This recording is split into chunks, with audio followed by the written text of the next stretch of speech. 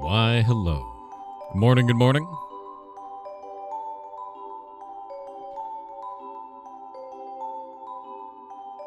How's it going?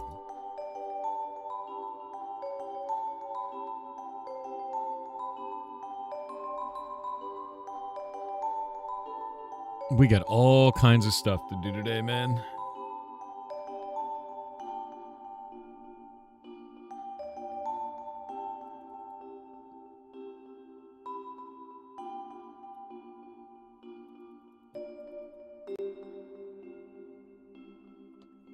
Need to grab some water real quick, and then we'll get going.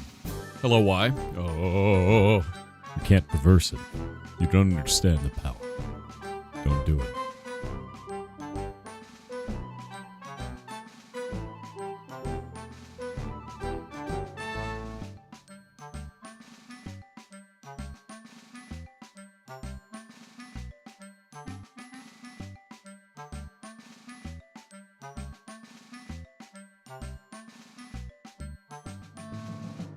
All right. Water. One moment.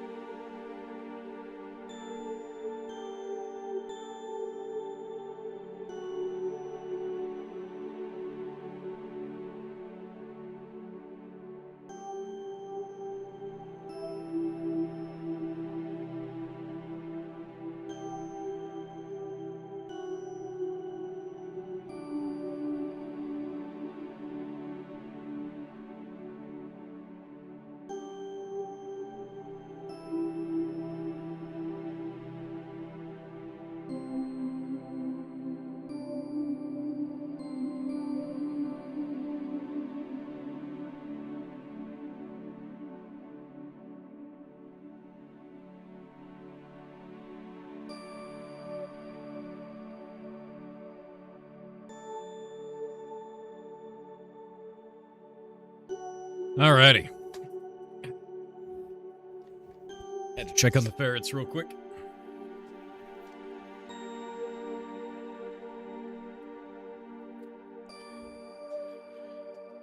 And boop. Oh, I exist.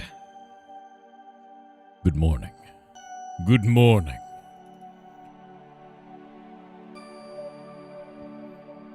They're suffocating the tube again? No.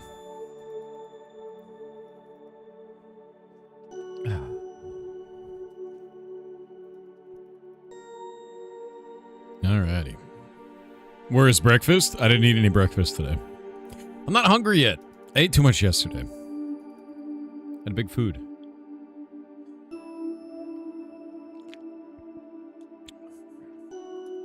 Let's go this way.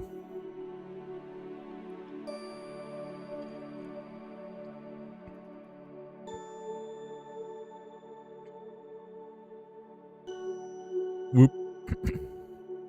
Bitter nerves on kick, said Thor. Someone else on the Diecast Discord beat my high score of 59 trillion with their score of 100 trillion. Oh. The two of us are now exchanging notes and trying to push things further. We both feel bad for the developer. KEKW. No, you fool. Feel nothing. You must do more points. This is the only way. This is how you do it, dude. Break the video game.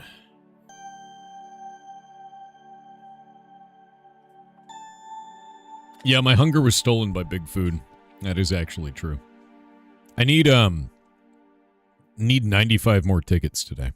I'm at 605 right now. By breaking, you teach. No, by breaking, you make the game more fun.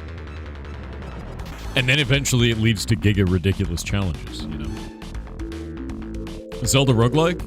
The Swords of Ditto? I think I've seen that before.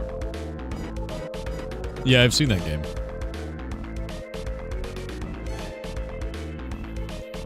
That was published by Devolver Digital. I remember that. I think the thing I really want to play right now is The Hollower.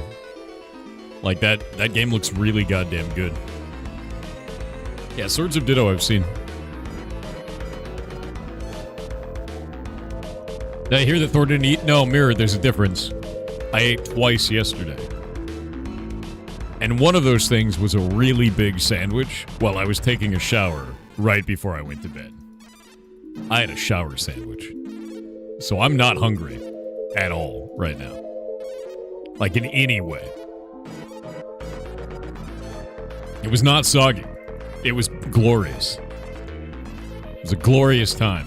And you're not gonna besmirch the glory that was my shower sandwich. All right. It was great. I don't want to hear it. It's fantastic. What I had with that sandwich was special. And you cannot ruin it. All right. It's not moist. It's not a moist sandwich. It's beautiful. It's a beautiful moment. Did it have beef in it? No, it was chicken. It was chicken and salad. It had spinach. It was wonderful. Can't believe you were shower sandwiching? Don't be jealous. You could be a little jealous. I understand. Just don't go too far, you know? Have you done the burrito index lately? It is updated as of last month. I need to update it again.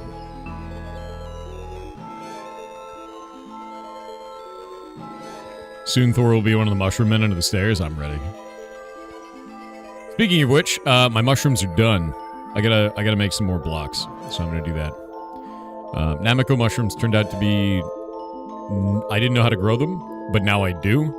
I failed on these blocks, and I will succeed next time because now I understand them. So I'm gonna get more blocks, and I'm gonna do it. Shower sandwich, but why? Because I can. Why do I need to have a reason for anything? The older you get, the more you realize you can just eat a sandwich in the shower. There are no rules. No one's there to stop you. Live your best life, dude. Yeah, incredible use of free will. Exactly. This man is toe-maxing. Look at him. Look at him go. Also, Red, did you find out if the Amylase packs are worth more than the Snapdragons? Have you done the conversion on that yet? Because I think it's 100 tickets. Or no, it's 60 tickets for the pack, and it's 10 tickets for one Snapdragon. You haven't left the golems? Oh no. Are you seriously still killing the golems? That's pain. That's actually pain. Double Fine is reportedly under threat of being closed by Microsoft.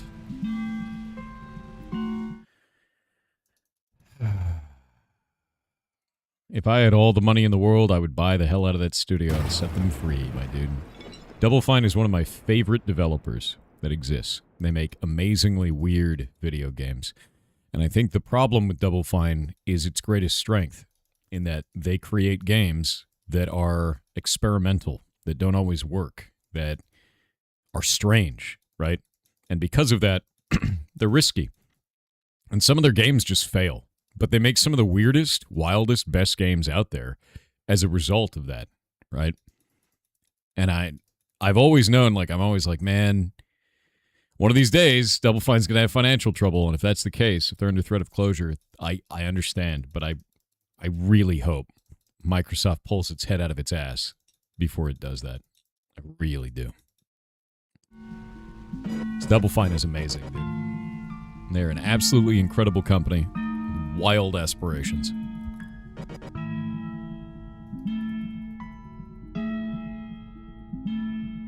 Yeah. Psychonauts 2 popped off. Psychonauts popped off. Both of those are amazing video games, and they're like their flagship games. But they do all kinds of games. All kinds of weird shit. Like, you remember that game I was talking about called Hack and Slash? The one that failed? It was really good, and I thought was super interesting and, like, awesome game. Double Fine. You know?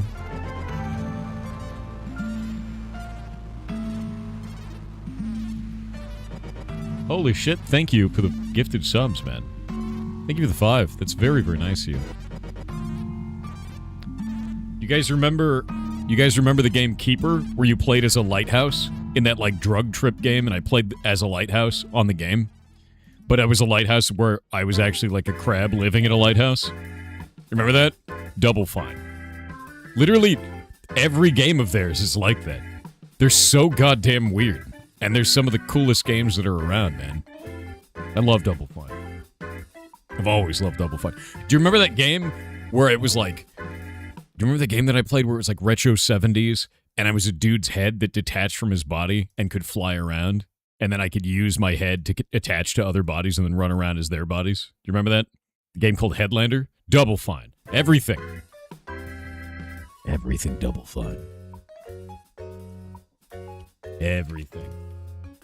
You pull that one up. Yeah, literally every weird-ass game I've played over the last couple of years. It's Double Fine. It's always been Double Fine. Great, dude. Like, all of their games are super goddamn cool. Brutal Legend. Double Fine.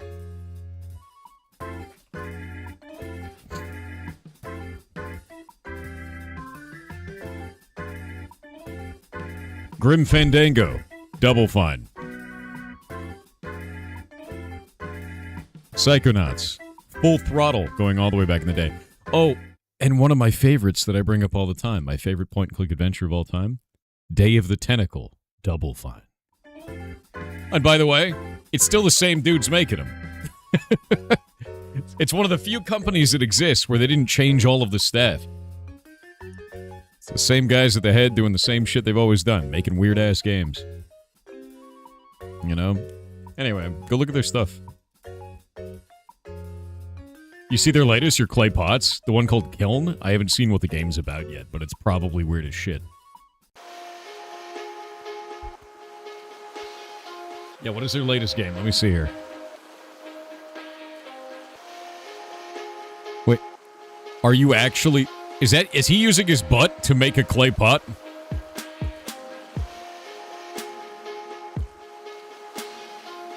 Amazing.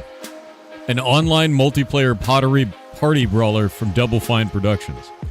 Grab your friends to assemble a team of colorful spirits and sculpt ceramic battle armor on a pottery wheel. The size and shape of your pods determine their playstyle and abilities. Work together to douse the enemy's kiln. That's insane. Why is it that everything Double Fine makes is amazingly weird? Like, look at it.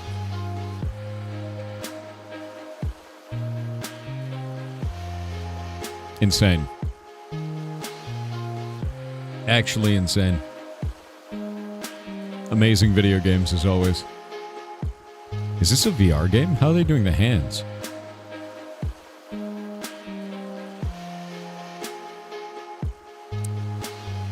That's really interesting. That's really interesting. Yeah, I need to look into the control scheme because I can't play VR games. God damn. You ever just full of slime? It's my job today.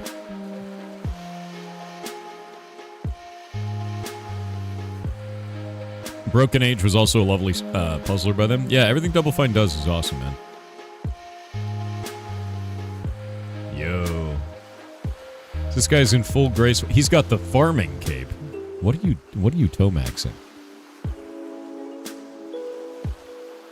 Dear God. This guy's at 95 agility. I understand. He's at the end of the grind, man. He's probably foot pedaling. You can see it. He's not even picking up the ticket. That man is full on AFK foot pedaling right now. What does the farming max cape do?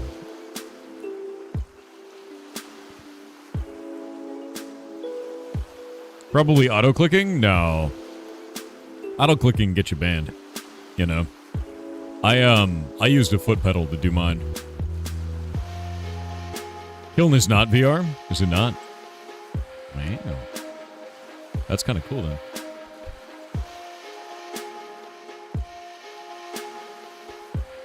Because they aren't games, they're actually fever dreams the people working there have had. Yeah.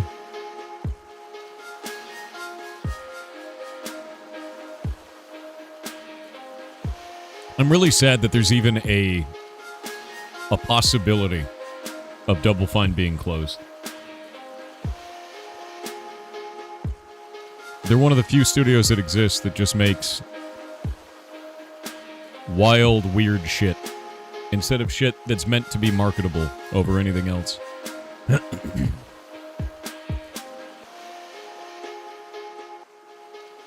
Slightly more yield when worn. Really?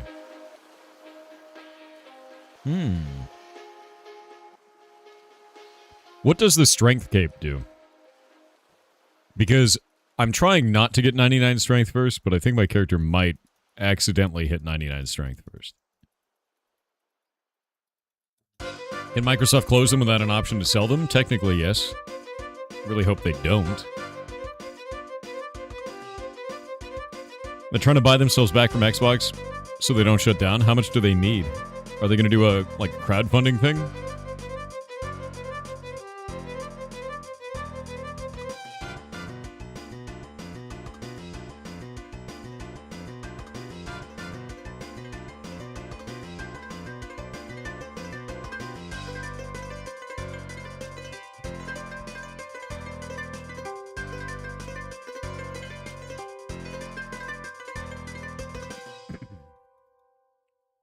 Yeah, Double Fine is one of the few studios that I super look up to.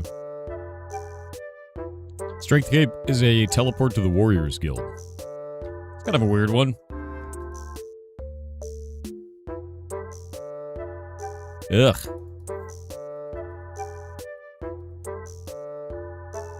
It said that they're in negotiations, not how much they need.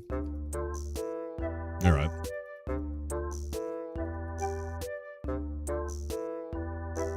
Yeah. They really need to not shut them down. Double Fine is too iconic in the industry to be shut down like that. If that's their death, I'll never forgive Microsoft, my dude. That would just piss me off. 14 divided by 2 is 6, obviously. Now what? What are you going to do about it, Tonzach? New math.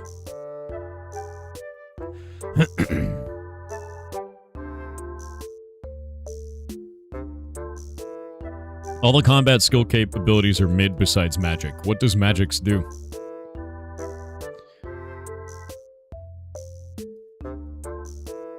Yeah, math 2.0, dude.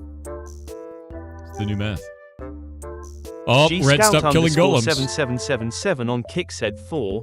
Please consider this. A tier 3 subscription emote that has a ferret showing their paws and says, ban me, that is hooked to Nightbot to ban the person for using it. So when someone says they want you to ban him, direct him to your tier 3 exit strategy. This is the way. That's really funny, actually. Reform it as triple fine? Oh my god.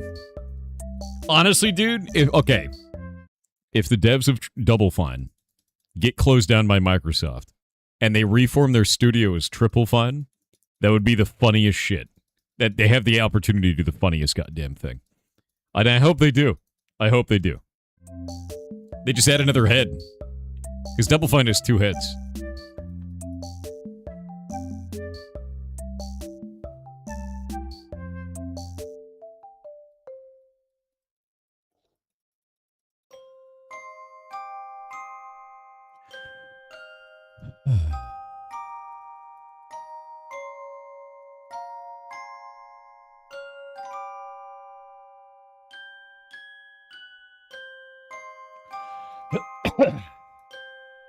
God, man.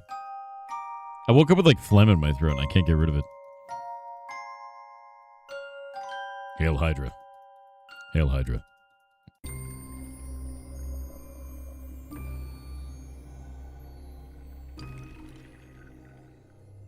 It's from the shower sandwich? You know, honestly, if it is, I'd do it again. Yeah. I'd do it again.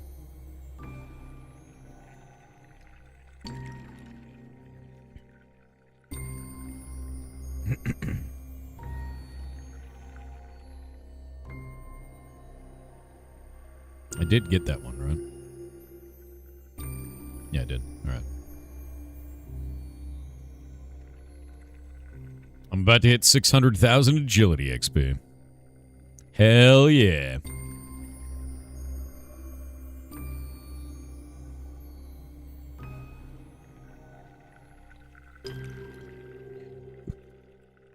Red has left the golems.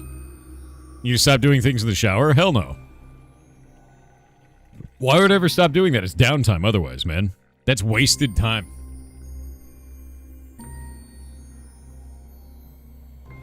If I stop doing things in the shower, then that means I have EXP loss. Not allowing it. Wait, I need to reset all. I forgot to reset for the day. So you know how much XP I get for the day.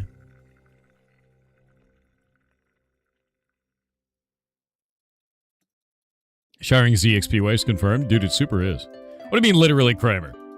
You're literally Kramer.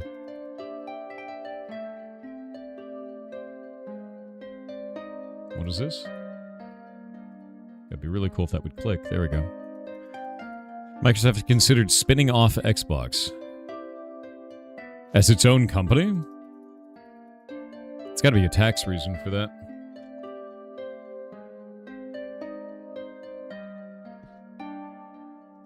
A potential spin-off.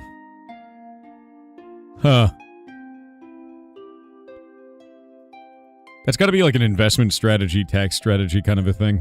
That's kind of odd, you know? Yeah.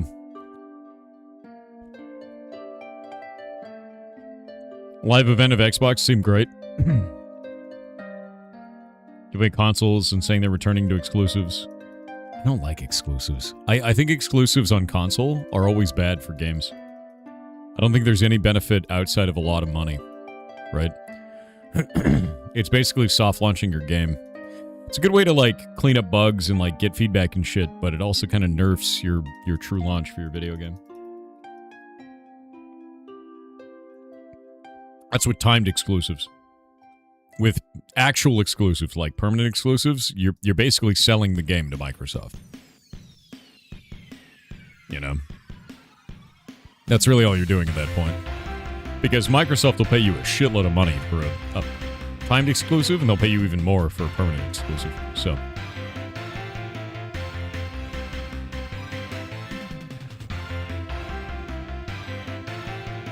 make Xbox exclusives that are also playable on PC. I mean, then it's not exclusive, right? The reason they do console exclusives is to sell copies of the console. They're hoping they make more money in console sales than they do paying you for your exclusive. It's kind of the whole point.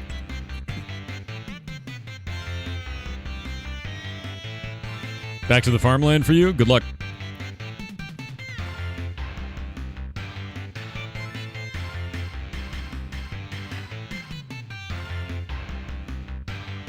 Slowly but surely. Arclight02 on Twitch with 500 bits said, "Hey, Thor, have you ever heard of Iron Nest?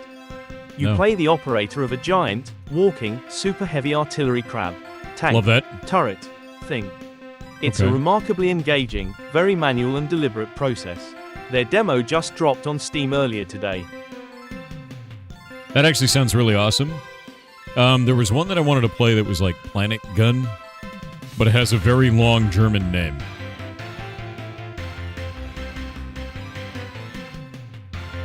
Yeah, PVKK. I got to play it using a full mechanical setup. And I wanted to play their game at launch. Did it launch? Did that game come out? I also got a medal from them because I played it on that big setup and won.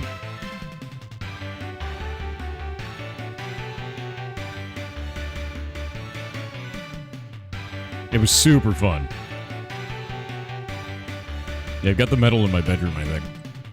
It's kind of rad. It was a really cool, like, trinket that they gave out.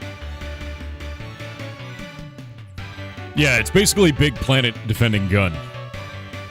It's a very fun game. It was very... I don't know, it felt really good playing it on a gigantic setup. Big physical setup was the cool part about it. They had all the dials and the rotation and everything like that to be able to like reload and aim and all that shit.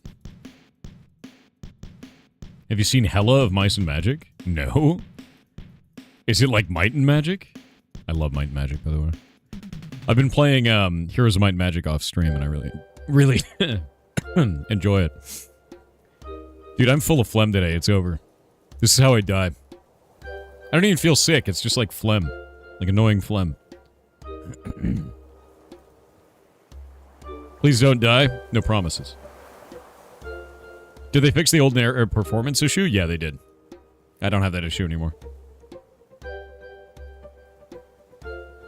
It's a pretty bad one, but they fixed the problem as far as I can tell. So, yeah, decongestion.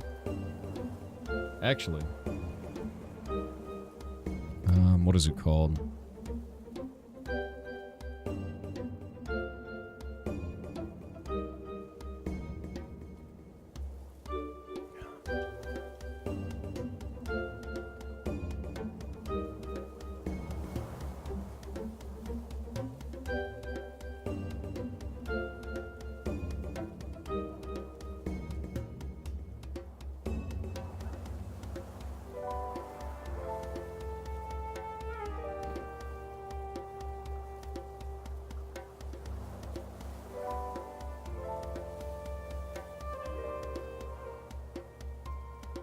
Ugh.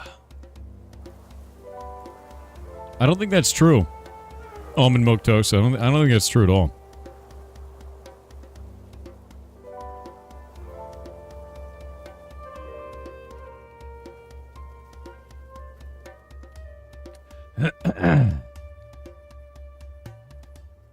$328 golems, 0 kills, no shit. What are you using to kill them, by the way, Red? Because at a certain point, I just started using mind runes and using earth magic on them. Because it was just too expensive. Like, using crossbow bolts. So I swapped over to mind runes and just, like, idly killed them all. And I spent 2,600 mind runes. Like, it was so much. Young Spud, I haven't played that in probably a year and a half at this point. I don't even have it installed on my machine anymore. The only reason I have the Battle.net launcher installed on my machine is for Diablo 4, and I'm not even playing that actively right now. Last season was pretty fun, but I burnt it out. Did everything in it. You can safe swap melee with a halberd? Wait, you're using halberd now. Really? Isn't halberd slow as shit, though? I haven't actually used a halberd, so... Is there a controlled attack type for halberd? Diablo 4 or Path of Exile 2? No, Diablo 4 and Path of Exile 2. And. Yeah.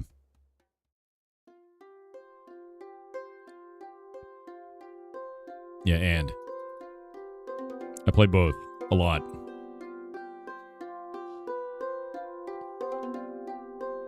I stopped playing Diablo 4 this season because I beat it.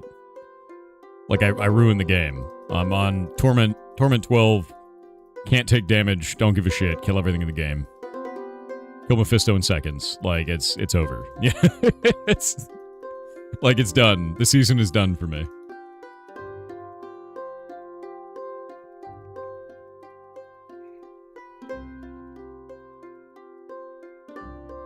Halberd is worth having for the option of melee safe spotting. True. Yeah, I need to try the weapon out because I've never done it. I don't know anything about it. I just know that you can melee safe spot, and that's basically it.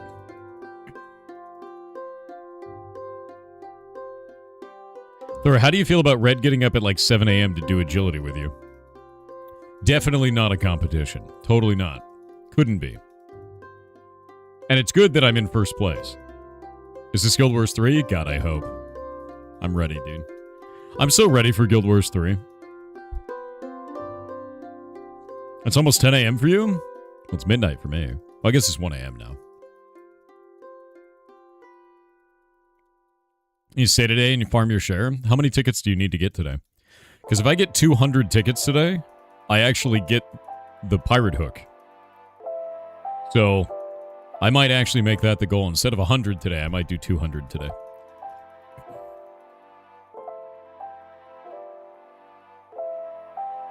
You need a good Goblin Community MMO? Well, did you see that spaceship one that I showed off the other day? Golemancer? Also, I'm going to be honest with you, the good Goblin Community MMO is probably old school RuneScape at this point. You know?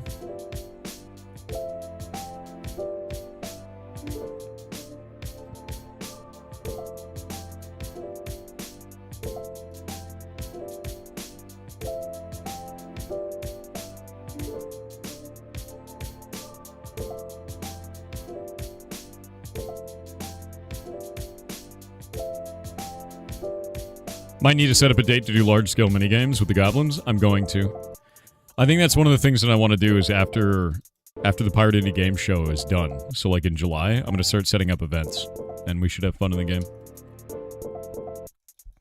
Stuff like drop parties, shit like that. Oh, by the way, I want to let you guys know.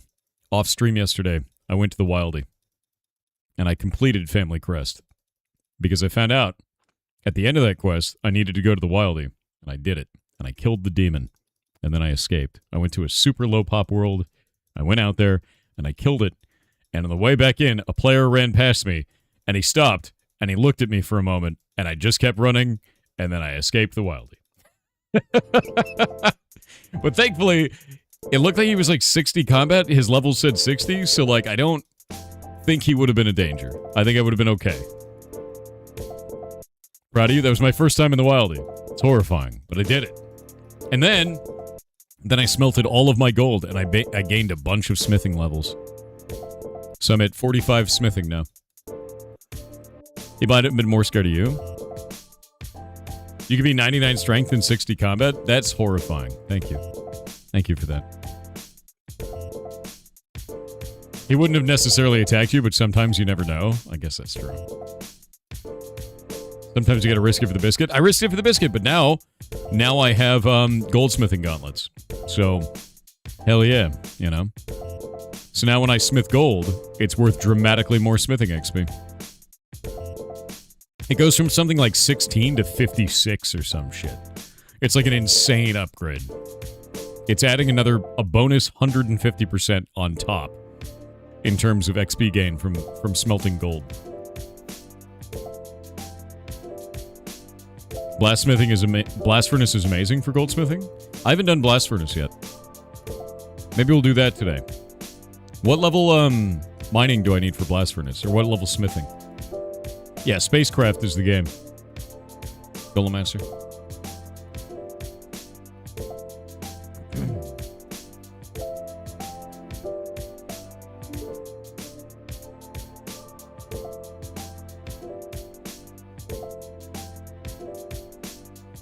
Blast furnace cuts coal costs in half for a bar. Oh, no, smithing gold doesn't take coal. It's just one piece of gold. Yeah, there's no coal cost for it. Which is why I wanted to do this, because I was doing Motherlode Mine and getting gold, and then I had, like, 350 gold ore. Wait, you could do 28 bars at once? What?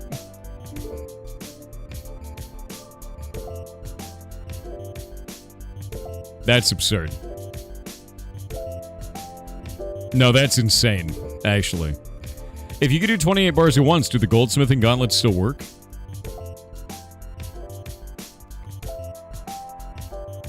They do? Really? Fastest XP in the game. In Blast Furnace, is this a mini game, and do you mine in there as well, or is it just for completing, like just smithing? Just for smithing. You said switch to ice gauntlets to take the bars off? What does that mean? What do you mean ice gauntlets?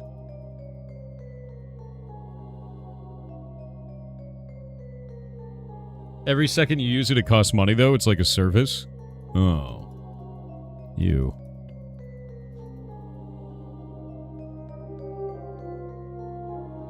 Ice gauntlets are from a quest, but yeah, but what do they do? Okay, ice gauntlets, you get them from Ice Cream. Yeah, but what do they do? I'm always amazed by old school RuneScape questions where I'm like, what does this item do? And then people go, you get it here. Yep, but what does it do? You find it over there. But what does it do? What is its effect? What does it do? I told you, Madge. Yeah, you got drowned out by all the people saying an answer to a question I didn't ask. What is this? It's a glove that cools the bars so you don't have to wait. Okay, there we go. Do you have to wait? Like, how much do you have to wait normally?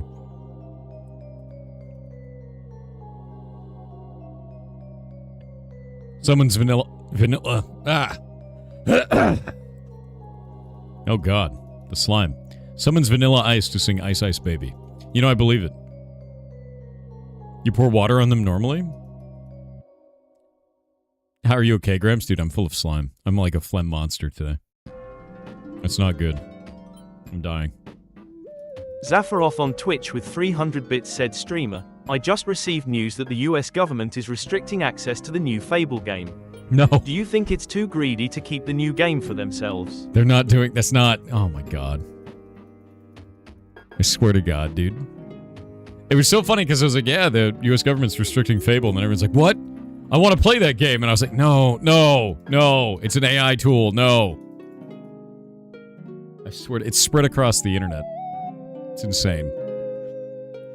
Mojito the Cat the First on Twitch said, hello Thor.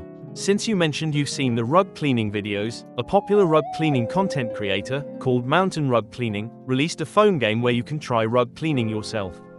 It's called Rugs 2 Riches. On that note, would you ever cover a phone game for pigs? Link incoming, https:// Yeah, I don't see why not. I need to set up BlueStacks to do it, though. I think is the big thing. BlueStacks would be pretty much the way to do that, I think. I don't know of another way to emulate phone games on your desktop, but I would definitely do that. Rugs to Riches is a great name, by the way. BlueStacks is so wonky, it is. Yeah.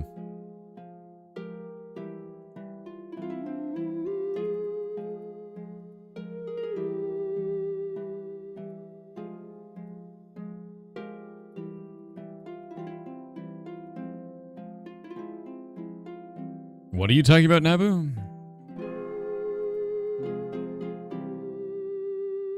BlueStacks doesn't work with all games. I don't think I've ever had a phone game not work with it. To be honest with you.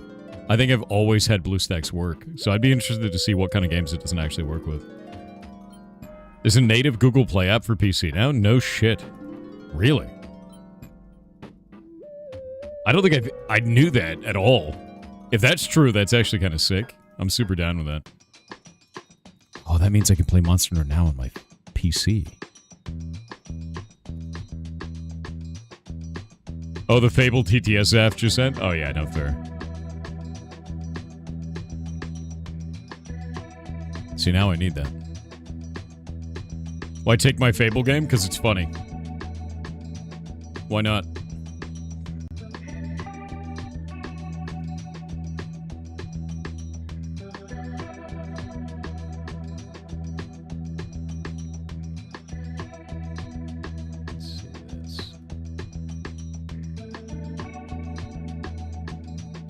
Already at 38 tickets. It's a good morning.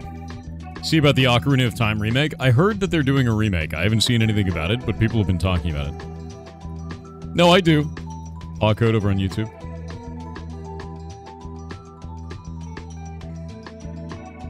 Honestly, Skydweller, I don't do pre-builts. I think the last time I did, you just wipe the machine when you get it, because the bloatware is going to be awful in there.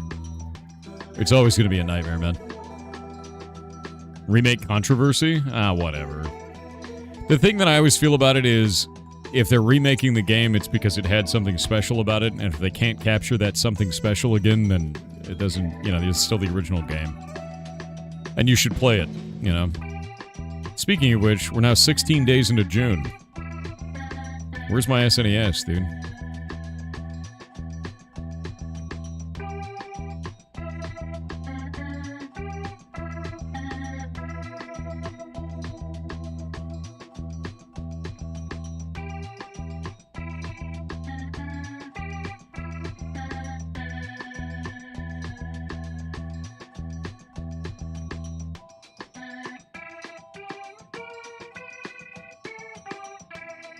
Yep, still showing waiting for details.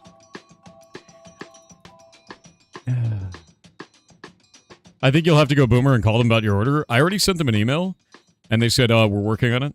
And then I sent them another email, and they said, we're working on it still. If I have to send it a third email, it's going to be a cancellation of order. Because the first one was, we're shipping it at the beginning of April. The second one, we're shipping at the end of May. It's now June 16th, and nothing has changed. So, like, we're at that point now where I'm like, come on, man. Either start communicating more, or I'm going to go somewhere else, you know. Yeah.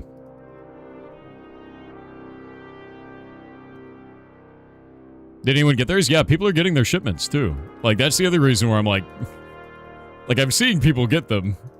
What's going on? Yeah.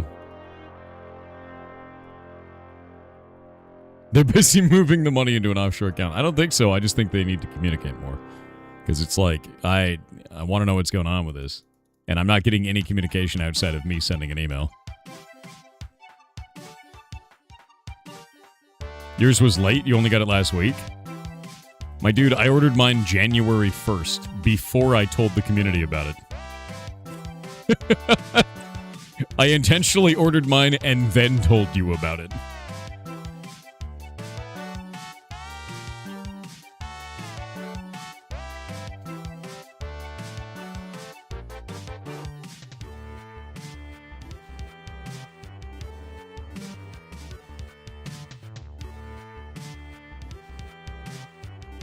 No, Rallian, I can't. It's a device that lets me play SNES games on the PC on original hardware.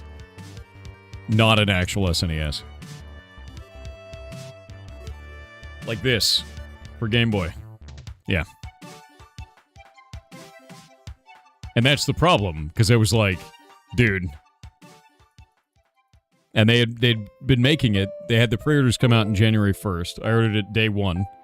I'm seeing other people get theirs. They're 3 months late in the delivery, and they're not communicating about it. So.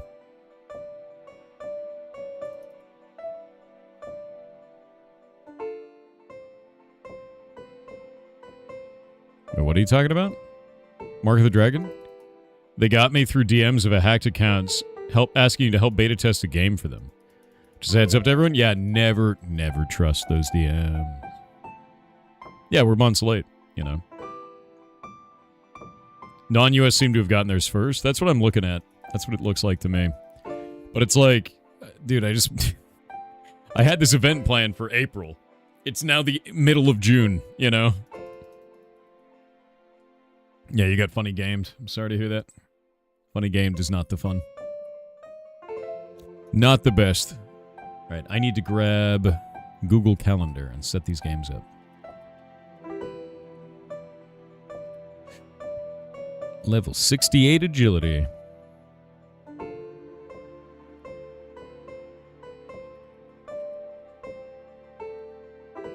Okay, setting these up now.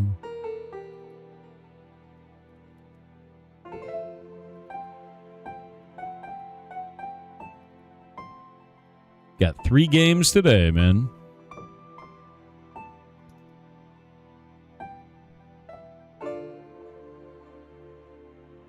Nope. Twitch does not have a category for this game. Kick does. Kick has a category, Twitch does not.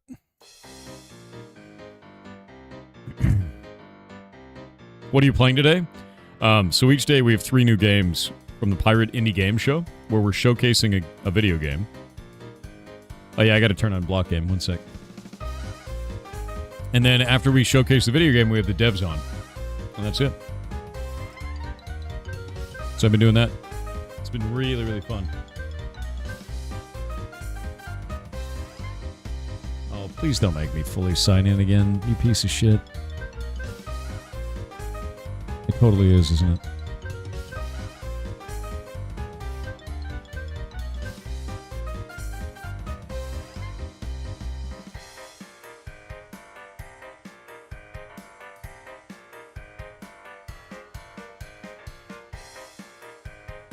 Go. All right, block game server's coming back up now.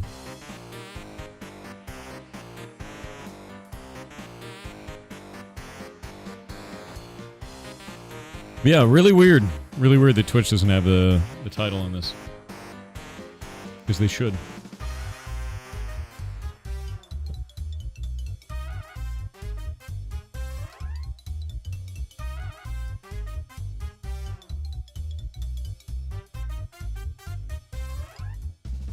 Twitch API is freaking out too.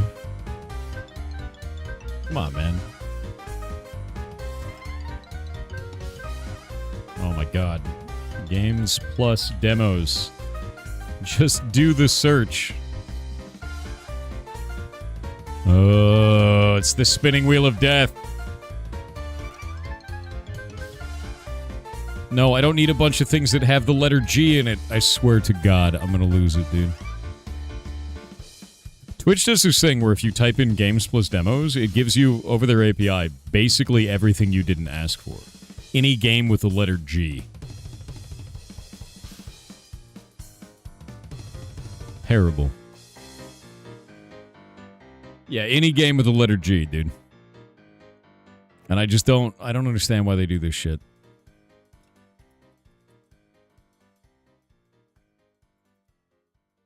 Alright, there we go.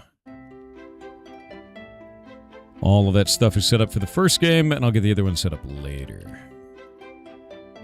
And I can get the code for this. And then get that installed now. Nice.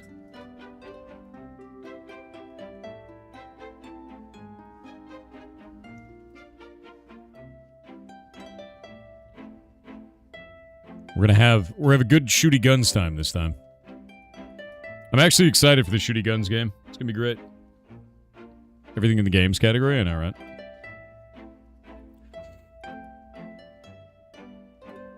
I know, the spinning wheel animations are called throbbers, dude. It's the greatest. Level 68 agility. My power grows. Yeah, it's a shooty guns game. The first one is. It's a side-scroller shooty guns game. You'll see. You'll see.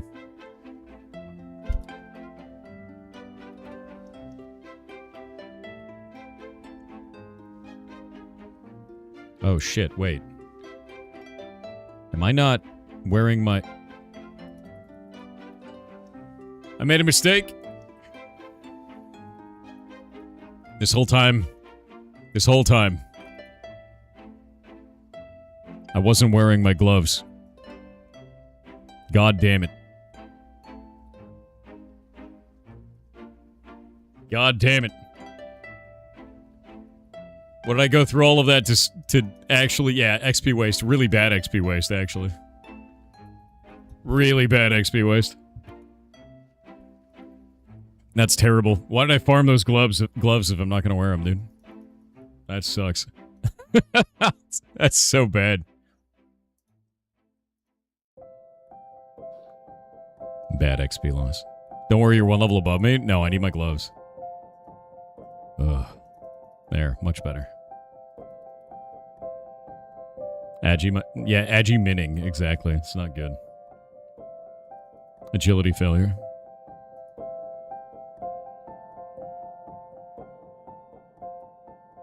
I'll never financially recover from this.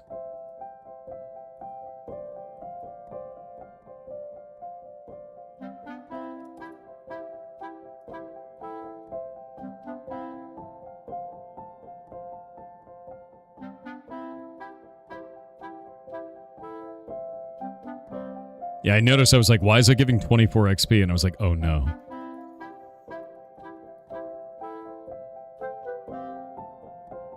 Get to max level doing level 1 things? I mean, technically, I think Brimhaven is available from like level 10. I guess you could go in there at lower level. I don't know if it has a restriction. Gloves has a G, agility has a G. Coincidence? I think not.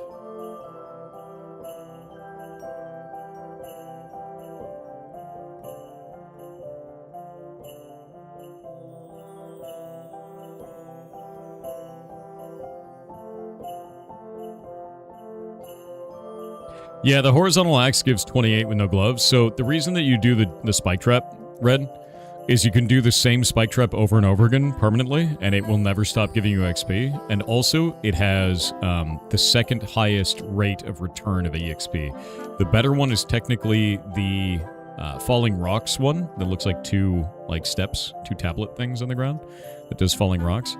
But that one will stop giving you XP after, I believe, the first time you do it. So, with the gloves on, the Falling Rocks gives 28. And the Dart Trap, I believe, gives 33. Yeah, it's 33. The Spike Traps give like 26 or 27, so it's 26 and a half. Normally they give 24. So it doesn't sound like a lot, but it adds up. Yeah, the horizontal axe doesn't stop giving you XP, but it will hit you all the way up to like agility 80 or something like that. Like it does damage to you. It's not very good. It's also much slower. So in terms of XP over time, the spike trap is actually the best because of, I believe it's only 3 ticks for the full animation. So it's 1.8 seconds, I think is what it comes down to. So if we go and look at this on here,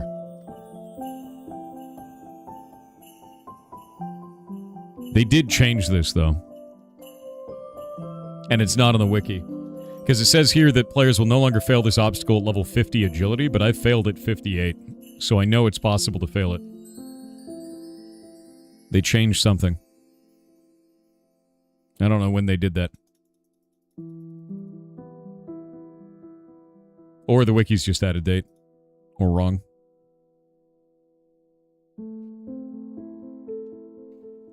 You have to be exactly 50? No. 50 or higher is when you're supposed to stop failing it, but I failed it at 58, so I know it's possible.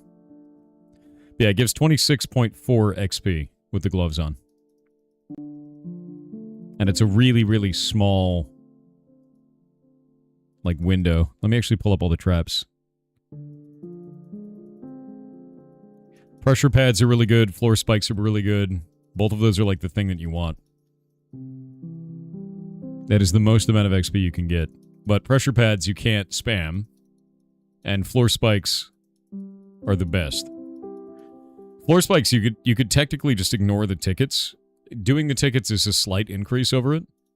If you have the Kramja gloves, it's really good because the Cremja gloves count for the agility ticket experience. Not for the pickup of the tickets, but for the turn-in of the tickets, thankfully. So...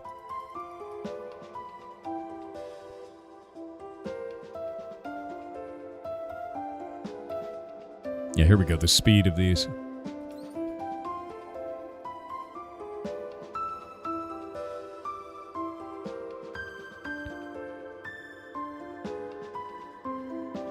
Find these. Where's the floor spikes? Wait, where is it? Log balance, balancing, monkey bars, pillar, pressure pad, floor spikes. There we go. So it's 4 ticks. So it's... each tick is what? 0.6 seconds? Right? So it's 2.4 seconds. So that means without the gloves, this is 10 agility per second. This trap is. With 0 downtime. So if you need 13 million... 13 million... divided by 10. And then you need 1.3 million seconds. So divided by 60. Divided by 60. It is 361 hours on Spike Trap alone, with perfect uptime. And that's basically why you do it, you know? Yeah. So that's kind of the whole point there, is if you're looking at, like, just beating agility, it's just doing that.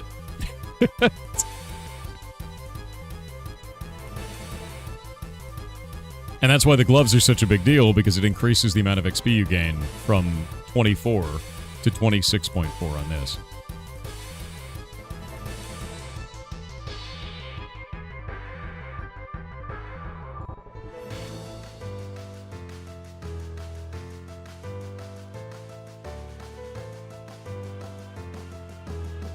But the tickets increase that efficiency.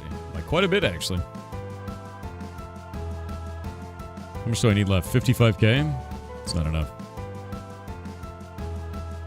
Giving Red advice shows you don't consider her a threat. I have the gloves. It's too late now. I could set up 1 day of toe maxing and double the amount of agility experience I have.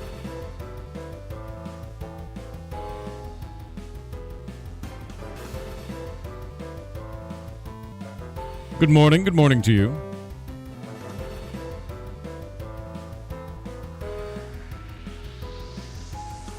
The moment this man starts using his feet, it's over.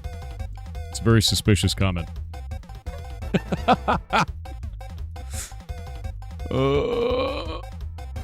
Doing the daily workout? Yeah. My legs hurt today. It's not fun. I see your skills. Right side of the screen, you can actually click the button and see everything. But no, this is the best way to get XP for this. It's kind of absurd, actually. So with that in mind, let's see. We'll do 13 million. Actually, exactly how much experience is it? It's not 13 million, it's over that, right? What is the exact amount of experience you need for the full level? Ooh, treasure. Captain Arnov, what do you got, dude?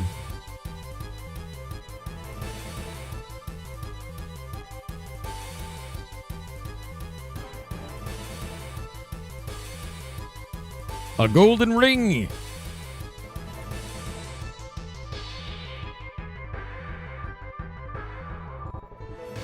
$13.2, no, I mean the exact amount. 13,034,031. Got it. Wait. Is it 13,034,431? Apocalypse, why did you give 2 different answers that are both wrong? What's going on there?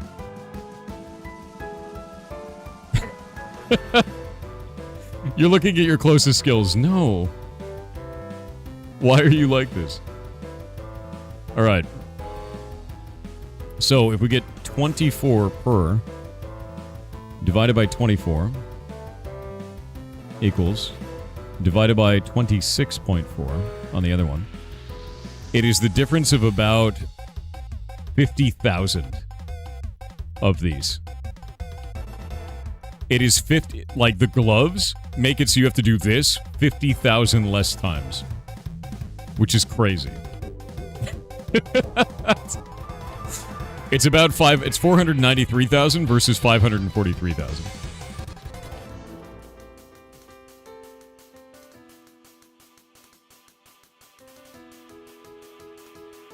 Max XP you can have is 200 million. Yeah, but I don't care about that. I care about hitting 99. And I'm optimizing the fun into it. That's right.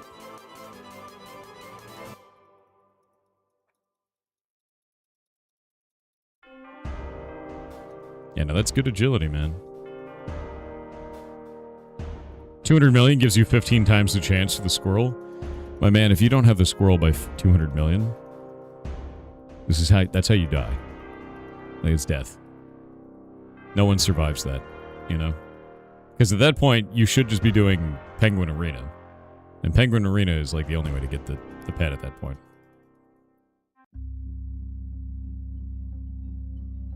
Real life agility? I mean, that's why I did the Tomaxing, dude. Penguin agility is the funniest. I actually have not done it.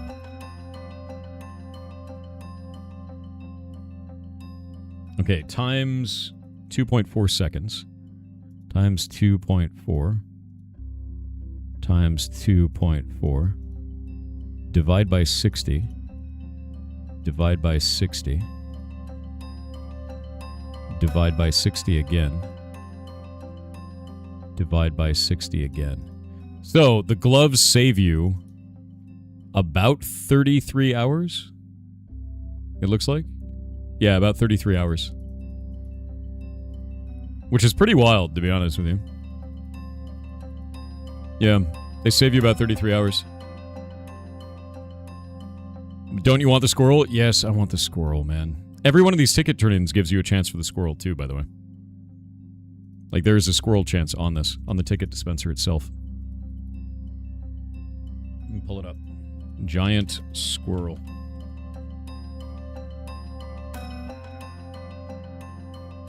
Yeah, where are the drop rates? Drop rate is... The agility pyramid is 1 in 9,900, which I did like thousands of those. Penguin is 1 in 9,700, so agility pyramid is right there. But the difference is the penguin takes half as much time. And then... Where is it? Brimhaven Agility Arena is 1 in 26,000 every time I get that ticket. The rate in hours on time to reach the drop, realistically, is 399 hours of Agility Arena. Which is crazy. Penguin also gives the worst rate of return in terms of XP, though, so... Not the best. Yeah, because Brimhaven Agility Arena can give you up to 67,000 an hour, while the Agility Pyramid can give you 44,000, and Penguin only gives you 30,000. So it's like... Not the best. Werewolf, I guess, technically can give you 68,000, but it's really, really high effort, comparatively. Also, it kills you constantly.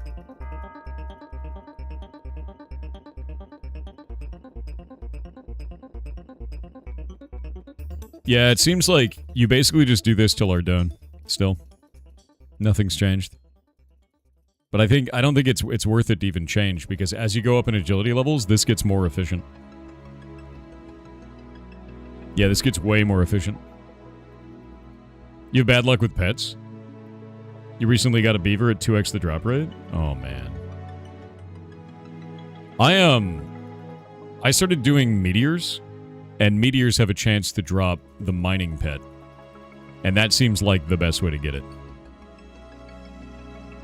How you doing that without clicking the green square? Aha! There's the secret. See this? See how I'm clicking outside the map? If you click on an area that's not pathable, your character will go back and forth over the spike trap. Which is exactly what that guy's doing. You could also do this with a foot pedal, which is what I did to get 99 on my main. Well, my Iron Man, technically. So I did that for a month straight of just on my Iron Man, using a foot pedal the whole time. And it's funny, too, because people kept coming in, they're like, I can't believe he's botting, he's doing something else. And I'd be like, watch this. I reach under my desk, pull up the laptop with the foot pedal, and I was like, no, I'm not botting. It was the best gacha on the stream for the whole month, dude. It was so funny. People were so mad. I feel like 3 or 4 of us got the golem while doing Motherload. Wait, really? You can get Golem while doing Motherload.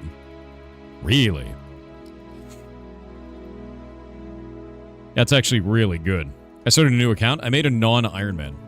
I made a normal character. And I'm going to be honest with you, I'm pretty happy with it.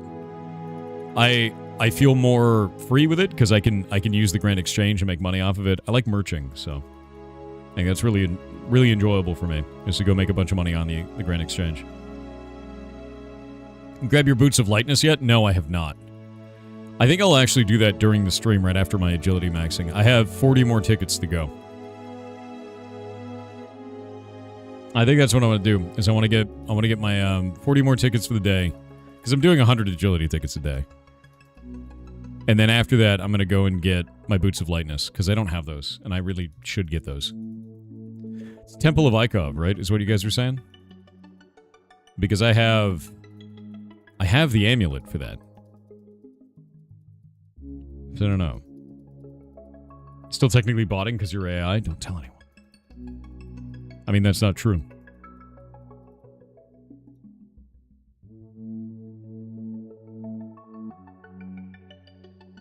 Where is this?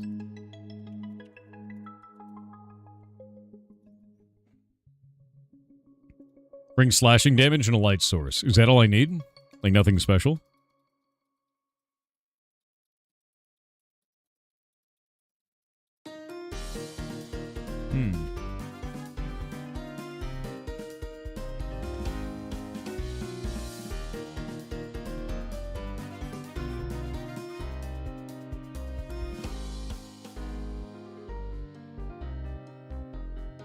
For the boots, at least. You forget about the quest. You're doing that? Okay, just for the boots. For the quest, I'd probably need something else, but I'm just after the boots, so... I don't actually know where the temple is, either. Is it near a city somewhere? Because I don't know where Temple of Ikov is.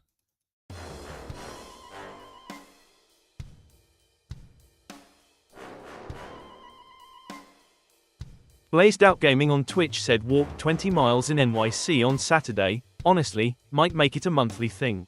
Jesus. Gotta get you out this way one of these days, Thor. Need you to try some NYC street food. Lamb over rice is great. Dude, I'm super down. I really like street food. Like, I'm a big fan of, like, local street food in places. I think when I was a baby, I went to New York. So I've never been there as, like, an adult.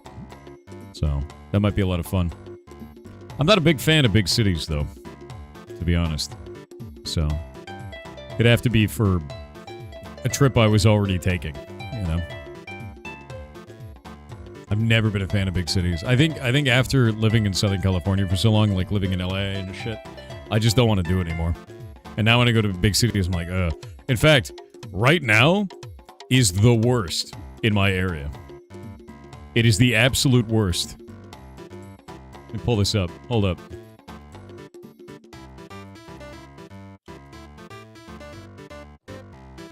Yeah, it is the most horrible time right now.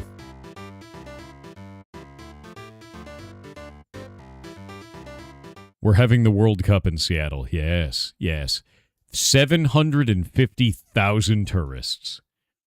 I am not leaving my area at all. I'm not going anywhere near Seattle right now. Hell with that shit. Not interested even a little bit, dude. Yeah.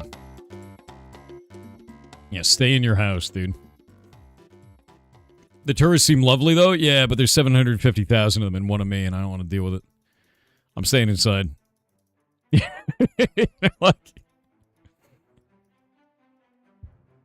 Might be seeing England versus USA on July 4th. Yeah, we saw that before. That's a rerun, dude.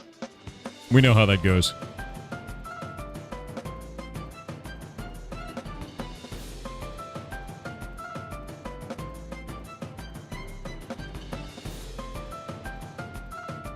Did you do Bon Voyage? I did. I unlocked that area of the world, and it's terrifying. Full of nasties. I almost died. It was really close. Skin of my teeth kind of shit. Teleported out mid-combat. Ran to the bank. Drank an anti-poison and lived with like 5 HP. It was rough.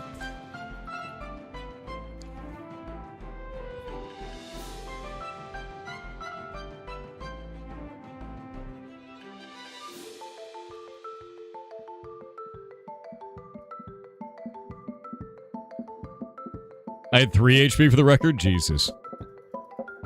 Yeah, that was terrifying, dude. Yeah, it was a horrifying moment. I'm glad you started playing old school RuneScape. Yeah, I love this game. I have a blast with it, man.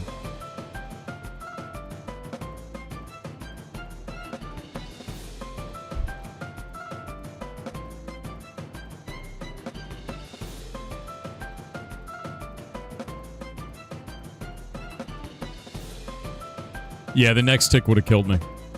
It was 5 damage poison. Poison in this game is actually horrifying. I've started taking anti-poison anytime I'm doing combat just because I don't know if I need it or not. And if I get poisoned, like, I don't want to die, you know?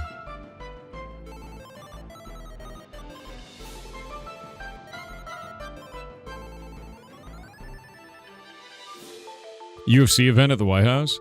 I actually don't have any strong feelings about that. I know a lot of people do, but, like, it's just a sporting event to me. I don't really care.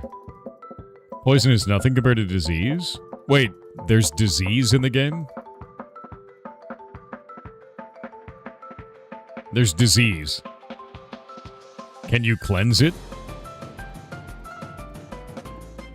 Is that cleansable or no?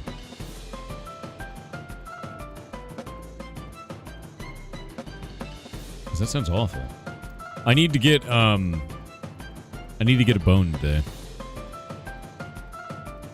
I need to get a rag and bone man bone. Every day I have to get one of them. Today I think I'm gonna go get the Dagonoth bones. I don't actually know where a Dagonoth is.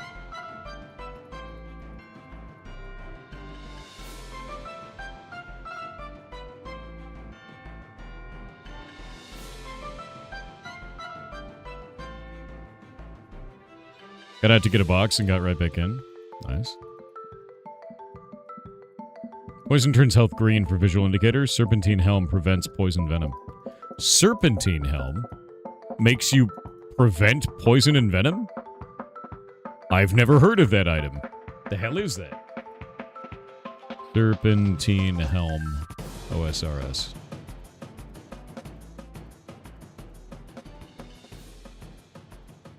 Oh, it's using a chisel and a serpentine visage. How does one get this? It is not tradable.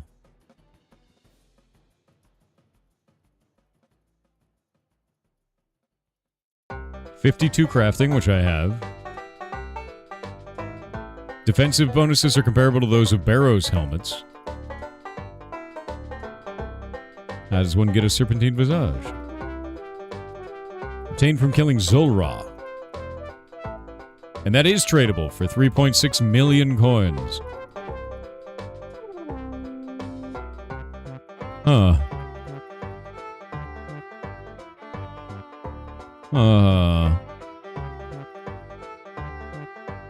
It's a 1 in 1,000 chance off of Zulrah, a level 725 boss. Shit. Oh, there's a system update in 23 minutes. I won't get all my tickets in time. God damn it. 30-minute downtime? That's 30 whole tickets. I'll never recover from this. God damn it. That's a nightmare. How could they do this to me, chat? How could they do this?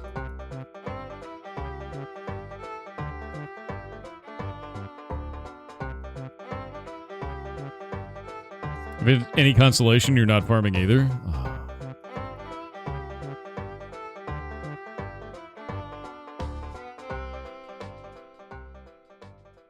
Financially ruined, it's true.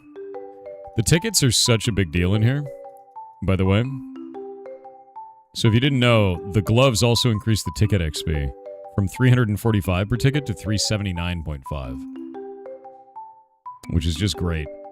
So like right now, I'm about to get 70 tickets. That's 26,565 XP, which is enormous.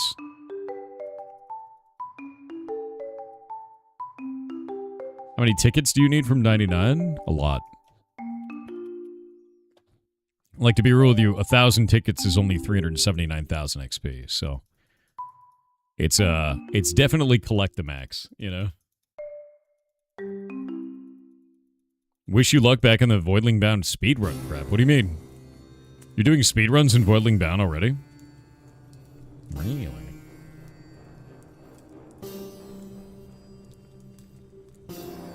Can't make steel cannonballs either? Wait, you've been doing steel cannonball, like, crafting?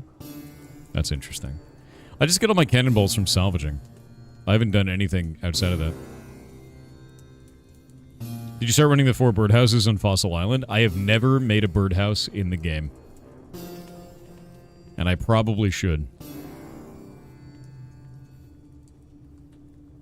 A lot of stages of Voidling Bound with tight time goals? That makes sense. You know what I'm going to do in the meantime, I think? Start designing out the stuff. We have 30 minutes downtime. I might start designing out block game feature set stuff. You have like 7 mice. Buttons are worn out on all of them. Ooh. You know what I'm going to do? I'm going to make it a set bonus. That's what I'm going to do. That's what I'm going to do. I understand now. Yeah. Yeah.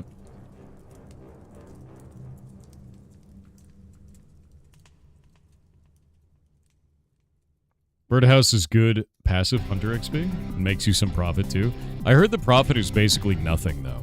It's like super negligible. Is that true?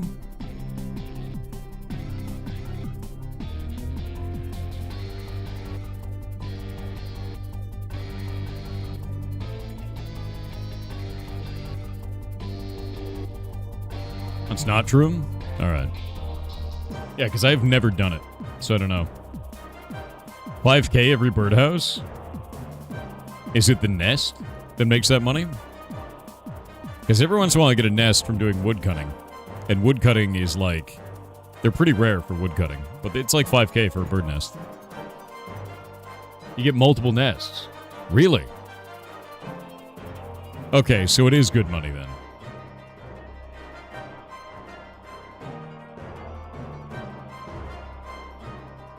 Does the outside the map clicking work on RuneScape 3? I have no idea. I've never played it.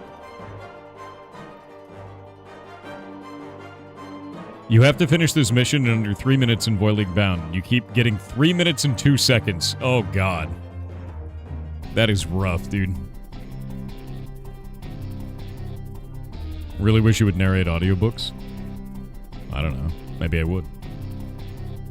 It's like 25k profit each 4x birdhouse. Okay, I mean, that doesn't suck. It's just free money. Hey, Shiro, what's up? Hope you're having a good day.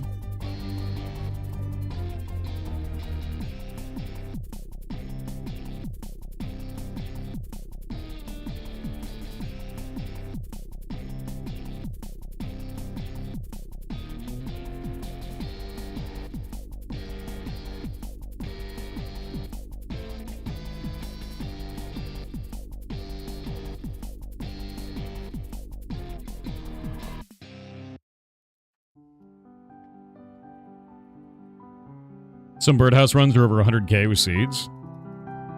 How do seeds work with that? Do they generate seeds or do they cost seeds?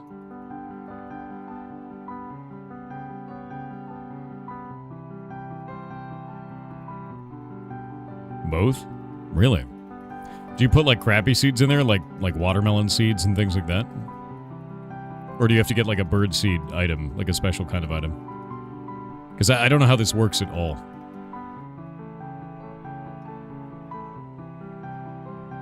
Grey Relic, what are you talking about? What is the sailing plugin? I have not installed any sailing plugins yet. You can use potato seeds? I have a ton of potato seeds that I got from killing Brutus, actually. Like a ton of them from killing Brutus, dude. 10 potato seed for each nest? Perfect. I have like 150 of them from Brutus alone. It's very funny.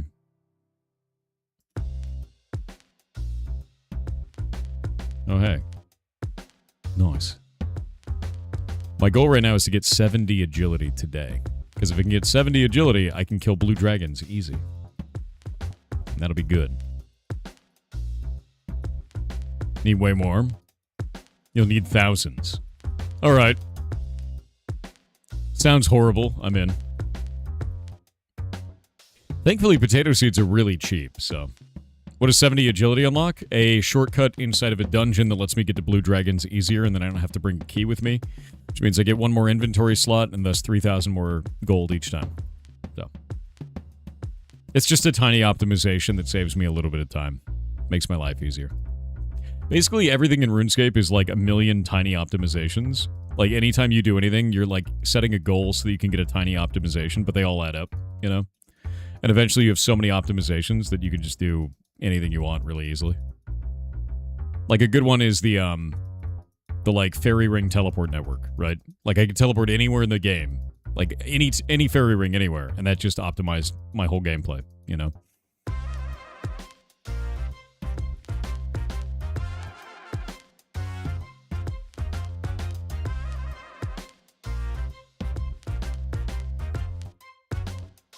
Yeah, exactly. It just happens over and over again.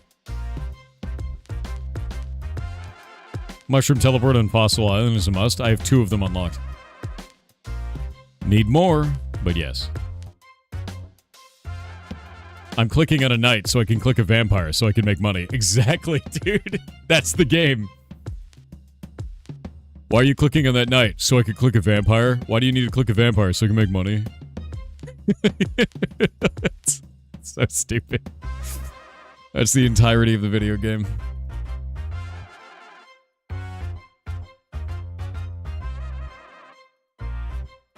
Fairy rings get you ever except where you actually need to go. Fair. Kind of true. I think I have two frog tokens back at the bank. Frog tokens are worth lamps now for me, which is nice. Wait till you have to milk a cow to build your furniture? God damn.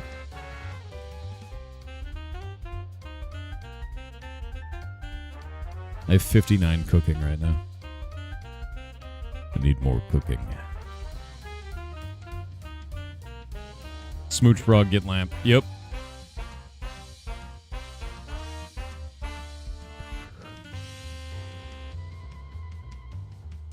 Ugh. You know which one I'm actually not looking forward to? As funny as it is.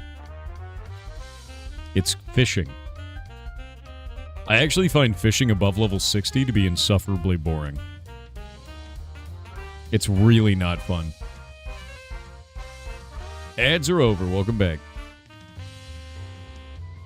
Yeah, I found fishing to be really, really boring after level 60. I started doing barbarian fishing too. That was giving me agility XP. I actually gained 2 full agility levels doing barbarian fishing. Yeah.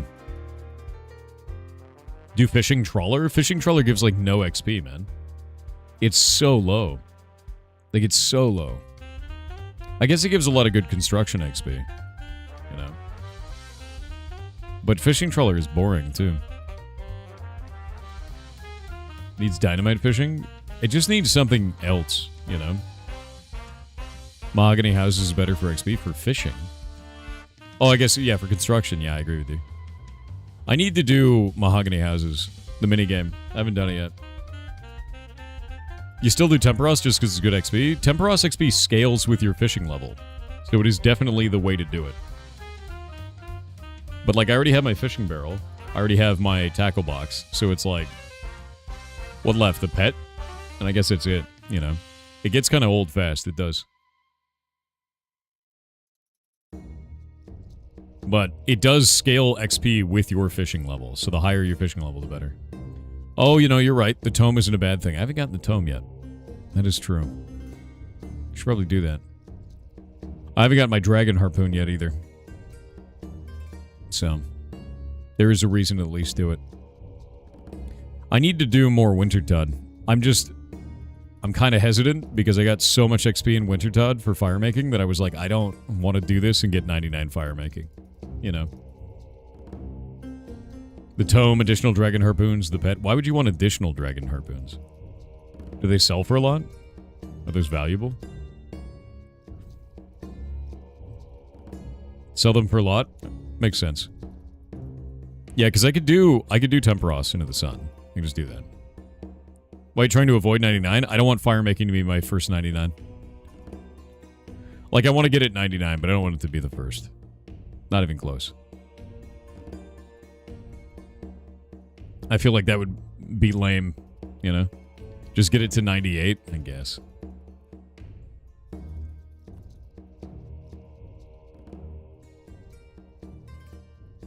Is the reason major games cause cyber sickness and motion sickness? I have never in my life heard of cyber sickness.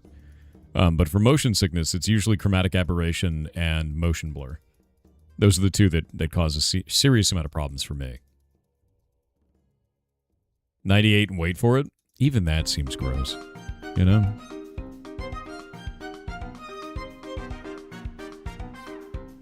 Oh, that's kind of funny. Great Relic.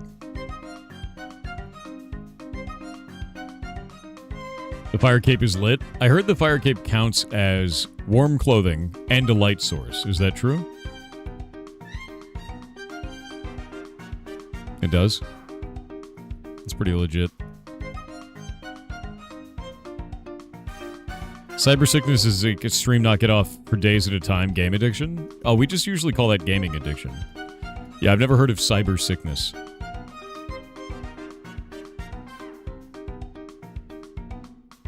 You get cyber sickness from a girl you met on AIM Messenger? Unfortunate, friend. Incurable, even. Yeah, I've never heard of cyber sickness. I've never heard that term.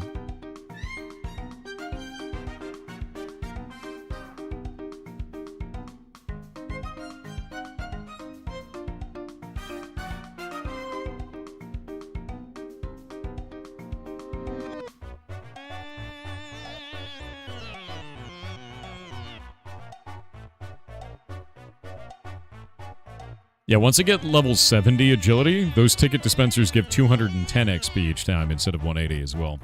So that's like another optimization that happens here. It seems like every minigame scales EXP with your level, which makes it more valuable to do it. Like the guy in Japan who played until they passed away from it. Which guy? Yeah, that's really vague. I know there was a guy who played Diablo 4 72 hours straight. Maybe it was Diablo 3, 72 hours straight when it launched and then died in a PC bang. But I didn't hear... Was that in Japan? I don't know if that was in Japan. I thought that was in Korea. I'll have to look into it.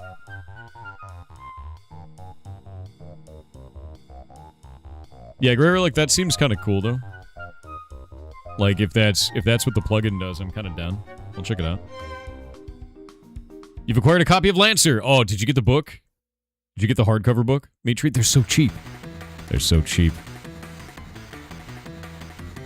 They're so cheap. Lancer makes me want to make a TTRPG. That's what it makes me want to do.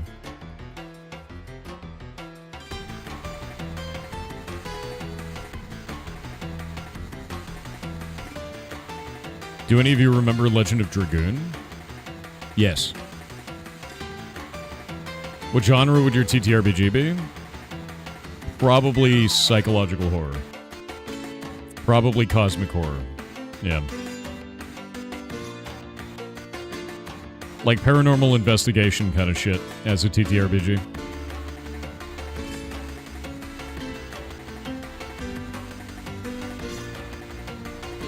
You do a bunch of different classes that way. Be a lot of fun. Like, if I made a TTRPG and you had, like, different classes where you have, like, a... Yeah, like Call of Cthulhu, but you could have, like, a class as, like, a psychic. You could have a class as, like, a hunter. You know, things like that. Be really interesting.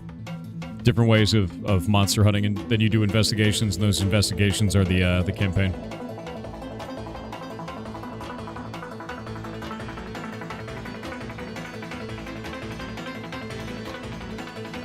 Find the setting under silly things in the plugin. That's cool. Just started RuneScape. What should you do? First things first. See this little thing down here? Looks like a blue star. Click it. Click on this gear icon. Go up to here to Red_VT on Kick Click said difficulty. This is a cosmic horror game, heavy on the Lovecraftian. You are also a penguin, https://store. I'm super down for a penguin-based horror. Hell yeah.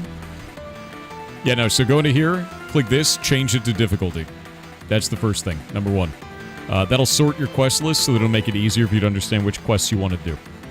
Next thing after that is you'll want to do this one quest. It's like Chef's Assistant or something like that. It unlocks a cooking station in Lumbridge, which is right where you start, that has a 10% chance to not burn your food. And that is awesome. It is really, really good, and especially for the starting of the game, and it will give you a taste of what the humor of old school RuneScape is like. It's important. No, you're wrong. The Lumbridge cooking station does not do this. You are dead wrong. That is completely false, and the wiki proves that. Cook's Assistant. I'm gonna fight you on that one, because I know better. Cook's Assistant unlocks that station right there. That one. That's the quest. And it unlocks a special station that lets you cook better. It has a less chance of burning your food. So if we go in here and we go look at, let's say trout. Let's see if it shows up for trout. Raw trout. Cooking rate. Nope, it's not that one. Let's do, maybe bread. Or steak. Raw steak. Raw meat. Raw meat? Raw beef. Where are the rates for these? There's a cooking thing. Let me see this. Lumbridge. Cooking range. OSRS. Cooking range, Lumbridge Castle. Bam! Cooking range referred to as the Cook-O-Matic 100 by the Lumbridge Cook, more commonly referred to as Lumbridge Castle Range or simply Cook's Range, is a special range located in the kitchen in the first floor of Lumbridge Castle. It's notable as it improves the chances of cooking certain foods, especially mushroom and botanical pies. This makes it particularly helpful for players without access to other special cooking ranges or a cooking cape, but only those that have completed Cook's Assistant may use it. It is really good. Level 2 stop burning. Lumbridge range. Look at all these foods. Look at all the foods. Look at all the foods that it does this. Look at the difference. It's enormous. It's enormous. Get that cooking range. So yes, it does do what I said it did. It is fantastic, and you should unlock it. And that should be your first quest in the video game. Hosidius does it too, yes. But the Lumbridge one is a first quest kind of a thing. Like, you literally start the game and you just do it. It's really, really worth it, man.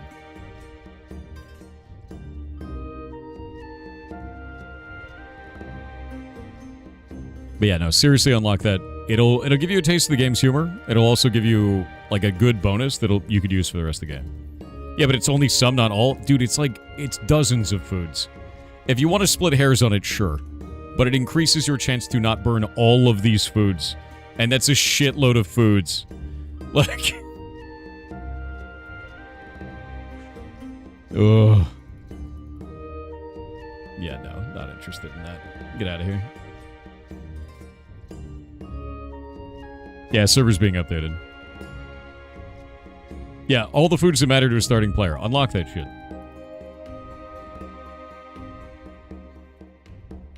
It's mostly low-level foods. You're not going to do high-level from there? No. Botanical pie, mushroom pie, salmon. That's 58, 84, and 89, man. Like, those are super high-end. Like, those are... That's, like, that's higher cooking than I have. So... No. Like, even salmon is, like, good mid-game. 58 is pretty high. And being able to do that at 55 with no burning, that's a big deal. Especially because salmon gives 90 XP per cook. You could just do it over in the Barbarian Village and burn them all, though. Totally fine. But if you want to get, like, more XP for your buck, that's the way to do it. Is it a member's quest? I don't believe so. I think that's just a starting quest for any free-to-play account. You want it to be technical and pedantic? What? You just wanted to be technical and pedantic, so you just want to go on the internet and fight. Okay.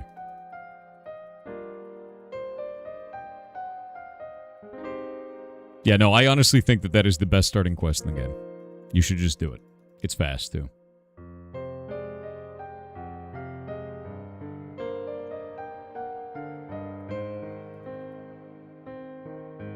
Yeah, apparently it lets you cook botanical pies start not being able to be burnt at 84. And on the Lumbridge cooking range, you cannot burn them at 52. Which is crazy. That's 32 levels less. Like, that is completely insane, dude. Mushroom pie is the same. It's 89 normally, and then 60 on that range. Use it.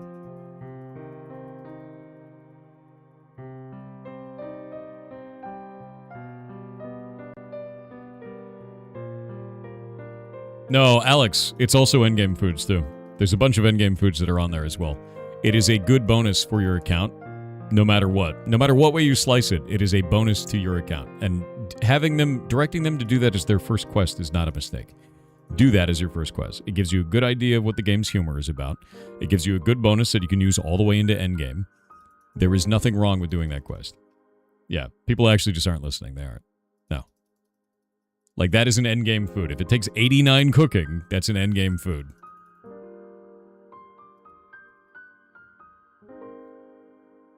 Yellow countdown for our left. Yeah, we got 45 seconds left.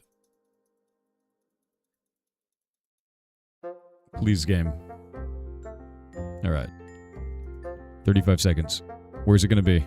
3, 2, 1. There it is. Yeah, get one more ticket. I'll make it in time. You said Karamja gloves impact the XP for the tickets. Yes, it increases it by 10%. On turn-in, not on pickup. The turn-in, or on the pickup, increases every 10 levels by 30. Whoop. I didn't realize my camera was missing. It's gone. It's gone! 30-minute downtime. Yeah, for those who weren't listening to this, let's take a look at this, just so you can understand. These are all the foods that it buffs. This is the default to stop burning, but look at this. Look at botanical pie. Default to stop burning is 84. On the range, 52. Default to stop burning for mushroom pie, 89. On the range, 60. Like, that's really good. Like, that's a very... That's nice, you know? And the reason why you do that is... Look at that. Look at the mushroom pie, like, requirements on this, too. Uncooked mushroom pie.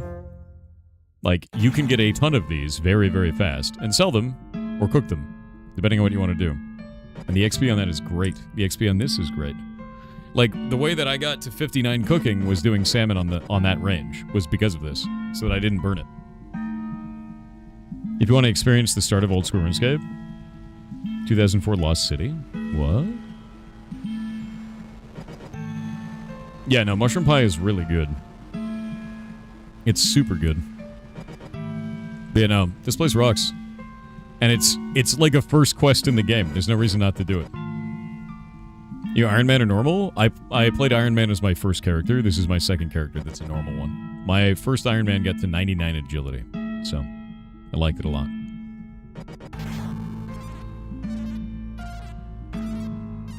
My Iron Man is technically my main. I need to go cook these snail meats. Huh.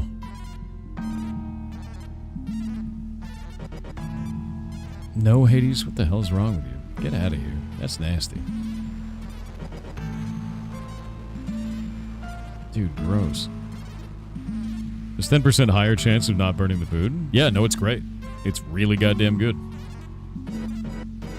That's why I was saying it earlier, and people were like, no, it's bad. I'm like, it's like, dude, the guy's never played the game before. Let him get the goddamn unlock. Ugh. You wish empty bowls stacked? Same. Have you done any PVM? I did Scurry as solo, and that was a lot of fun. And Bryophyta, and then Brutus. And I want to do more than that. No triangle sandwich recipe? Triangle sandwich you can rob off of the dudes over by Tower of Life. And then sell them in the Grand Exchange, because collectors buy them for 600 coin. Yeah, it's a simple quest, no reason at all to not do it. I think that's the part that's really dumb, is like, A guy asked what he should do when he first started the game, and I'm like, do this quest. It unlocks a range that helps you cooking. And people are like, no, it's bad. It's just like, what's wrong with you? It's his first quest. Shut up. Like, Jesus Christ, dude.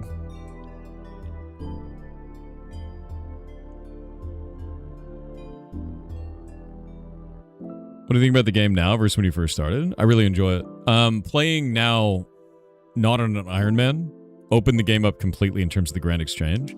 It changed the way that I do quests, which kind of sucks, right? Because I can just buy all the items I need. But it also allowed me to do things like, if I get a really good drop, it's not wasted if I don't want to use it, right? And I think that's changed quite a lot. As an iron, the range is great, but does it hold up for mains who can just buy more raw food? It's not about...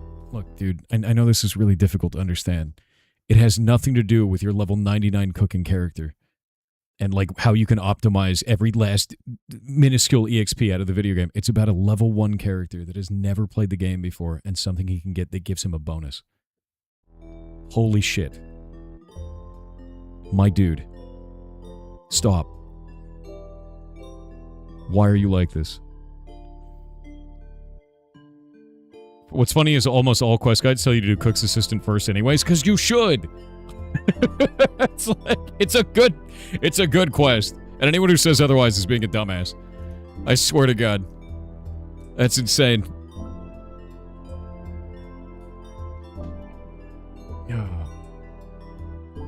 On Scurious yesterday, I went in, saw he was almost level 200, and immediately turned back out to leave. So Scurious requires you to learn prayer swapping, which is not something I knew how to do before that. And you have to learn what color or sound, because he does a color or a sound at the same time, that you need to use your prayer for. So when he does the green bolt, it's ranged. When he does the blue lightning, it's magic. And then otherwise, he's doing melee. And the idea is to kind of swap around with this, you know, as you go through while you're fighting the boss. He also does an ad wave, so you have to learn how to handle ads very quickly. And it's fun. It's like really good. Yeah, how dare you suggest something my level 99 has no benefit from? I swear to God, man.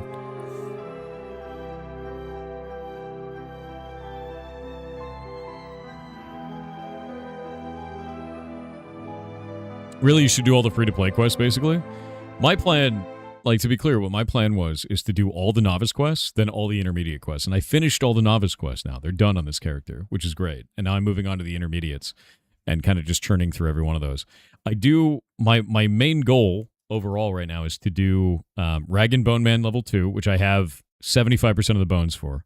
Those are almost done. And then also do the Meyer Q quest line. Because I want to get Sins of the Father done. So.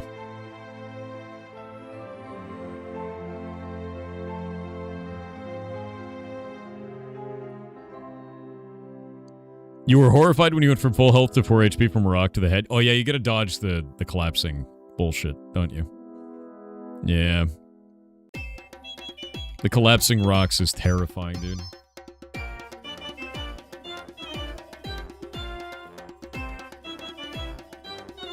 I need to see that penguin colony game. I'm looking at it right now.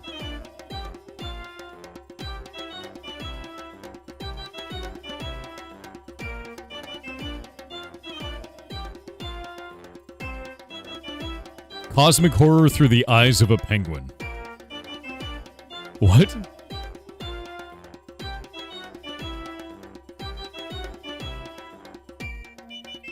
It's a reimagining of H.P. Lovecraft's At the Mountains of Madness, but you play as a penguin. Insane. Insane idea for a video game, I have to say. There you go.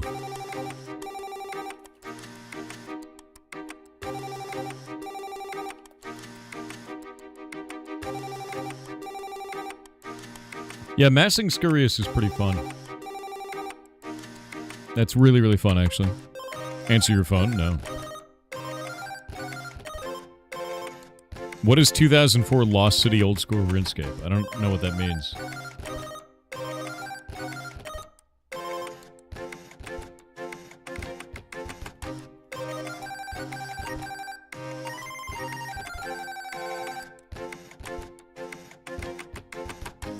All right. I'm going to go grab a snack real quick. I'll be right back.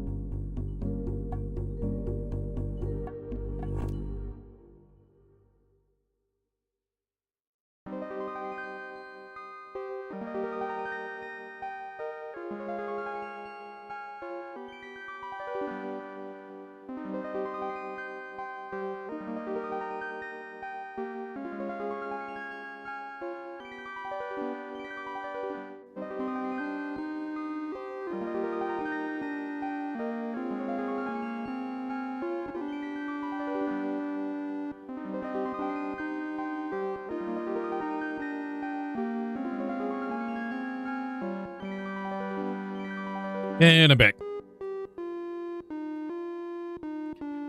Is agility all what bro is doing? Nope. Each day I do 100 tickets in the morning. That's about it.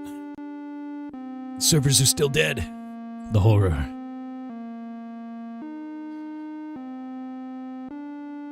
Oh. Are all the servers still down? Looks like they are. Yeah, forced EXP loss, dude. Oh, that means I can set stuff up for Indie Summer, though. Or for the Pirate Indie Game Show for pigs. It's a game for pigs. All right, this is set up. Let's go to Google Calendar. So 30-minute downtime. 17 minutes to go. That's fair. Second game.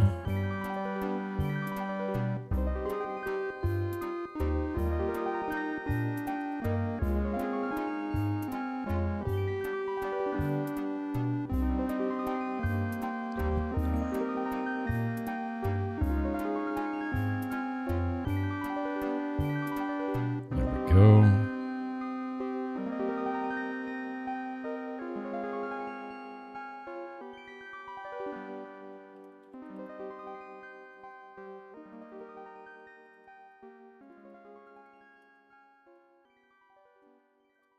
Grab that game.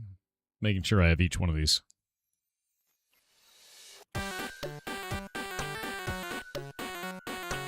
Oh, dude. The second game today is so freaking cool looking. Hell yeah.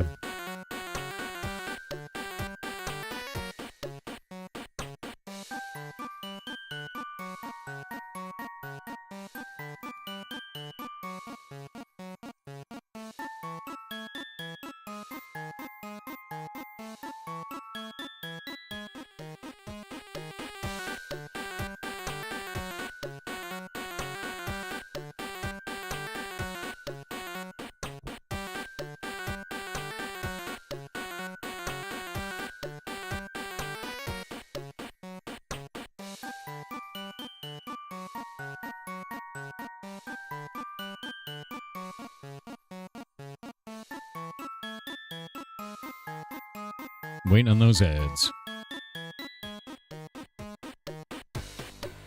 I've been looking forward to this game. I've been really, really looking forward to this. I'm excited for it, man. It's just got an art style like nothing I've seen.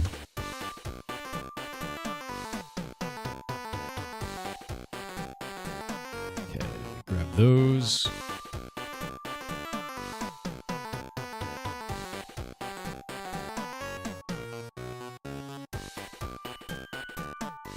Is today all shooty guns game day? I think it is. No. No, the third game is not. Third game is card game. Okay, we have we have side-scroller shooty, then we have first-person shooty, and then we have third-person cards game. Which is really... The third-person cards game one is horrifying, and I'm excited for it. And I hate looking at it with my eyes. The second game today has one of the most interesting art styles I've seen in any of the games that we've had so far. I'm very excited for that.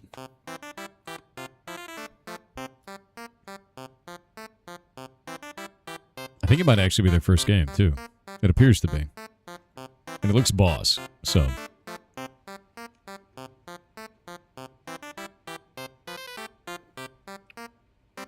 How about looking at it with your hands? Soon.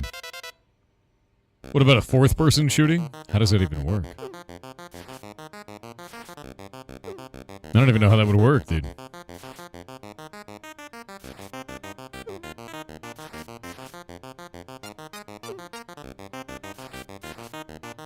A person shoots another person and you watch. Isn't that what watching a stream is like? Aren't you the fourth person? You're fourth person gaming by being chat. It's like, that's all it is, right? Oh, I guess it's RTS too. An RTS is a fourth person shooter. Yeah, let's look this up. Hold up. Oh, I need to set up the game, or the video for today too. You know, honestly, having a 30-minute downtime is not that bad.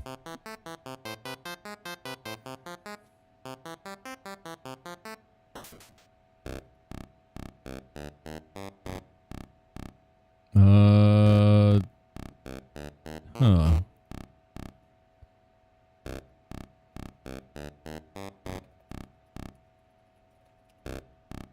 type.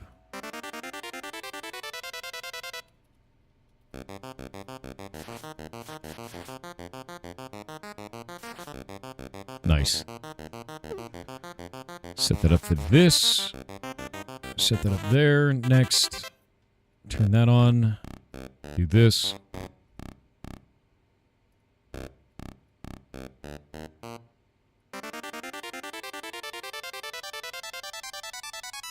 From private to public, we'll do that today at noon. Alrighty. The games, the new videos are up, ready to go anyway. Oh, that means I can add all these too.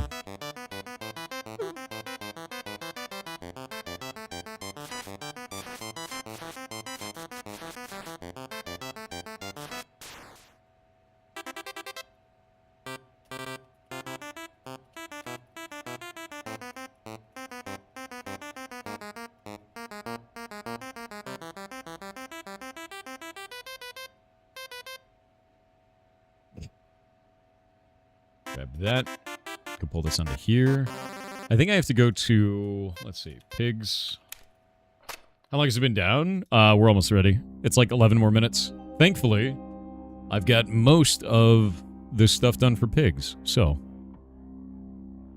we're getting there. We're getting there. Admin. I need to go to manage lists. I need to go to Pirate Indie Game Show. Summer 2026. I need to edit this list, and we need to put a video with it. And the video... It's content. Videos. Pigs. Done. And we need to do that with... Where is the trailer? Optional video URL. There we go. Save those changes. And now I need to go manage reviews. We need to say this, edit that. Manage reviews. And I need to create new review. The last one I did a review for was Dosmic. Google. Great Googly Calendar. What's going on? You can't figure out pass? No, the game's just down for 30 minutes, and I'm setting stuff up for Pirate Indie Game Show. Yeah, we're just waiting on their servers to come back up, man. Dosmic. So I have to do ESC. Create new review.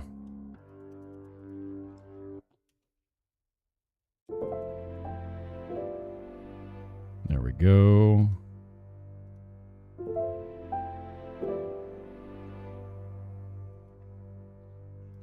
Yeah, I'm adding all these games.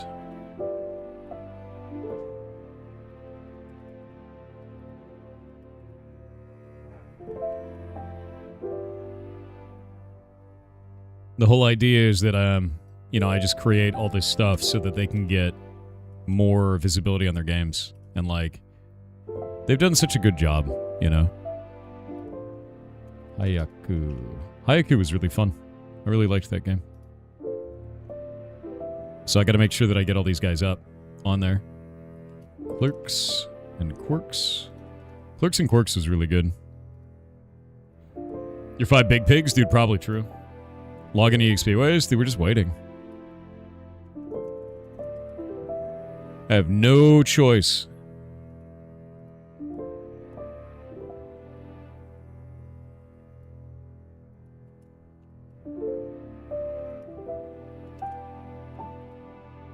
There we go. Okay, that's done. Mr. Sleepy Man. Mr. Sleepy Man was really good as well. I love seeing that shit. I really do. I love seeing, like, 3D platformers really coming back. At least ones like that. Just kind of wild, weird video games, you know?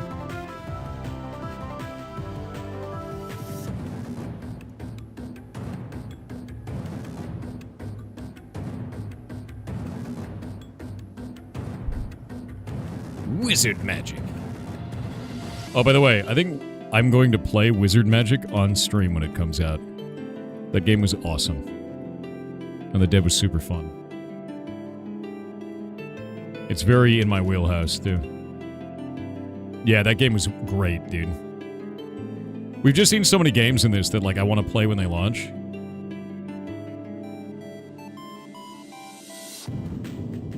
Echo. And the Bewitched Lands. Like, Deep Pixel Melancholy is another one as well. That was amazing. That story was awesome. Zodiac Trials 13Z. I'm able to do these so fast. The Florist game.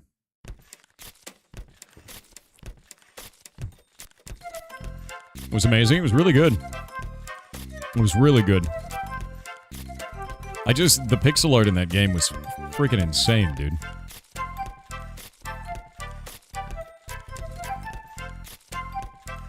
We shine, there we go. Servers are up. Okay, I got 2 more games. Dark. Cards of Candlewood. There we go. Post that review. All right. We're good. All those games now have reviews. I have to add them to the list later today.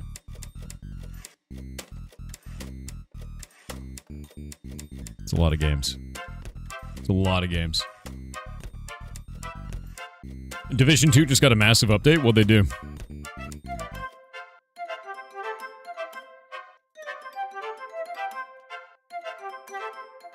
What did they update? Streamers always watching you? Yes. You said Mr. Sleepy Man while I was yawning? Yes. I can see you, left catcher. I'm actually streaming from inside your house. You just say PvE Dark Zone? What? What? That sounds stinky. Speaking of stinky.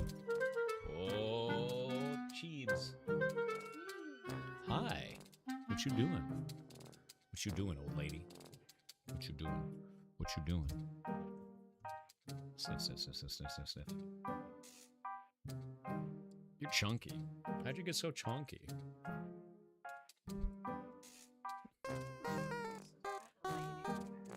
She's chunky.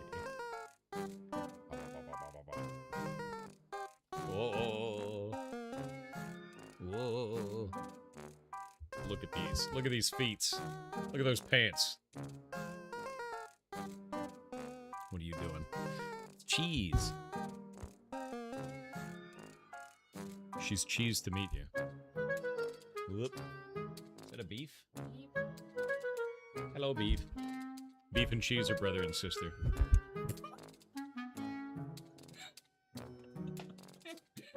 You're a menace. Did you know that? Ridiculous, dude. Sniff, sniff, sniff, sniff, sniff, sniff. What are you doing? You want to get it? You can't have it. You want to get that? He's like, I won't be let go. I need to go run. Hmm? They're so big. Yeah. Does he? Beefy boy. No, you're getting old. No. Oh. You're getting old. No. Little man. Yeah, he's getting old. He's getting old. He's got the start of cataracts going on. He's an old man. He's 5 now. He's an old man. So he's getting those weird eye cloudies. That sucks, man. Oh. Yeah, it happens. He's old. Need a new emote of a ferret with a beard. We need an old G-emote. Oh, beef and cheese.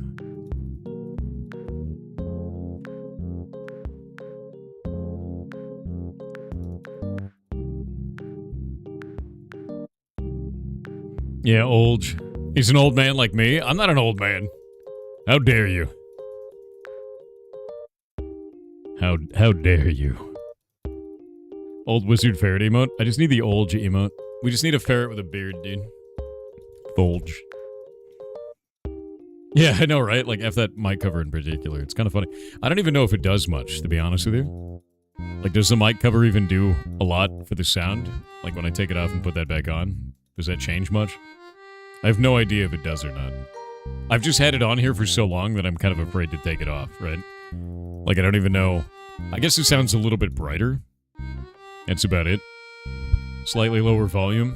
Yeah, I guess it makes sense. Didn't you get white hairs too? I'm trying to cultivate those, actually. It's supposed to help with popping sounds, so if I go like... Is it less? Yeah, because I know, like, I was like... Everyone's like, put a cover on it. I was like, alright. And like, that's about it. So I just did it. Like, I don't know if it actually sounds any better. Probably should check. This is the same one I've had for years, too. It's kind of scrunchy, you know?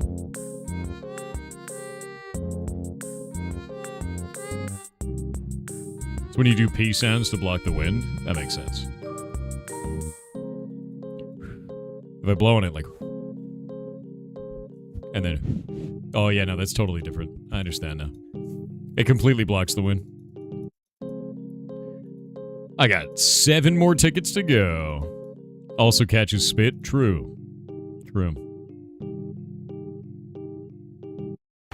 Need more. Need more. Then I can turn in my next 100,000 tickets and have 69 agility. 100 tickets go. Equipment safety is important. Yeah, I guess it's true. What happened to the one where you got 99 agility on? That's just my Iron Man, man. This is my non-Iron Man. And I need to get 99 agility on my non-Iron Man now. Which my non-Iron Man is only 2 weeks old. So. And he's sitting at 11.6 million experience. As a 2-week-old character, so. I feel pretty good about him. Doing good. Most of that experience is in strength at 3.2 million. Because I strength maxed on him pretty hard. Because I'm at 84 strength now as a result of that, but I need to make my agility catch up, so I'm doing that. Every day I do 100 tickets. Every day. Imagine 2 level 99 agility and no squirrel. I'm gonna crash out if that happens, dude. I'm gonna absolutely crash out. It's a gag. That's a great clip, dude.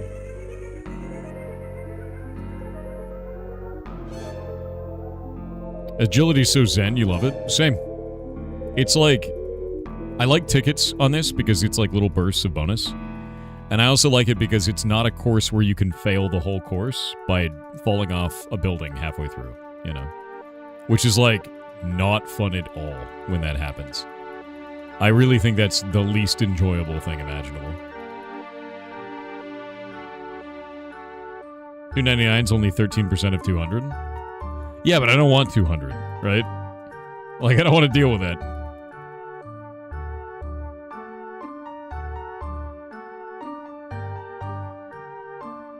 Wait, did I get that one? Did I get that one? I think I got that one. Yeah.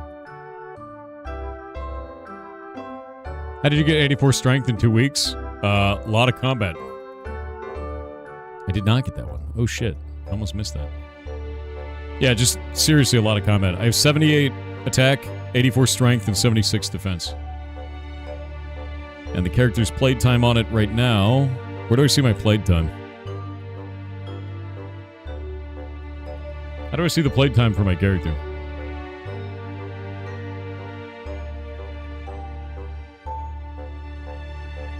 First tab on quest, thank you.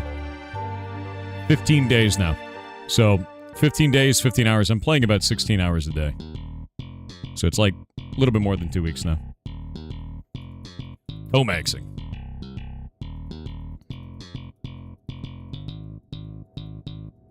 Yeah, I'm getting to the point now where I'm averaging Probably about 600,000 experience a day, a little bit more in total.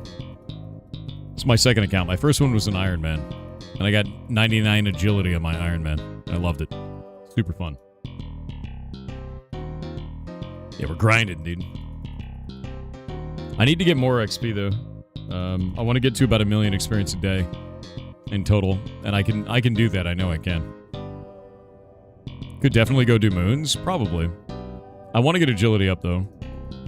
That's my main priority right now. I needed to get it to 70. Once I get it to 70, then I can farm dragons all day and just be happy about it.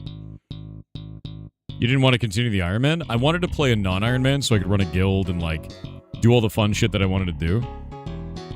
Like, with the community, and, like, do trades and, like, engage in the Grand Exchange and, like, everything like that. And Iron Man was there so that I would not have any benefit at all from the community whatsoever.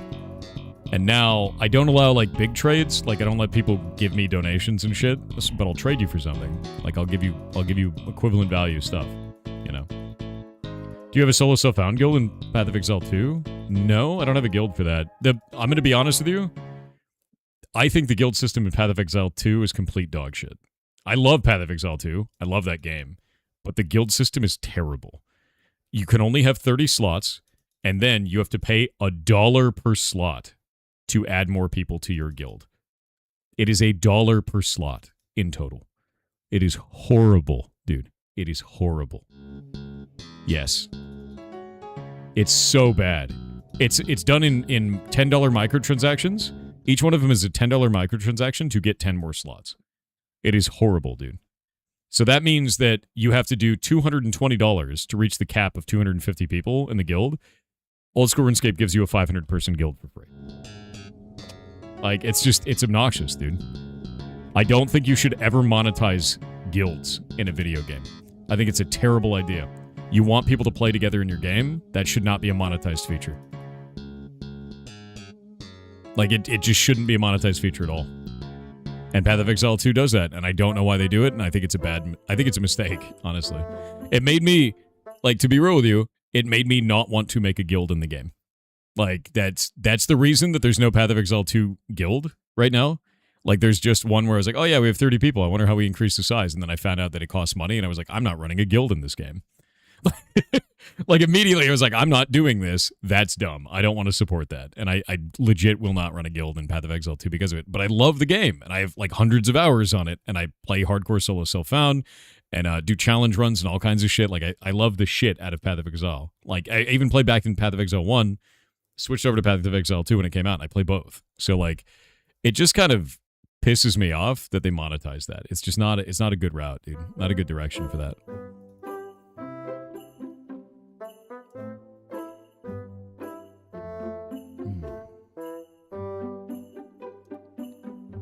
Find out the game has predatory microtransactions or gacha, I just, like, skip it. It made me feel the same. Because I was like, dude, like, I love this game, but what are you doing? Like, this makes me feel gross, you know? It's greasy. It's like a greasy thing to do. Don't monetize guilds. Don't monetize social features, right? That's really all that comes down to. And, like, I don't know, man. I think that you should be encouraging social features so that people feel comfortable in the video game, and then they bring their friends in, then their friends may buy a microtransaction from you. But if you monetize social features, you're basically short-circuiting that whole loop, you know? Like, you don't want to monetize social features. You want people to be social in your game. Like, hands down.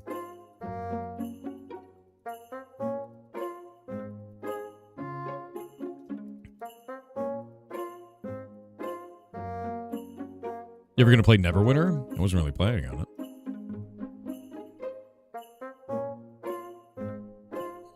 You actually thought Diablo Immortal could have been a decent game without all the monetization crap? I agree with you. I liked the direction of the design of the features, but the MTX just destroyed that game, dude. It's really bad. Will your guild do the raids? Yeah. Yo, absolutely. That's the idea. Eventually, we'll get there. All right, we got 22 minutes before the next for the first Pirate Indie Game Show game today. I think I'm gonna do tickets until then because I've got time. I'm gonna do it for 12 more minutes, and then I'm gonna go switch my character to crabbing. Yeah. You guys don't have 300k USD to buy gems, dude. That's so crazy to me. Can't be a gacha. Never walk into the trap. I mean, the thing that just bothers me about it is it's short-sighted monetization, right? Like, short-sighted monetization are things that damage the gameplay experience for money. And a good example of that is monetizing guilds in video games. Monetizing social features is a bad mistake because it leads to less players wanting to engage with your game because they can't bring their friends in to run a guild together and have fun, you know? And, like, that's not... It's like monetizing the amount of slots on your friends list. It's not a thing you want to do. There's no benefit to that, to the game, in any way. It's just monetizing a feature for the sake of monetizing it, you know? And will they make money off it? Probably. But the hidden cost of that is you are less likely to run those social features because they are monetized. And I just don't think that's good. Multiplayer also had some weird-ass decisions. Does it? Yeah, I don't know. Just like, even the fact of having a guild in this and everybody playing together has just been way more fun, you know?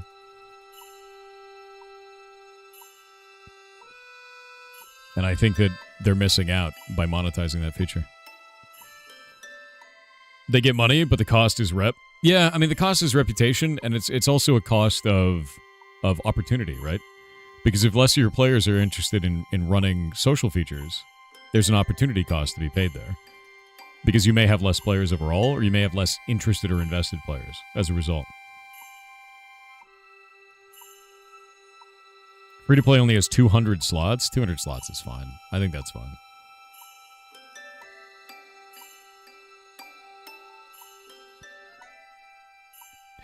Have you tried the fight cave yet? No. I had to get my ranged up. I got it to 61. Yeah, I have it 61 right now. I needed to get that to 70. So that's my next goal, is to get my range to 70.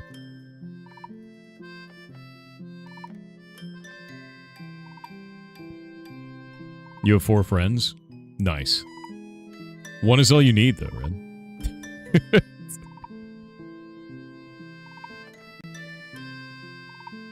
9 more minutes of tickets. Almost there. Going off script. I'm getting more tickets than I need. Oh! Hit with the darts. The darts reduce your actual agility as well. It's really annoying. By 2 each time you get hit. Yo, Pyro, what's up? What's up with you? Not that much. We're going to be playing the first Pirate Indie Game Show today in about 19 minutes. Old School RuneScape friends list is weird because the other person has to add you too. So you add them and then they have to add you? I think it's fine. Yeah. I don't think that's a problem. I think it's okay. Unless it... Does it give them a prompt or no? Oh, there's no notification. Okay, that's weird. Yeah. That is really strange then. As far as friends lists go, usually you get some kind of a notification that's like, hey, do you want to accept this friends list? You know?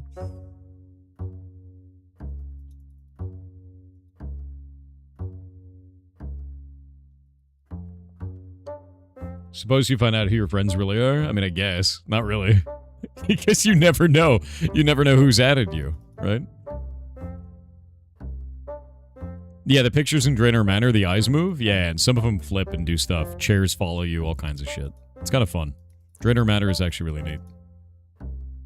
Am I able to join your guild? Yes.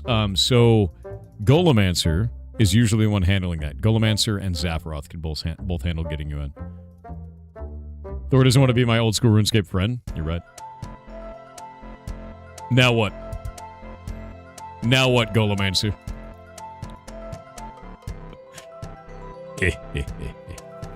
Golemancer is going to be opening up applications to the guild on World 301.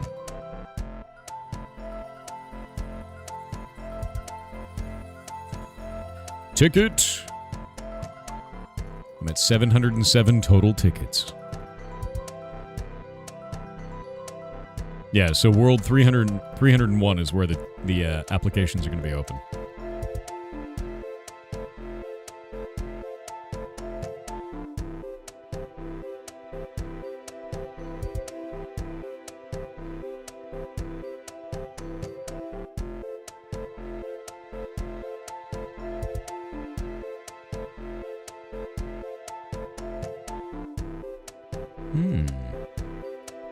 Adamant Shield is a collection log?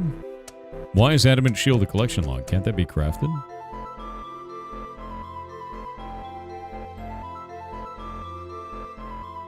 Huh.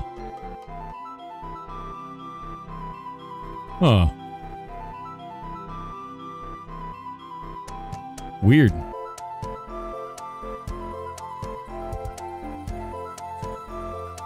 Yeah, really weird.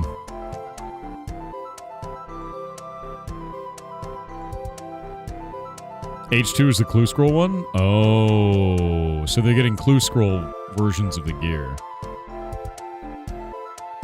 Basically a type of trim to the shield. That's kind of cool. I dig that. That's why I was confused. I was like, I thought you could craft that. Are plebs allowed to the clan? Yes, anybody is. Have fun, man. The idea is to build a community where you can go and play with other people in the game. We have like 180 people or something? Something ridiculous? Let me look. Yeah, 178 right now. So, and have fun, dude. Because I'm new to the game, too. I've only played for like a year.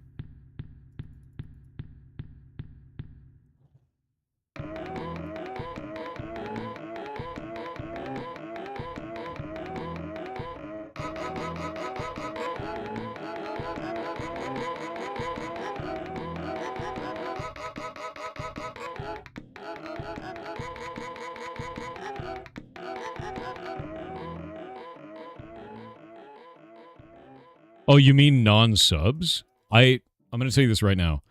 I never restrict anything in this community to people who are subscribed. Like at all. There's one channel in the Discord for that, and it's a meme. Like, nothing outside of that. I don't like doing that. I think it's weird. It bothers me. I also pause for ads. Like, I don't do anything during ad breaks like this. We just kind of wait, because I don't think you should miss content because you didn't pay me money. That feels bad, dude. Like, I get... Like, the way that I always see streaming is I see it as a TV show. Your TV show doesn't continue when the ad breaks are on, right? Like, that shouldn't be that way here either. So I just wait. Even during the interviews, when we're interviewing the indie devs, I pause the stream during the ad break, and I say, hey, I'm just not going to ask any questions. We're just going to hang out for a minute, you know? And, like, that's it. That's all it is. And, like, I just think it's a better way to do things. And I've done that for, like, 5 years. I don't want to change that. So don't ever think you need to pay me money to, like, have fun with the community or anything like that. It's never the case.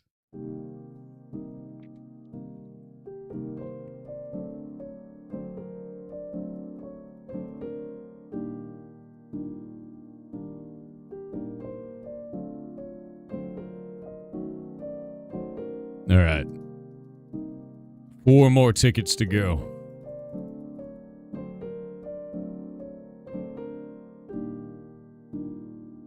What's up, stuff? Some scapers actually see what this way?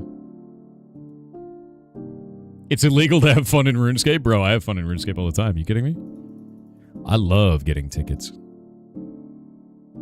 Soon. I almost have my pirate hook, dude. That's what I want. You know that pirate hook is worth over 1 million coin? Because nobody wants to do it? That's insane. Because you actually have to click 800 of these tickets. 800. It's very slow sales, is it? I would never buy it. Like, you gotta earn it. You have to click 100 of these ticket dispensers. Or sorry, 800 of them. And they only pop up once a minute. So it's 800 minutes minimum. Oh, actually, wait, no. It's probably more than that, because I believe there's a hard task that makes it so that sometimes you get 2 tickets instead of 1. So there might be less than 800. I believe there's a diary that makes that different. Might be wrong about that. Pretty sure there is, though. Are runes being scaped? Always, dude. I'm upscaping my runes right now. Agility max. 2 tickets left. And then I gotta go set up the crab. I'm getting there, dude. This is the best part about this, though, is, like, I like having a routine each day. And having a routine of, like, I need 100 tickets a day. You know, whatever that's gonna be. It's nice. Shut up, get my tickets, go do something else. Didn't feel like 30 minutes. What? Oh, you mean for the downtime? It was, though. All right. We've got... Let me make sure that game is set up. One moment. All right.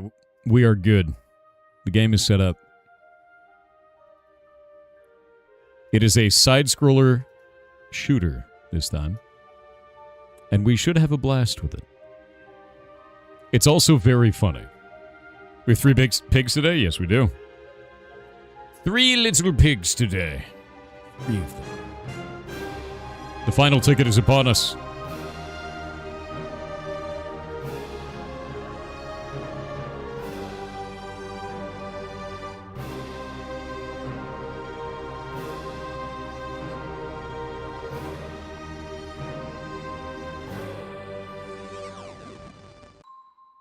Yeah, there we go.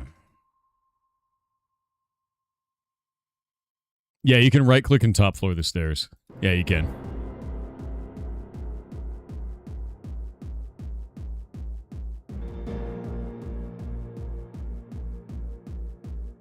The final ticket. It is done. The ritual is complete.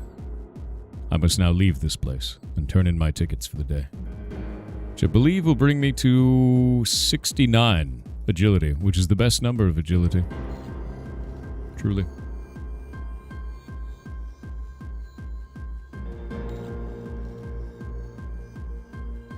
Yeah, it should. Should. I don't think it'll bring me to 70.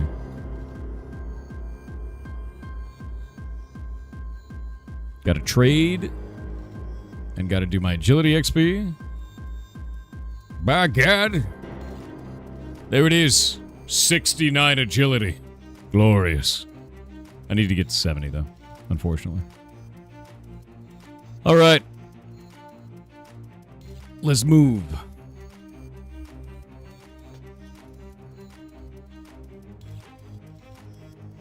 Nice, nice, nice.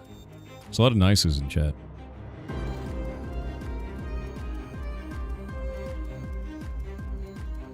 Okay, all this junk goes back into the bank. This junk goes back into the bank. We got our staff.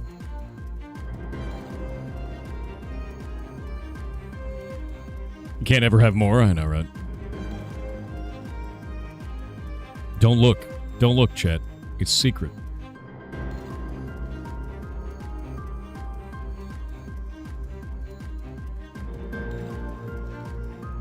Don't look.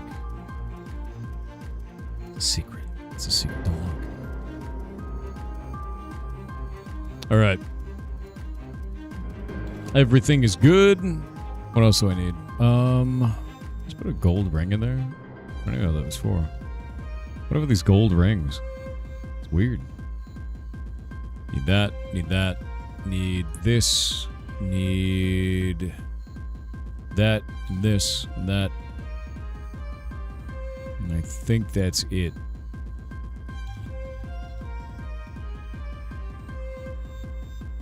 Nothing else matters on my carry through right now. Yeah, I think we're good. Oh, wait, no. Need that. And need that and that.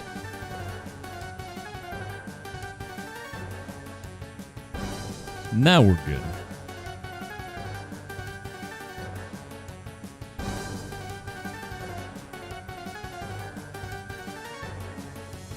You gonna stay doing agility? But Red, doesn't that mean that you'll never get the golems done? They're in there in the cave, taunting you. One of them has the item. You know it's there.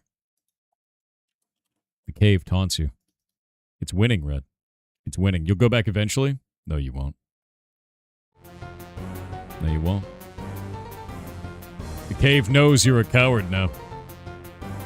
Never give up its secrets and you'll never return. Yeah.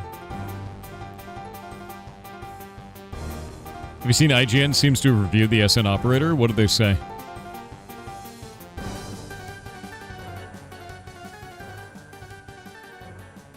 Your face is a coward? It's right here.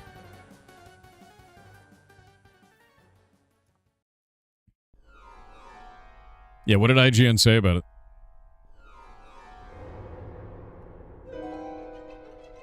They said Pirate Software will never get his. I know, dude. It's enraging, really.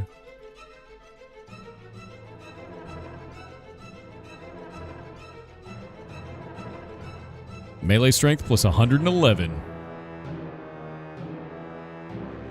Haven't read it yet. Nice. Alright. Crab slapping is getting set up. Video game is getting set up. Everything is good. Let's do remove from canvas. Add to canvas. Add to canvas. Add to canvas. Add to canvas. There we go. Those are my skills of the day. Beefless and soggy, I know. Eventually I'll get beef. Eventually I'll get beef. I still don't have beef. I have a lot of kills of beef, though. Like a lot of kills of beef. Although I have 71 quests completed now, so I feel pretty good about that. Feel really good about that, actually. I need to start doing all my, intermediate quests.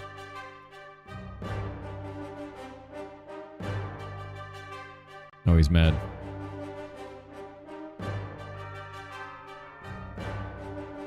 Yeah, I've got a bunch of intermediate quests, though. Okay, let me get this game set up.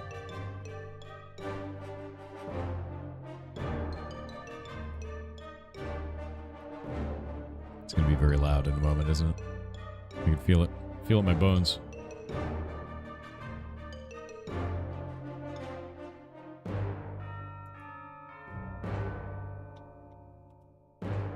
Huh.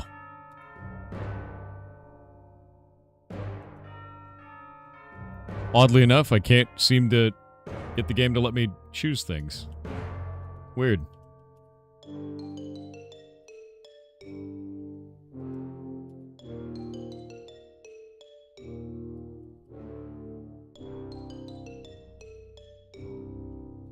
There we go. I've got it on the main monitor now.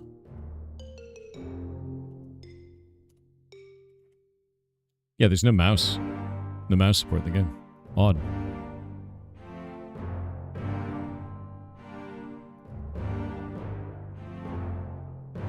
Maybe at 1,500 kills? For beef? I don't know, dude. I'm pulling up on like 900 now.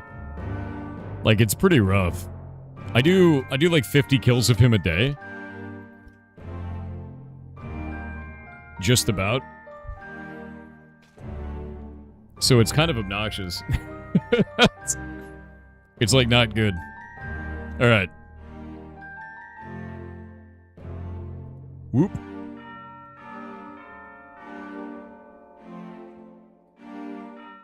Alright.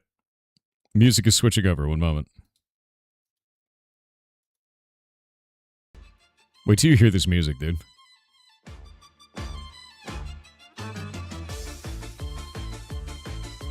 Isn't that fun?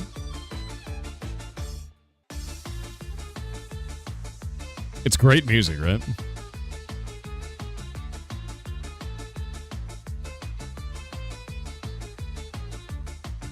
Alright, pinning the comments up now. I'm going to swap to the first game for Pirate Indie Game Show today.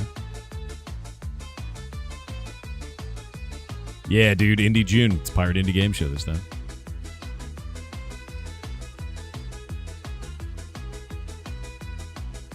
IGN rated it an 8. That's high for IGN. Alright, 1 sec.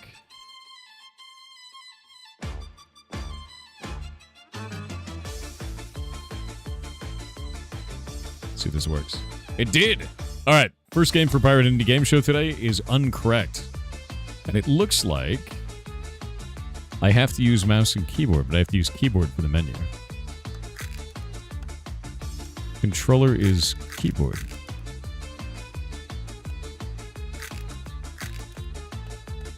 Full screen.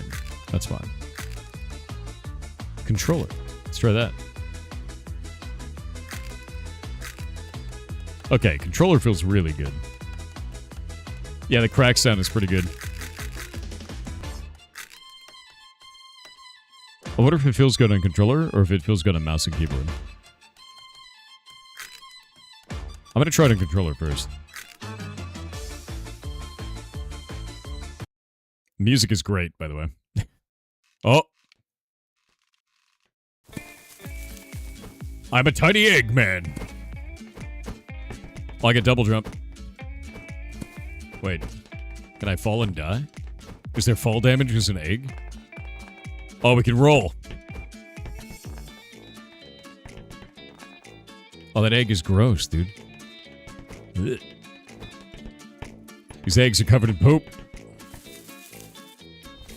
We're escaping.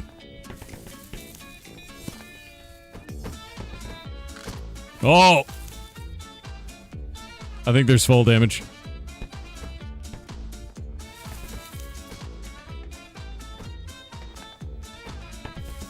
The music is a banger. I need to up the music, actually. Music volume's quite low. There we go. There we go.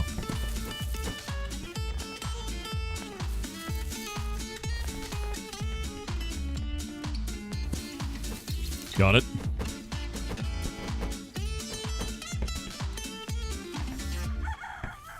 Oh.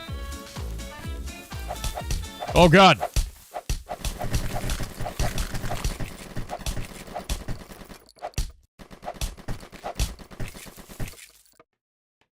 Well, all right, then. Jaggy, we've got one waking up over here. Looks like he's breathing, but already cracked pretty bad. Want me to finish him? Hold on. We could use every new yoke we can get right now. And there aren't many around today.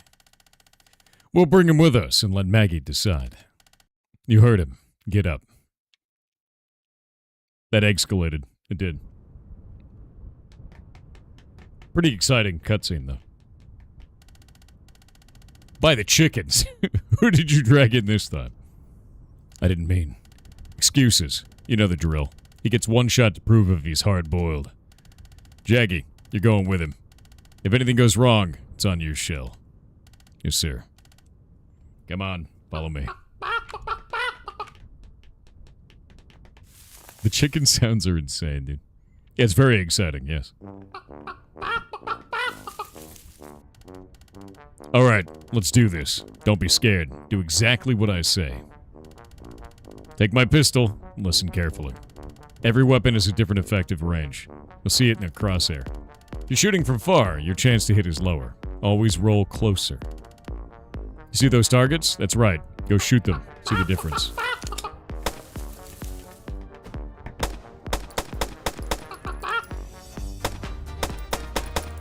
Ah. But you can throw it, too. Okay, so you can throw the gun when you're done with it? Mine, too. I gotta dig up that haystack. Dig it out of that haystack. Stop throwing them in there, please. There, I've got another one.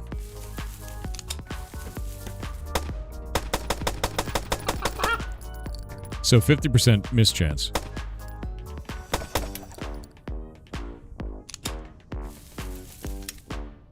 Done. Alright.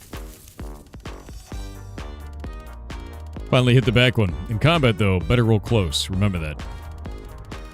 Maggie won't take you seriously till you can crack something else than yourself. There's always a few agruns nearby who... Wait, are those all chickens in the back? Somehow I didn't even notice until just now. There's like a chicken rave in the back, dude. Agruns nearby who can help us to test new shells like you. Yeah, they're just like vibing, dude. Look at them. Full-on chicken rave. Yeah, it kind of reminds me of Madness Combat from like way back in the day. Like old Newgrounds style games. You already met them. The wild ones almost scrambled you if it wasn't for us. Just keep calm. Crack them, come back.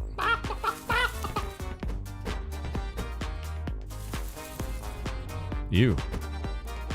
That's gross. Gimkins. Ooh, shotgun. What? Alright. It's kind of a cool hit. Oh, how do I swap weapons? I want to keep that. Is there a way to swap? There we go.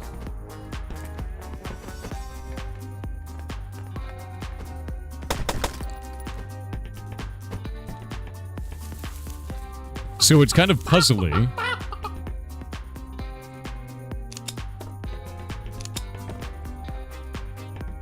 Interesting. That's only the sidearm. I think I'll keep this one. Oh!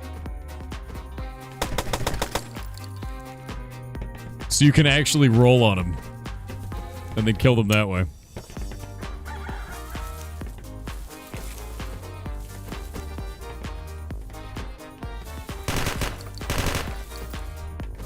I like SMG. SMG fun. See if we can roll on him. Squished.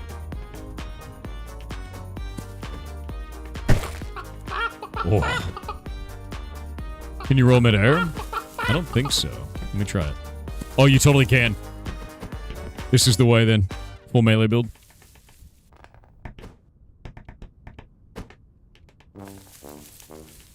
What's up, dude? You in one piece? Good.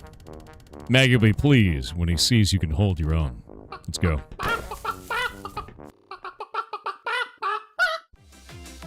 I think it's just a person saying "buck buck," dude. Yeah, the music's really good. Is that just a person saying chicken noises? Look at the one in the back, dude. Look at the top left.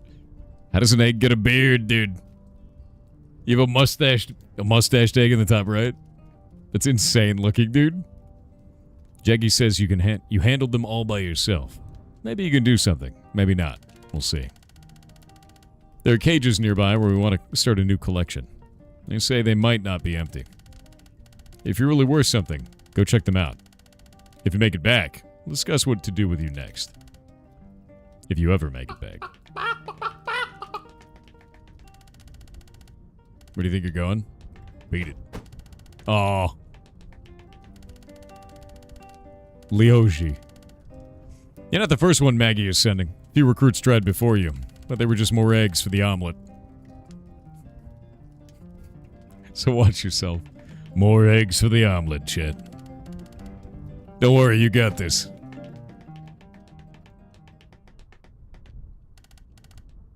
Move it, Yokwit. Dude, you've created like an entire new universe of insults with this game. Yokwit. Oh, God. I don't have a gun. Now I have a gun. Eat it. Oh. I like that gun more.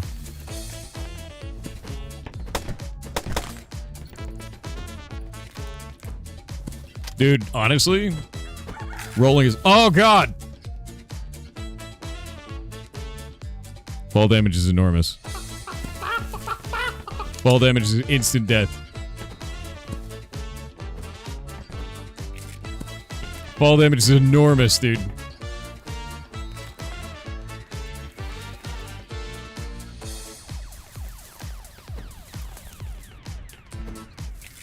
Got him.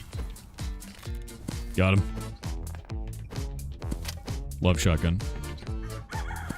Got it.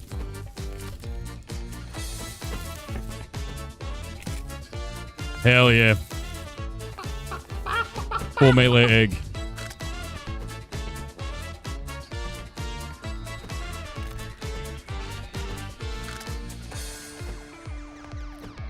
Oh, he tried to kick me, dude. What is that? Oh, SMG. I love an SMG. Jesus.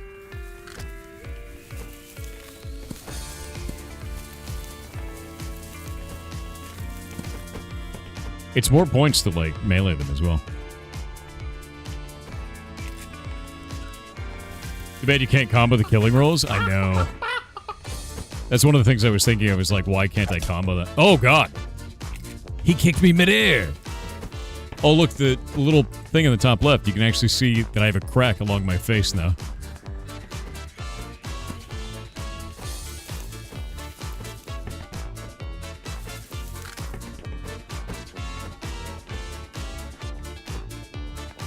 Oh. Oh. Oh, God.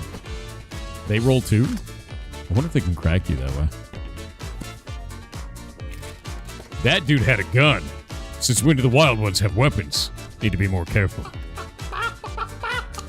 That's not good, dude.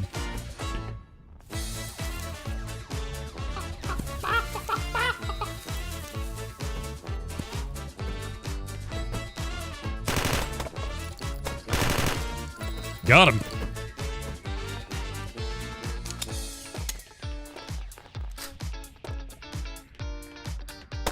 Oh, wait. I thought that was cover. That was not cover. I thought that plank there was actually a wall. That is not a wall. Misled. How does this work? Oh, you can actually get behind cover with it. Okay. So it's dynamic cover.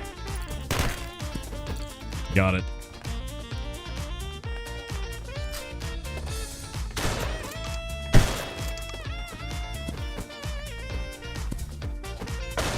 Oh, god damn it. Headshot. Frag.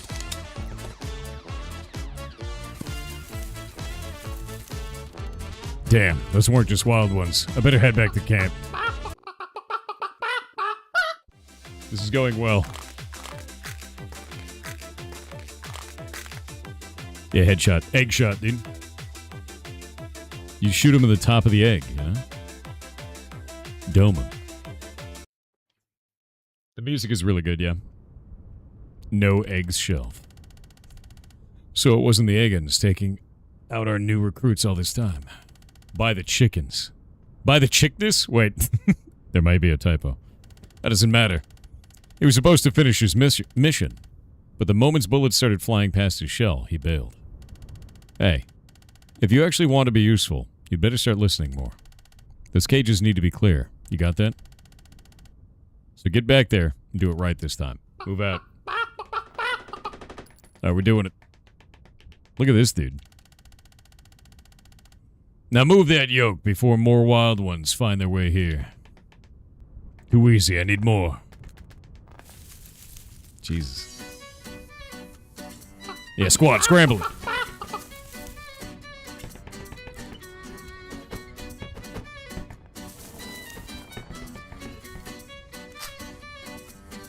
The hell is that? Oh. There we go.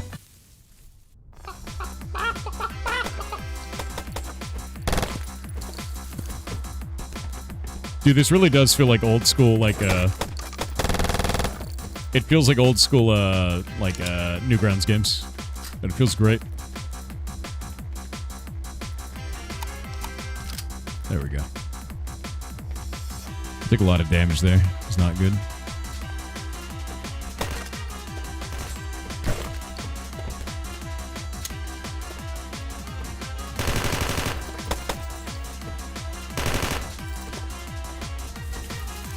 Oh? Is there anything in here? No?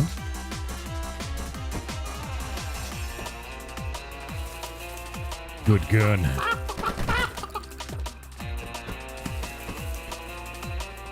I got a little bit of crack. Come on. Eat it. Oh! He had a shotgun.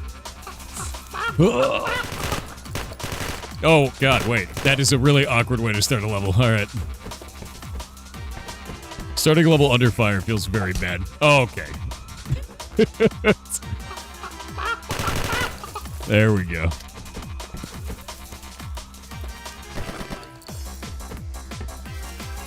I'm starting to believe.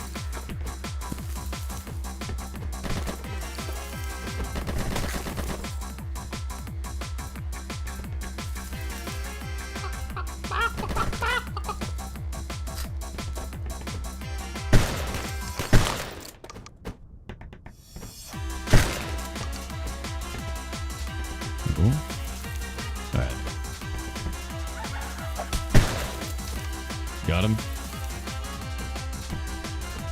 Oh, there's egg yolk everywhere over here. Shit.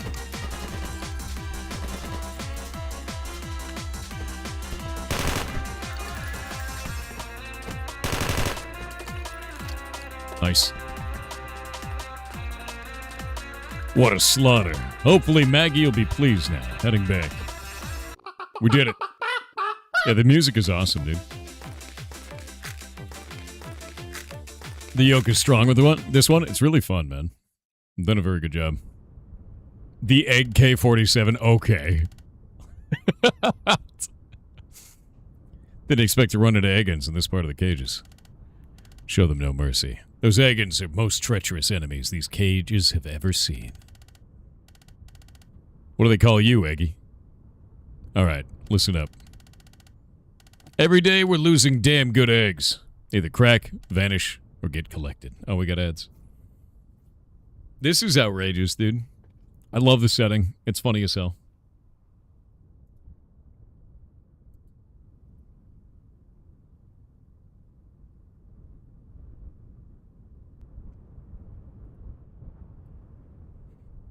What do you think about Sony's decision to stop Destiny 2 to focus on Marathon? I think that the Destiny 2 community has responded by having 160,000 average concurrent players in Destiny 2, and Marathon only has 13,000. I think that Bungie has over-indexed on a game that nobody seems to want. It's not very smart, honestly. It's a really foolish mistake. And I think that the company will likely pay for it, and if it still exists in a couple of years, I will be surprised. It's a really, really silly move. I love Destiny 2 as well. I think it's a really big mistake on their part.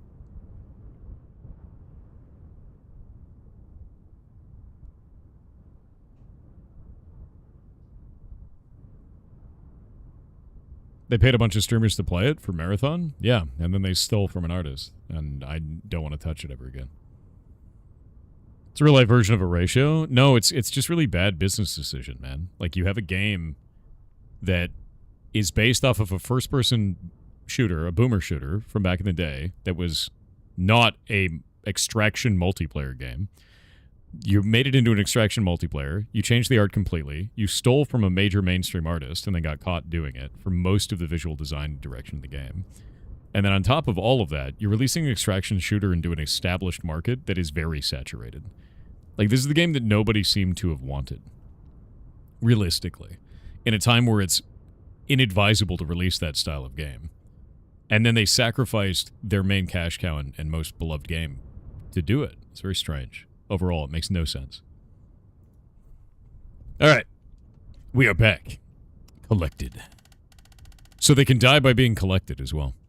If you really want to help, you need to try harder. Now go see Hergy. Hergy? I have other things to do. What do you got here? Welcome to our humble housing facility. Apologies for the mess. Maggie's assigned you your own bed. That actually means something. But before you settle in, Leo's got an urgent matter. You'll find him by the gate. If you need anything, I'm here. I have so many questions. You want something? You ain't cracked, so don't bother me. I'm thinking. He's got a missing eye. Sorry, can't talk right now. Gotta catch my breath. Finish this pile before Maggie peels me alive. Oh, don't get peeled. The idea of getting peeled sounds actually horrifying. And that's a very real fear for them. It's like... Imagine you live in a society where someone can peel you. Ugh. Grab this. There we go. I'm watching you. Eggy, thanks for coming. Alright, listen up. Those eggins weren't there by accident. They were waiting for new eggs that can't fight back yet. And I'm afraid they weren't the only ones. So Maggie wants you to find the rest. I don't want to see any Western. If you spot any eggin activity, you roll back immediately. Good luck. Good luck? Alright.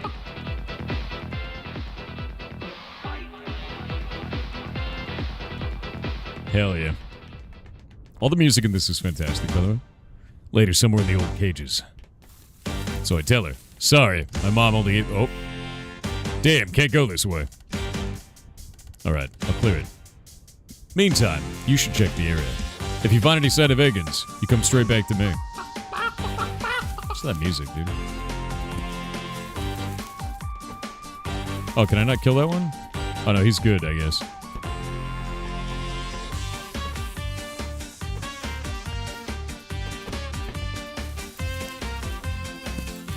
This is a sneaking mission.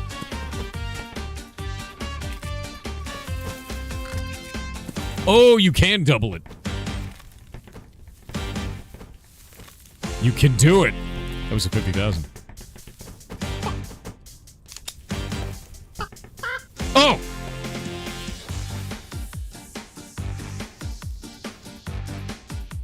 Oh god. My yoke is all over its face. Okay. Environmental dangers. Got it.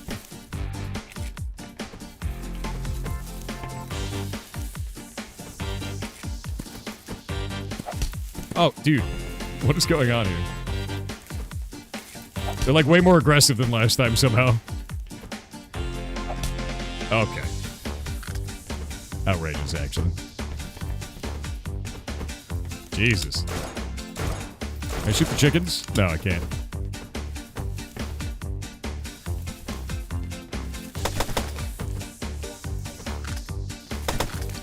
Get out of here. I'm very cracked right now. Few wild ones, no sight of Egan, so report to Juggy. Okay.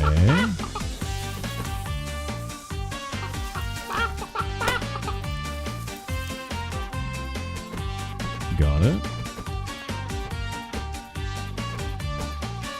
That's interesting. Watch out down there. Did I crack you? I swear I heard something. Almost done here. If I survive this, I'll write a book about it.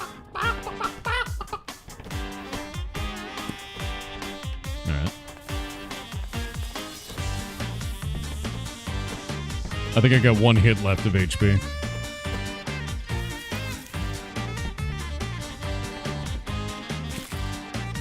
What the shell? It's definitely the work of Egan's. Gotta find Joggy fast. Ooh, shoddy.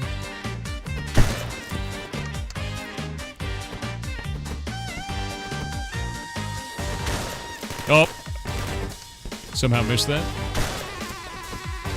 Didn't miss that one. Nice. Got one shotgun shell left.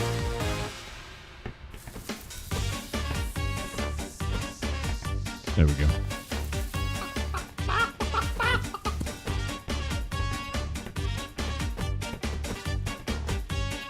Oh no. Oh god. Oh no. Where are you, Juggy? Gotta find him.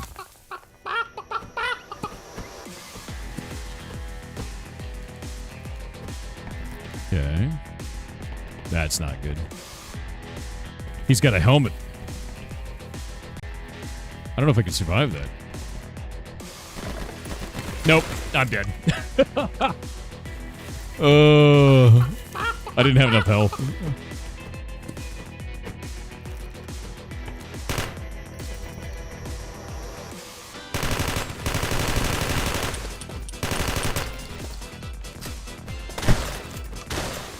What? How did I not hit him? Oh, there we go. Reload that. What? I shot him with a shotgun, and his hat fell off. Okay, so they have extra armor now. Alright.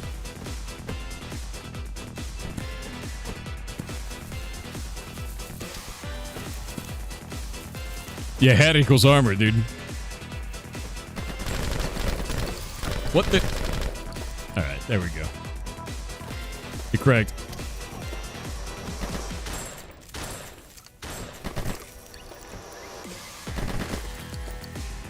These guys are nasty, dude. Alright, so enemies having armor is terrifying. I've learned that.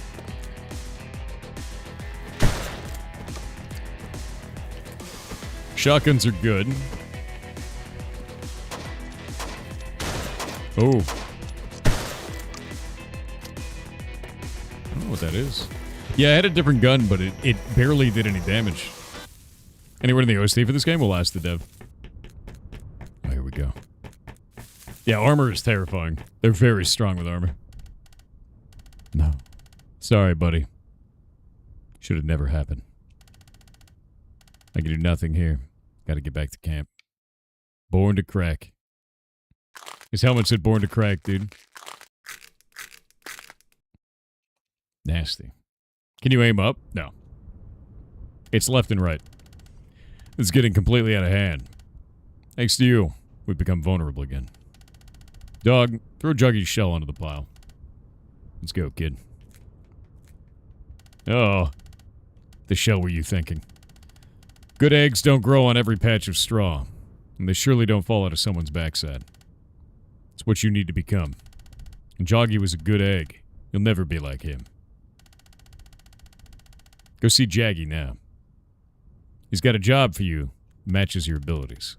I don't want to talk to you. How is that my fault? Most regrettable loss. Entirely unnecessary. I have never approved of such things. The fault, I think, lies in the situation, not in those who survived it. Do not trouble yourself, mon ami. Mon ami! Don't talk to me. Well, everybody hates me now. It's like, dude, I didn't kill him. I did the mission. In fact, I killed everybody else. There's nothing we can do about it now. We have to keep moving forward. That's what Joggy would have wanted. Been neglecting our defenses lately. Problem is, we're out of grain sacks. Could you help me out and head out over to the dead cages? Trust me, they're not as scary as they sound. There's plenty of grain lying around. Gathered into piles. We'll send collectors later. Stay safe out there. Thanks, Eggy. Okay, we gotta fill grain bags now. Don't beat yourself up over it, Eggy. It wasn't your fault. Besides, like they say, every crack has a silver lining. You'll see. Thanks for filling the sacks for me, Eggy. Nobody else around here ever helps me with anything. Well, except Joggy. He was a golden egg. Miss him. Yeah, you gotta look on the sunny side, dude. Oh, okay, so we have bouncy rubber now. Totally different environment. Look at this.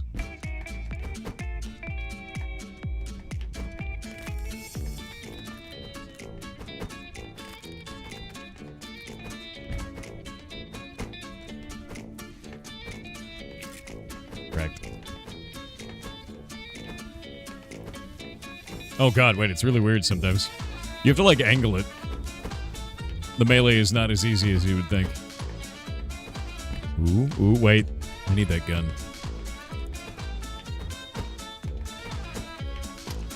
Yeah. Yeah, dead cages. It's all the dead chickens in the background, which is probably where there's so much grain. You can see all the chickens in the back. It's horrifying, actually.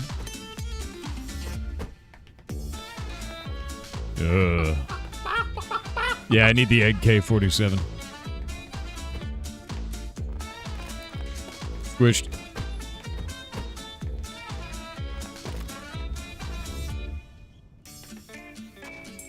Oh, shit.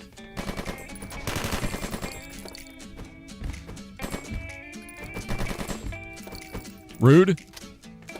Oh, that's got a long range on it. Look at that. Ah. Alright. What?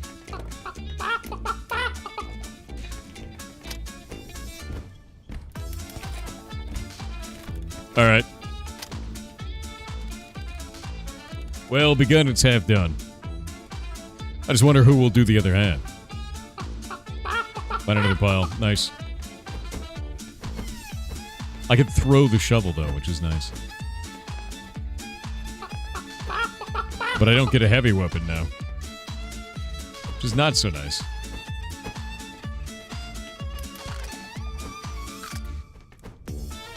Whoa! Squished.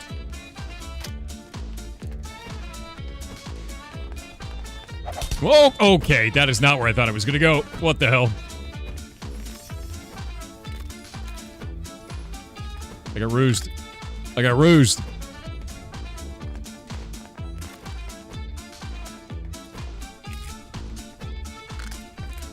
Alright. They got roosted. Roostered. Exactly. You figured it out. There's like a steam puff over the end of that. I wonder if that hurts you.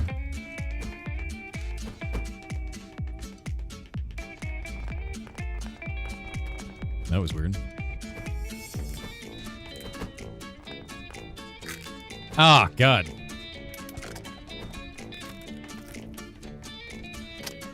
I tried to land on the rubber tires, but you keep rolling. You can't pull out of a roll. I think I've forgotten something. All right.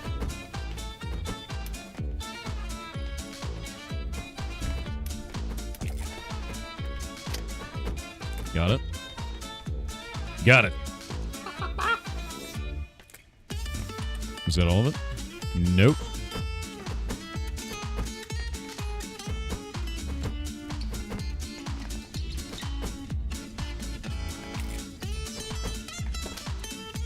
Gun. Nice.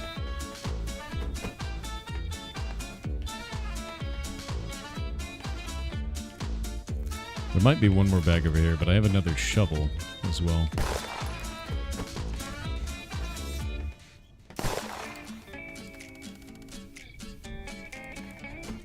Where did the other shovel go? I know there was one over here. Maybe I missed it. Nope. I'm gonna go get the other one. Music slaps, what a vibe. Yeah, it's really nice.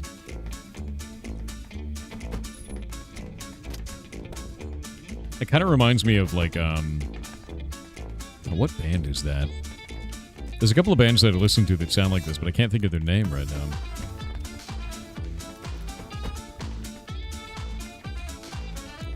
Just really nice. Here to the camp. There we go. Kind of like electro swing, yeah. I mean, I listen to a lot of electro swing, so like Pair of Stellar and stuff like that, and it's just it feels very electro swing. Caravan Palace, yeah, yeah. Oh Jesus, dude! The roll, dude. All right, get out of here. I'm using guns now. I'm done with all these eggs. There's too much yolk.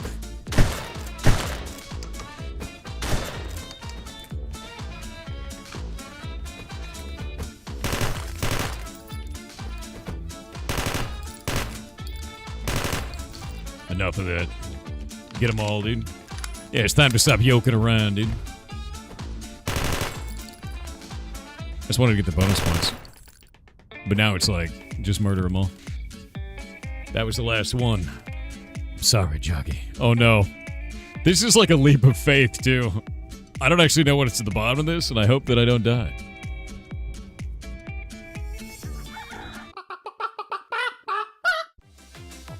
We did it.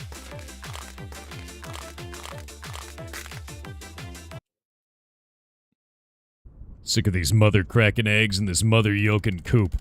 Exactly. Exactly. You got it. Just the other day, you were rambling on with these stupid jokes of yours. Now you're just another cracked shell on the pile. Another victim of this pointless war. War of what exactly? A few extra days of life? Maybe eggs get used to this place after a while. Maybe that's what actually scares me the most.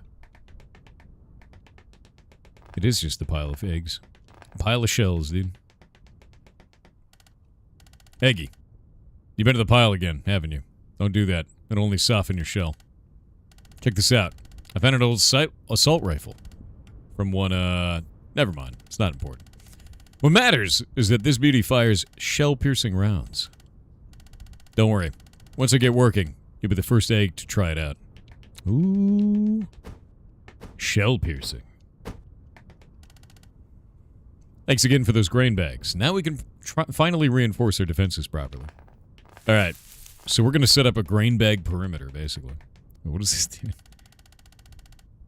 What the shell's the point of guarding an empty prison?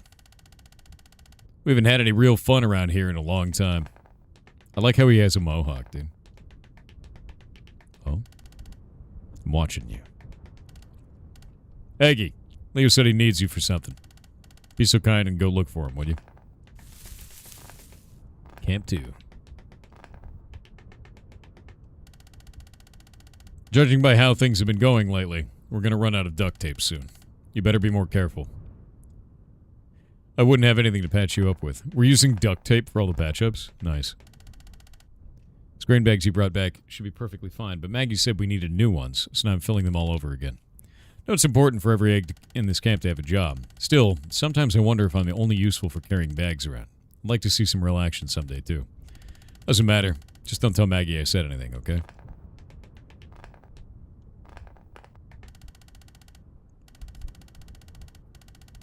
You'll strike there, huh? If you really want to take him with you, he's your burden. I want. Fine then. But he goes first. We'll clear the area around the outpost, then you wait outside. And then wait for you outside. Should be simple enough for him. You'll storm the inside. Whatever. Roll it away! Come here. You're going with us. Every yoke counts, and yours is hard-boiled pretty damn well. Even if Maggie still doesn't see it. We found an egg outpost in the dead cages. Same group that ambushed you and Joggy. Plan is simple. We storm the place, turn them into empty shells, and get out. You'll go in first, so be careful. There should be a few guards and maybe a wild egg or two. We'll go over the rest of the plan on site. Good luck. Stay out of my way. Joggy. Hit them hard. Hope they like being scrambled. Look at I can't handle this outfit, dude. Look at this. It's outrageous, dude. It's completely insane. Somewhere in the dead cages. I don't have a gun. Why would I leave without a gun, dude?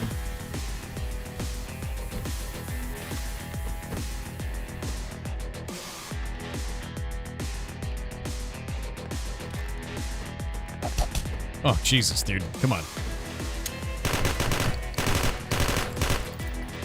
Enough of that. No more eggs. What? I think I rolled the wrong way. What? So sometimes when you press the B in midair, you don't start rolling immediately. So you have to, like, time it perfectly. I think that's probably why I give so many bonus points. Yeah, like there, I pressed the button, nothing happened. Yeah, you have to time it right.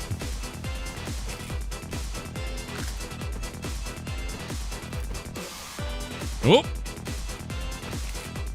Correct. I can't fight them if they're in there. Oh, there we go. Yeah, obsessed with melee. Dude, I like the melee.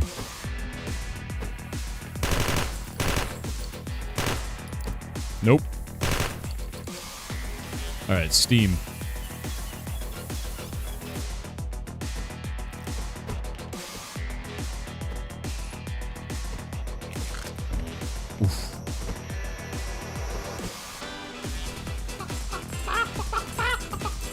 You know, melee never runs out of ammo.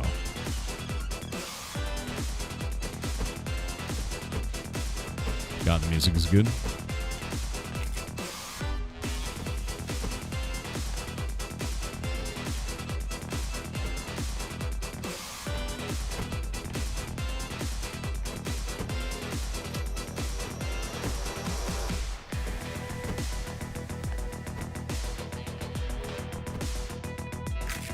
What? Where's the way down then, man?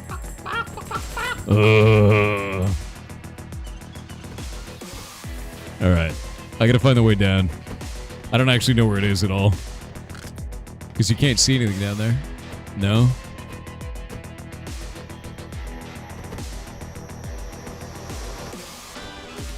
There's gotta be a way down somewhere. This is all leap of faith, so I don't really know. Okay. Cool. Ah, shit.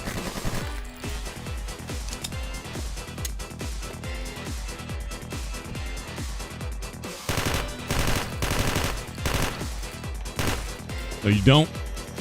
Alright. Swap to that one. Get out of here.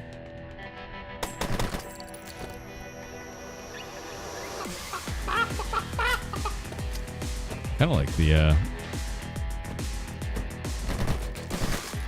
there we go.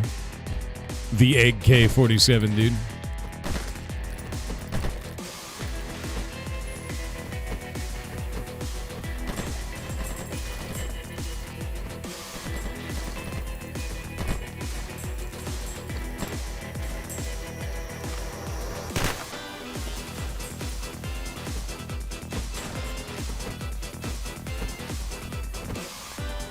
What? Oh, no. Oh, no.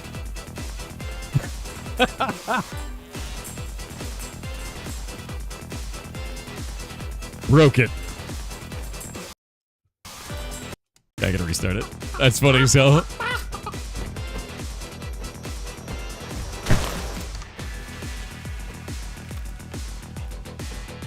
I've managed to... Oh, goddamn. Oh, God. There we go.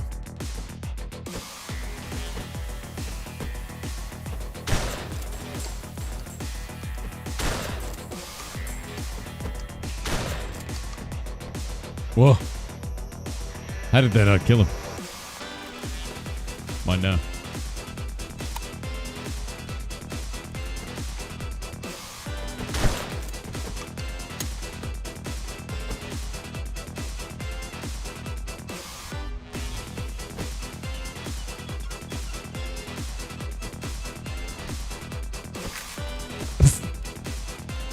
It's so hard to know where you're supposed to go. Oh. Alright. The fall damage is kind of brutal. I wish there was a way to, like, look downwards. I think that's the one thing that I wish the game had. Is that I could then look downwards and then tell, like, where my leap of faith is supposed to be. Did he just get physics? He totally did.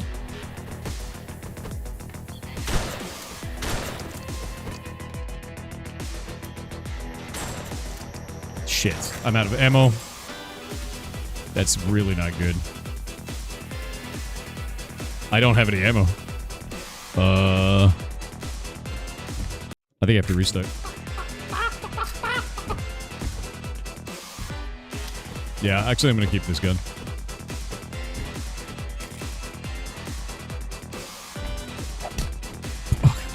It happened again. I wonder if that could happen to me. Let's try it. Whoop.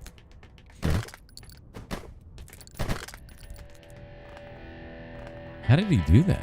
Yeah, he got physics. He got physics through a wall by doing that.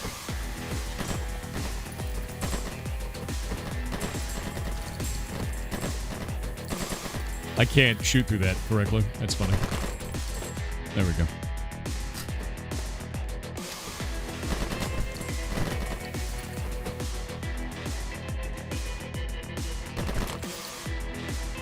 I love the shading on the egg. Look at that. That's actually fantastic. Ammo economy in this level is pretty rough, actually. Like, I need to pay more attention to it. You need to look down. I think it noticed it's a safe spot, marked with a red flag. Is it? Let me see. There we go. No, there's no red flag. Like, look, see? You just have to, like, hope. Watch out, Eggo. Eggy? Damn, you scared the shell out of me. Looks like you let an Eggin get away. That's bad. Now they'll be expecting us. Get ready. We're moving now. Can't let them fortify any further. Eggy, stay here. Hopefully we'll be right back. Oh, they're gonna die. Yeah, some parts seem to be hope. I wish I could look down. They should have been back already. I won't wait here any longer. I'll go check on them.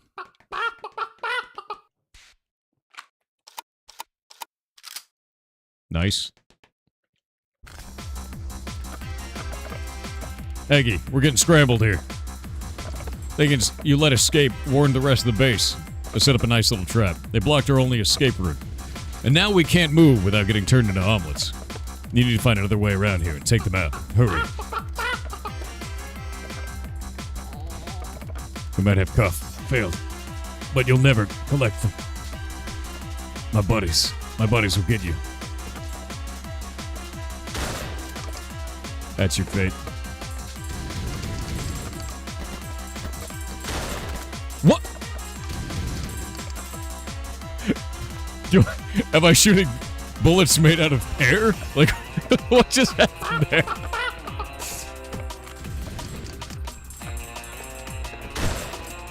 Okay. Outrageous, dude.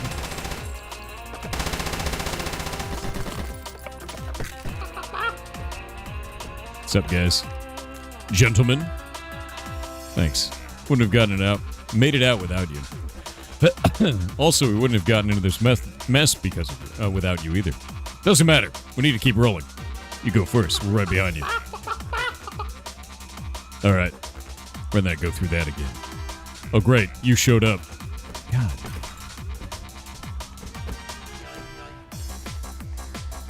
Nobody's happy to see you. Nice. Okay, so they have... There's a different type of ammo if you look at the top. I think that's the egg-piercing rounds is what they were talking about. Oh, shit. We got ads. I'm going to wait to the ads. It looks like the egg-piercing rounds are the ones that are blue, so I need to find out if those do more damage. It seems like they might go through armor better, you know? Don't know yet. Yeah, egg-piercing rounds, shell-piercing rounds, you know? They do exist, though.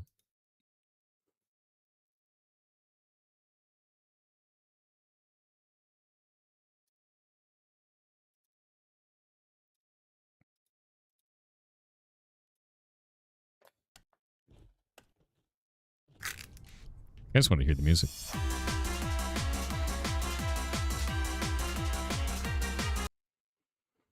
Yeah, no, all the eggs from your camp think you're a crack shot. Crack shot, dude. They're called bullets. You're called bullets.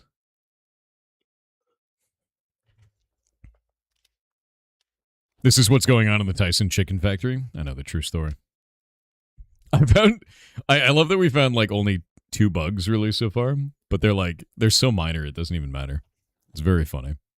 The game is really fun. Like, I'm actually really enjoying this. It reminds me of old Newgrounds days entirely. Somehow everything is your fault in this game. I know, right? Like, I can't believe you did this.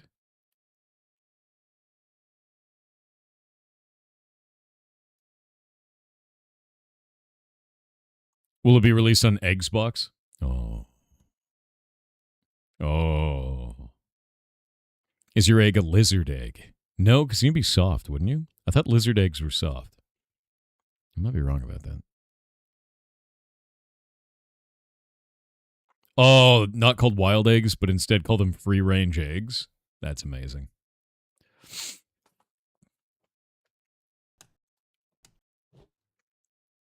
Yeah, not the wild eggs, the free rangers. All right. That's a lot of dudes down there covered in helmets, you know?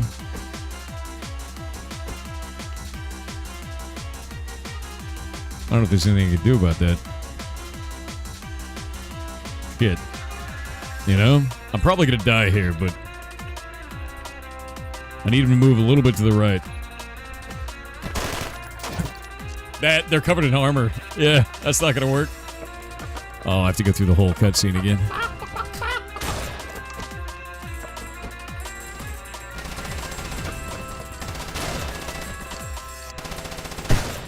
There.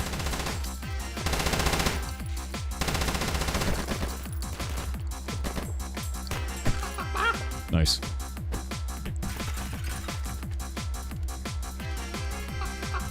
Yeah.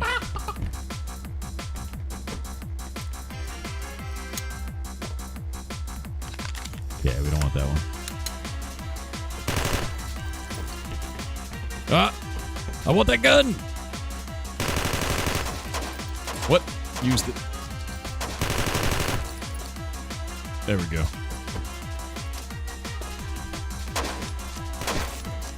Got him.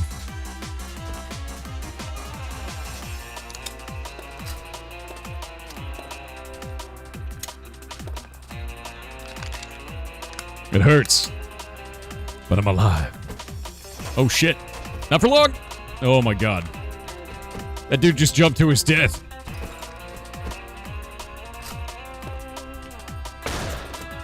Oh.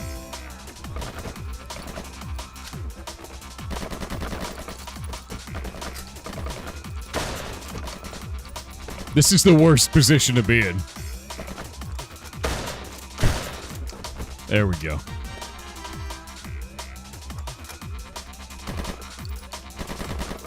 What? Don't shoot. By the chickens, we give up. Alright. God, there's so many eggs, dude. Are there iframes when you roll? Doesn't appear to be. Excellent work. We've even got prisoners. Maggie's gonna love this. We'll check this place and find out what they were planning. Then we'll take the prisoners and head home. Go ahead, Eggy. We'll catch up. Monstrous. Hey, there we go. Honestly, super fun experience overall. It felt like playing an old school, like, Newgrounds game. Like, old school Newgrounds, like, shoot 'em up game. I really enjoyed that. Like, really, really did. And the humor is silly, you know, like, it's all egg-based. Let's get the dev on, man.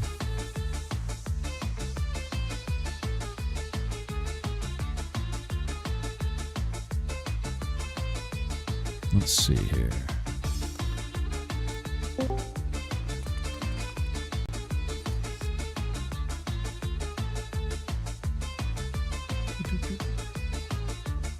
One moment. Let me fix the audio real quick, so we'll have that go down. I love that the menu cracks as you keep changing stuff.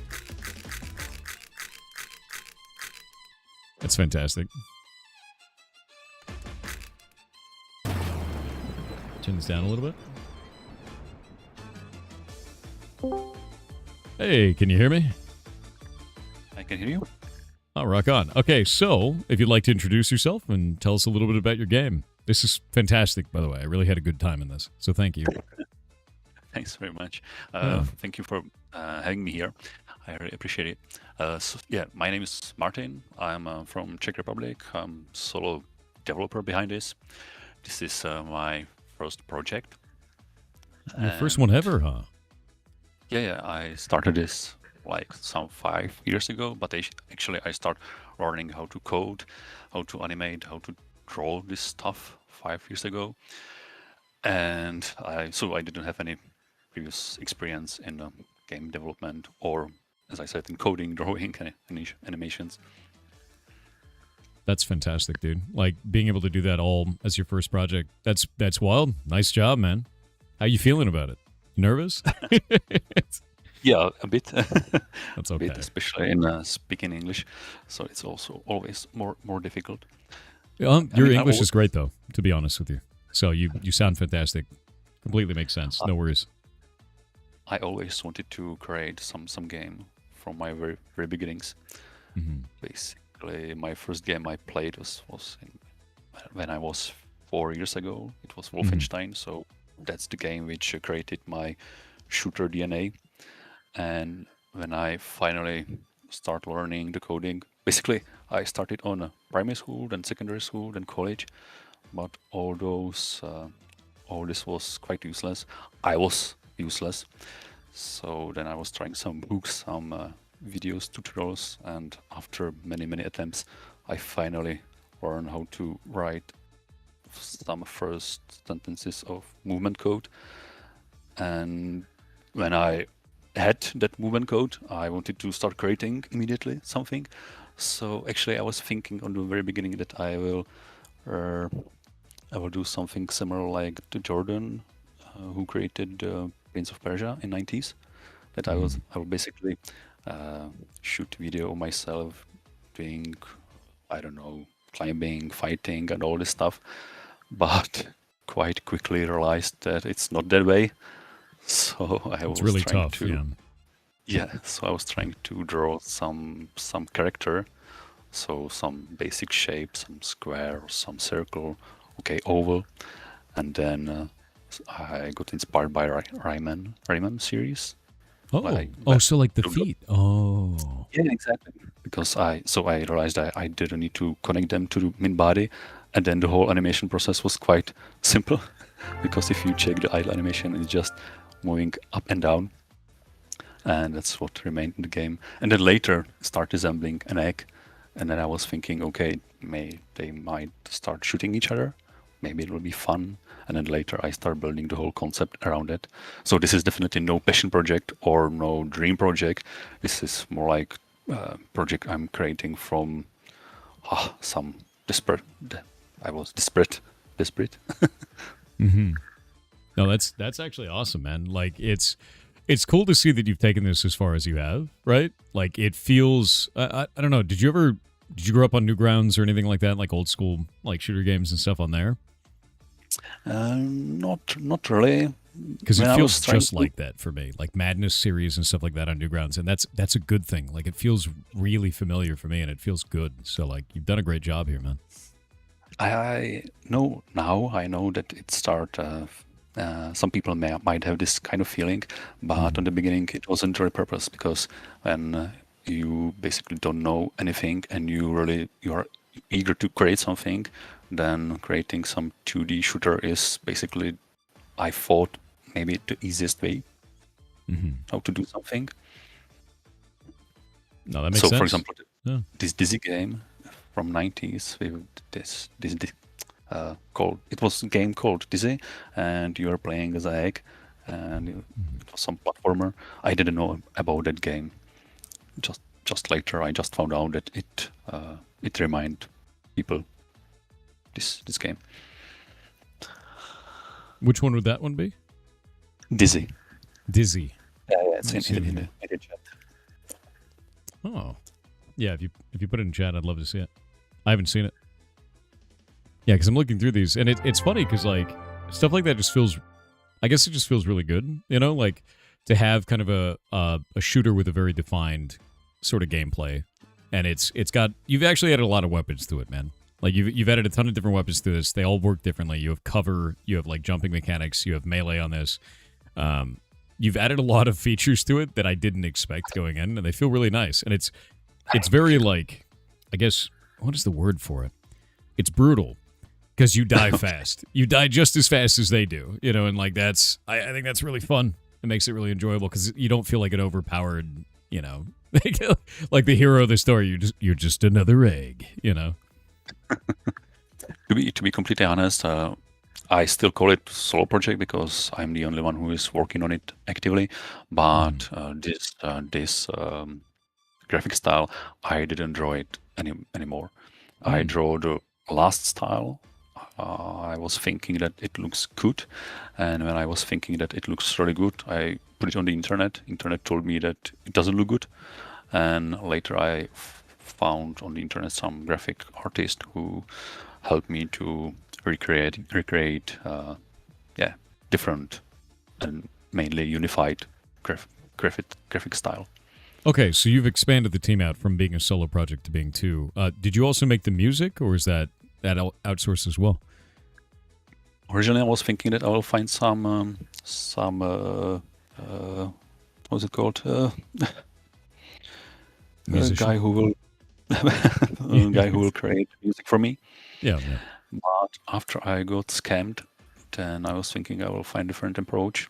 And once on some beer fest near Prague, there was this Czech music band called Zubasters, and there was a lot of people on the stage. They had all different instruments. They were playing in the animal masks, and it was really nice to hear. So later I just contacted them. I checked the other music. I found out that they are not well known. There is no agency behind them, so the communication might be better. So I contacted them and agreed on using their music here in the game. They sent me instrumental versions of the whole album, and then I'm using the single songs in those levels according how I want to set the feeling, the mood. Yeah. Yeah, the music is amazing, and it really adds a lot to the game. So that's such a cool thing, dude. So you found like a local band, and you're able to do that with them. That's awesome. That's really, really cool. It's got a good feel to it too. And also, there is also one writer who just wrote his first book from Czech Republic, and he helps me to shape my story, to help me to get there some writing rules, basically. No, So that's yeah, great. That's another I mean, it's one. one of those things, right? You know, like it takes a village, and you've got a whole bunch of different people helping you in different ways, and that's cool. I think that's actually fantastic. And as since you're- I'm writing, yes, right. Oh, I was going to say, go for it. No, I just wanted to say that I'm writing this in the Czech language, and then I'm translating to the English now, but later, of course, I would like to have multiple languages here. So I'm planning to hire some company who will help me with the translations. That's awesome, man. No, this is really good. So you have right now, it says coming soon. Are you planning on releasing this year, or do you feel comfortable about that? It's okay if you don't know. It's not a big deal. I don't know, but I would like to finish it this year, like by the end of this year, maybe beginning of the next one. I'm not sure, because this is still like a hobby project, right? So I'm doing this in my free time. Yeah. According how I have free time, my family allows me. Yeah. Are you planning on putting out a demo as well? Because I see it doesn't seem to have one. I would definitely like to have a demo in the next fest. I don't know if during the autumn. I'm not sure yet. I will see how many content I have, because basically, there are some minor bugs which don't really bothers me anymore. But what I'm missing is the content. Because this is the story game, I need to fill it with content. Right now, I have those 7-8 missions. I would like to have around 20 missions, so the playtime should be around 2-3 hours max. Mm-hmm. It should be a short experience, but hopefully intensive. No, that's great, though. I always highly suggest the demo, man. It just makes it really easy for people to figure out, like, if they want to buy the game or not, you know? Yeah. And it just lets them try it without being, like, financially tied, I guess is the best way to put it. Yeah, I agree. Not really dig this, though. I love how absolutely brutal it was. And I did run into a bug, but it was very tiny. So it's not really a big deal. It happens, you know, like that's normal. And now you get a video of it. So now you can find a way to fix it. Yeah, no, I noticed about those, and once you got stuck. I didn't know about that one, but all the others I already knew. And as I said, those are minor bugs. I don't really feel bothered by them anymore. Because on the beginning, I really got a huge list of the bugs I need to fix, and later I started to start marking like those are with very low priority. Maybe there is no priority at all to fix them. No, that's fair. I mean, like, it comes down to is this worth the time? Does it matter? You know, totally understand. Because since I'm still doing this basically alone, it's up to me to figure out everything, to figure out the field, the gameplay mechanics, everything. Of course, I'm visiting some exhibitions with this, mainly in Czech Republic, and that's a great source of feedback, because you can speak with not just regular people, but also some other indie devs. And this is a great source of inspiration and other ideas. Oh, that's good. What do you think is the most interesting thing you've learned through the creation of this game? Interesting. It's going to be a lot of stuff. Basically, maybe the most surprising, right? For me is I suddenly got huge respect to all game developers, because this is made in GameMaker, and if I want to create something, I know how many lines of code is behind every move and every small detail. So yeah, I got respect to other developers who are trying to create something that it's incredible amount of work. Yeah. So maybe I would say I'm more humble. And if there is something not completely okay with some other game I'm playing, I'm more tolerate. No, that makes sense. I think that a lot of the times when you start doing game dev, when you start doing things like game jams or anything like that, you start to go, you know, maybe the bugs aren't that big a deal. Like when I play a game and I find something, it's not the end of the world. Because it's true, you know, like there's so many things that can go wrong in this, and so many things that you wouldn't even expect. Like you said, you know, the bug that I found today where I got stuck on the wall, you've never seen it. And the thing is that may never happen again. It may have just been like a really weird physics issue with that one, you know, very tiny pixel that I landed on just wrong, you know. And I think that's that's just the nature of the beast, and you learn that over time. So I feel you on that. I agree. Yeah, This is great, dude. So how has the reception been so far as you're developing this? Because you don't have a demo out, but I'm sure you've shown it to a whole bunch of people. You said, people locally. How do they feel about it overall? yeah, positive, mainly positive. I mean, from time to time, there is one or two people who are just saying, okay, well, what's the point? Why you are egg? That's stupid, and so on. But that's really one from 100, maybe. Yeah. So otherwise, there's, yes, as you are saying in the beginning, people see in those old school shooters. Yeah. And that's something which I didn't aim on the beginning. Basically, when I was trying to, okay, I didn't plan any, I didn't had any target audience. I was just thinking, because I'm 36, so I was thinking that, okay, maybe guys like me will play the game. And when I start showing this outside, I finally find out that my target audience is very small children and their dads. So that was surprising for me. Yeah. Because I never thought that kids would play this like 8 years old or something. They don't read anything. They just start running around and shooting everything. Yeah, I mean, like it's funny because it's why I brought up Newgrounds, right? Because we're all kids back then, and we played stuff like Madness, and it's very similar in terms of gameplay style and even the art direction. Like it's that kind of like really sort of gritty, sketchy, brutal combat, kind of chunky, where you die, they die at just about the same speed. It feels very similar, and it's funny that you didn't have that as an inspiration for it, and it's I find it fascinating, actually, because it's cool gameplay. It feels good, Thanks. Reminds me of those times. No, basically, okay. I had some inspiration, like in games in Miami Hotline, that when I start doing something, I knew that I want to have this feeling that you shoot something and it dies immediately. Or there was this Bloodhorn game from Blizzard. This is 90s, something like that. Blackthorn? Blackthorn. Yeah. That's the one? You are some rocker or some guy shooting orcs. Yep, that's the one. Yeah, Blackthorn. Long time ago. And you were there was this hiding mechanics which I borrowed from that game. And, that's such a cool inspiration to have, actually. Like that's really interesting. Yeah, the hiding mechanic is basically the same. That's awesome. And there is this one Czech game called Blance.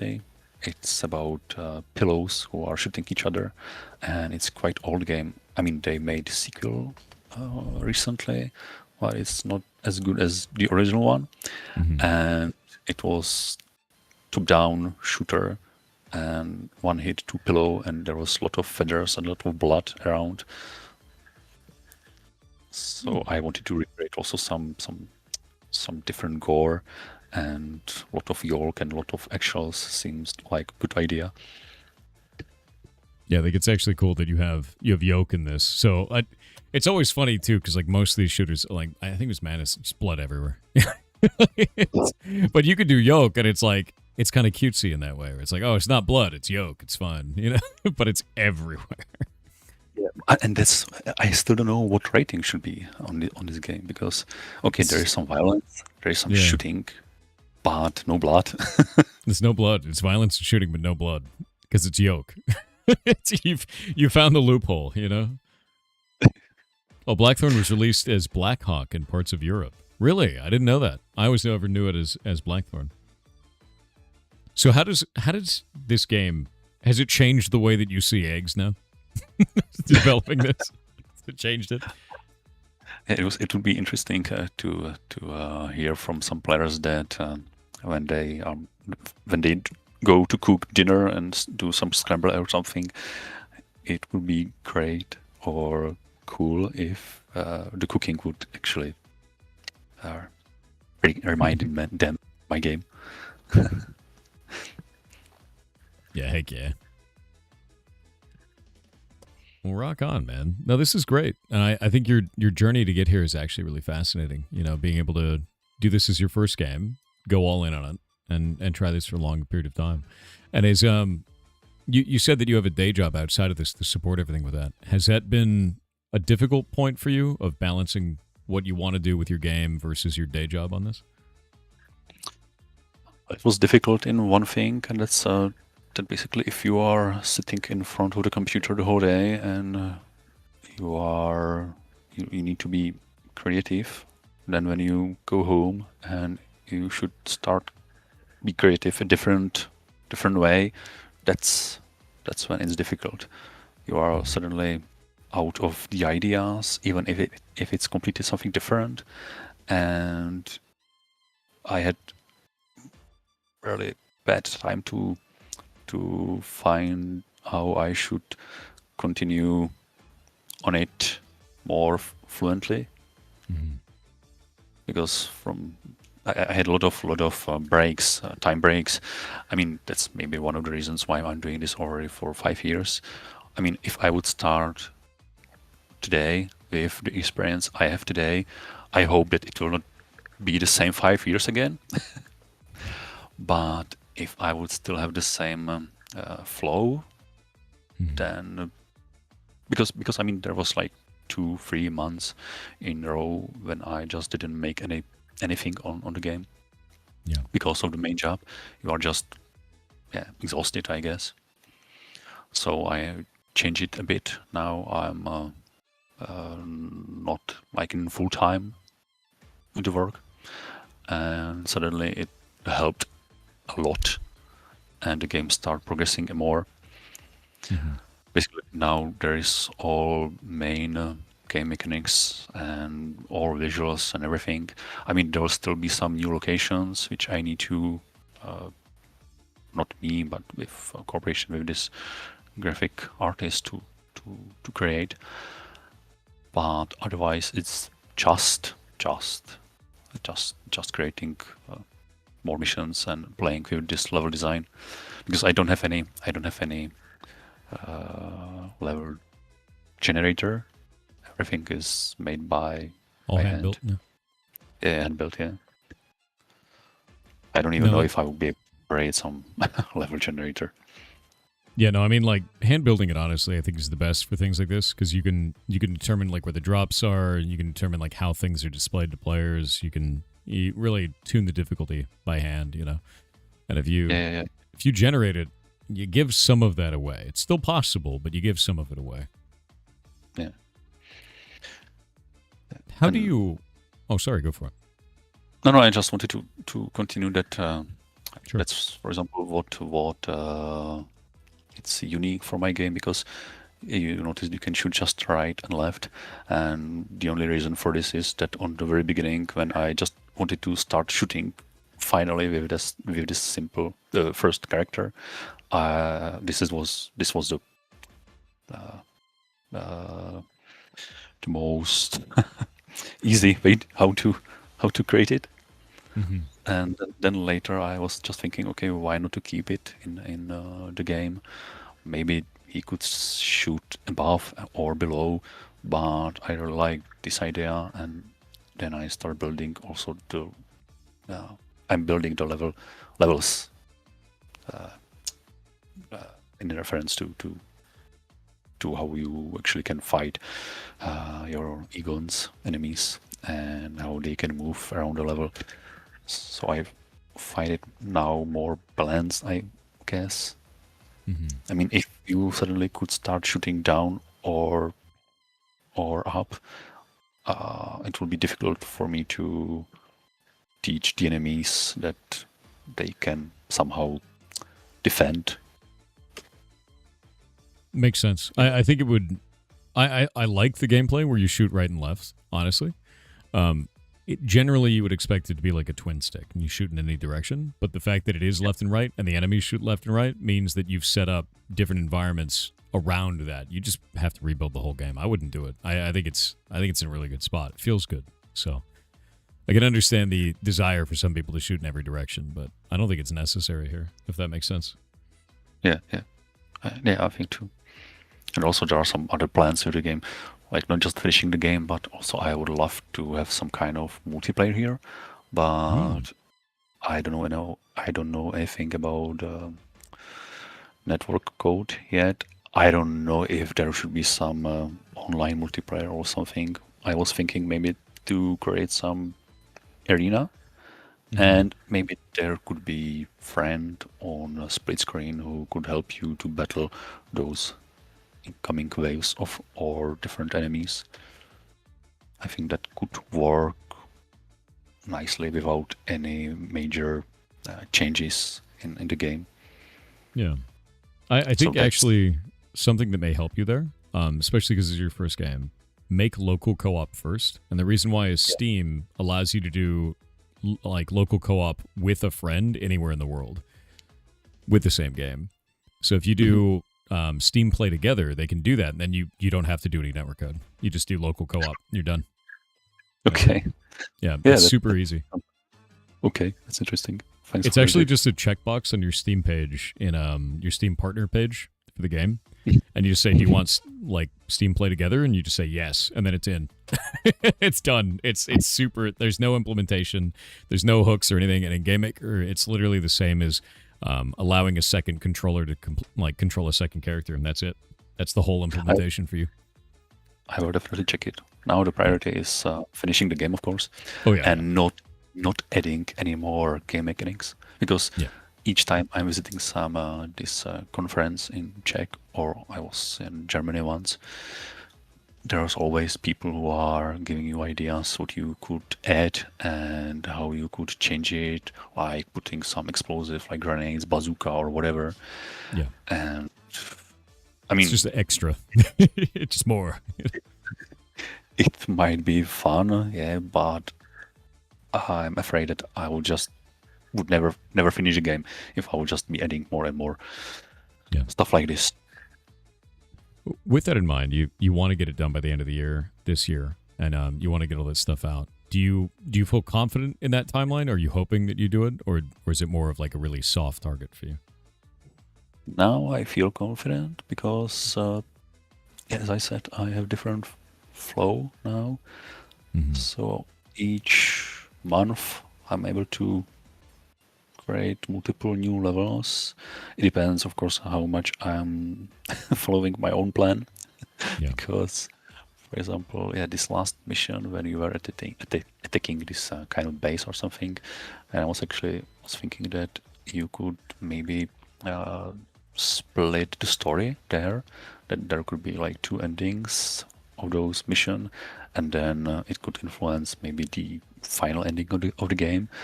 I'm not saying it will be something very sophisticated or anything, but it would definitely take much more time.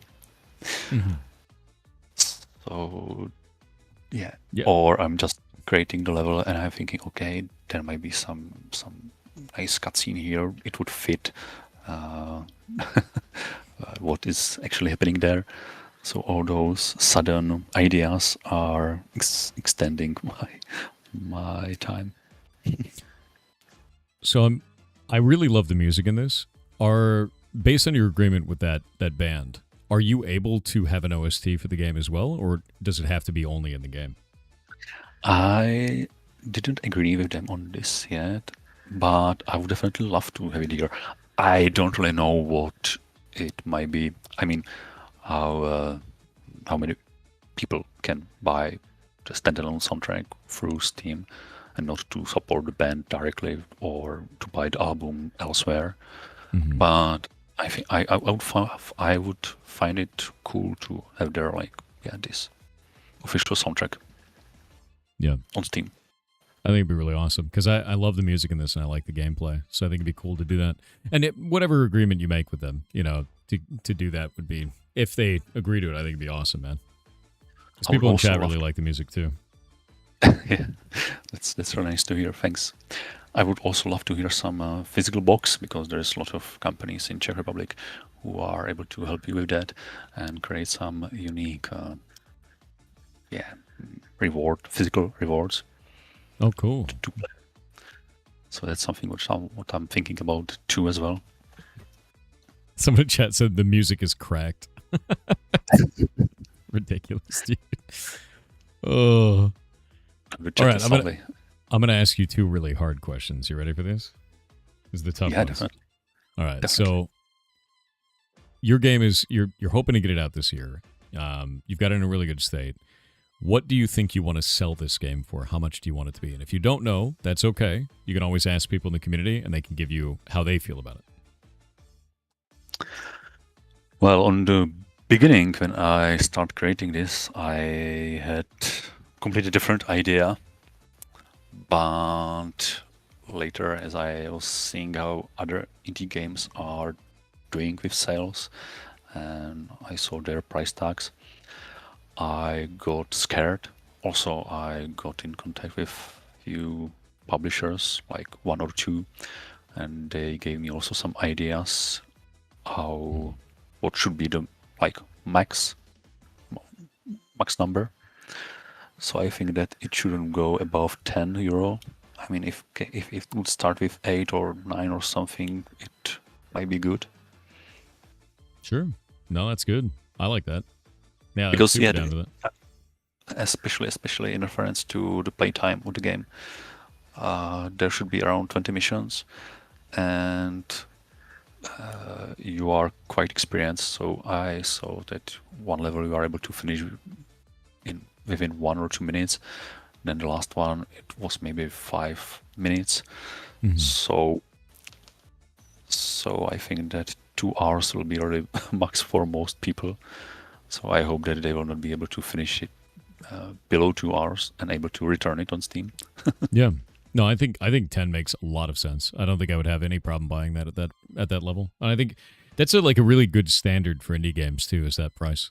It's very, very common. So heck yeah. And also I found out that those 10 euros or something, it's valid just for Europe basically, and then for the rest of the world it's almost the half. Depends. Like if you go from Europe, it'll be a little bit higher. That being said, you can change all those values. You can change them to whatever you want individually on Steam, which is great. Like they just added a new feature too, where you can do it based on price parity, which I think is really huge because historically countries like Poland and even Canada, Australia, and New Zealand, and Brazil have like really bad prices for games because it was doing a conversion rate just based on one currency to the other currency, but now they're doing it based on the purchasing power in that country. So you can check that as an option too, and it's way better. It's just so much better for them. I still hope that it will be well received in Asia and in this part of the world. And when I saw those recommended price tags, it was also quite less. Yeah, no, it will be. Europe. I think the thing at the end of the day is I wouldn't worry about it too much because you don't pay anything per sold copy. You know, like that's changed so much in games. It's like you don't have to pay for a physical copy of the game. You don't have to ship it. You don't have to worry about theft or anything like that. It's just hope people buy it. It's affordable. People will go for it. You know, as long as it's affordable in their region, that's the most important thing, and that they know about it. You know, like that's the other side of it. They have to find out about the game. That's the most difficult thing these days. Well, awesome, man. Then the other hard one is, and this is different for every dev, so don't worry. I want you to call your baby ugly. What do you think is wrong with your game? The thing that's the worst feature, or maybe the thing that's the most wrong? I think that what I can also see on those live conferences and also some Steam Fests, which I'm trying to attend to. Then I'm thinking that platformers in general are not so demanded. Okay. So I think I'm making a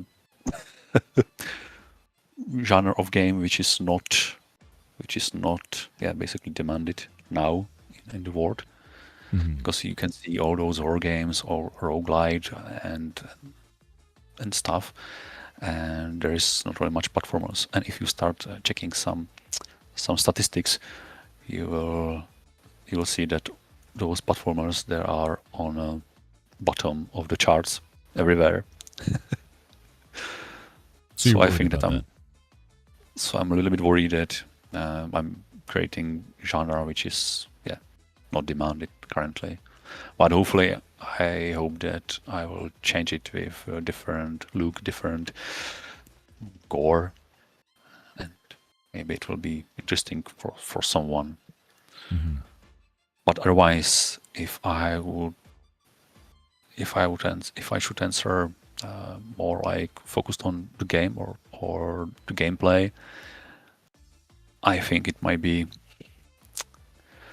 that it might give you this not really professional feeling, that there is still something, like you said it during the stream yourself, that some input wasn't responding sometimes. Mm-hmm. So there is this fine tuning which I maybe miss, and I'm not able to finish because I don't have the experience. That's okay. I mean, like, the thing is at the end of the day is, if you see it as a deficiency with the game, you'll find a way to fix it eventually. You know, like that's just how that goes. You know, so if you feel that it's wrong, or if you find that the players feel that it's wrong, I wouldn't worry about it too much. Long term, short term, sure, might be a little stressful, might be something you have to fix. You know, but overall, it's not going to diminish your game. Not long term, anyway. That's all feedback. You know. That's one of the biggest things I think you get from a demo too, is people get their hands on it. They give you all kinds of feedback you've just never even thought of. It's a huge deal. Something I'm still stressing about is also the tutorial part of the game. You were able to figure out everything, how all control, and you didn't get stuck with anything. But when I'm observing those people who are playing the game on those live conferences, they sometimes just don't know what to do. Mm-hmm. Okay, to be fair, they might not read the manual, and they don't read those. May have never notes. played a platformer too, you know. Or maybe, yeah, as well. So I'm still thinking if the tutorial is okay or not, and I'm actually afraid that people, if they will skip it somehow, like, I mean, if they will just run it through, it'll be too quick to to read it. They might miss something. Yeah, you know, honestly though, I wouldn't be worried about that. And yeah, I would never be worried about that, because there's always going to be players that skip your tutorial. And there's always going to be players that get the tutorial. There's always going to be players that skip it and then go, I don't know how to play the game. Like, it's just, that's going to happen. The best thing you can do is put something in that you think is your best guess at teaching the player, and then see how they react to it and kind of just adapt from there. Like, it's not, like, you're always going to find someone that just does it wrong, man. Like, there's no way to truly bulletproof that pretty much ever. But I think what you have right now on offer for the tutorial was pretty straightforward. Like, it made the most sense. Told me when to double jump, told me to do all that kind of stuff. Like, it was not annoying or in the way or anything like that. I thought it was nice. It's just very simple. Okay. That's definitely good to hear. Also, I was afraid before. Now I'm not really, because I finally got those ideas. But in the beginning, when I was thinking, okay, let's make the game with the egg in this battery cage, basically, yeah, where those eggs are being hatched. You mean the whole game is taking part in the steel hole, from which people are harvesting, collecting the eggs. And, you know, those are battery cage, they are bad, right? So that's the reason why those eggs got awakened, got crazy, start shooting each other and trying to survive this merciless human collection. I was afraid on the beginning that, if comparing to other platformers, that I will not have enough enemies and I will not have enough environment for player to keep him hooked for the rest of the game. But then I was thinking, okay, so he doesn't need to be the whole time on this shelf with the hands behind. I was thinking even that I might start visiting some holes like this in real life, but I still didn't. Despite of that, I start thinking, okay, that you can visit this shelf. Then there is this that shelf. There is this bottom of the shelves. Then there will be some storage. There will be some cleaning line where the eggs are being cleaned and packed. So it might give me enough environments for those 2 hours and for people not get bored during those 2 hours. Yeah. And also with the enemies, I mean, yeah, there's just those hen eggs. Originally, I was thinking that there might be some boss like ostrich egg, some bigger egg which you need to destroy, but it didn't give me. It didn't fit in terms of the story, how the ostrich Yeah, egg ostrich. would get ostrich egg would get inside. Be so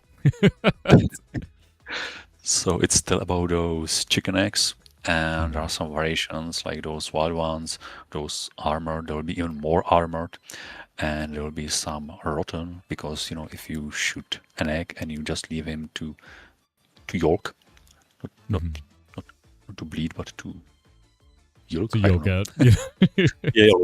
Yeah. Then of course the yolk will get bad.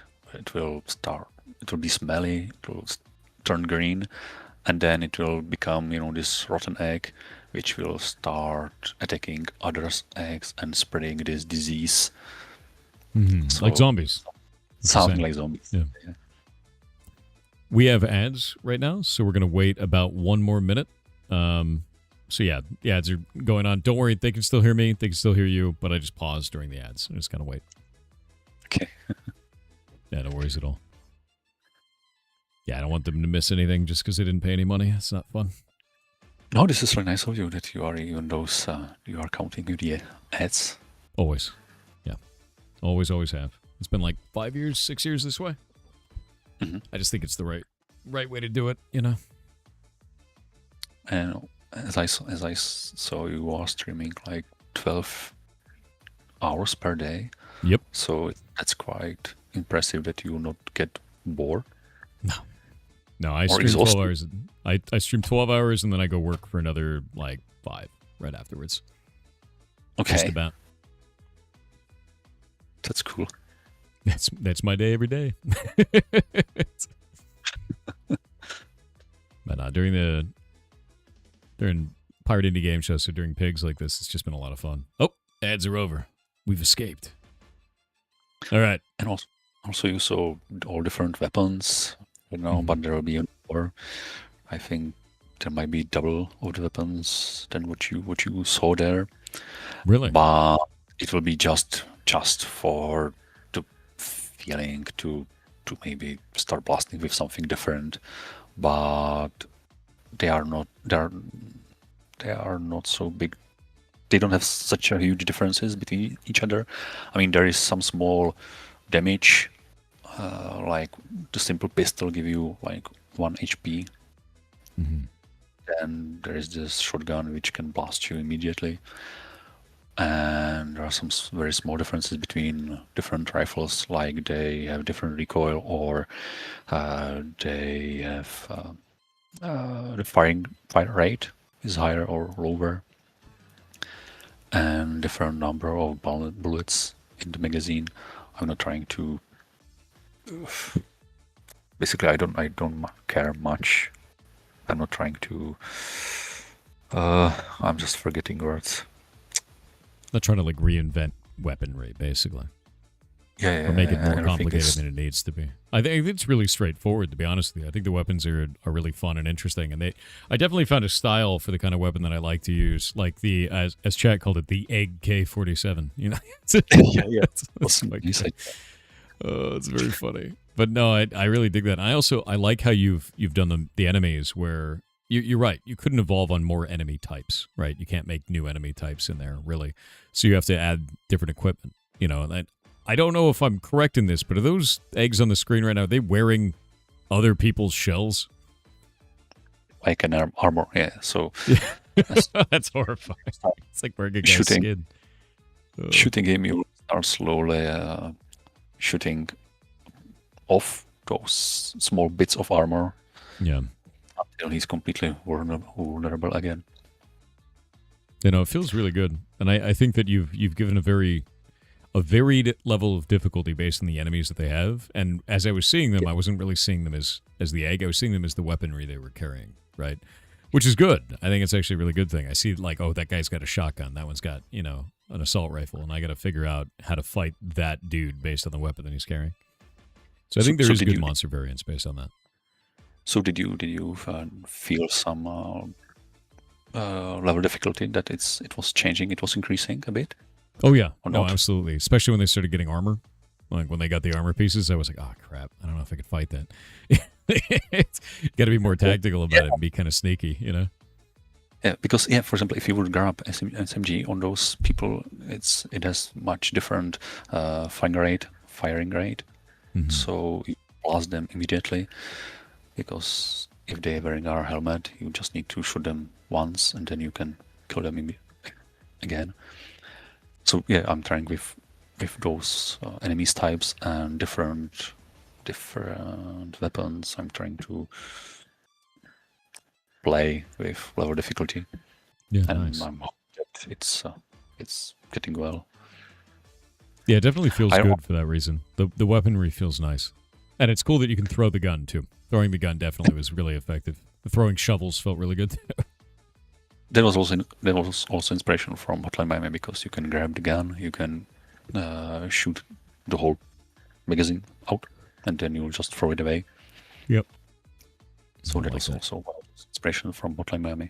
And I really loved how you notice quite quickly that you have like 4 or 5 HPs, and they are displayed by this left top portrait of yours. Yeah. Same as a Doom or Wolfenstein had. I really enjoyed that because it just feels more fun, right? Like a lot of games will be like, here's a health bar, but like that is such a more interesting way to do it, honestly. His portraits are way more fun with that. And I do see the little eyebrow, you know, the eyebrow raise and the looking around like Doom, you know? And you would be surprised how many people during those live conferences, they don't like it much. Really? Because they really need to see that health bar. They need to see that they have 4 or 3 or 2 HPs.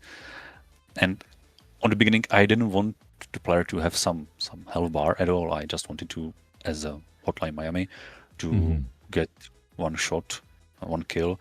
But I was thinking that it might be too drastic. So then I increased it a bit, that you have some tiny health bar.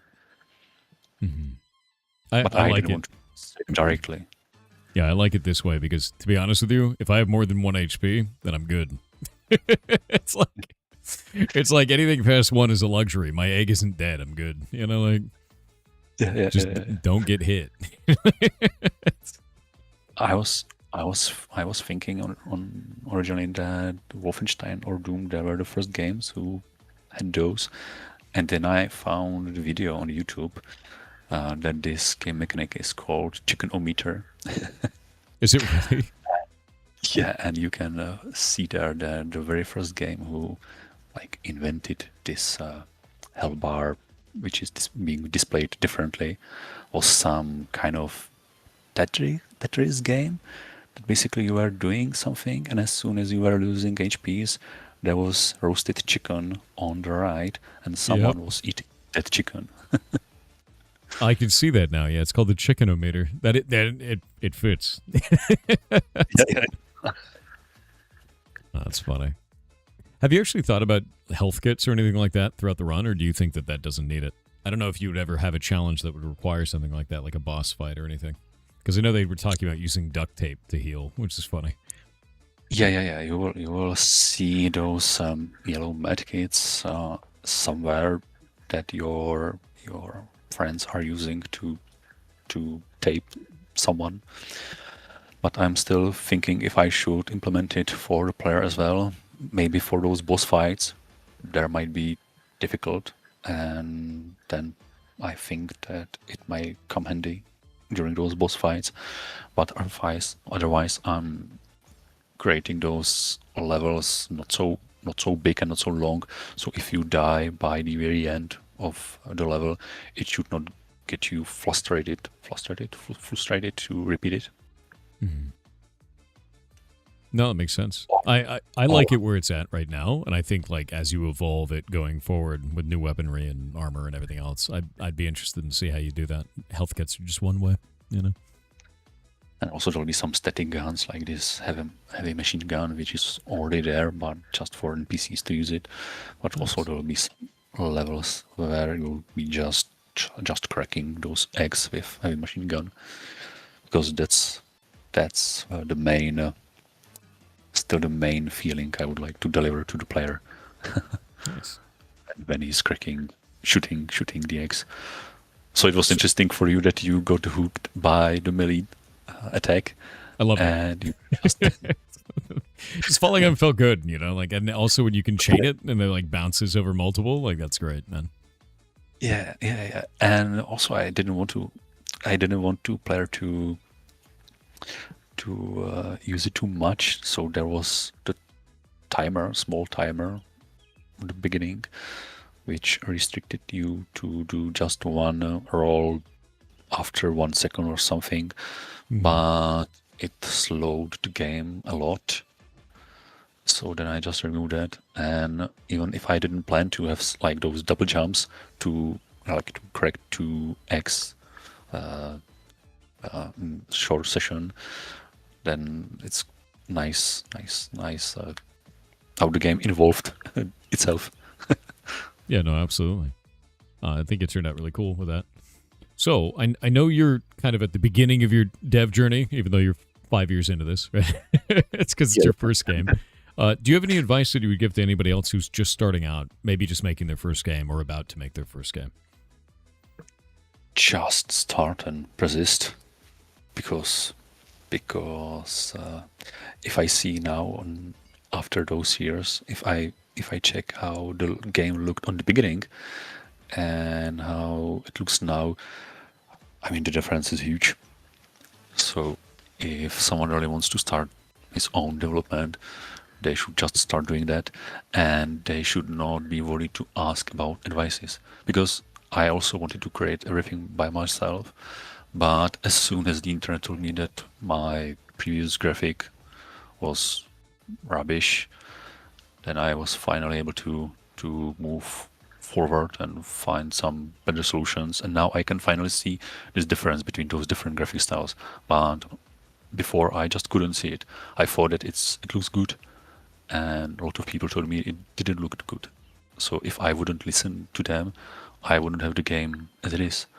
So I think that it's very important for newbies as me to not be afraid to ask and sometimes listen.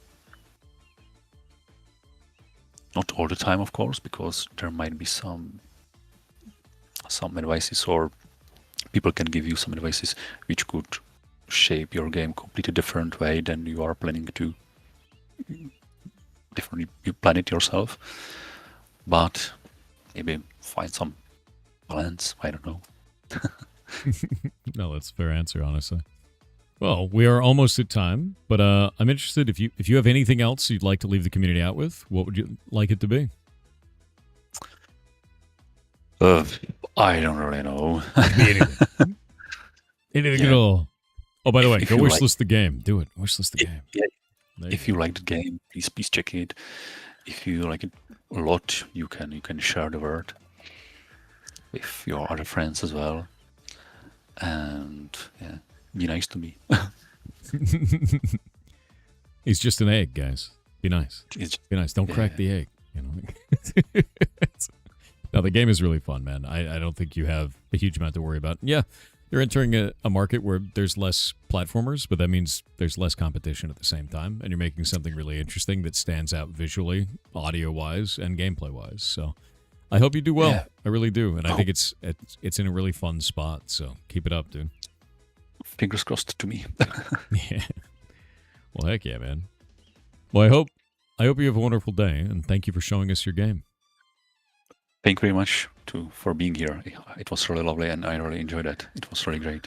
I'm really glad. We have a wonderful day, dude. I'll see you around. Yeah, see you. Thank you. See ya. Bye. This music is such a jam, dude.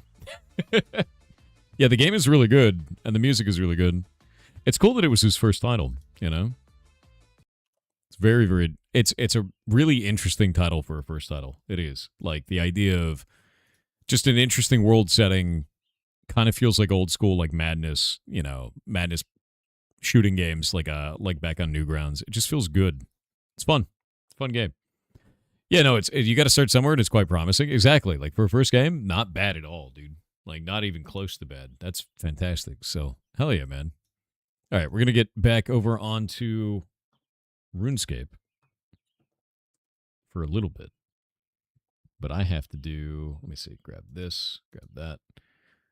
I have to grab something to eat real quick because my brain is melting. Melting. All right, give me just a minute, and I'll be right back.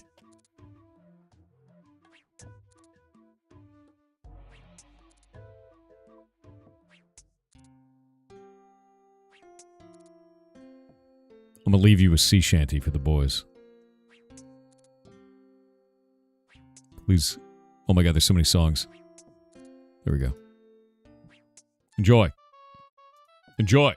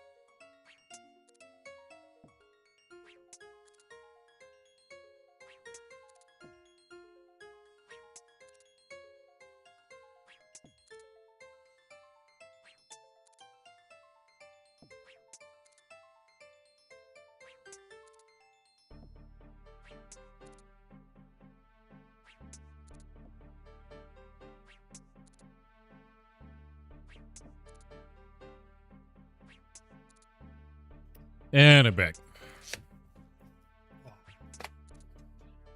Why does Varric have an anvil but no furnace? You know. Because the furnace is in Edgeville, dude. Obviously. That's the reason, dude. Oh, what a cool game, man. What is this?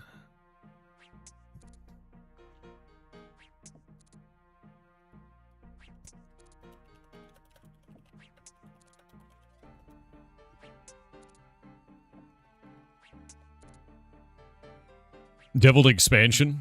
Deviled expansion? An egg expansion? Oh my god. Dude, if he makes an expansion for that game, he doesn't call it an egg expansion, that's a miss. It's gotta be an egg expansion. It's gotta be. Also, thank you guys for that hype train during the show. That was very nice. Thank you for that.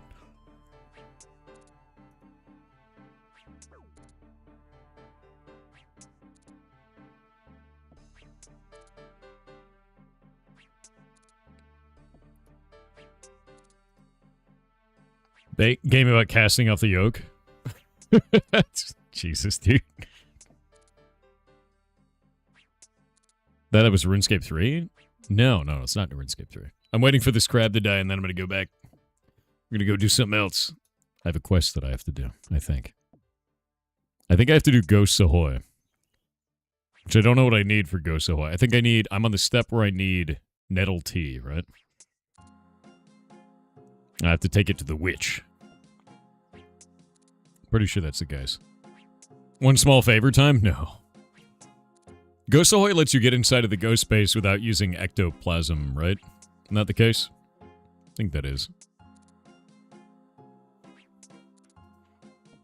Did you get the family crest done? I did. And I had to go into the Wildy to finish it, and I got it done.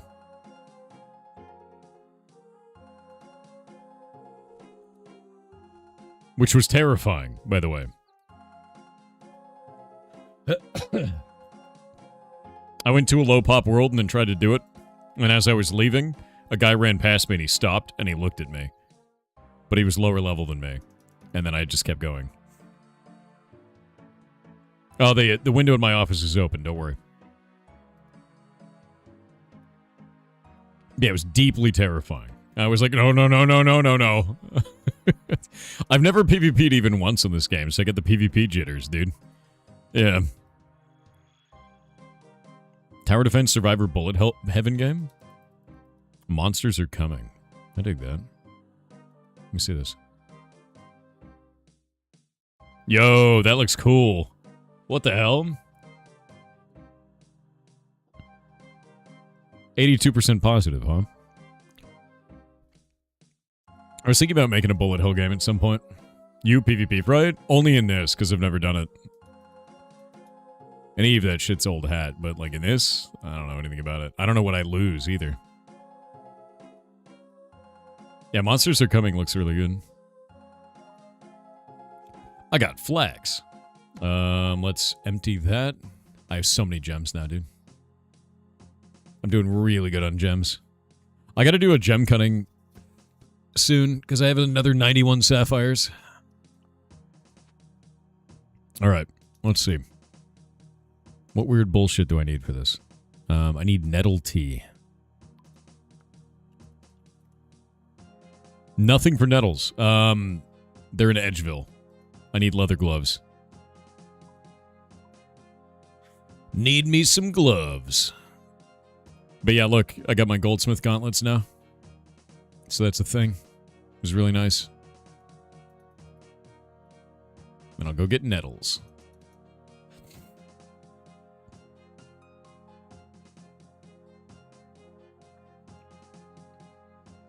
I mean, to be real, Ultra Lord, sure, but like, whatever. I'm gonna finish Heartbound and then go make other shit, right? You see that Letter Lost is out now? I did. I'm excited for it, actually.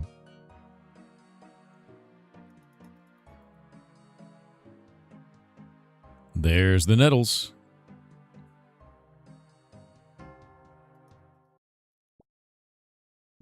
More nettles.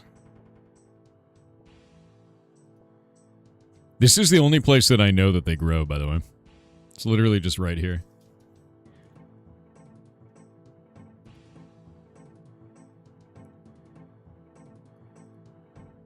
I think I need a bowl Grey and then Armor water. has obtained the cursed quest. I A need poll nettle has tea, begun right? for chat to decide their fate. The poll. It has begun. Don't I need like a cup of tea? How do I make nettle tea? I need to look this up. The poll has begun. Okay, we use it with that. A bowl of water to make nettle water, and then you have to cook it. Okay, I need a bowl of water. Back to town. Off we go, man. Bowl water, and then you put nettles into the bowl of water, and then you cook it. Got it.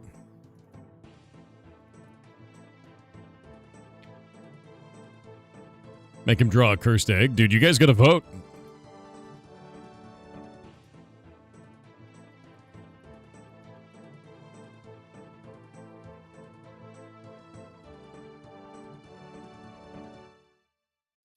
Chat has cursed Grey Armor with writing.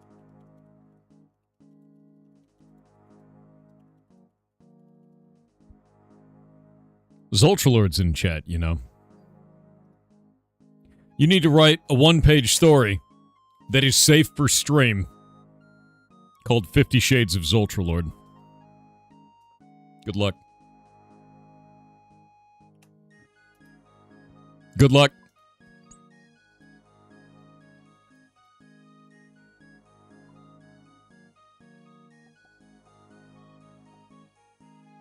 I mean, it's cursed. Told you. It's got to be safe for stream, though. Gotta be. I'll screw that part up. Difficulty level impossible. Maybe a little bit.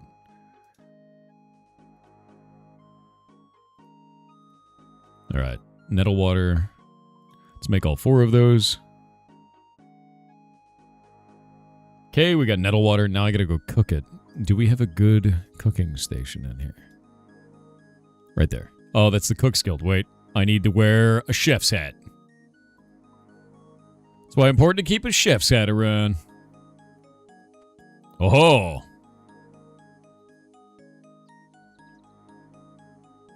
Yeah, 50 Shades of Zoltralord, dude.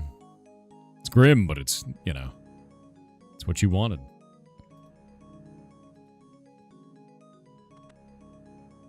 I have arrived. Hello, head chef. Only accomplished chefs and cooks are allowed in here. Feel free to use any of our facilities. Nice cape you're wearing. My most prized possession. It's a skill cape of cooking. It shows that I've achieved level 99 cooking, and I'm one of the best chefs in the land. If you ever achieve 99 cooking, you'll be able to wear one too. And doing so means you'll never burn any food. Insane. Imagine. Imagine never burning any food. Oh, I have to have... Master? Achievement diary? Oh, I guess because look at this. It's cooking range and bank, like right there. Look at that. You have to master the cooking skill or Varrock achievement diary hard. That's like wild, honestly. Can I not cook in here otherwise? There's no cooking? Ah, there we go. Cake tin, bowl, cooking apples, pie dish. Can you use cooking apples on a pie dish and just do it? How does that work?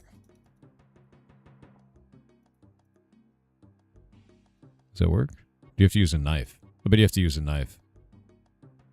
Yeah. Cooking it. Nettle tea. There's a windmill right there as well. Oh yeah, that's true.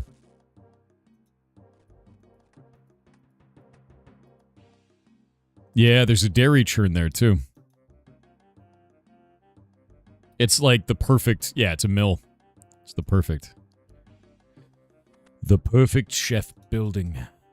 It's wonderful. Cheesy apple pie. I don't think you do it as cheese, dude.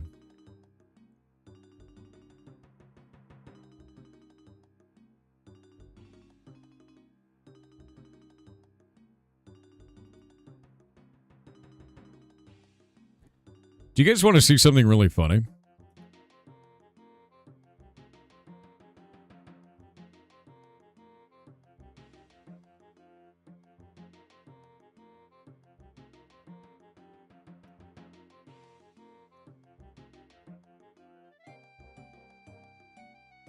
I have to determine something. One moment. Is this real?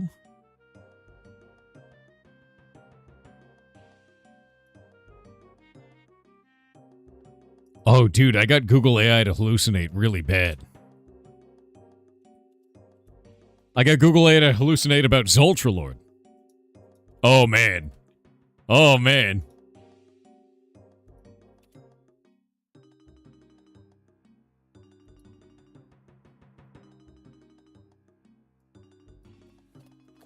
Oh, man. No, it's great. Holy shit.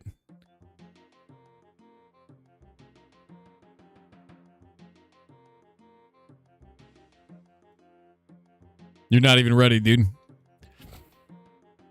You're not even ready, Zoltralord. Holy shit.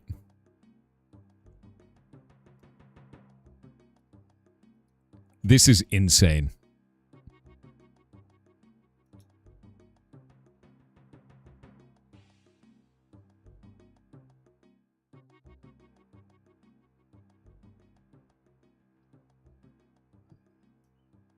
Dude, Google AI has no idea who you are and is just vomiting madness as a result. It has no idea what it's doing. It's hallucinating wildly about you.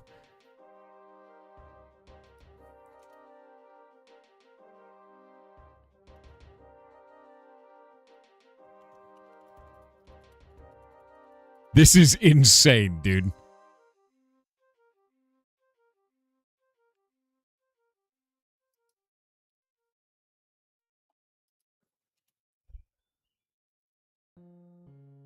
Okay, it might know who you are. Hold up. So when I looked this up, and I said 50 Shades of Zoltralord, I just searched it on Google, because it was like, what is this going to do? Primarily a popular inside joke, meme, and nickname within the community of the variety content creator and YouTuber The Official Podcast, it jokingly combines the title of an erotic romance novel, 50 Shades of Grey, with Zoltralord. It's just hallucinating wildly about you. None of this is real. Like, what is this AI overview, dude? The name Zoltralord is originally an alias by one of KO's past acquaintances online. What? Because the quirky, over-the-top, and bizarre nature of the persona, the host of the official podcast turned the moniker into a running gag. Over time, fans and listeners began associating the name with wildly exaggerated, fictitious, and scandalous stories. That does sound like you. Birthing the tongue-in-cheek cinematic universe known as 50 Shades of Zoltralord. Is it just making all this shit up? Zoltralord, have you ever been a part of that community? Ever? Is this somehow real? Is this like lore that we've never heard of? No, you have no idea? This is amazing. God, AI is such dog shit. It's just completely hallucinating about you. Oh, it's amazing. It's not hallucinating, it is real. No, this is hallucinating about Zoltralord. He's right there. What do you mean it's not hallucinating? Are you saying it's real now? It's now canon. Okay, I guess it's real now. Yeah. Unless, is there another Zoltralord? The official podcast does exist, but does Zoltralord exist in the official podcast subreddit? Is that a thing? Or did it just come up with a different... Is there another Zoltralord? Wait, are there two Zoltralords? I have to ask.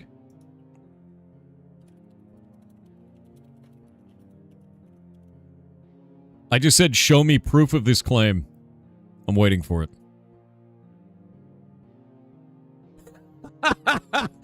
Show me proof of this claim. Upon further review of actual records and community databases, the prior explanation was completely incorrect, and I apologize for the hallucination. Piece of shit. I hate AI. God damn it. Oh, what a piece of shit. There is no connection between 50 Shades of Zoltralord, K.O. Orson, or the official podcast. It just made it all up. It just made it all up. Oh, my God. AI, dude. Every time. I swear to God. It was funny. It was.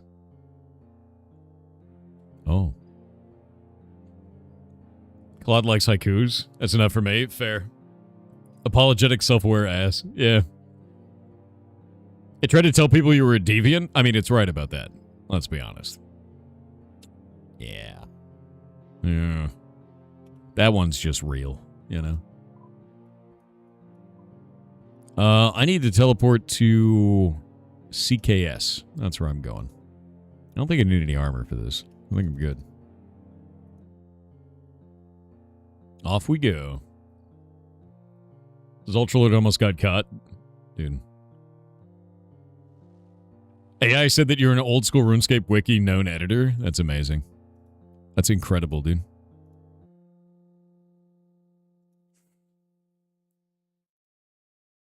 Apparently the AI also said that you were Zultralord. Amazing. Incredible. I'm going to say, who is Zultralord on Google?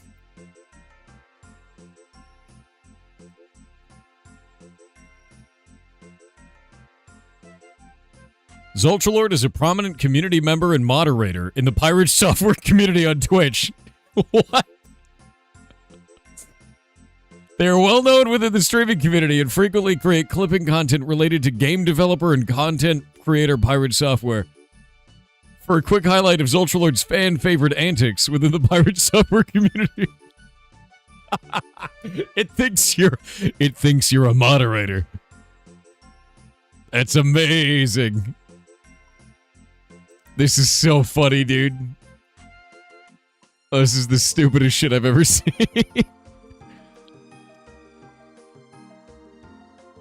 That's true. He was technically a moderator for like 10 seconds. Actually, it was more like 1 second, as a joke. Who is Zapharoth?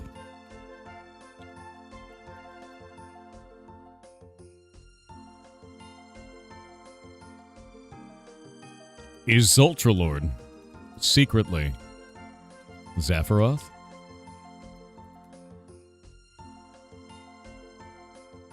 No, they are the exact... Wait, what?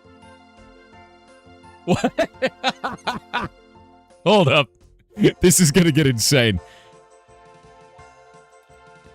Is Zultralord secretly Zapharoth? No, they are the exact same person. Zapharoth is the primary username used by Jason Thor Hall, the popular game developer, cybersecurity expert, and streamer known as Pirate Software, while Zultralord, one of his many humorous online aliases and sub-brand handles on platforms like Twitch, we're all the same person. My god, AI is amazing. It's revealed the truth, chat. Holy shit. God, I hate this crap. Oh, it's so garbage. Completely insane, dude. That's why you should never trust AI. Never trust AI, dude. It's bullshit. It's complete bullshit. It doesn't know what the hell it's talking about. Full hallucination. I am Alfarius, yeah. I am a hive mind, it's true. You figured it out. You only trust AI with legal advice. God damn it, dude, don't.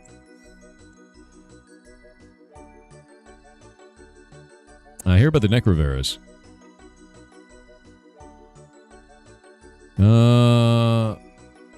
Nettle tea. I only ever drink from my special cup. What? Use... Okay. Use your special cup. I only drink tea with milk. I only drink from my special cup. I only drink tea with milk.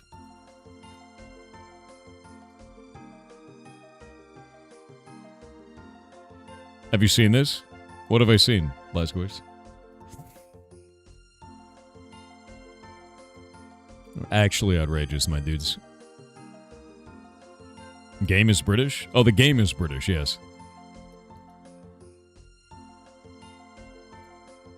Bilk? Well, I'm gonna be honest with you. I'm gonna go pick up some milk right now from the bank because I have a bottomless bucket of milk.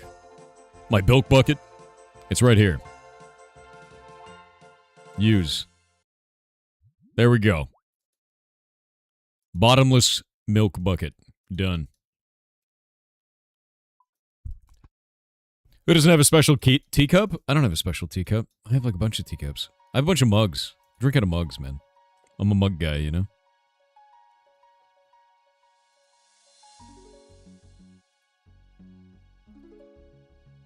More of a mug guy. What's your favorite mug? I don't really have one. I just have a lot of mugs. Use them all. Here's just a mug with a picture of your cat on it. Hell yeah.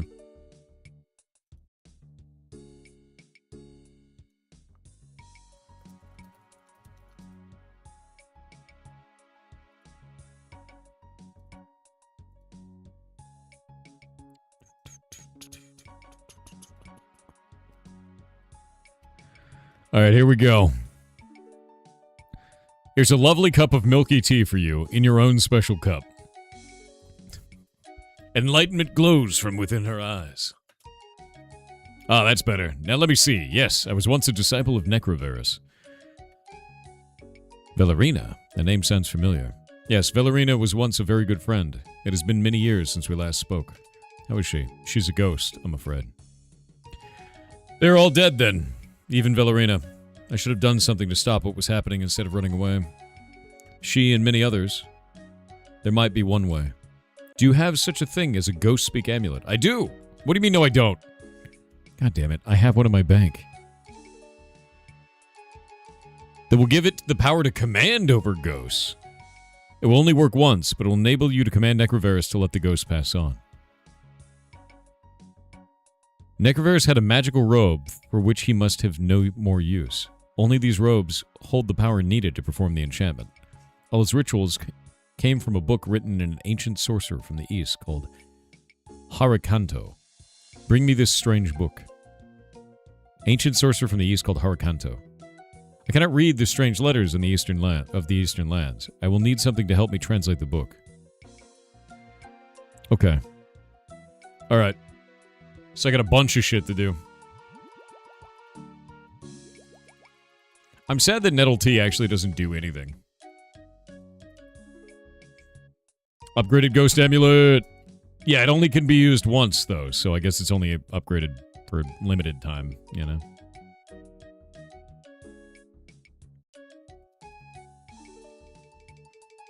So the quest that unlocks Brutus.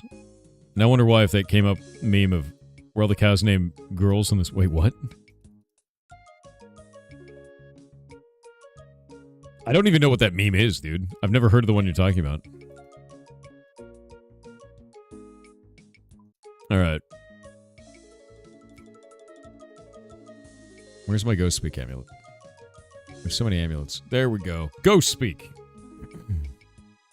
Someone got AI to hallucinate about you in the Milk Emporium? Amazing. That's horrific, dude. One moment. Ancient teleport, it looks like. Taxidermist. Okay, we gotta go to the east. We need a book. The Book of Harakanto. The Robes of Necroverus. Book of Harakanto. Book of Harakanto. Where the hell could that be? Do you have a place called Harakanto? Is there a person? No. They said to the east. But it's gonna be far to the east, right? Dragon Tooth Island? Maybe it'll be on Dragon Tooth? There's Fossil Island up here, which I have access to now. Yeah, I have no idea. Weird. It's a guy in Port Phasmatus? Oh, because we don't have access to the east, right? Like, there's no way to do it. I think I have Ecto tokens. Remember it. Let me see. I have a single Ecto token. F. All right, overall, this looks pretty good. I'm going to head over there. What else do I need? I need buckets, yeah? Nope, wrong thing. They only have one bucket? No, I need 4 buckets. I think it's actually... Is it pots or is it buckets? When you're doing, ecto... whatever. The ectofunctus. I think it's buckets, right? Or is it both? It's both? Alright. Alright, I've got them all.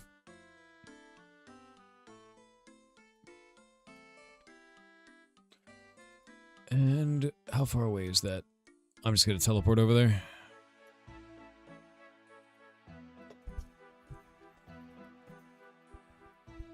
One for the bone dust and the bucket for the goop. Nice.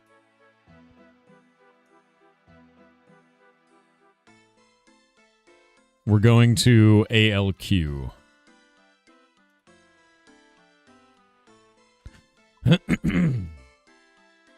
Most tedious way to train prayer? I'm not doing it for prayer. I'm doing it for ecto tokens. But you would be right, yeah. Because it's a nightmare. Supra Chicken on Twitch with 300 bits said the sport of badminton is about 170 years old, having been invented in the mid-19th century. You'd think in all that time somebody would have finally invented goodminton.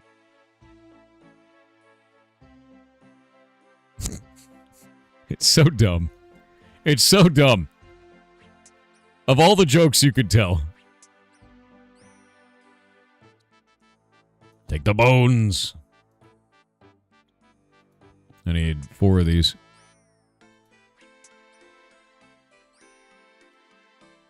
The bones. Okay, 2 more.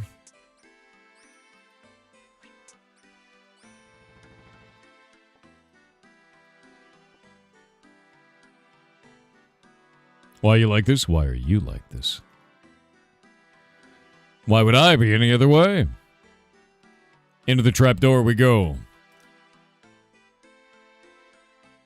I gotta get Necrovarus's robes somewhere, too. Oh, I could use this now. Hell yeah. That makes life so much easier.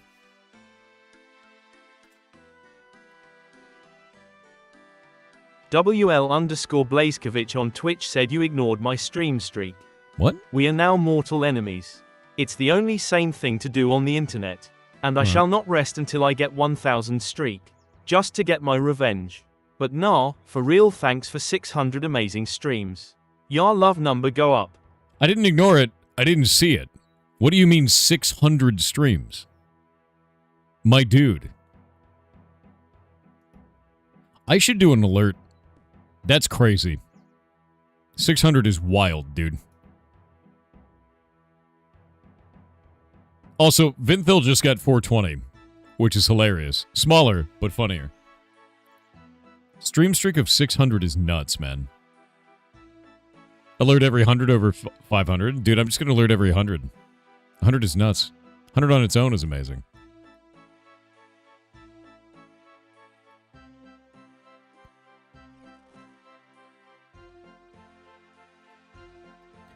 Putting the bones in the loader.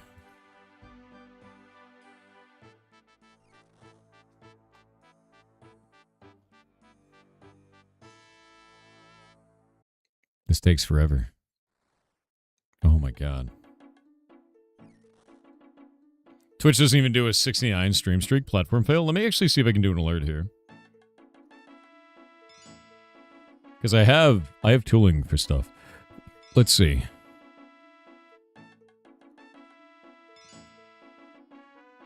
User groups, user,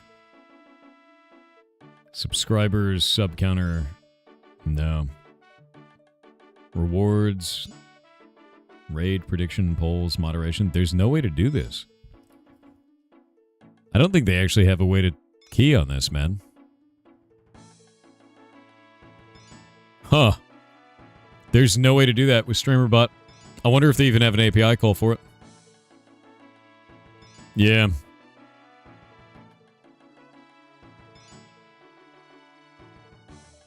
Worship the Ectofuntus.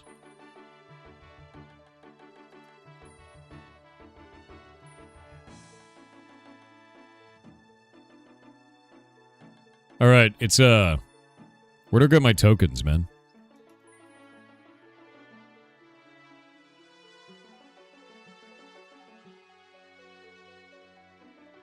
I don't have any tokens in my inventory, so where do I get those again? Oh, I gotta wear the amulet.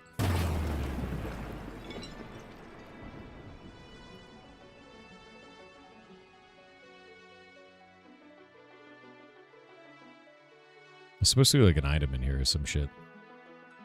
Talk to the guy right there. He's not giving it to me. Maybe this one? Ah, there we go. We need Necroverus's clothing. Oh, we got a hype train too.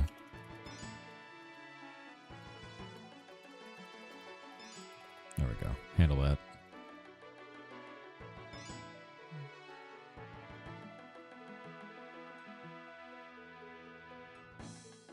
Oh, this guy. Will you join with me in protest against the evil desires of Necroverus and his disciples? Sure. Take this petition form and try and get 10 signatures from the townsfolk. Hey, man.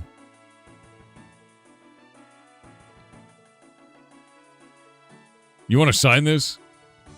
Sorry, but it's hard to believe that a mortal could be interested in helping us.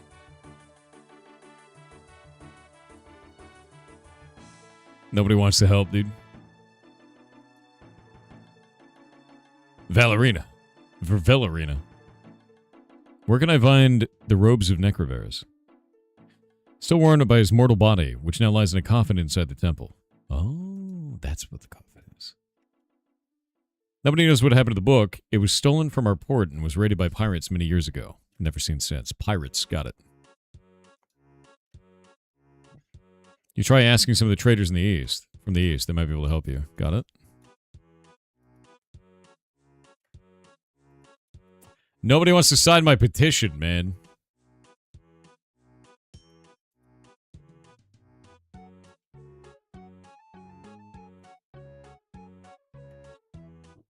Song is great.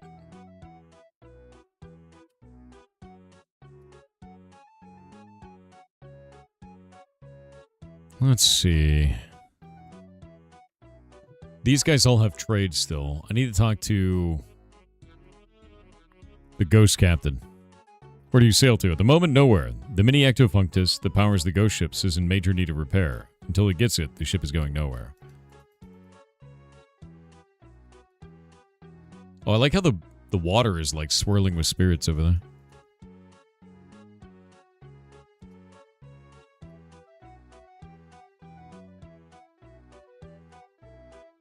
Oh, wait. Let's probably talk to this guy, yeah? A bolt rack? The hell is that? My name is Ak Haranu. I'm a trader. I come from many far across the sea in the east. Come from the lands of the east? Do you have anything that can help me translate a book that is scribed in your language? Ak Haranu may help you. A translation manual I have. Much good for reading Eastern language. Not want money for this book, as is such a small thing.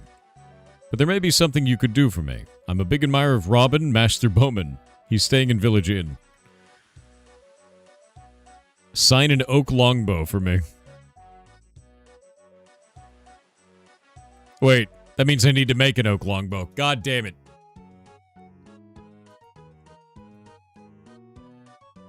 I need an oak longbow. Or buy it from who?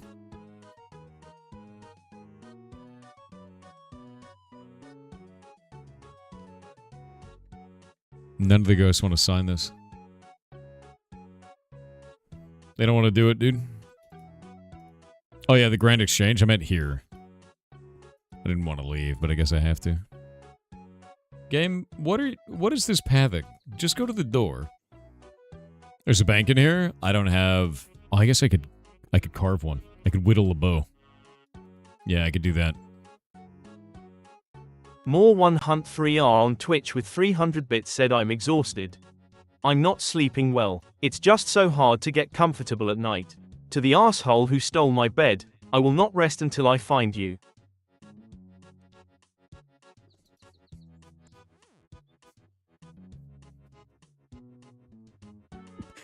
God damn it, dude.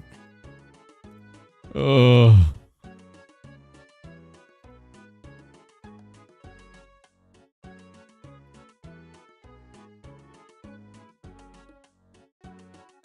There are no oaks nearby in Mauritania. I don't have to worry about oaks. I have oaks in the bank. Withdraw 1 log. And then I need a knife. I need a knife. I got a knife. And then I gotta carve that log into an oak. He said oak longbow, right? Pretty sure he said longbow. Put the knife away. I got an oak longbow. Oh, but it's unfinished. Shit. I have to finish it. How do I finish a longbow? I don't have string. Where do you get string? I have flax. Oh, there's no way to spin it, though. God damn it. G8 it is. Yeah, I was hoping to avoid it, but here we are.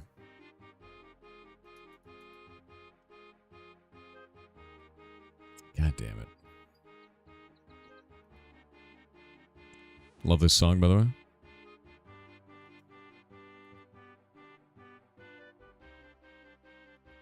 None of them can believe in me.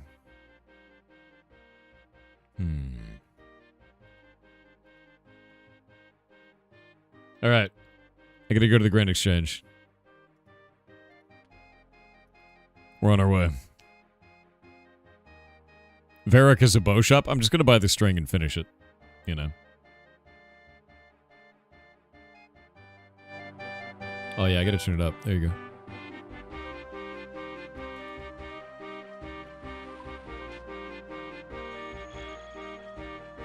Sears Village is good for making bowstrings. Yeah, I'm just gonna buy one. I've got the flax, but, you know. Is that a skeleton over there?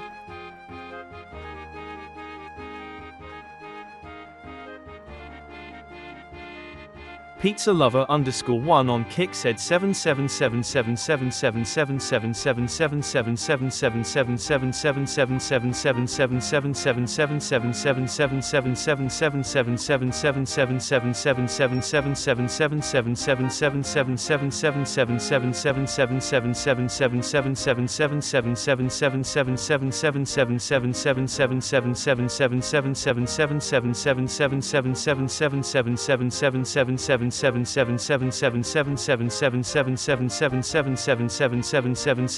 a lot of sevens. That is a lot of sevens.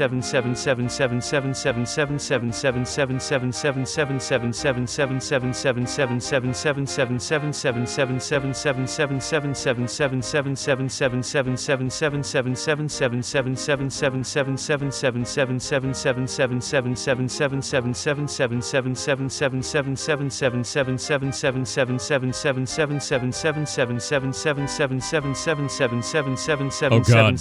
Oh god. That's too many sevens. It's too many sevens. Why do you do this to us, Goblin Lord? I don't. You do this to yourselves. This is your choice. You wanted this. I don't know why you wanted it, but you did.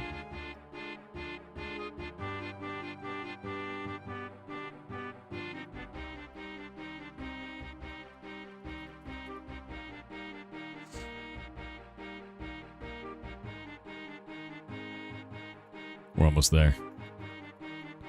So he's staying at the inn.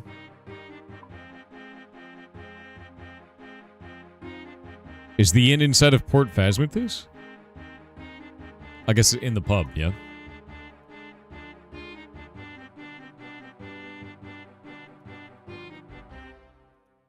Yeah, we gotta go in here. Bill Teach. Mama, mama, mama, mama.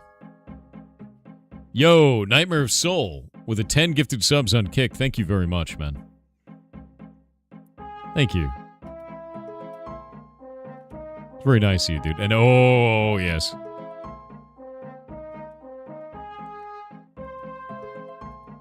Can I be a pirate now? Oh. The cabin fever quest. I can't do it.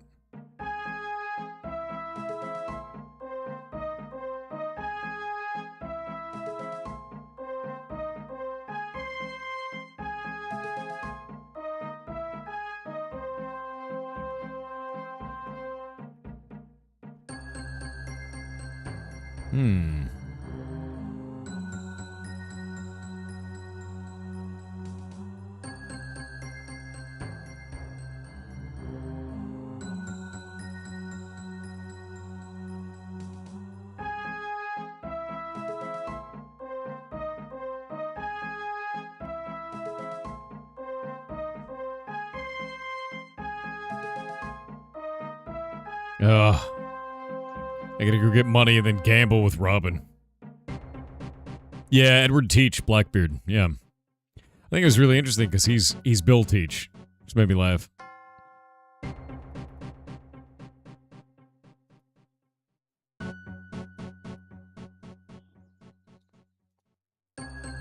Time to go gamble with Robin.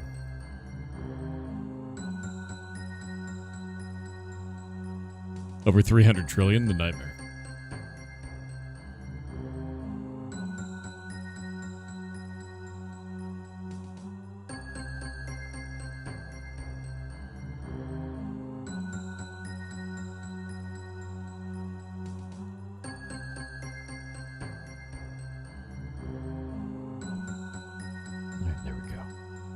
How do you play Rune Draw?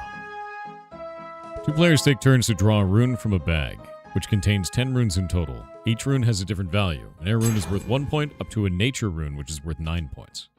If a player draws the death rune, then the game is over, and they have lost.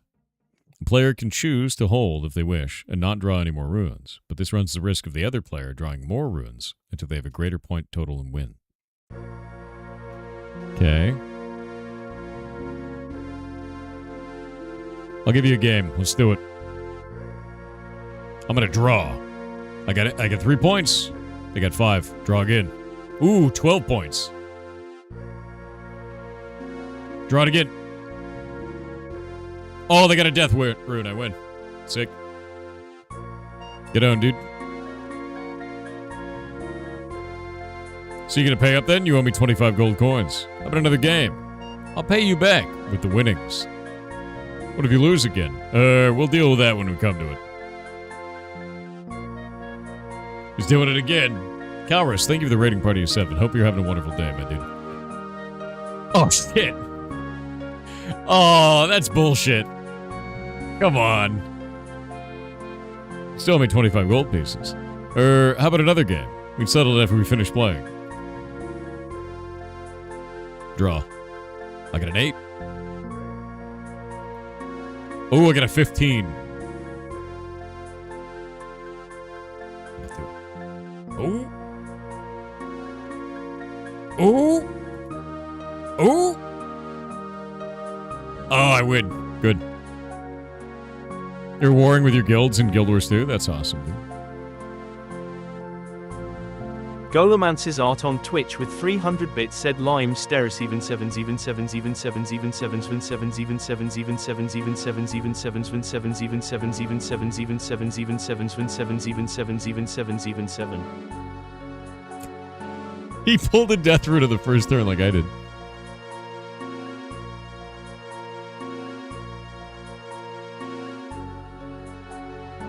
No, you didn't pay up the last time you lost.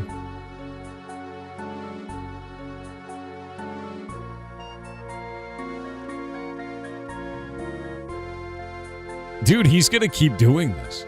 Where's my money? This man owes me. He owes me all this money. Ah, shit.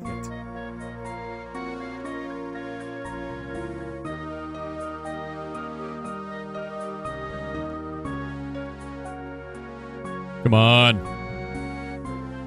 Oh my god, this is so low. Oh. Oh, he rolled. Oh, god damn it. Oh, thank God. He pulled a lot of good ones that time. I've had enough of you not paying up. You owe me 100 gold coins.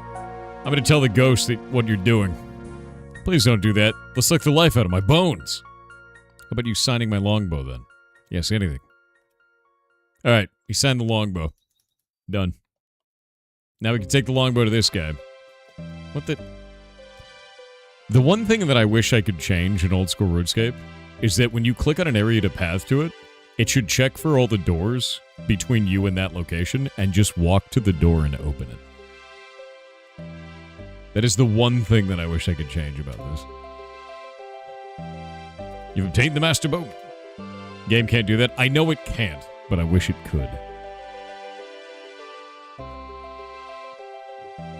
Alright, I have the translation manual. We can translate the book.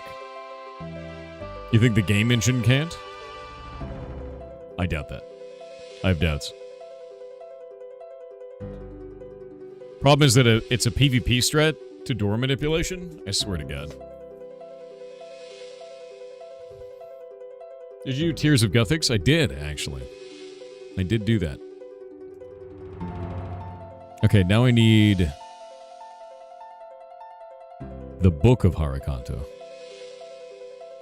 Rated by pirates. Okay. And I need them to sign a petition, which they won't sign the petition. And I don't know why they won't sign the petition. Let me examine the thing.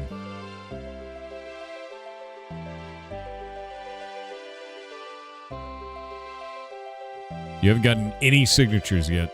I'm gonna go talk to the guy and be like, why can't nobody wants to sign? I guess not. They don't trust you because you're mortal? Yeah, but I don't want to be dead. There's gotta be a way, right?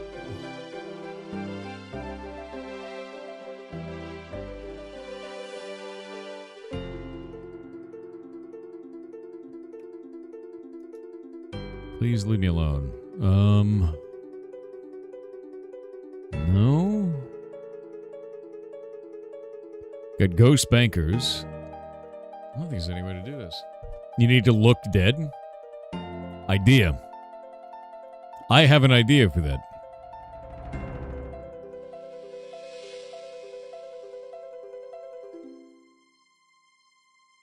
I don't know if this will work. It probably won't. But maybe it will. Zombie outfit.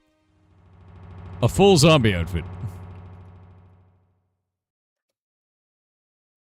Oh, come on, man. I thought maybe it would work. I guess not. I thought maybe it would work. Is there a way to look like a ghost? Ghost. There's no way to look like a ghost.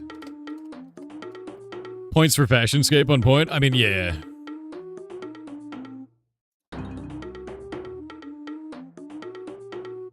Has asked me to help with a petition to free the ghost of Phasmatis. He wants me to collect 10 signatures. I haven't gotten any signatures yet. Zombies are undead, not dead. I guess ghosts are undead, though. How would you manage to look like a ghost? Well, I'm incredibly white. It's just kind of how that goes, right? You know, like, I'm a very white human being, you know? Ghosts are very dead. I think ghosts are undead, though.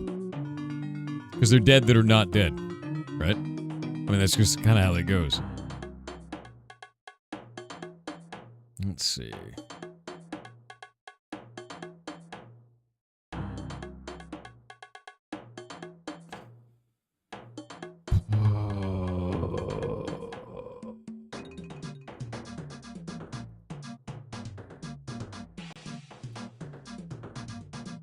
There has to be a better way.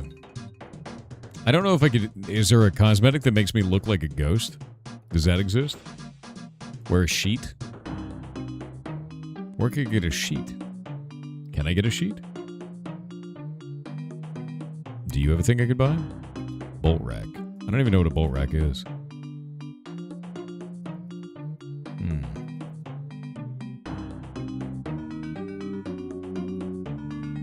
maybe the ghost trader will sell me a sheet, and I can look like a ghost. Zombies are undead because it's a corpse. Dead, given animation. So you're saying that ghosts aren't undead? I feel like they are.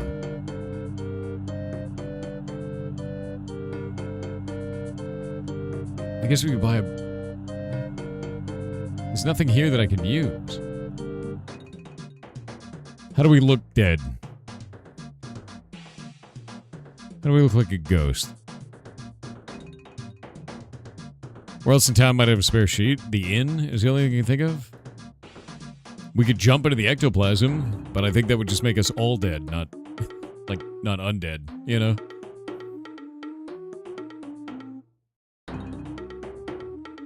Yeah, a ghost is just somebody's soul trapped. Hey, count check. Yeah. Yeah. Agility. Alright, innkeeper.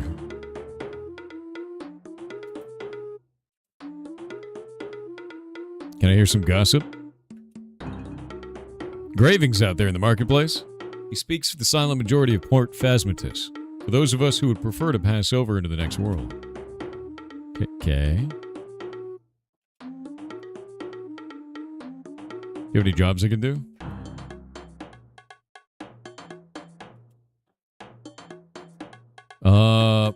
Okay. Ah, the bed sheet. The bed sheet. Aha.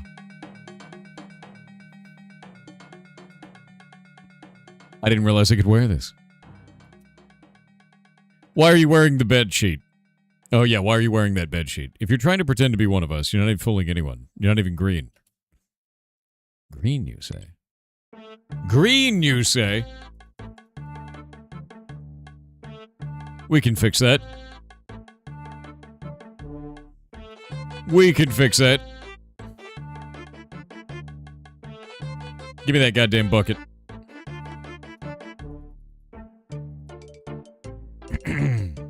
Time to dye it green with ectoplasm. We're gonna goop the sheet. Nightmare of Sol on kick with 500 kicks said, "Ooh, this has been the daily alert of the Fish broadcast system. Have a great day." You're a Fish broadcast system. That's what you are. Shrimp_twitched on Twitch said, "Our planet is starting to get closer to the temperature of the sun. Let me give you my advice to fight and resist the boiling climate. Step 1. Take a water bottle. Step 2. Put it in the freezer. Step 3. Once frozen, take the bottle out of the freezer and cover it in a cloth of your choice. Step 4. Place the double-wrapped ice burrito on your body. Step 5. Exhale, enjoy.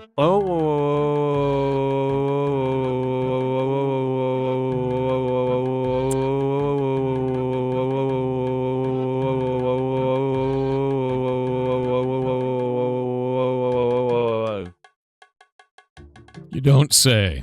You don't say. You created this? I don't think that's true.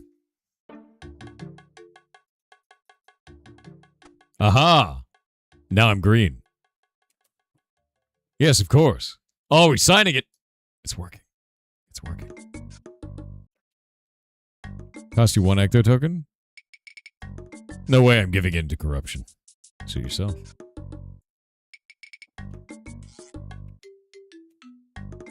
Oh, dude, no, no, this is gonna suck. Oh, no, dude. Oh, no. What is this quest? Ghost Ahoy. 2 ecto... Jesus. Nice, I got 2 signatures. My answer is no. It's gotta wiggle around, you know? Gotta wiggle. I'm wiggling. Hold up. Let me do this way. This is definitely one of the quests of all time, let me tell you. They all want to be paid. I know it's obnoxious. Not all of them do. Some of them do. 3 ecto... Fine. I don't care anymore. I don't have enough ecto tokens. I'm gonna have to go farm more.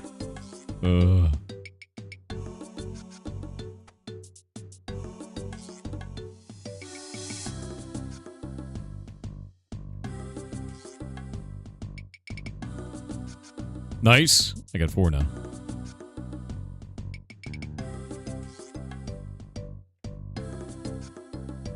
Three, you're stinky, dude. 1, done.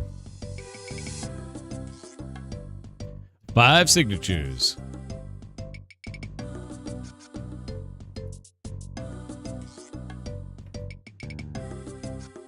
6 signatures.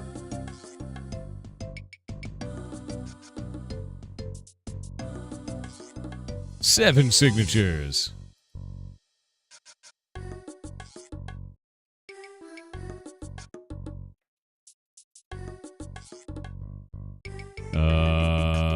This is not great, is it? I need more dudes.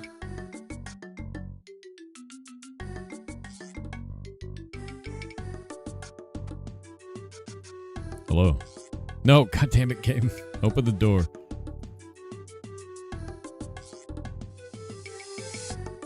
Nice. 8 signatures. Can I ask the same guy again? That'll cost you. Nope. No, it won't.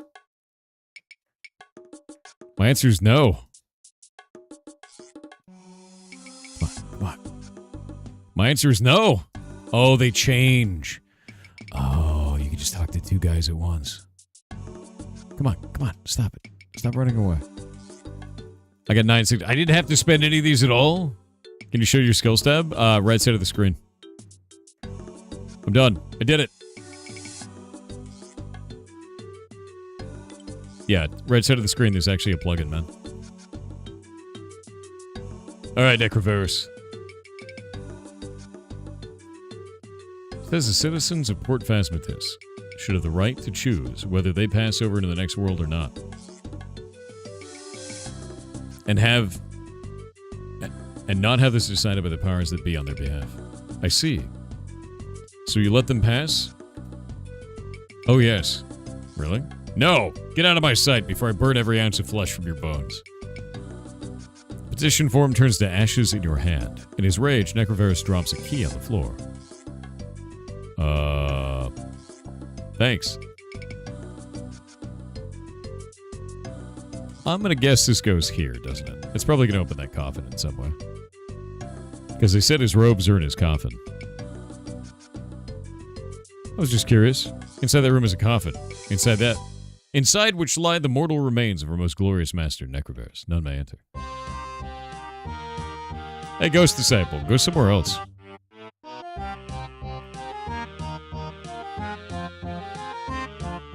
How do I get him to go away?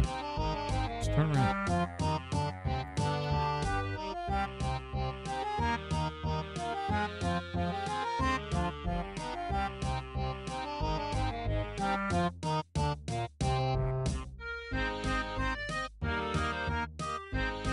Won't let me wear the bed sheet.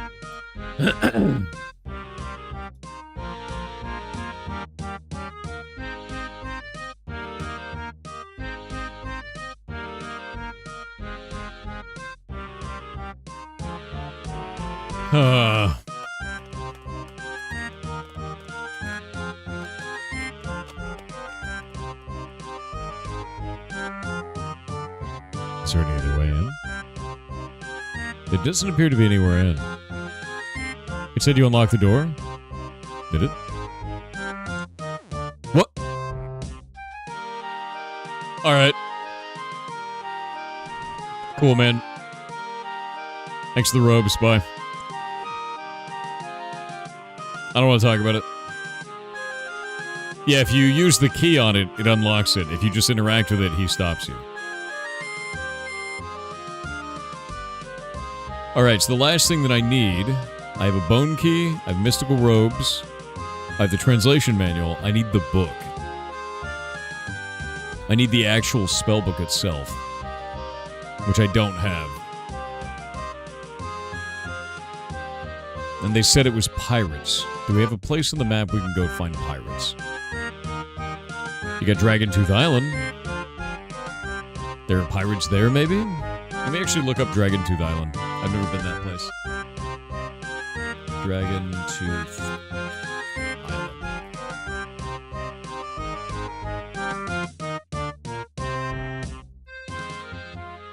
What is on this island?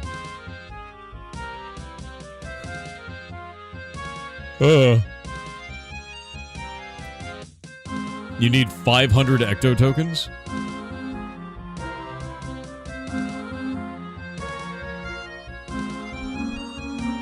$500 ecto tokens.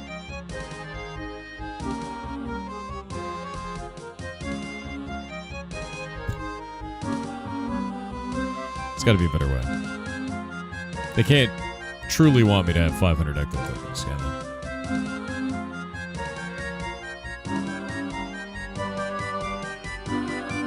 500 is for permanent travel? Oh.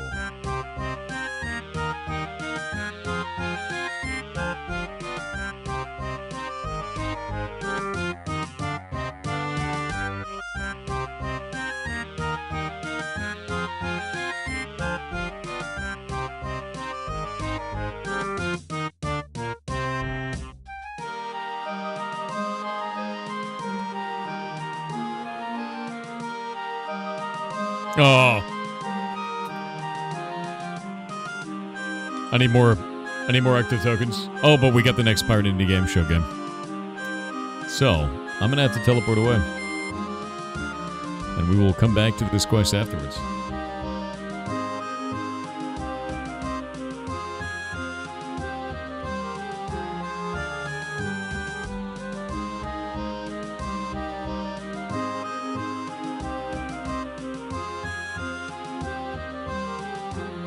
Oh, you got the gold hopper? Oh, no, you got the 100 gold nuggets, and then you have to use another 50 to use the upstairs hopper? I know, it's ridiculous, dude.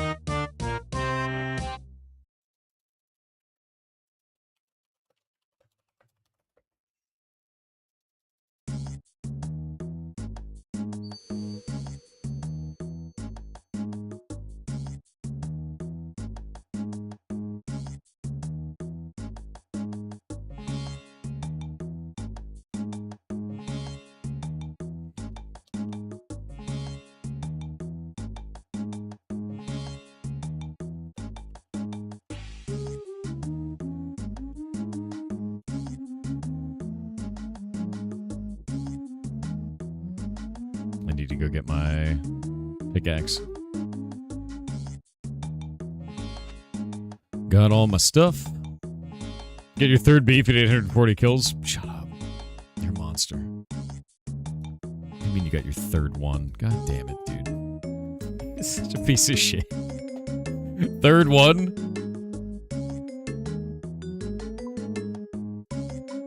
It's not fair. My pickaxe. There we go. And I need gem bag.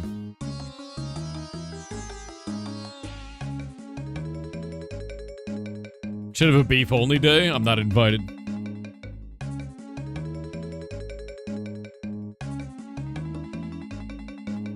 I can't go. I don't have beef. It's outrageous, dude. Should have been me. Yeah, exactly. Third beef. Itches down, happens a lot. They get DDoSed all the time. It's terrible. But it does happen, so.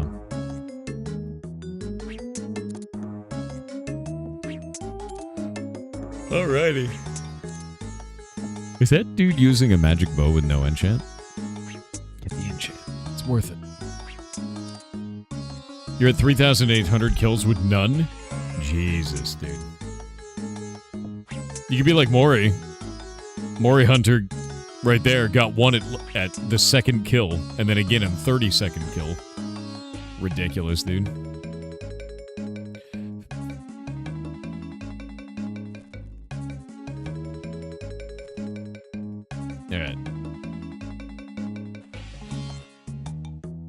You see, old school RuneScape is increasing the GE price limits to 2 trillion? Wait, what? Since when? Where do you have proof of this, or is this just like a meme? Because I thought that was, like a restriction of the game itself.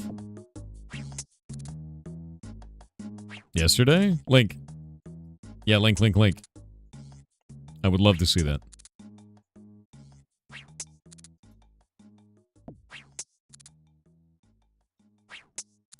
Grand Exchange improvements. No shit. Beyond max cash.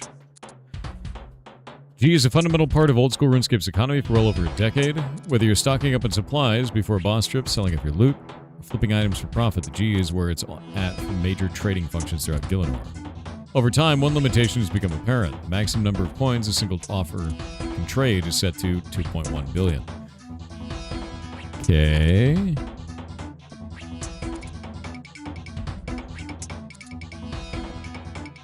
Wait, what? Yeah, manual in-person trading using platinum tokens. Third-party websites or Discord servers. These methods work, they do have the following drawbacks. Removes the protection and convenience the system naturally provides. Increases risk of scams. Complicates price discovery for other players. Yeah, from the old 32-bit integer cap.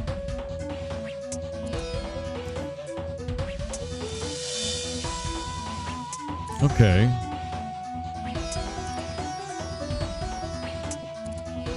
Still be capped at 2.147 billion.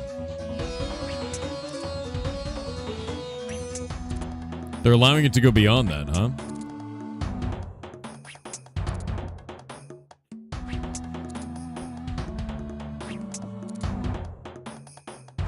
Exploring several improvements to the G experience itself. More responsive guide prices, improved item search, clearer buy limit indicators, better price discovery tools. Dude, I'm down for this. I'm actually really down for this.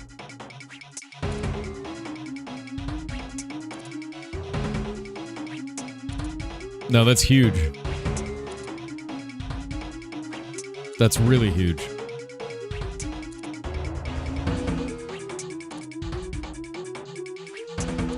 So I guess it would just sit in your completion tab and you wouldn't be able to take all of it?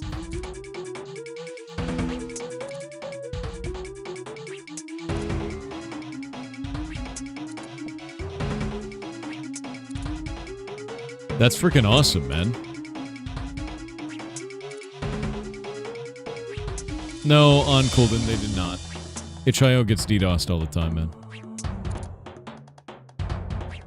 The GE can now represent very large trades by using a combination of coins and platinum tokens.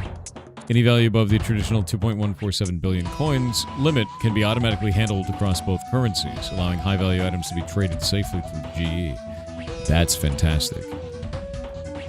That's really smart. Yeah. That's a really smart way to do that.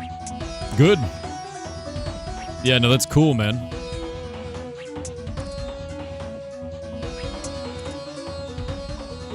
Alright, I gotta set up the next game for Pirate Indie Game Show, but that's a really smart way to do that. Incredibly so. Good. Good. Glad to hear it. Alright. We're gonna swap over to the next game, and I'm excited for this one. I really, really love the art style of this. I've been looking forward to it. Third age items already dropped a lot? Yeah. I'm not surprised. That's gonna make them actually sellable on the Grand Exchange. Which is not what you would ever expect.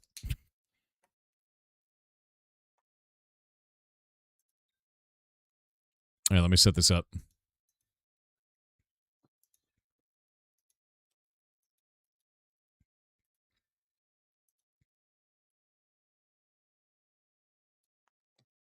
Music is great. It's everything I wanted.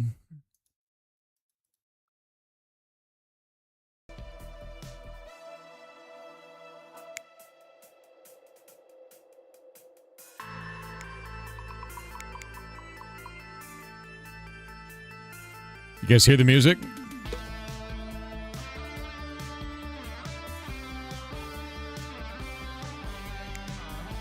Nice.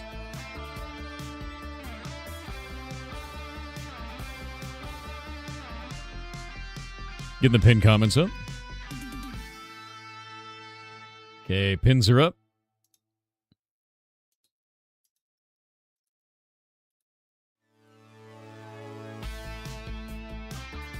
We're going to wait on the ads, and then we'll talk about it.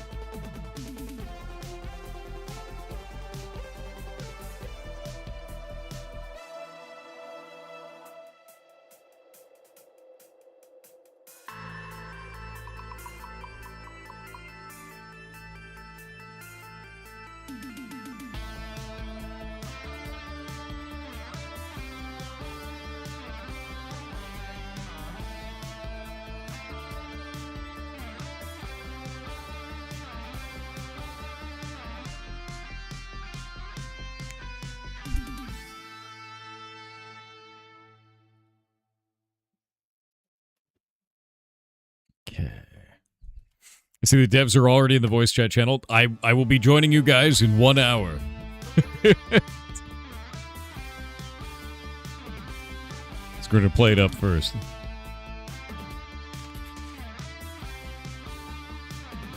They're already there. They're waiting.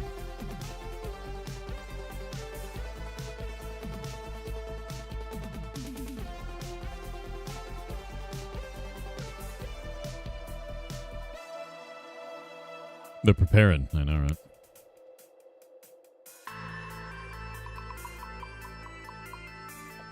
All right. Ads are over. So, the second Pirate Indie Game Show game of the day is going to be Undermire. And I've been looking forward to this one because I really like the art style of this. Let's hop into it. Ooh, different characters. Leo. Leo's tool is the Quid of Conjuring. A magical coin and piggy bank on loan from Sam. Toss the coin, bank it, and cash out your magical attack. If she keeps her head down in her book, she'll avoid anything risky, like making new friends. Ruia's tool is a magic codex. Mostly not deadly tome you won't find in any library.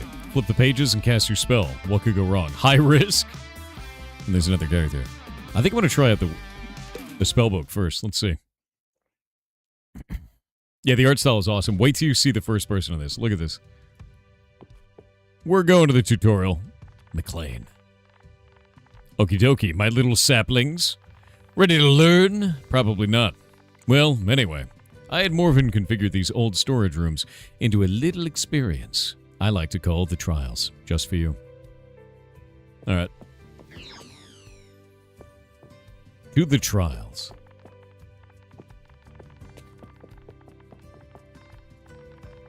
Kitty litter. It's mine now.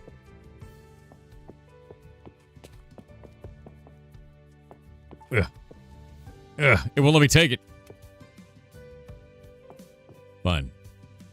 Keep your secrets. Won't let me in. There. It's in. Do I need to get more? I think there's more. There is more. Done. Your number one problem became my number two problem. Now let's... Oh my god, you're almost dead. You gotta heal. The kitchen. Can I leave that one? No? Oh, I'm actually dying. Is the kitchen back this way? Exit only. I actually want to explore the entire environment before we leave. Because I want to make sure that I'm not, like, there's, like, hidden shit everywhere. Let's try this. Oh, this is the kitchen. Look at that, man. I actually really love the art style on this so much. Hell yeah. Eat it. No, don't throw it. Eat it. I need more food. What is that? Ratats. Eat them. I'm going to turn the audio up a little bit.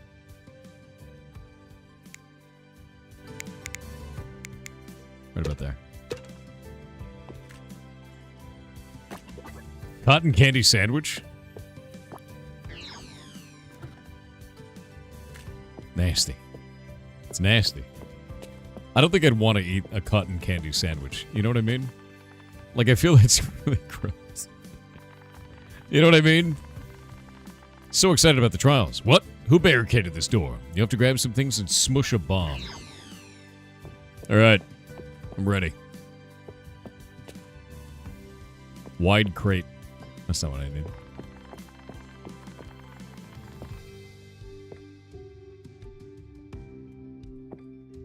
Wait, can I throw it? I can't throw it very far. I'm weak. Weak and sad. But I can scan. What is that? There's something in there. There we go. I like the scanning system. That's cool. Okay, I got hairspray.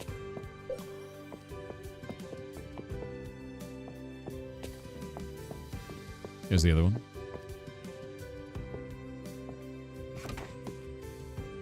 And a lighter. And we're going to smush it. Well, let me smush it.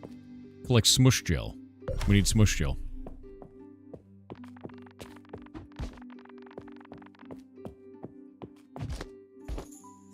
I feel like that's going to be the smush gel. There's one smush gel. I need one more.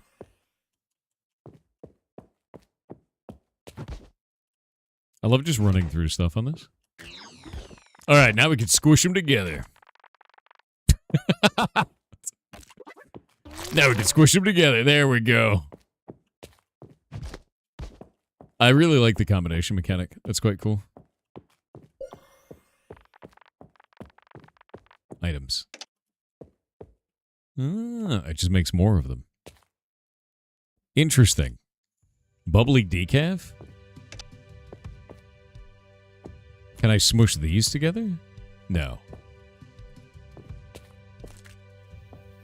There's got to be like other weird combos, right?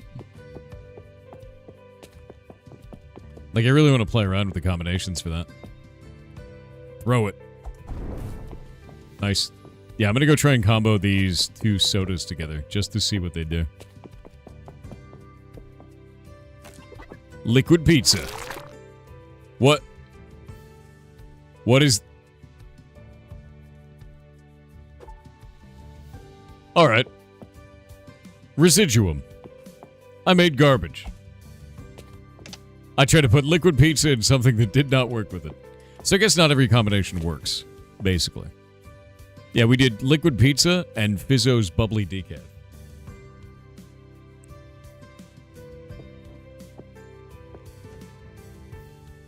I take a lighter and a hairspray. So these actually work together. So we got to think about what the items actually are and how they combine. They can't just be anything, right?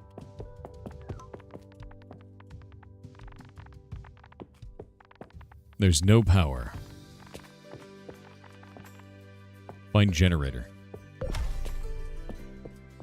It's gonna be a generator somewhere, right? Can't go that way.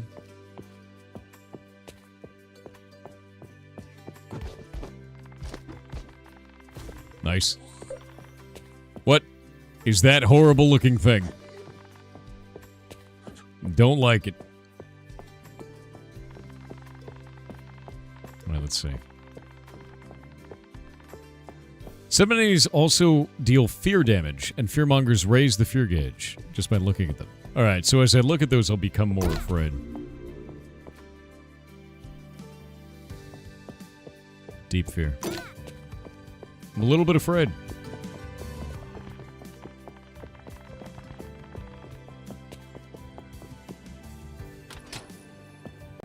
So now my fear should go down, maybe?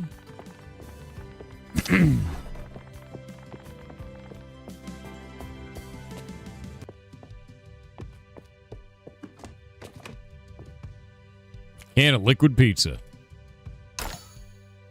Drinking liquid pizza reduced my fear. So I can have one hand with an object, one hand with our liquid pizza. Also, liquid pizza sounds disgusting. That sounds really rough, dude.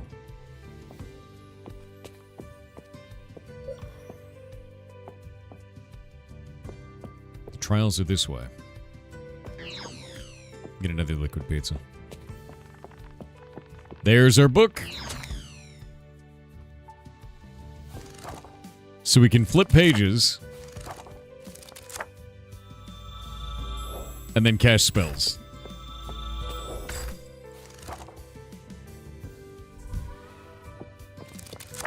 Look at how cool that is.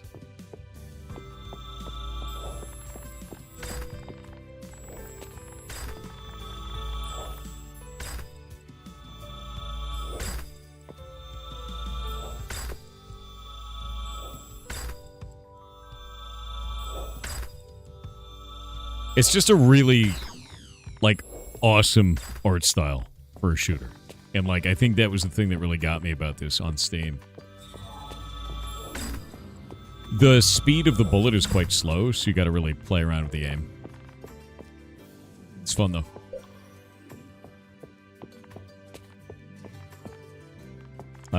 Okay. Well, I mean, I guess that's it then. It's just, it was gonna be, poor cat. Operate, Mr. Rubbish. Alright, let's get out of here. Let's go try out a mission. We a wizard? Technically, yes. Whoop.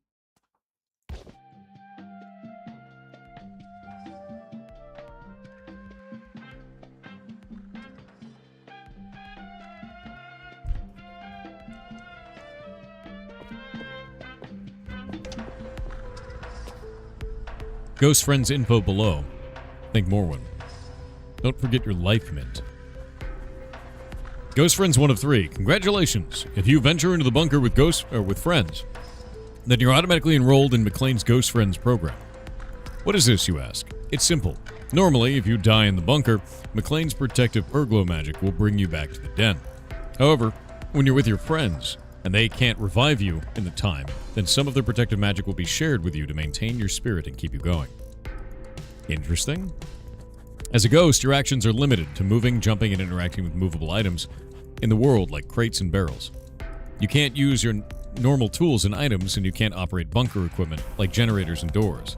Nor can you walk through walls and stuff like that, which you've seen in those terrible lying movies. McLean's burglar magic is not quite that powerful, sadly. Use your limited abilities to help your friends get to the next floor. Okay, so you get to become a ghost when you die. If you can get to the exit elevator, McLean can revive you back into human form at the start of the next floor. Experiment and have fun, because when you're a ghost, you can't die any further. What was that? Mint. Life mint. Thank you for the 5 gifted subs. It's very nice of you. We've got a floor map. I really like that these are actually items.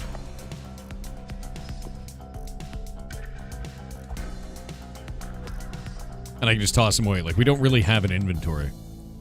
Frog spawn sandwich. Oh, can I smush those together?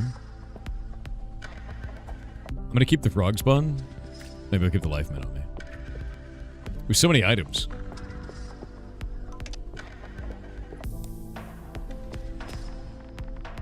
Ah, you made it. Welcome to the burrow. That's what Emily called it. It's been empty for years.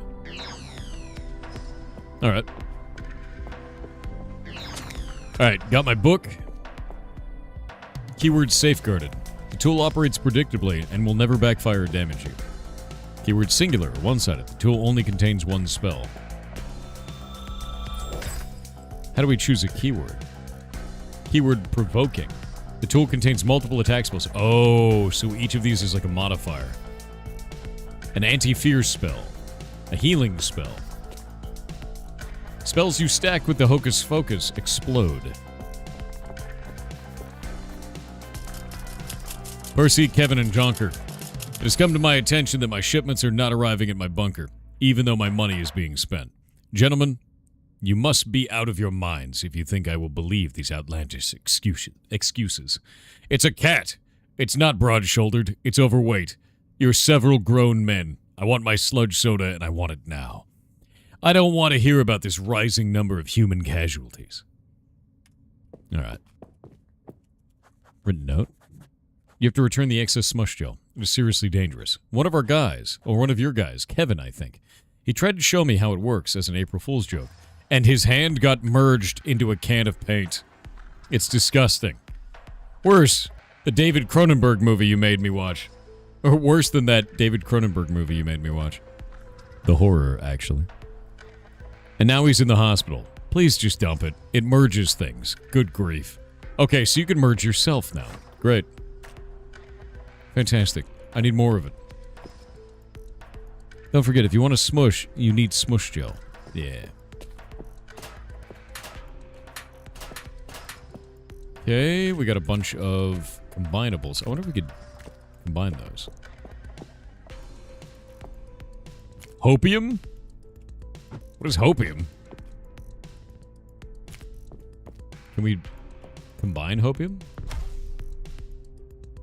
Let me see. Let's put that one and that one. What if I combine these? I make garbage. I love garbage. It was great. It was great having that item that would have been useful before I did that to it. You know?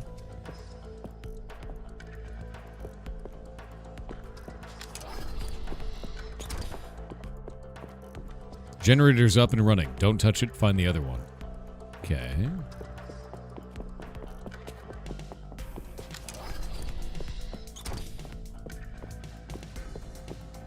Dark zone ahead. Equip a light source to keep fear at bay.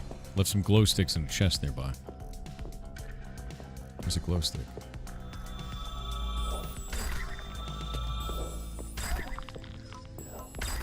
Kill that thing.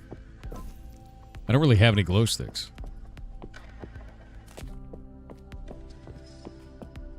No, it's way darker down there. Instead of chest nearby, there it is. Let's head back over here so we don't get... Yeah, see it says light on the left side? Let's go to items. Glow sticky.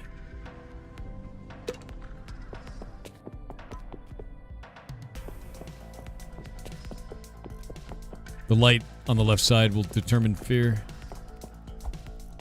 There we go. I don't know what that thing is. Is that bad? Is that a bad thing? Ah, it's a bad thing. Oh, God. It's a bomb. They're like bombs.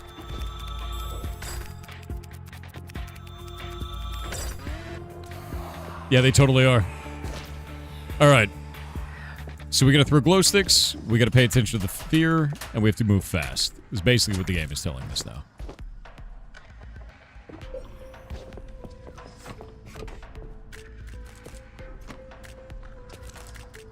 Nice. Get back into the light. Oil barrel.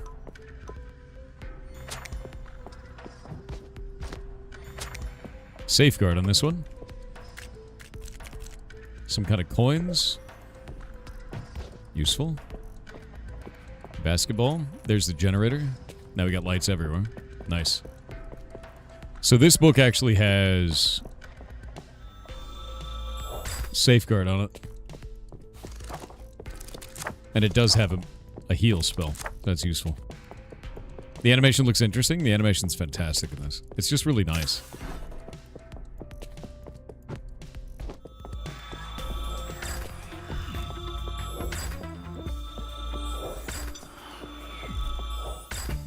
I don't think this one does as much damage, actually.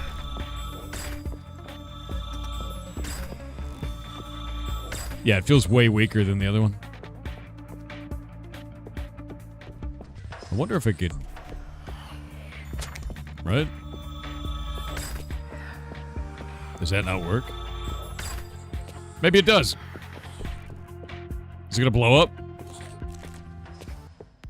You gonna blow up? There we go. Doesn't look like it did a lot of damage, but it did do damage. And it blew up all the objects nearby. Can I blow up these? No? Oh, you can. It's a fear barrel, though. So it's like an explosion, but fear only. Oh!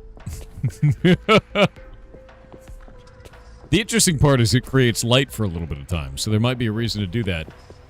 And then give myself light. Find correct keycard. There we go. So I kind of like that. I like the idea of, you know, firing that off. Lighting the area for a little while and then needing to get away from it, you know? You get everything I need? Find the correct keycard. Where is your keycard? There's nothing of value in here. Did I miss it back here? Is there a keycard back here?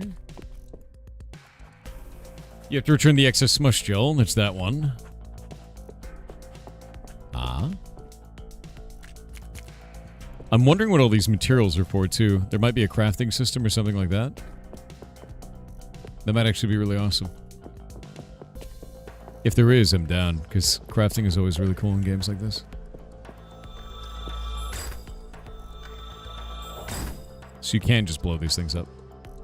The full destruction is really nice.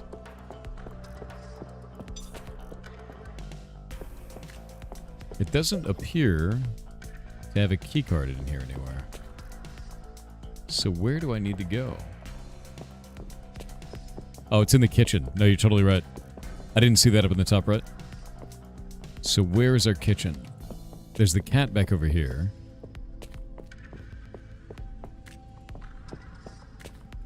Forgot to pick all these up. Think we're good. There's a generator that way. But now we have the generator. Ah, we could blow up the wall. Yeah, there's areas of here I didn't investigate. Tape recorder. Ooh. Here we go. Day 1 in the bunker under the Meyerhead Manor. Billy locked me in, I think. It's okay. Yeah, it's just me in here. This is wild. No one has been here in years. Crazy there's no dust. Everything looks mostly well maintained. The generators work, but some of them are switched off. Gotta find them. What is it about this place that doesn't feel right? I suppose I'm going to find out. I mean, that's all part of the adventure, and I do love it. Now way, I'll do the Harry... Wait. No way. It's supposed to be no way. No way I'll do the Harry on this place. I'm going to be the first person to get to the bottom. Literally since it was abandoned. That's real exciting. Got my glow sticks, my tapes, and I'm good to go. Let's do this. More materials. Alright, we get another dark zone down here, it looks like. Oh, maybe not. There's our key card.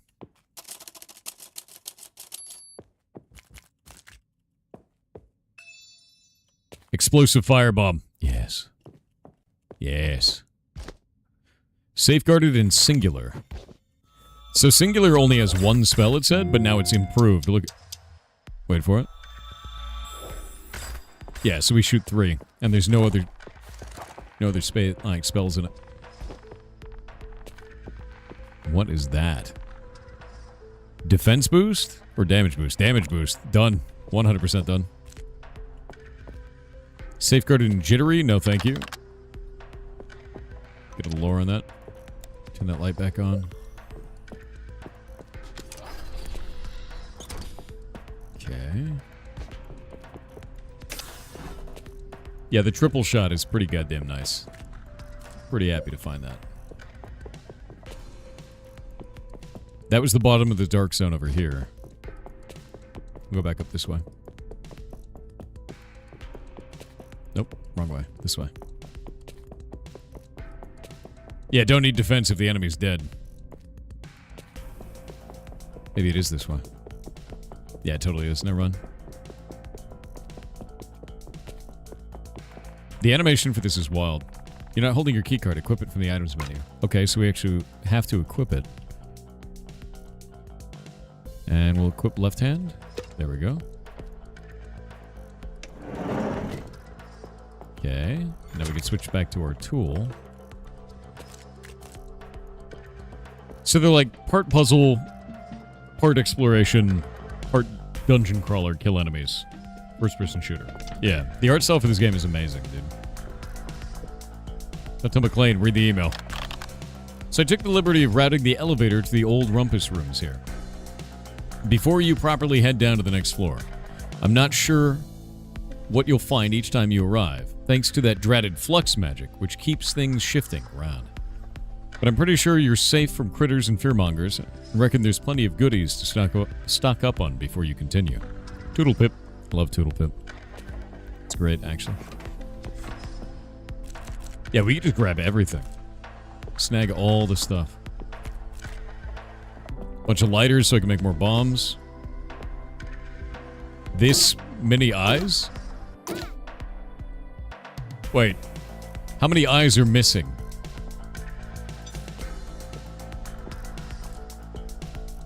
Wrong answers raise your fear gauge by multiple chunks. How many eyes are missing? 5, 6, 7. 1, 2, 3, 4, 5, 6. 1, 2, 3, 4, 5. Missing from where? What do you mean the wrong eyes are missing from where?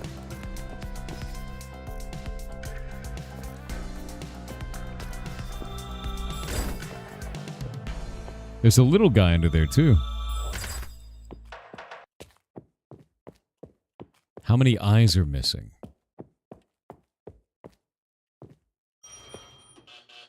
Oh, hey. A golden key. Wonder what that's for.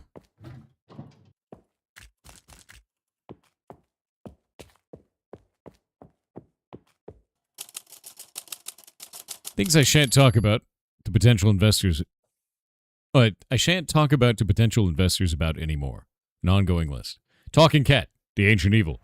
The idiot architect who wasted our money. Our idiot brother. How poor and desperate we are.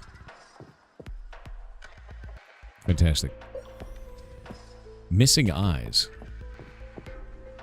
Missing eyes. Missing eyes. There's gotta be a puzzle in there somewhere, though. How many eyes are missing?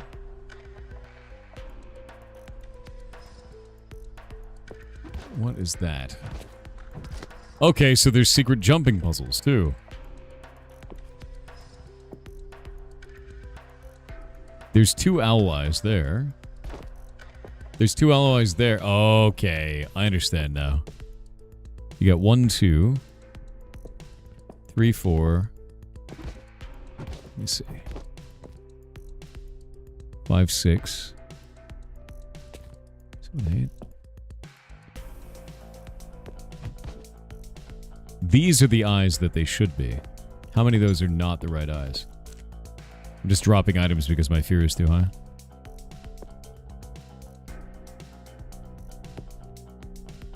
That looks like normal eyes.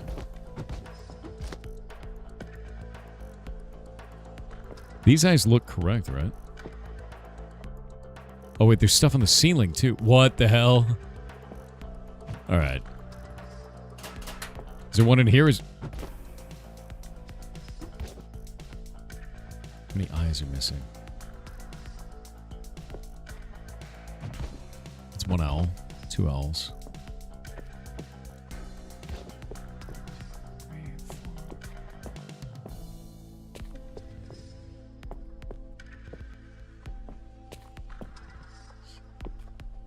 I chose 6 before, which was not correct. This was not the right amount.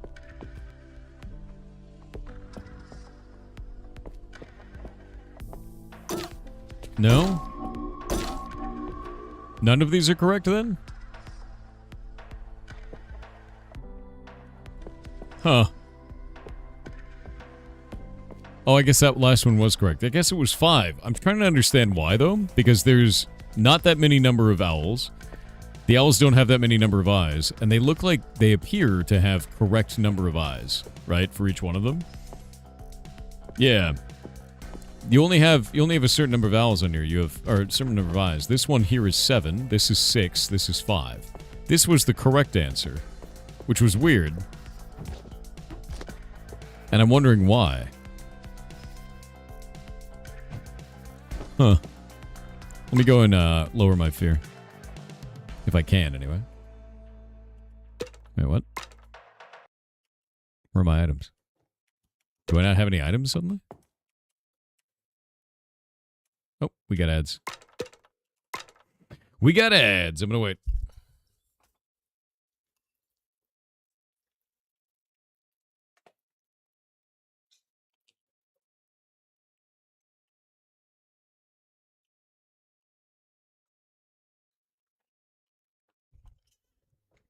You're saying the owl on the shelf didn't have any in its sockets? Really?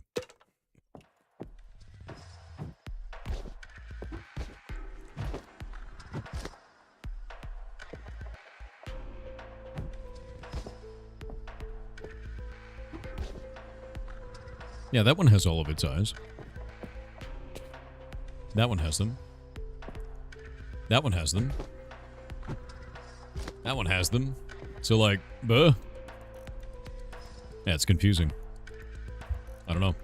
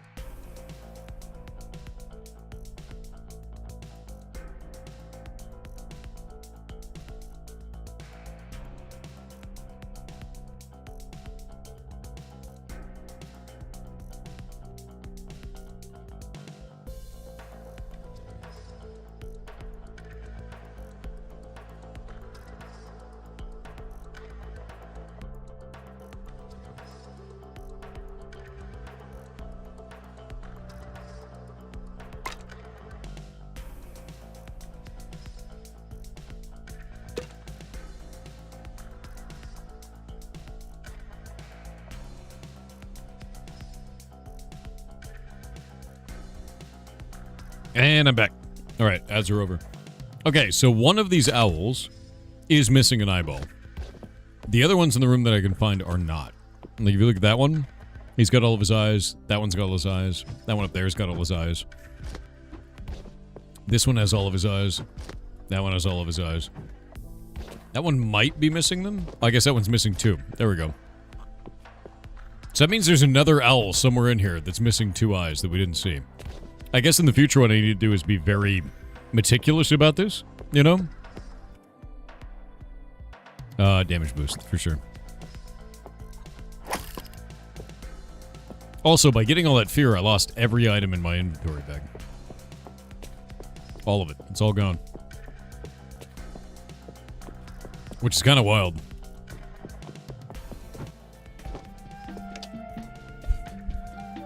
Do the eyes in the paintings count? Could be. Yeah, it could be. Life Mint. Oh, what's this one? Safeguarded and singular.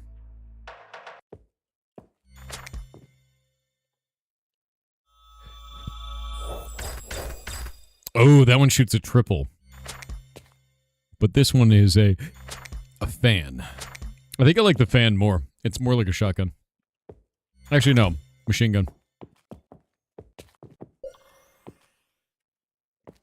Nice, nice. Yeah, all the items in my inventory disappeared on that one.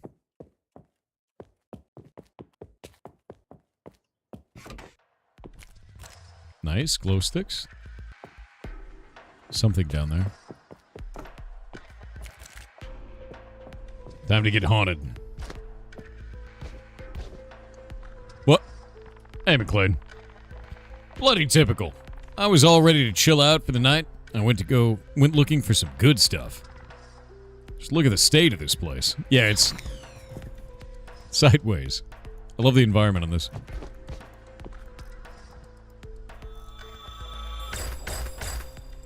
Interesting. Can we climb?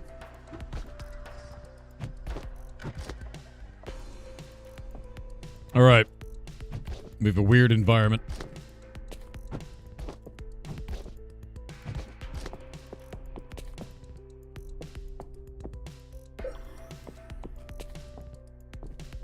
There's something down below over there.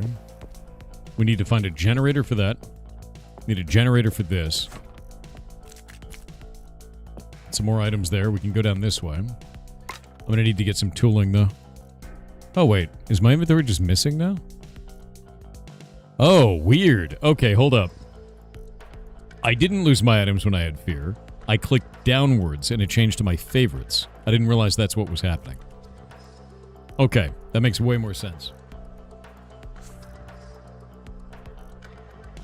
And I could grab this. And then we're going to grab it. Oh, wait. I should probably do this. Drink that one.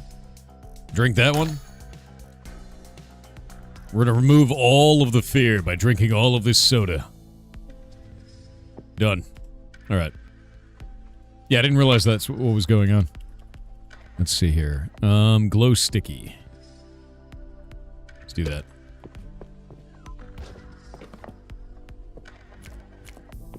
Got low light.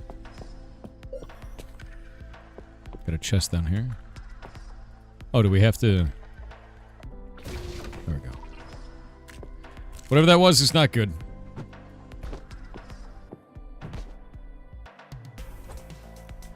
Ho-ho!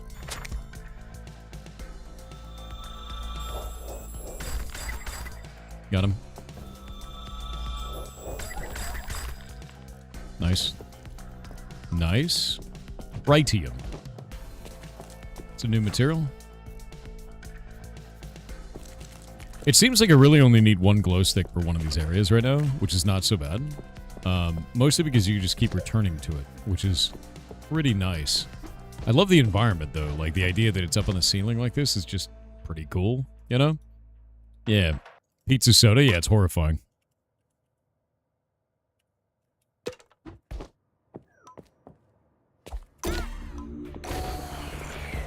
No, you don't. Gross. The door is on the floor, no? Alright.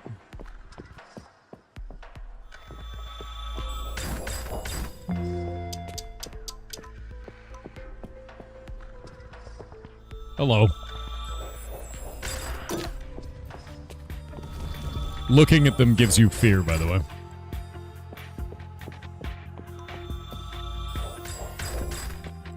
Done. It's doing some kind of a ritual.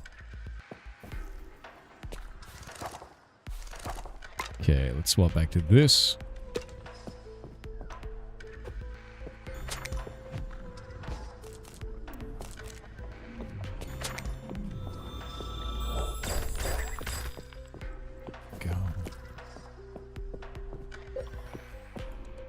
There's something inside of that. Can I break this using that?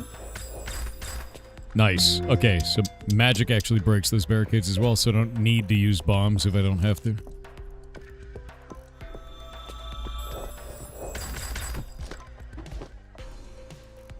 Cool. Safeguarded and jittery. Spells pop and anti-fear. It's a dual shot for this one. Anti-fear. So that actually removes fear. That's really strong. And a light box. Yeah, that's really nice. I'll take the light box with us. Just free light at all times.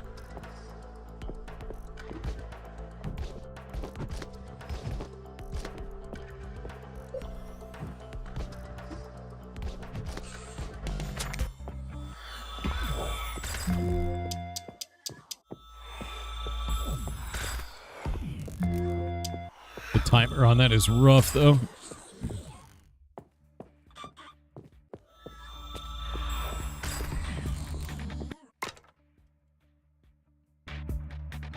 Actually, I don't need to do that. Should be alright. Fuel cans. It seems like it gives you just a ton of consumables. So you never really had, like, at want for anything. You just gotta not die in combat.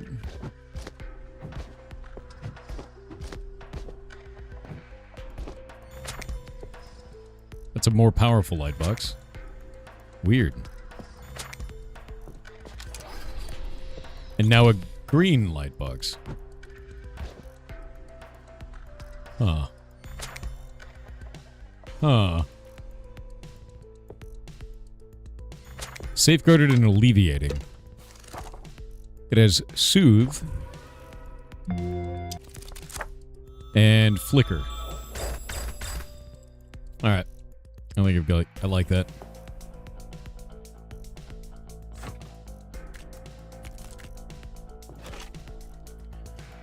Tape recorder. Here we go.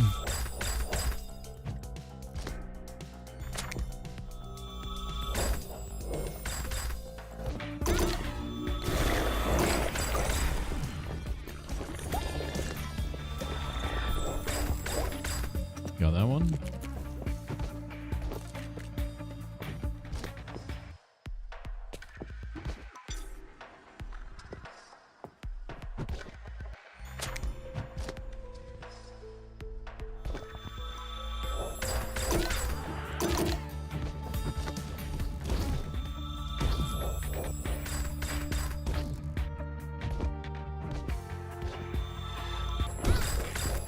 Oh god.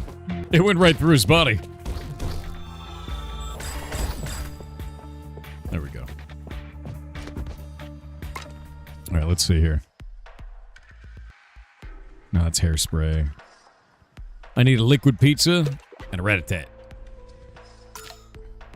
There we go.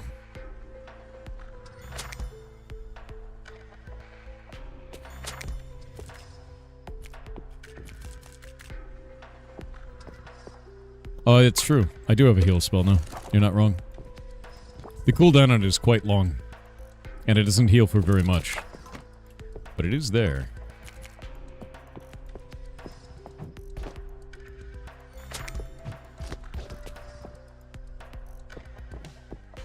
I wonder if that is interactive after we do find a generator.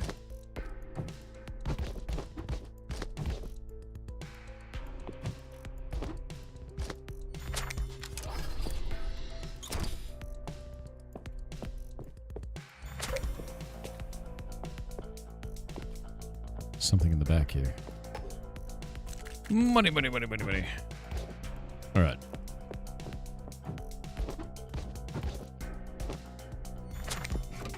That's cool.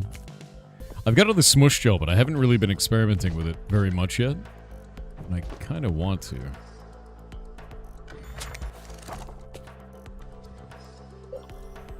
Anything else in here? Looks like no. Wait. Can I get up there? Wonder if it's possible to get up there. But that was the area that we came in from.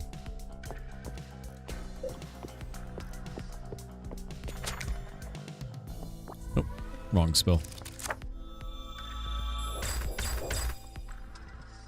Waiting on it.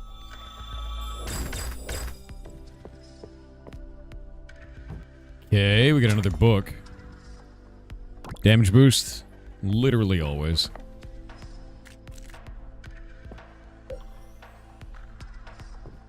Nothing else in here.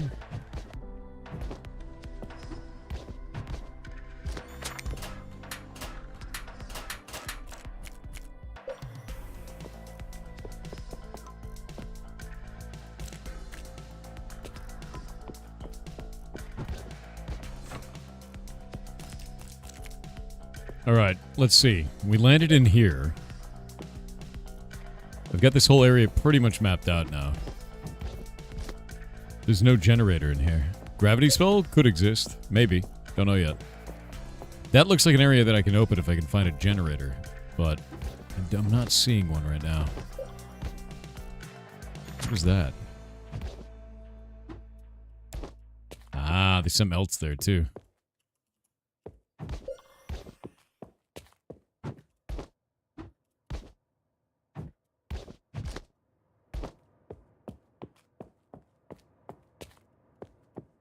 We look in here. There's no secret walls, no weirdness. Can we turn this on? Nothing in here can be activated. Going this way. This is the room that we found before. That looks like a generator. Ah, it is. Perfect. All right. All right, we got a working generator now. That means this area is now powered. Is that a light switch? That's funny.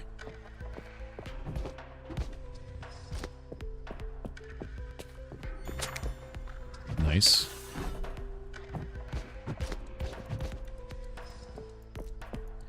We're back in the start, and that means I get access to the loot room. That's one way to do it. Safeguarded singular. That's a great spell. Damage. We got his catnip. We got his treats. McLean, where you at? Mr. McLean, where are you?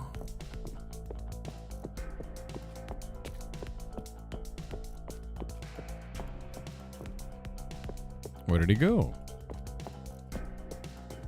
Went to kitchen to find snacks. All right.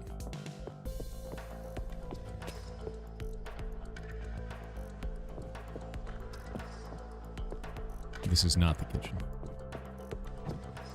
Is that kitchen? That's kitchen. Hi, McLeod. Here's the plan. Anti-fear drinks you. Generator. No, wait. I need to give you this. Take it. Take it. I think we just have to hand it to him like that.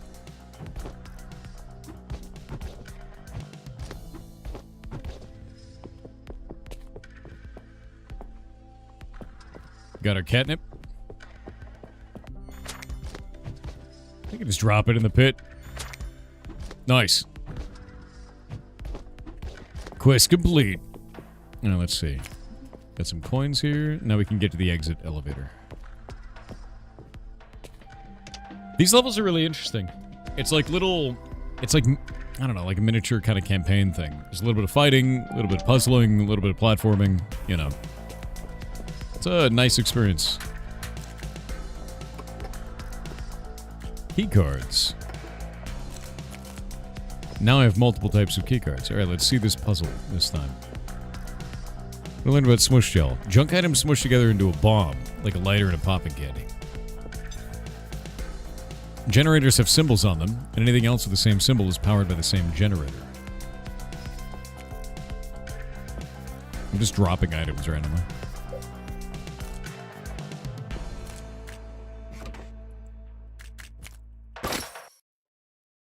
Vending machines. Vending machines are powered, and the food in them is still in date. There's some kind of tube connecting them in the walls. I think the food is being piped in somehow. Gotta find me some money, though. My coins didn't work in the machine. Okay, so we can use vending machines if we have the cash. Gold key required. I have a gold key. Hold up. I found one. Yeah. What? Okay. Golden nugget. Yeah, the last room gave me a golden key. The last, like, stopping point. Damage boost. Damage boost. Hell yeah. First aid. We got bandages.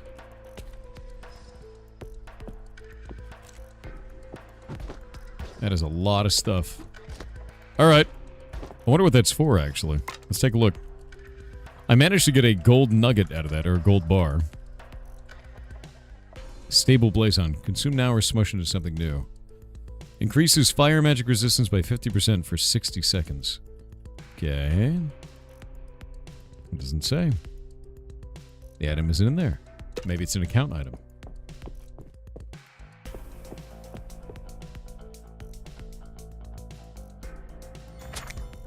Safeguard singular. Yeah, we're gonna go back to safeguard singular. It's way better.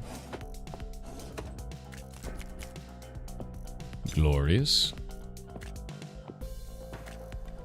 All right. There's books all over the walls. think I've got everything in here. Wait, no, we've got one more.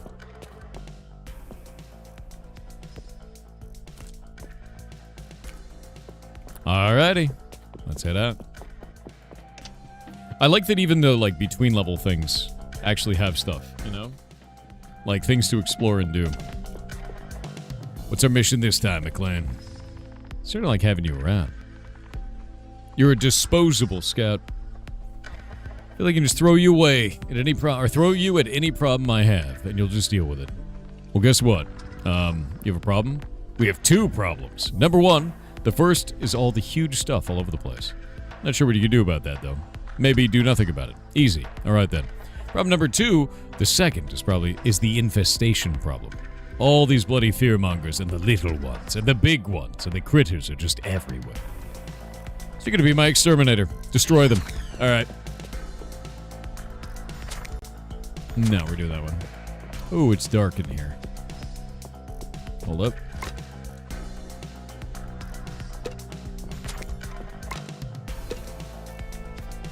It's a V? No. Hold up.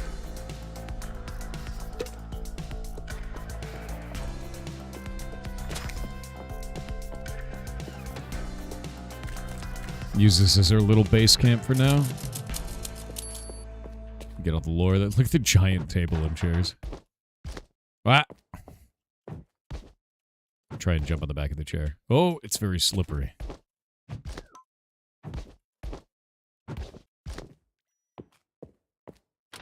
Generator! Wait. Turn the generator on! There's more stuff up here. Nice. I still don't know what those do. We're gonna find out, though, eventually. So that generator lets us activate stuff for blue, it seems.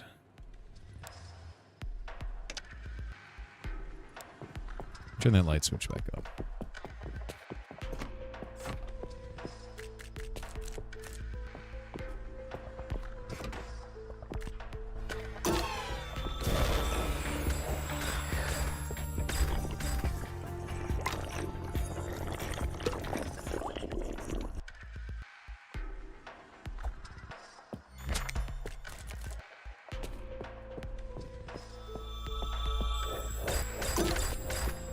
Spell is nuts. There we go. We got a light switch on in here. That's fine.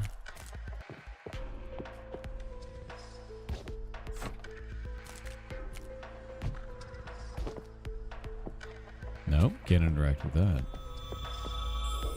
Look at my max HP now. It's ridiculous, actually. Too bright? No, we need it, dude.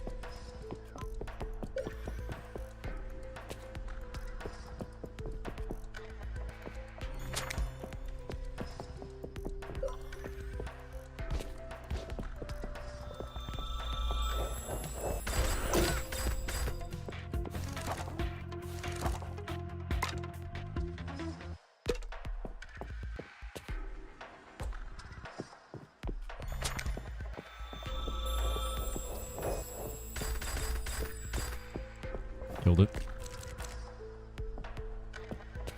The amount of fear I have doesn't seem to be very dangerous, like at any given time. Like I'm not too worried about it. With the amount of bonus damage I have too, I'm just absolutely running these enemies over.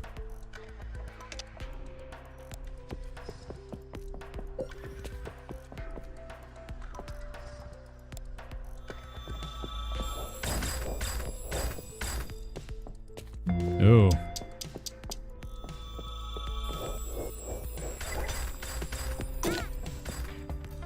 Looking at them makes you afraid.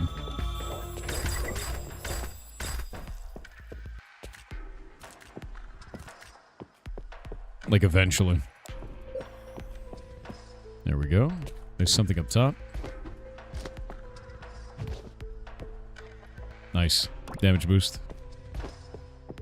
Always damage boost. Should probably eat something now.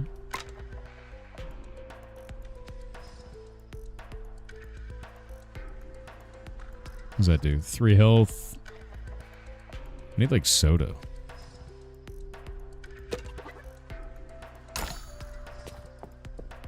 There we go.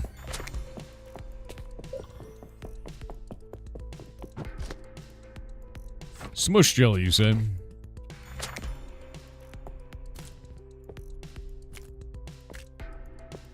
Alright, I've got a bunch more of that now.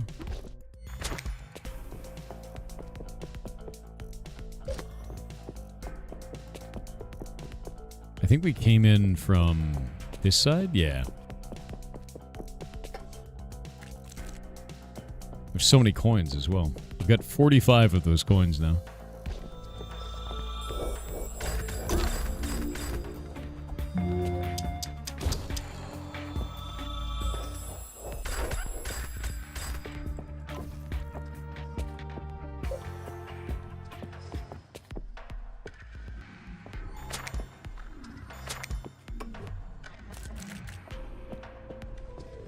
Oh, shit.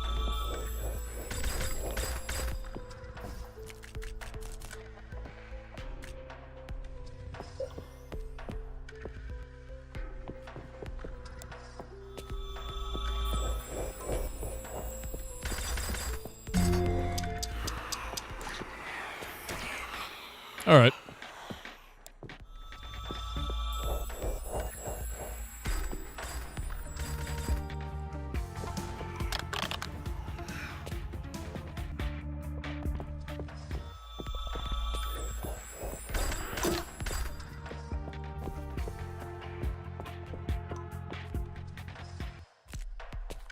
Do we not have a light switch in here? Looks like the answer is no.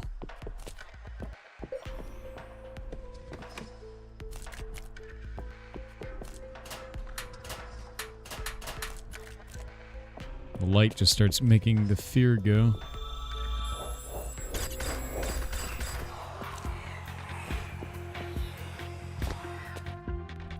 Got it. Alright, lights are on in here now. There's something up top there. I'm gonna climb up. Yeah. The finger wag. If you smush two things together that aren't compatible, you get something weird. Yes. I have gotten this weird item so far. Anti-fear barrel. Anti-fear barrel? Nice. An anti-fear barrel is kind of interesting. I thought all those barrels would just be negative effects, but having that is actually kind of cool.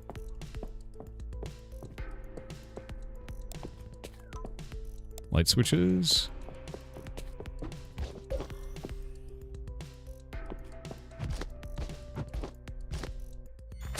Perilous and provoking. Fantastic? Wait, what is this? Alright, that's kind of sick.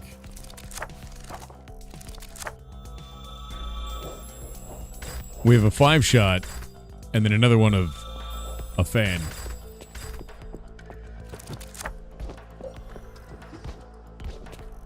There's something up top.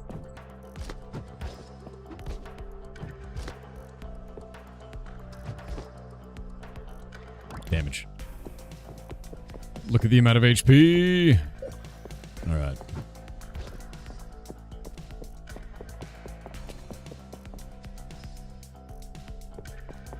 The page flipping is really nice, yeah. Ah, there we go.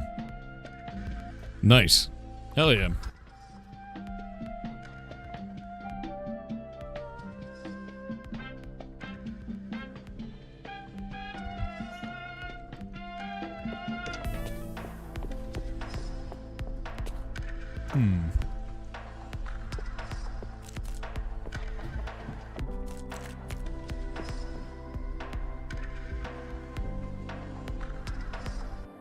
Pestilent crisps. That's pretty good. Another gold key. Hell yeah. It looks like the vac tubes are not working right now. How inconvenient. When you get back to the den, poke me, and we'll see what we need to fix them back up. Vac tubes. Wonder what they do. Oh, we got ads. I'm gonna wait on the ads.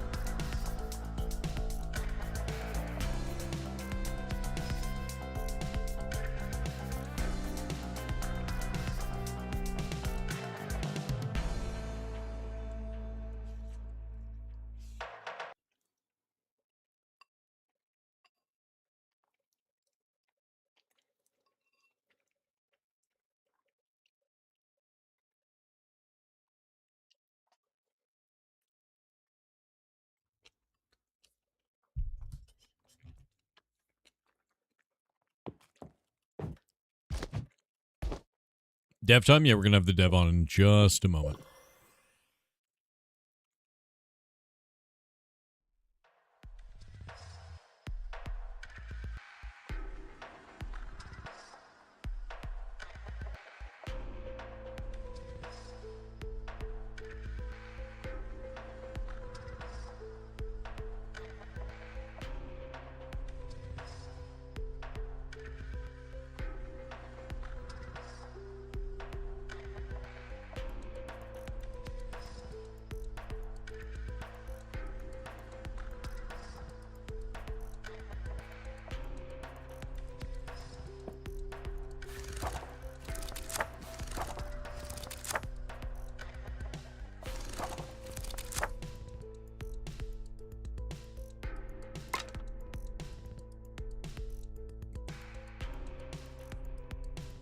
Oop.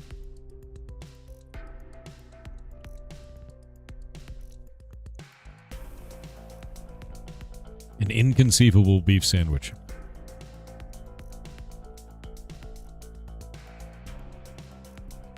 And a frog spawn sandwich. Inconceivable beef sandwich and a frog spawn sandwich. Man, I was trying to make a double sandwich, you know?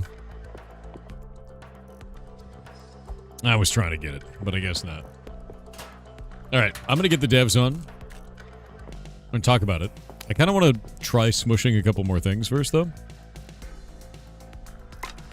The smush system is really interesting. I'm just not finding any combos that kind of work, right? Blood Mado? Because I feel like that should do something, right? Maybe we can smush these. Oh. What is that? Why can't I pick it up? Okay. That's weird. Maybe too similar? Could be. We try pop candy.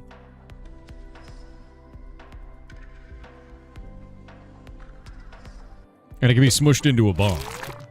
Right? That could actually be a bomb. And it says on it, too. Protein bar.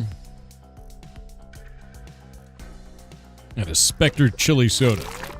Garbage. Soda. And a bandage. Garbage. That's what I'm saying. It's like, I'm wondering, like, what can we do with this, right? Combine those two. Random. Idea, wait. What if we just keep going? What if... I'm going to have the devs on after I do this horrible thing. Whatever's happening right now. Right? Like what? Oh! Irregulum. Curiouser and Curiouser. What product of smushing two pieces of random? Keep going. How much weird shit can I combine?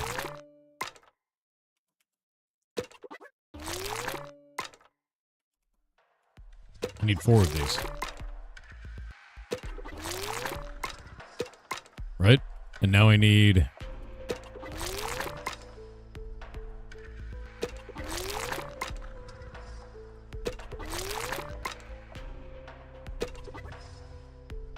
I need 15 residuum for that? I will discover this, devs. I will discover whatever it is you're making. Alright, I'm going to jump into the live chat. We're going to get the devs on. I'm going to turn the game down in volume. It's quite loud. There we go. And I'm going to grab them and pull them into the room. Hey there, you guys there? Yes. All right, rock on. If you could explain who you are, and introduce yourselves, and explain your video game. Sure, I'll go first. So I'm Abdurrahman, founder and CEO of Table Night Games. Just a quick intro. So I've started making games in 2014 and founded TKG in 2016. We kind of originally, started as a solo studio focusing on mobile games, believe it or not. And mainly targeting like Saudi audience, making social gathering games, and that surprisingly worked way better than expected. So it kind of blew up, reaching now over like 30 million downloads. Damn, And dude. now we're actually working, now we're working on our most ambitious project, which is Under My. Happy to be here. So. Yeah, that's actually fantastic. And who else is here with you today? Well, hey, I'm Clark. I'm the Hey. game director at Table Night Games. Hey, good to meet you. Nice to meet you as well. So, thanks. Gosh, I've been doing this for a while now, like about 25 years, I think. I started at Sony back in the UK, moved to Canada, spent a long time working at Ubisoft, and then jumped around to a few more things. And I decided to go indie after spending a long time in AAA. And really Another feel. here. So that's me. Yeah. Thank you. Oh, that's awesome. So, like, tell me a bit about this. What started Undermire? Like, why did you guys want to make this game? Going from where you were in, working on mobile games. What sparked this? Yeah, I've always been, a fan of games. Of course, I never knew how to make them at the time. My field is totally outside games. But I've always been a fan of games, playing them as a player. And I've always wanted to make something, similar to what we kind of play, like a cool indie game on PC and even maybe on consoles. But I had to start small, so, started with mobile. And I've been in it for a while, and I've always kind of recognized like, oh, it is a marathon. So once we kind of build up the skill set, the ability to fund such a bigger project, because we're kind of bootstrapping the company and team. So this is how it kind of. We are at the point where we feel comfortable that we can now take this step forward and go for it. Maybe Clark, of course, you can add on more regarding Undermire specifically. Yeah. What can I say? I mean, it was amazing to be given this opportunity to help build something brand new in the indie space, and I wanted to really find a way to bring like the best of what I was doing in AAA over to this side of the development world, and at the same time, try to innovate and see how we can do new things with a smaller team to be more agile. I think that was really important. How it goes sometimes in AAA is that it's very slow, very long, and we wanted to, find ways to maximize what we could do with a smaller team. And right now, I feel really happy with where we are with Undermire. I think we've come a long way in a relatively short amount of time with a really small team as well. I think that's important to note, is that we are genuinely a very small team. How many people are on the team in total? Let's see. Yeah, I think full time it's 6 people. We have myself. I'm basically like the writer, director, day-to-day producer, designer. Then we have an art director, and she is doing an incredible job, like looking after the blend of the 2D and the 3D art styles. Then we have a full-time animator. She's doing all this amazing work with the hand-drawn animations for, you can see the magic book, but if you get a chance, you'll see the other magical tools that we have that she's done an amazing job with, and also to see the characters when you play in multiplayer, you'll see them in third person and you'll see them running around, jumping, animating. It's really vibrant and very cool looking. That's awesome. Then we have a couple of full-time programmers. We have our lead programmer, Duarte, and our networking and generalist programmer, Adrian. Both of them doing a killer job, like bringing all of this stuff together. And did I miss someone? Maybe I've done already. You can remind me. I know we are a small team. That's pretty much it. Yeah, more like game design, programming team, and art team. Yeah, which is that's it. The biggest team, I would say, for Undermire, and hope it clearly shows on the game. I really enjoy this so far. It's actually been a lot of fun. I like that you guys have taken kind of a different approach to a lot of these types of, like a lot of times you'll see sort of shooter games, and it's just only combat, and that's about it. You know, that's the only thing that really matters. But you guys have done a bunch of stuff with puzzles. You've done kind of like platforming and all this extra stuff, and it feels really nice. It's really cool, actually. What are Thanks. these? Yeah. So these are some. You're fighting our boss right now. So these are some of the weak points that you're going to have to do to help bring down I've killed the him. force field. That's I in think front of him. Yeah, this stream will be behind on noticed- your end. I noticed you took all damage, so it might be a bit easier for you. But if you're avoiding, of course, attacks, so we'll see how it will go in the upcoming phases. That's it. It's been special. sorry. Oh no, you're So good. I'm interesting to trying to watch figure you, out what to combo here because I've beaten the boss. The stream will be a little bit behind, but managed to beat the boss. But now I have even more of these strange objects to smush together. Yeah, that's it. Smushing is something that we really wanted to push on as far as we could. We managed to get a certain way into doing that for this demo. Mhm. So I'm really glad to see you experimenting and trying stuff out, and I can promise you there's a lot more to come with the smushing. We had to make a few decisions about what we would put into the demo and what we didn't quite have time for, but there's definitely a lot more coming. Oh, that's actually really good to I hear. can tease a little bit if you're interested. I saw you trying to smush food together, so that is something that will definitely have more of an impact on the game. All the different food items. Effectively, we want to produce a potion type system where you can combine the different effects of the food types and the drinks that you can have. And you also saw that there were a lot of crystals, I think, on the ground that you would pick up, but you couldn't quite see what they were for. And, Yes. there's definitely a lot more coming with them as well in terms of how you can upgrade yourself, boost yourself, and so on. Is that like between runs, kind of a permanent thing? Like I'm not sure how the progression system works currently because I've just been on the same keep going down levels kind of a thing. Do you just keep everything on your character, and what happens when you die? Right, that's it. So there's a bunch of stuff that you have with you right now that will not, come back with you when you die or when you go back to the HQ area. But there's a lot of stuff that you were picking up, mostly those crystals that are permanent items. And so the idea is that they will come back with you and you will have the opportunity to, use them to help upgrade yourself and some of your items and what you see in the world as well. So, again, there's a lot more coming for that. What can I say? We had to really pick and choose what would make it into this demo in order to, polish everything up and bug fix it. Hopefully expect a lot more coming in the next few months. Yeah, I can see that now that I'm in this cinematic here.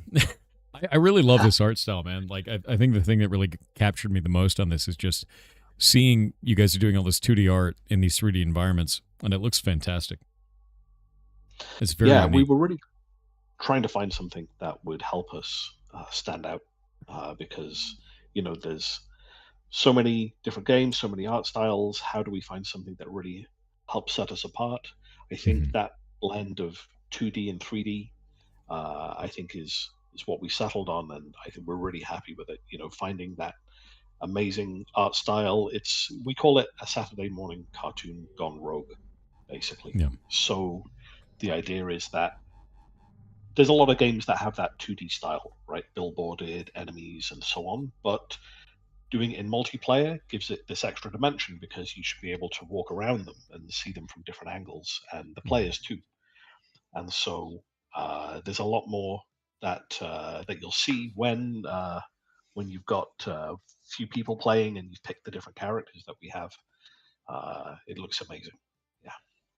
Oh yeah, no, I can see I have a new character unlocked now at the end here. That's it. Not just a new character, but with a new tool. Totally new tool as well. Exactly, like a brand new gameplay style. So the character you played, Rawi, she has this magic book. As you were seeing, it's pretty straightforward to use, right? You're flicking between the pages, different spells. You cast your spell, there's a cooldown.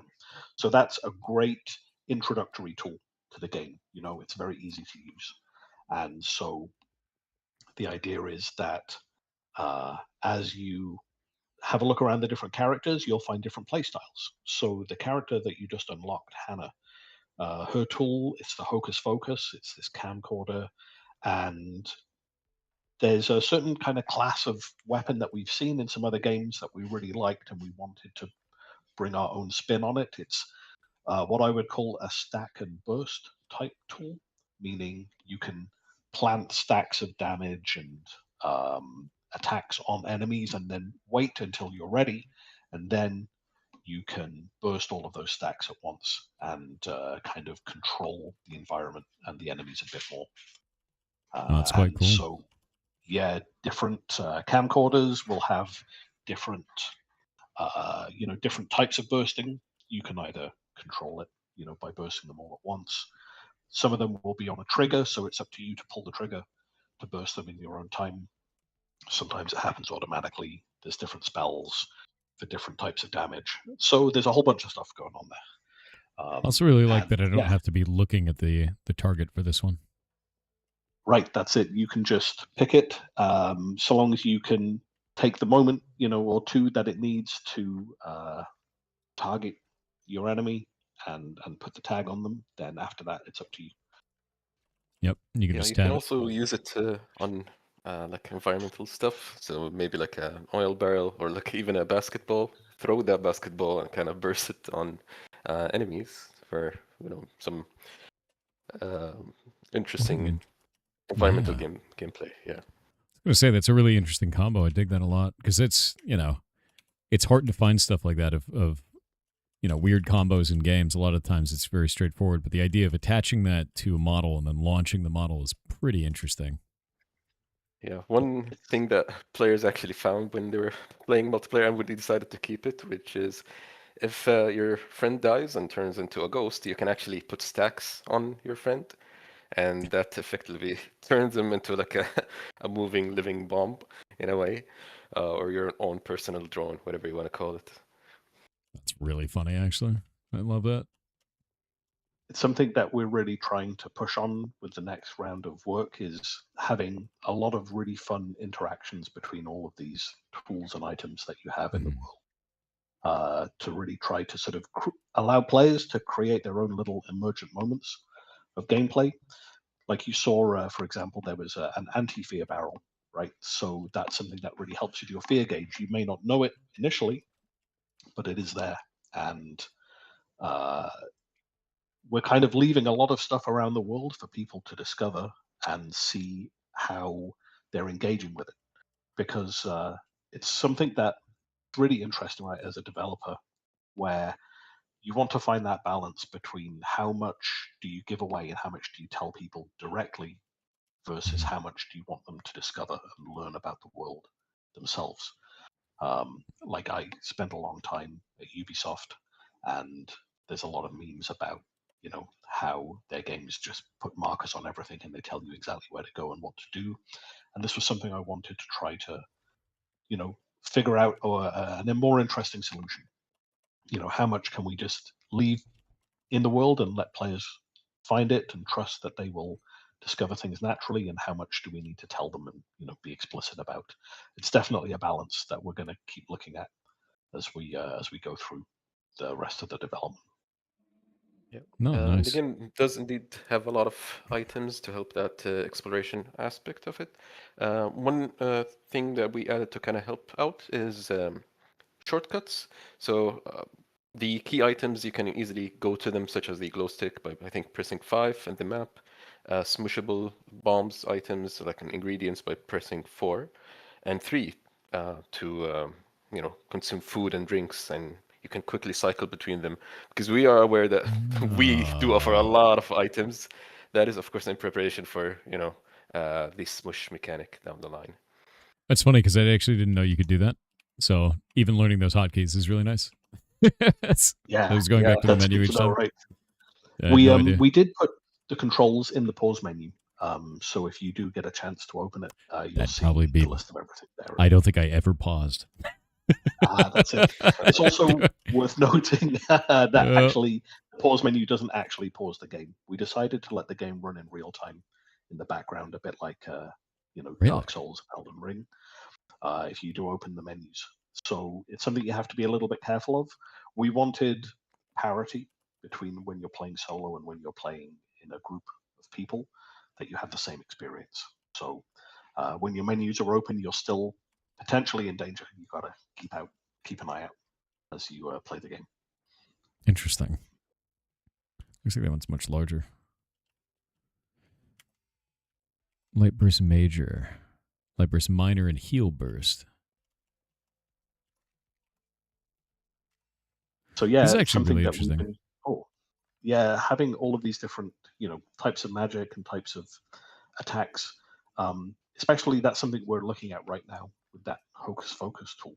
It's that idea of um, having a character that works really well in single player, but can also be in a certain role, like a supporting role in multiplayer. So if you have, say, 2 or 3 people playing and you have somebody with the hocus focus, there is one variant of the tool that we've hidden in this demo, which doesn't have any attack spells on it. It's just got a healing spell and an anti-fear spell.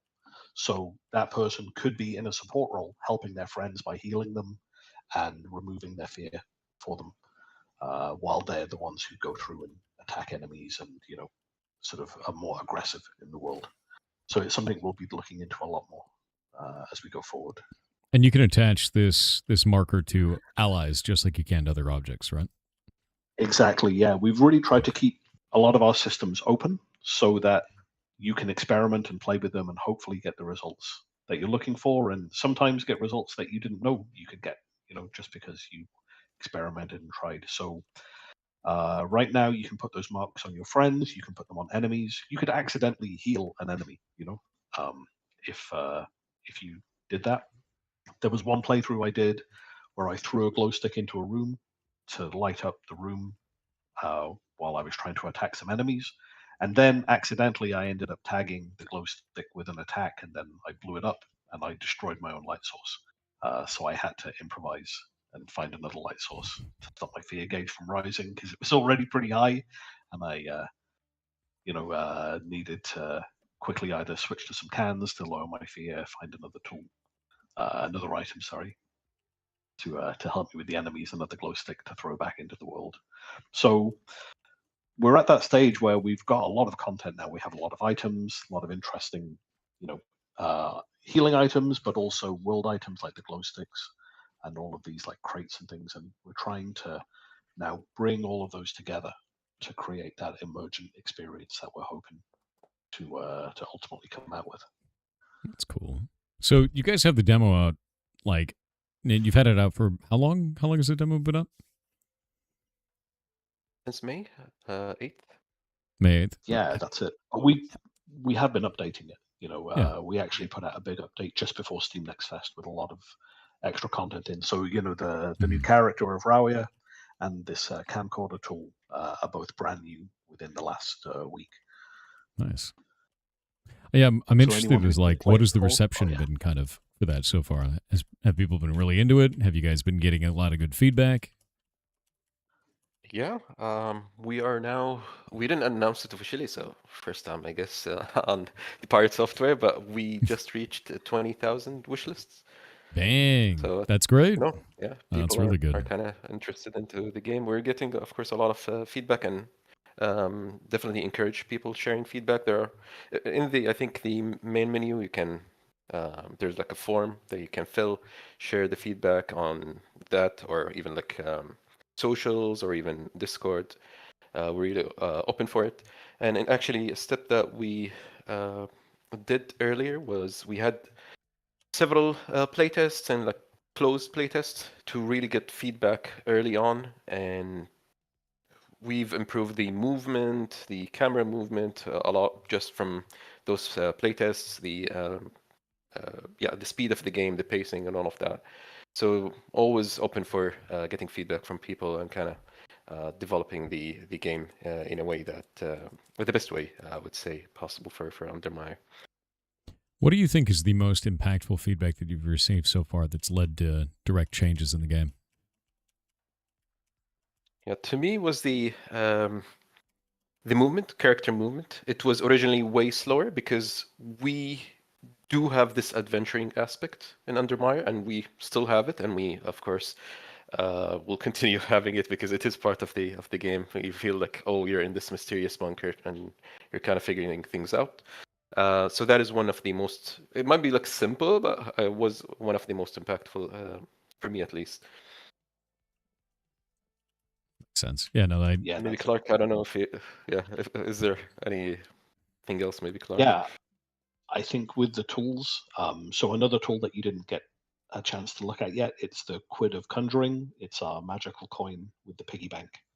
And this one, it's interesting. It's a more tactical tool, so it's intended to be, you know, a little trickier to use, but with a lot more reward to it if you manage to master it. So with this one, um, the shots that come out of it don't go straight ahead like they do with the magic book.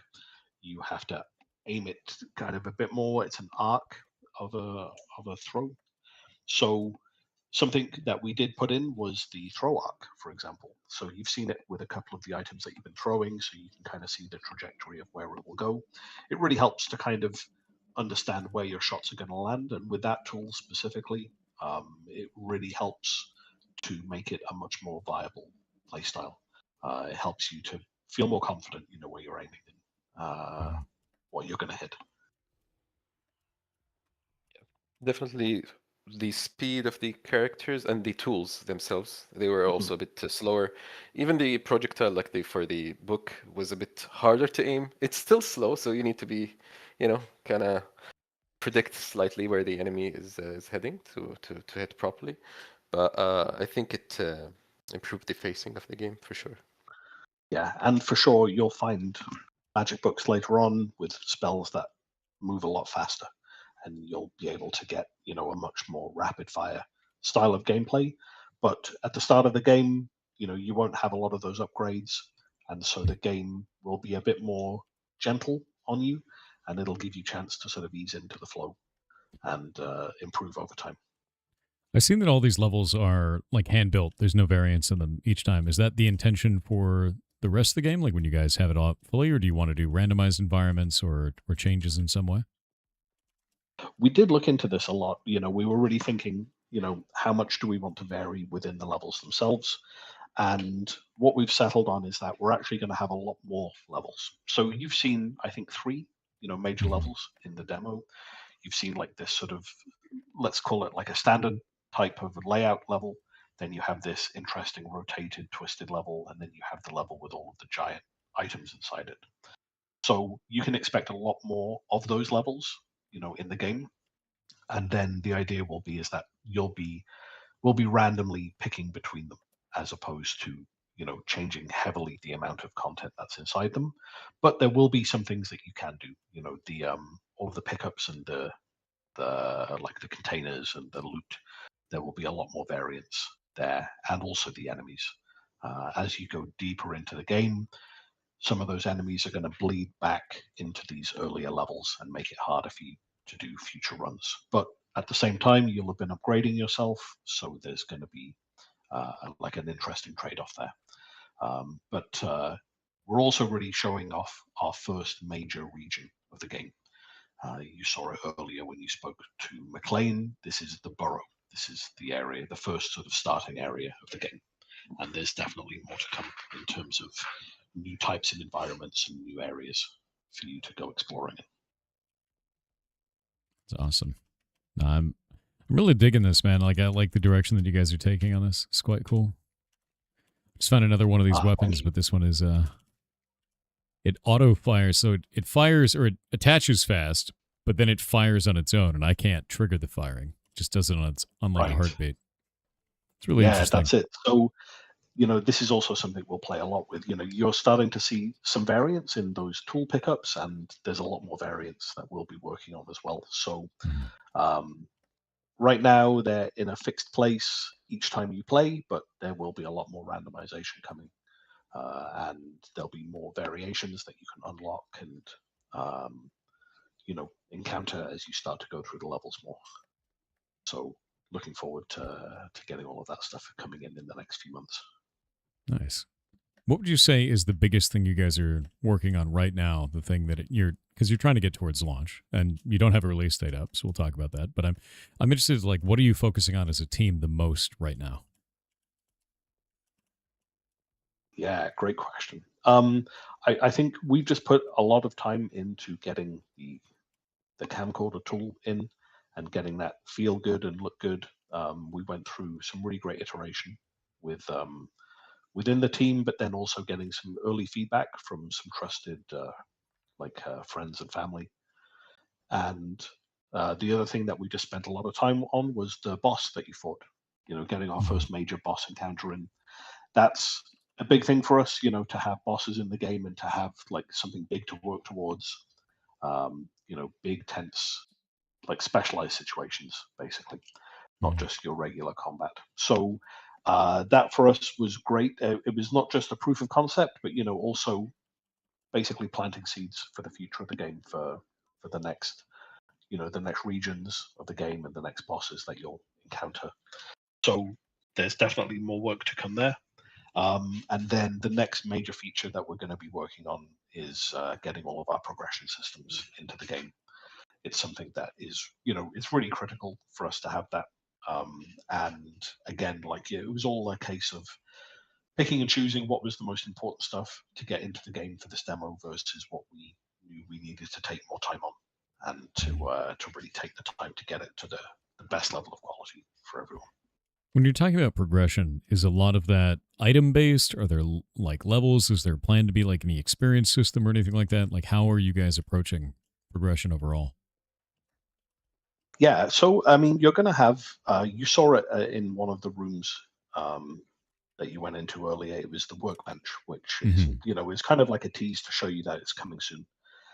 And so this is really going to be the hub of all of your progression stuff. So you can imagine like there's going to be some character progression, starting with more hearts or maybe a better fear gauge, and then being able to also unlock more tools in the world is to have stronger tools and so on. But there's also more stuff we want to play with, and I think I want to be careful. I don't want to make any promises, live about what we will ship, but we really want to push on the progression systems as heavily as possible to really make sure that every time you have a run, you're going to get something meaningful out of it, and it's going to come back with you. You're going to be able to pick and choose some options from the workbench, and then go into a new run and really feel the difference in your next run so that there's a good sense of variety in the game. That's super important for us.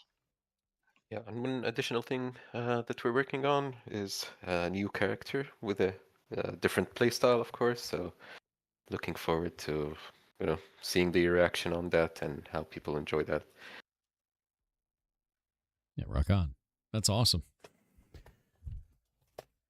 I'm just playing around with this tool over and over, and it's actually really interesting comparatively because like the characters do feel very different from each other.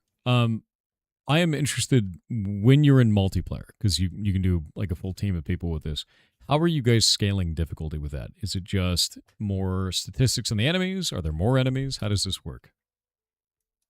Yeah, so for this demo, what you'll really see is more enemies in the levels. We have like this great scaling system under the hood, which lets us spawn more enemies in more rooms based on the player count. So that's the first step, which if you play with 4 people, you'll notice a major increase in the amount of enemies. But there's 2 other systems that will be really important for us that we are going to be working on again, as we get all of our progression systems in. So the first one is more of a dynamic scaling based on your team size.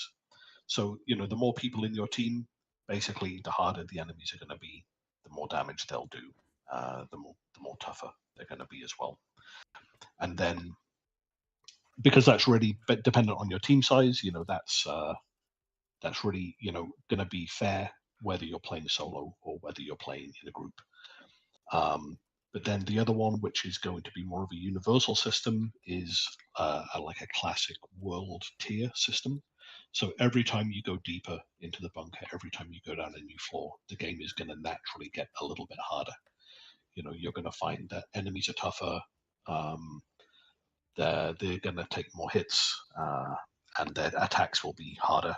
So you need to find ways in the world to scale yourself and to be able to like stay on the right level of them. So you picked up a few times those lunch boxes, and if you were to take a little look at them, you'll see they're actually very, very cool little dioramas of our characters. And so those are going to be super important pickups for you. Right now, we've just got some very simple options for damage and defense, and that's something else we're going to be working on a lot to have more variety there. Yeah, because I was So going to not say, just, right now, I stat basically based. only do that. It's just damage, and that's it. That's it. So, we definitely need to make it a lot more interesting in that sense. So there's definitely work to do there. So what you could imagine is not just having damage or defense ones, but maybe there will be ones that scale your weapons in interesting ways, maybe reducing the cooldowns on the spells or increasing the speed of the attacks, and so on. And then other ones that might give you some extra temporary hearts or increase your fear gauge, and add other cool effects. So most of those lunchboxes were kind of placed in, they were deliberately placed to kind of be interesting for you to find and easy for you to find, but we're also going to be hiding a bunch of them around the levels as well. So if you're really interested to max out your character, if you're that kind of player, who really likes to explore every nook and cranny, then you're going to find a ton of stuff that's going to help you, but also it's going to make you make some strategic decisions about, what you're going to pick and take with you. So right now you only have two choices in those lunch boxes. We can imagine there's going to be more choices, and they'll be different each time, to really give you something to think about before you just click on the obvious choice. So, with all the design ideas that you have here, all the things that you want to change, do you guys have a targeted release date, or do you even have one in mind? And if not, that's okay. Like, there's no problems there at all. I'm mostly just interested. Yeah, we're aiming for the end of this year, actually. Really? Yeah, yeah. Of course, you know how it goes with development. So we're getting the feedback from Steam Next Fest and seeing what we need to do as an internal roadmap, and that would help us kind of solidify the exact date for release eventually. That's Yeah, awesome. I think that's quite soon. it's definitely that's it. Yeah, I mean, that's it. I think it helps, to focus the team a bit. And honestly, like, we look back on what we've achieved this year since the start of the year. For example, there are some things that we have in the game that a lot of people might take for granted, but we have to build a lot of this foundational content in order to support a game like this. So, for example, the questing system. You can see all your objectives on the side of the screen, and you can have a clear through line of what you're supposed to do in every level. That was a big chunk of work for us. The fear system was something that we had been talking about for a long time, and we realized we really needed to get it in and make it work properly. So we also put that in at the start of the year, and that's got a really solid foundation for us now. And it's great to watch people play the game, and see how they react to it, because you're obviously a very seasoned player, so you were able to mostly keep your fear gauge down. But there's going to be moments where it gets quite high, and there are going to be some things that are really going to hurt you. You may or may not have noticed, but one of your hearts, for example, has got this big red X over it. So Yeah. that's a feature we call heartbreak. That means your fear gauge went into the high zone and you suffered some heartbreak. And right now, deliberately, there's actually no way for you to cure that. But, as you keep going deeper into the game, you're going to find things that are going to help you with that. And you're going to be able to also bring some of those upgrades back with you to your HQ and explore those systems a lot more. So the point is that we've got a lot of foundational stuff in place now, and we're now at the point where we're going to start to bring it all together with our progression systems. And while some of the team are working on that, we have other team members who are now building out all of the new floors, all of the new content that you're going to be able to play through and experience. That's awesome. No, I think that's a really cool direction. I'm finding resources and things that I can't use during this. I'm really excited to see what your guys' progression and crafting system really is like. I'm also wondering, like, if you have a base and you can go back and like use materials to upgrade yourself, can you use them to upgrade the base in any way? Is there any base building mechanics that'll be included in that?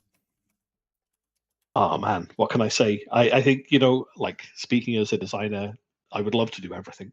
Oh no, fair. Yeah. there's so much that I want to do with the game, and we're trying to find that balance. I think of, um, what's best for the game versus um, versus what will really like have an impact for players.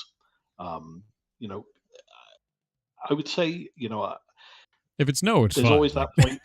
Oh it's no, more no, like I don't want to say no. It's just it's difficult to say yes because um, I love the way that the team is working, meaning that we kind of put features into the game and then we really get to play with them and experiment with them, and also get player feedback on them to know what's really important and where the focus should be. This is something I really believe in is that feedback loop. And so right now the next step is going to be that core progression, right, of getting the workbench in and getting the main progression systems in. There's a layer beyond that, which would be, yeah, let's put more stuff into the den, which is the name of our home base, so that you can upgrade and play with stuff even more. And I think something that has really worked for us in our dev style is, being small and agile has allowed us to not have this like set plan of how everything should go in the game, because I've kind of seen and lived that in past games where it's like you have this like rigid plan of this is the design of the game, this is what we're making, and then you ship it. But reality just isn't like that, and especially on a small team, we want to give everybody on the team their say and their input into how it should be. So we kind of have this sort of really great philosophy where we have a general goal that we're aiming for. And then as we move towards it, we allow ourselves to shift it based on the team's feedback and on player feedback. So to bring that back to the progression system and the base building, on a personal level, yes, I would love to do it. It would be great to have it. But is it the right thing for the game? And will it work well with how the team are building it? And will the feedback be good for it? There's a lot going on there, I would say. You never know. We're about to go into an ad break, so don't worry. People can still hear you. They can still hear me, but I just sort of chill out during the ad breaks because I don't want people to miss something just because they didn't pay for it. Pay for a sub or something like that. So we basically just pause for 2 minutes. Okay, sure thing. Sure. Yeah. It should be popping up in just a sec. There it is. The ads, the nature of the beast of streaming live.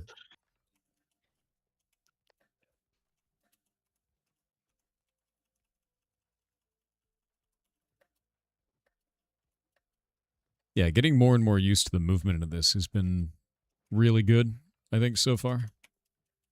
So once you get used to like bunny hopping around and shooting, it's really nice. Yeah. Like you can do some kind of parkouring as well on like the barrels and quickly jump from one place to another. That's awesome. I think it feels good, yeah. As I said, originally it was a bit slower. People wanted it to be a bit faster, and when we tried it, we thought, okay, this actually feels cooler, so... Yeah. It's always how it goes. That's it. I'm always fighting against my own biases on what I think is good, but not necessarily what other people will think is good. It's interesting, right? Because I mean, you want to be true to yourself and to build something to a vision that you feel is strong, but to be open, to feedback, to be open to hearing what people think about your game, and to be open-minded enough to make a change when it's the right thing. Yeah. I dropped my weapon down the back of the map. It's gone now. Oh no. It's fine. I was worried that a few bugs. Actually fall. Yeah, we did block that place. I'm hoping because people did get stuck before. But yeah, at least it's just the tool, but not you. Yeah, that's it. That's also part of the beast. Is you build a feature and then you have to spend the same amount of time bug fixing to get it right. and you might still be left with a few bugs at the end of the day. So it's always a constant battle to balance putting new stuff into the game and fixing what you have. They'll always find some way to break it. That's just kind of how it goes. Yeah. I mean, in multiplayer, it's even worse.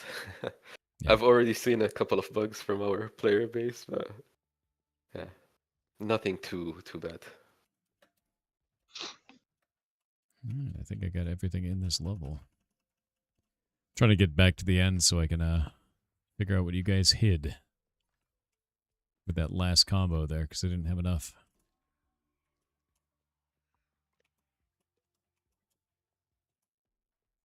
That's it. I would say this is definitely a game that rewards exploration. What we've done right now is that we've given you a lot of tools. You know, we've given you, like, all the items are there, the information is there in the sense that if you read the notes around the world, if you read all of the chalkboards on the walls, if you use the tools that we've given you, like especially the gander skill to reveal things around you, then you're going to start to notice a lot of things. And so it's a case of, you know, how curious of a player are you, to use those things and look around. Some people just kind of want to blitz through it, and that's cool. We support that too. You know, we're not really judging you on how you play. We really just give you a bunch of stuff and kind of let you have it and see where it goes, and trying to find that sort of default level of balance so that it's not too boring for people who are really skilled and not too challenging for new players or more casual players. There's always a lot of work to do to kind of figure that out. So that's something that's just an ongoing task for us as well. No, that makes sense. I mean, that's like a never-ending thing at that point. It's always trying to find a way to optimize, make it better. I did notice something really interesting is if you look at the graphic down there, guys, when I'm targeting something with the camera, it actually shows an image of that. So you guys animated it out for every target in the game, every type of enemy, all of it. Like there's a box, but it's specifically the wide box on the camera. Right, that's cool. It. Yeah, we put a lot of little touches like that into the game that really help to, like, make the game feel complete and feel like there was a lot of love put into it. So I'm really happy that you noticed that. That's cool. Yeah, little tiny stuff like that is just really interesting. And it's cool because it shows you that it's locked on, in case you can't tell. Like, you can see that it's locked onto it, and you can also see that it's a valid target, and it's just a nice little touch, on top of it. And I know that takes extra time and effort too, so I'm going the extra mile for it to make it nice and good. Yeah, that's it. It's something we definitely don't want to avoid, or to make sure that we do have time at the end, is to polish things, because again, this is all part of game dev, right? You've got to make the feature, then you've got to bug fix it, and then if you're fortunate enough, you get the time that you need to polish it and to really make it shine. So all of that, of course, it's time, it's money, it's people power. So balancing all of that out is really important. So let's say, Oh, sorry, go for it. Yeah, I was going to say, let's say the game pops up. Let's say that everything goes way according to plan, does really, really well. What would you add as a feature as your guys' first extension of the game, if that happens? Ooh, yeah, good question. There is something I got in the back of my mind. So it's definitely a wish list feature for me. We've got the smush mechanic, and we really want to play with that and to really maximize it. So for me, it's about, it's interesting, right? Watching your playthrough, you're very attentive. You're collecting everything. You're picking everything up. You have a lot of smush gel, and you also have a lot of money. And it's a classic like game economy thing, right? You have sources and sinks for all of your content. So right now, what we're expecting is that, for a player who's really engaged, who gets to the end of the game, they are going to have a lot of smush gel. They're going to have a lot of money. No matter how well we balance it, there's always going to be this moment where your economy is going to break. So you want to kind of push that moment back as far as possible. And so the question is, if you do get to the end of the game and you do have a lot of smush gel, then what can you do with that? For me, I would love to weaponize it. and have some kind of a spell or a tool that basically can shoot smush gel or shoot coins out. And now you've turned it from a resource into ammo, and now it's something that's going to help you get past the toughest challenges in the game. I mean, you've already told in the lore that the smush shell can cause people to like merge with objects, so that's one hell of a terrifying weapon, to be real. That's it.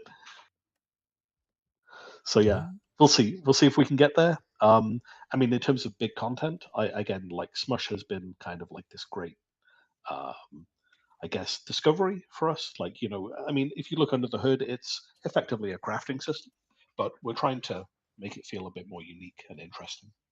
And, I got a bug for you. ooh, Yeah, I noticed. Okay, so it works on some of them.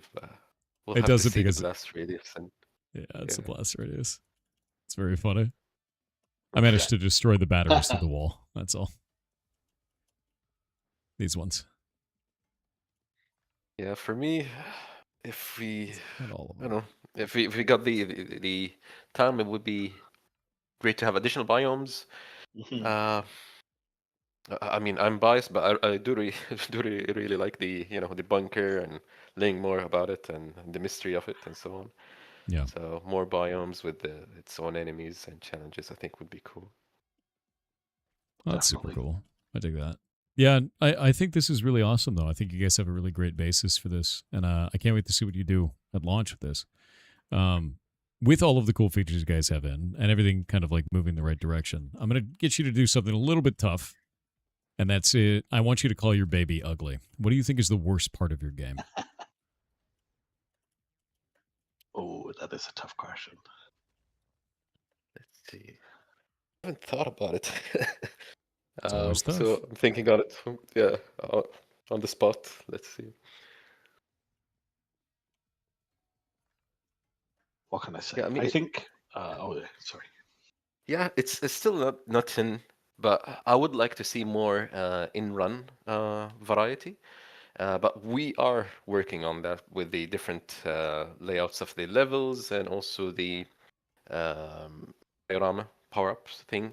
So those are the two things that I feel, they're so simple right now, and I really want to feel that each run is different. So it is in the works, but it is I would say, the thing that, yeah, the first thing that kind of came to mind. If we want to really call the baby ugly. Yeah, I think from my side, I know that the balancing has been tuned to be quite straightforward and easy, and this is knowing that we don't really have the progression systems in the game to sort of support you starting weaker and then slowly getting stronger over time. So for me, it's knowing that there's a lot of people who are playing it who are having a very easy time and are not feeling the challenge. And I want to really make sure that we have a really strong baseline experience that's really, it's good and will work for people who are experienced, but it's also giving casual players an opportunity to start without too much stress, and to be able to play in a more casual way. So how we'll fix that yet? I think we'll have options, but it's something we've definitely got to work on. Like watching you play through as getting so many upgrades with your hearts and not really dying. It's something that definitely will have to change because we do want you to be dying and replaying the game. Fair. Going back to the home base upgrading and doing all of that. There's a lot of work to do there. Yeah, it's you've really given hard to so many balance. consumables that I'm like, I just have a ton. Yeah, that's it. Cool. So yeah, I think finding the balance between how much we give you, how much we want you to reserve for smushing into other things, and raising the difficulty over time that you really start to feel like you have to engage with those systems. That's super important for us. The Yeah, fact that we they're did not have there now, yeah, doesn't help. yeah, we did have live play sessions with many people, and they kind of struggled with the finishing, the first floor sometimes. We also have, the analytics feature for people who activate it. So thank you for doing so. If you anyone interested in playing, and we do have a lot of people kind of failing in the earlier floors. So that's why it's a bit, of a tough balancing act to It's to always appeal to tough. both audiences. Yeah. It's always really difficult because you never know like what kind of a player it's going to be. You never know if they're going to be good at the game or bad at the game. It's just so many different types of people and so many different skill levels. For sure. Exactly. There we go. Now I can do whatever this weird final combination is. I replayed all of it so I can get this item and then smush it. What? Yeah, that was one of our Easter eggs. Was seeing if somebody would discover this and seeing how far they would take it. So I'm super happy to see that you did. Yeah, I was wondering what this thing was going to be. So Morphin can do something with this. Let's go take it to them.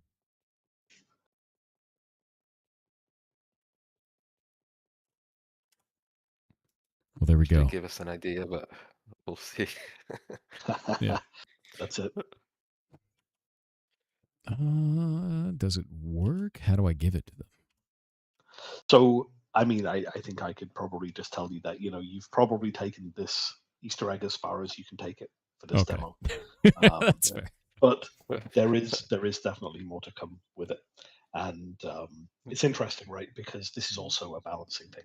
We wanted to give you enough Smash Gel in the demo to let you do it if you were really determined enough and curious enough to do it. But it's something that you probably wouldn't be able to do in the game for quite a while. It's like it's that mix of we're giving you content and features that you may not see at the start of the game and that you may have to work towards, as you play through the game. It's kind of tough though because we don't want to set people's expectations that what they're playing now is what they'll play in the final game, right? Yeah. There's some food items and some other stuff that you'll have to earn and work your way towards. Whereas right now Even the we're kind tool, of just exactly. yeah, the tool variety. We're kind of showing some of the later ones a bit early in the demo. Yeah. Oh, this is cool though. I actually think it's really awesome of an item, and I think it's really neat to be able to have the smush mechanic to like push things together. Kind of led me to want to combine a bunch of things experimentally and then creating garbage out of them. That's how it goes. That's it. So we definitely want to reward that curiosity. There's like I say, there's definitely a lot more to come with this feature. Yeah, it will have a bit more impact in combat as well, eventually. So you guys are launching this up on Steam to start. Are you planning on any console launches? You planning to put it up on Steam Deck? Anything like that? I would say Steam Deck is something we really want to aim for. We this is also one of those dev challenges, right? It's getting your game to be performant and not to have too heavy a requirements list. I think Steam Deck is probably a must for us, is to be performant and to work really well on Steam Deck. So I would love for us to be like officially Steam Deck certified. That's definitely important for us. And yeah, PC is really the start, I would say. I think we have to see how the game goes, at launch. Is the interest there, and how much anticipation is there for us to come to other platforms? I think because we are, like Abdulrahman says, we're a small team, we're bootstrapping it, and we're really figuring out, doing all of this ourselves, including self-publishing, then that is definitely another step for us to take, right? Is how do we now publish on console? How do we get into that? How do we get into that whole area of getting dev kits and going through PlayStation like certification, Xbox certification, all of that stuff? There's a lot of work to do. So, and of course, something else that's super interesting is, different platforms let you push updates at different paces. Like Nintendo are very slow to let you do updates on their systems, whereas on PC you can do a hotfix anytime you want. No one is stopping you. So finding, I think, a certain level of stability for the game is really important for us first before we start looking at other platforms.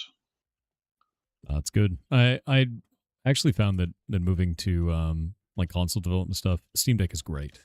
Like it's just so nice to be able to put stuff up on Steam Deck because again, Steam, and like you said, you can just do updates anytime you want to. You want to push it a new update. They're also really attentive. So like, if you find a bug in Steam OS, they'll just fix it. Like we found one pretty early on, and they had it fixed in 24 hours. I just turned in a bug report, and I was like, "Hey, this is blocking us from being able to do this feature correctly." And they were like, "Fixed."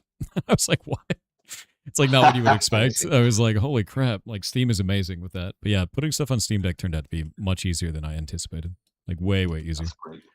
It's Yeah, great to work with them. definitely. Especially like with, how do you say it? Today's economy with the prices of everything, Yep. platforms like Steam Deck are going to have a much longer lifespan. So it is really Yeah. important, that we get to the Steam Deck and that we hit that.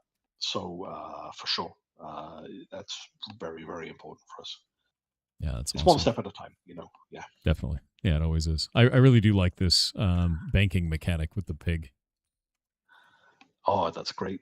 Yeah, it's something that it takes a little time to get into it, and there is more than you can kind of see right now because as you go through those rooms, you've got the tools there, and you've got all of those chalkboards on the walls explaining the keywords. Mhm. So there is a new UI coming for when you want to switch between two different tools, and it's going to be a lot more informative and like a better comparison of what you have versus what you're going to get, so that you can understand the risk and reward of switching between two tools. What are the keywords? What is the damage level? What are the spells? There are also other features of the tools that are there, but they haven't. We didn't really get to expose them as well as we wanted to in this demo. So, for example, with the tool, right now I think you can bank 3 coins with this one, and there will be versions of this where you can bank more, but up to a maximum. But then there'll be versions where there is an unlimited amount of coins you can bank. However, the more coins you bank, the more like the closer you're going to get to what we call a backfire, and that's not going to be good for you if it backfires. So there's going to be an element there of risk and reward for you to play with, and that's maybe the last thing I'll mention is that you don't really see it right now, but with the 4 characters that we have, they all have a certain personality that's going to come through in the dialogue, but also we're connecting that to the gameplay. So the piggy bank is there's an element of risk and luck to this. You flip the coin, and it's like flipping a coin in real life. You get what you get. You don't really have control over that. And so the character who this tool belongs to, his name is Sam. You haven't seen him yet, but he'll be coming in later. And his character is the risk taker type character of the game. So that will come through in his characterization, his dialogue, but also in this tool that he's going to use, where you get to choose what level of risk you want to take with this tool. How much do you want to bank in order to get more damage if you're lucky? But if you're not lucky, then it's going to backfire on you and hurt you. Nice. And so, yeah, we're trying to bring that aspect in for all of the 4 characters, and find a way that complements their personality through their tool. And So we're starting to get there. Yeah. we are almost at time, but I'm interested if you guys have any advice whatsoever, because you've been in the industry a long time. You guys are working on this now. Any advice whatsoever for somebody who's just starting out? We've got a lot of people in the community that are making their own games, doing game jams, things like that. We're actually running a game jam next month after the show. So anything you could say to them? I think if you're just starting out, then I'd say there's 2 things. Firstly, it's really get deep into your tools. Really learn your tools. Like for someone like me coming from a AAA background, it's I kind of found this out the opposite way, which was that I started out in my career doing a lot of like data and like editor work, engine work, and then as I became more senior, you kind of end up distancing yourself from that. And now I'm back in the indie world. Well, I'm in the indie world rather. Now I'm getting back into a lot of that, like day to day. I'm in the editor. I'm balancing data. I'm integrating data. So I would say don't ever lose that. If you're making games, then that means you are almost certainly working in your editors and your tools. Keeping those skills up is super important. I would say it's really foundational. And the other thing then is getting feedback from people. Is being open-minded. because there's so much that we've done that we wanted to do, and we're slowly building the vision of what we have. Mhm. But there's so much feedback that we've had has been so useful for us, right? Because it's not just about having this rigid, inflexible idea of what the game should be and pushing it through regardless. If something isn't working, you have to accept that it's not working and you have to change it. And you have to be open-minded enough to know when something isn't working and that it needs to be fixed. Otherwise, people are not going to respond to it and you're going to have a bad time. Yeah. And So, to add on the tool aspect, so when I first started, I started with Unity because it was whoever I ask kind of says, "Oh, go for try Unity" and so on. It didn't work out as well for me for someone that is with no experience in, let's say, making games or programming even, and choosing the right tool. So the point that I want to kind of make is choosing the right tool is also a critical thing. Whatever you're making, there are different engines. So see what works for your game and what works for you. A lot of the new engines have like visual coding things that is a quick way to kind of get in the field and learn and try things and start from there. Maybe it's something that you can explore and try. There are many engines. I originally started with Unity to try that, didn't work out. Tried Stencil, I think one is called. Maybe not too popular. Tried Click Team Fusion, Game Maker. So all of those are kind of recommended to try out. Maybe do not take too long on them. See if they work out for you and your game, and just do it basically.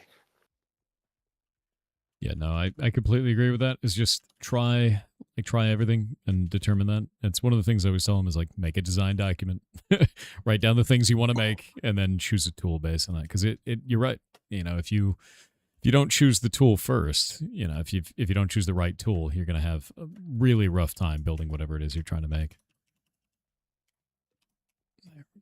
Oh, absolutely. okay. Love that. Well, we're now about at time. So, is there anything else you guys would like to say before we head out? It's been great. Enjoyed that, and enjoyed watching you play as well. It's a lot of Thank you fun. for the opportunity. Yeah, the game is really, really cool. I'm actually going to send out the Discord to the community right now. If you guys are interested in this game at all, join their Discord. Definitely do it. Feels really good. Go play the demo. Try it out yourself. The different weapons feel very, very different from each other. So after you play through them, you'll see they're quite different. I think I like the pig one the most, personally, by the way. Nice. Amazing. So yeah, the Quid, I believe it's called. I like that. The Quid of Conjuring, yes. Yeah, Quid of Conjuring. I like that one a lot. It's very, very fun feeling out of all of the three. And I think it's mostly because you're always doing something. You're adding a coin or you're removing coins, and it feels snappy, I guess is the best way to put it. And by the way, the demo supports multiplayer, and not only that, there's also friendly fire, so it can add to the chaos if you want to experience that. So I definitely encourage trying it out with friends. Yep, play it with your friends and then blow your friends up. That's the way. Absolutely. That's it. Something I don't think you saw it in this playthrough, so this will be my final word, is if your fear gauge does end up getting very high, then something is going to come and start hunting you. And I'm very interested to see how people react to that. And All what right. happens when that gets to its big moment, let's say. I can't wait to not find out what that is. Could it be that thing right there? That big horrible thing right there? Yeah. Jesus. Oh, that's scary. It's like Mothman.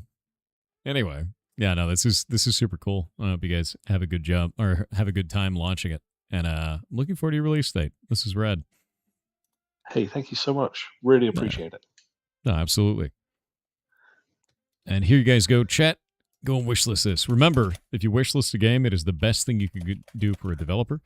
It is free for you, and it helps Steam find them and spread their game across everywhere. It'll show it to more people. So do it. Do it if you're interested.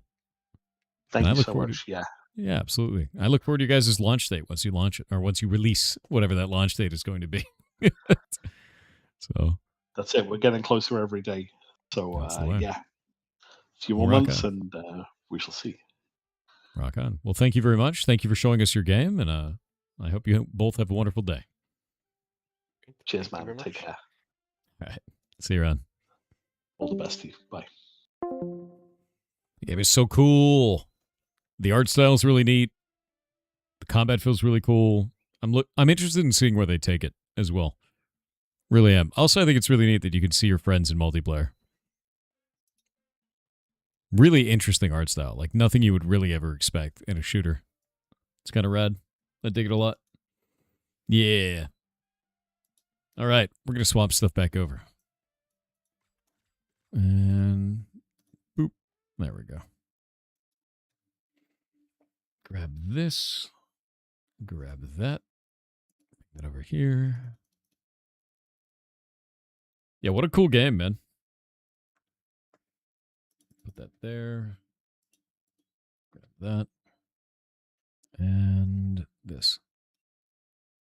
All right. Did that not go through? It did not. There we go. All right. I will be right back. Give me just a minute.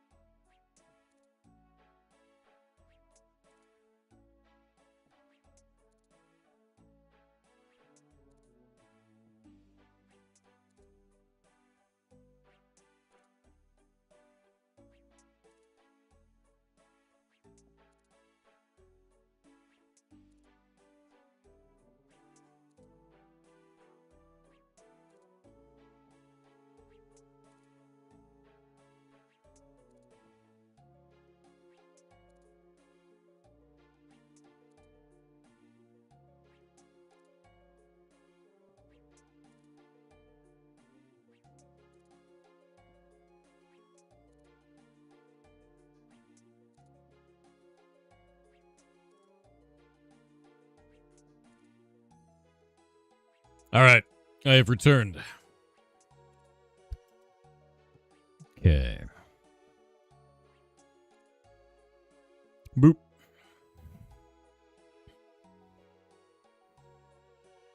Alrighty.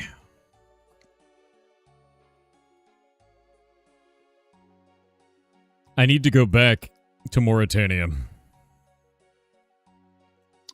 And I have to go and get more ecto tokens. Ugh.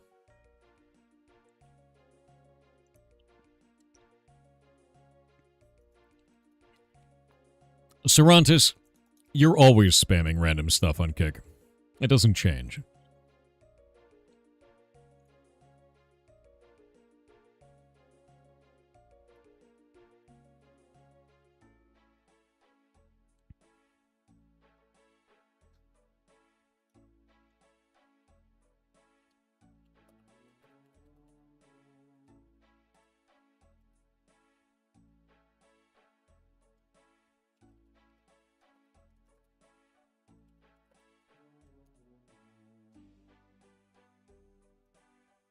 We talk about price? I don't think I actually asked them about price now that I think about it.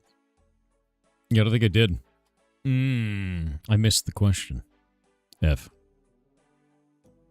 Yeah, I was kind of wrapped up in playing each one of the character classes. The classes feel really good. I like them.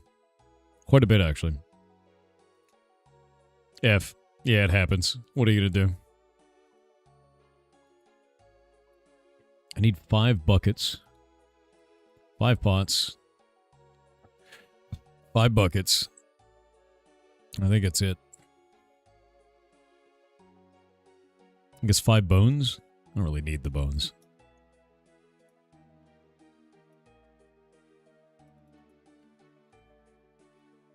Is there a schedule for pigs? No, intentionally not.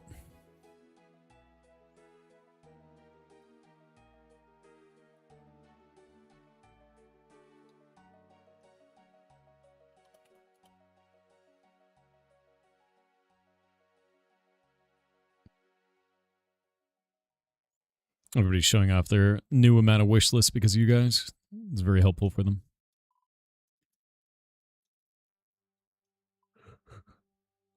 ALQ. Let's do that. God, I'm like sleepy right now, but like the normal kind of tired. The normal kind of tired, not the my window is closed and I'm suffocating to death tired, you know?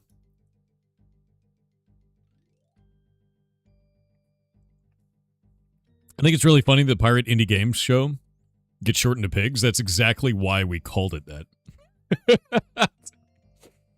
And that's why we have the little mascot, dude. That's the whole point. It's pigs, dude.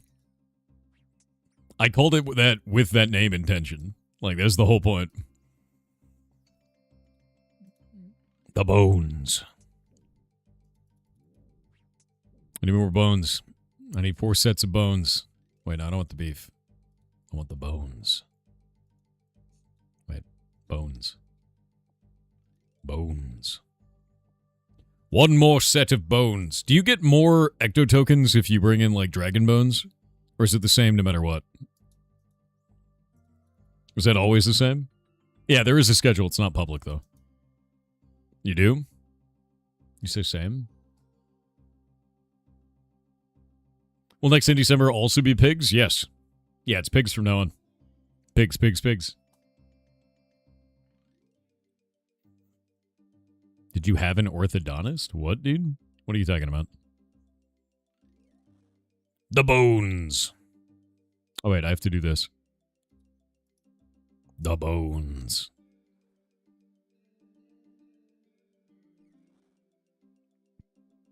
Five tokens per turn and per XP based on the bone value. Okay, so it's always the same amount of tokens every time.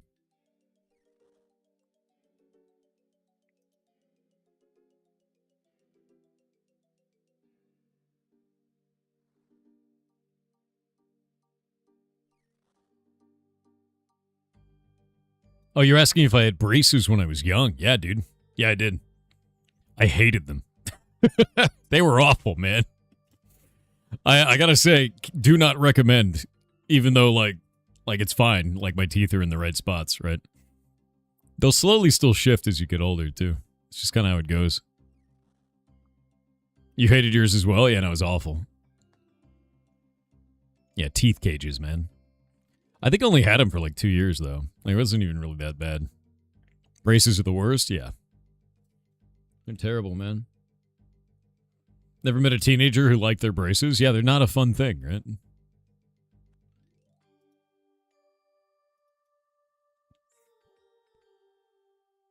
Oh my god, that means that you have to do this 100 times to unlock that ship permanently. That sounds horrific, dude.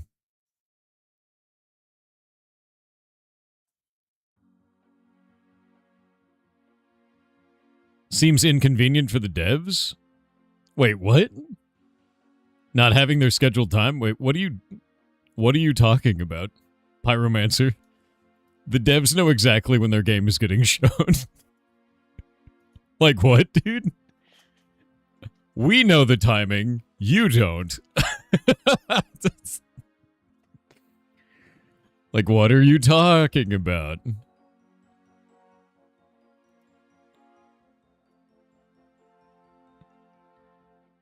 Yeah, we picked our preferred slots even. Yeah, so the idea, the way that it was set up is I set up 3 time slots, 3 a.m., 6 a.m., and 9 a.m. every day for the month, except for on Thursdays. And then I told the dev teams, I said, hey, man, what slot do you want first come, first serve, and they got to pick all of them, knowing that we had more slots than we had devs. So that way, there'd be a bunch of gaps, and they could be more comfortable in their choices, man. But yeah, nobody's, like, forced into a spot or anything like that. And I did that specifically because last time in December when I did the event, we had 83 devs, and it was a freaking nightmare, man. It was too many. And setting all of it up was really not efficient at all. How do you do that, Blask? How does a ghost make sure he lies perfectly flat? By using a spirit level. God damn it, dude. Get out of here. Oh my god. You're so dumb. Yeah, no, it's super important though. Is like we learned a ton from doing in December, and like that's sort of the idea now, you know, just to make sure that all of it works correctly and doesn't feel bad.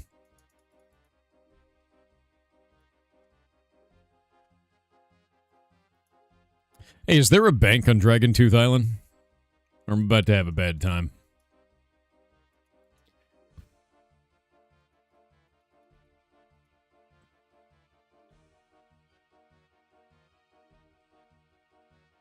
You feel forced into the spot? At your work? F. That is unfortunate, my dude.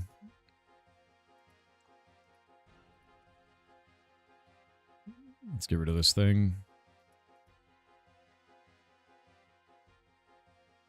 You're not going to be on Dragon Tooth for very long. Bank is unnecessary.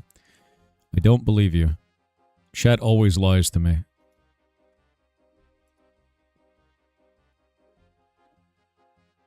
Chat's entire job is to lie to me.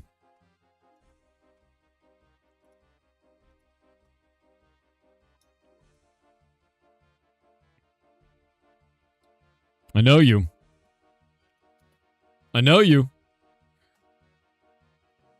You're saying there's a bank on the island? I don't believe it. I think chat is full of lies.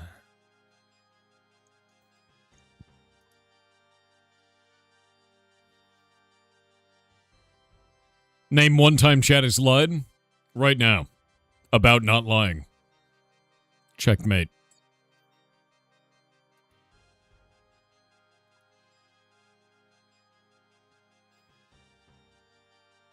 You know what? Let's ask the mayor. Does chat lie, Mayor of Catherby? Do you have any thoughts on this matter? You're not really sure, but the fish seems to be indicating that it... God damn it. It disagrees? Fine. The mayor has always been on your side. It's ridiculous. What are you paying him? Is the mayor on your payroll? This is the 4th time. How much do you pay the mayor? This is bullshit. This is bullshit. The mayor always chooses your side. How is this possible? No, it's 4 times now. It's been 4 times, Ika. I keep going to the mayor, and the mayor keeps agreeing with chat, which is horrible. It's deeply horrible.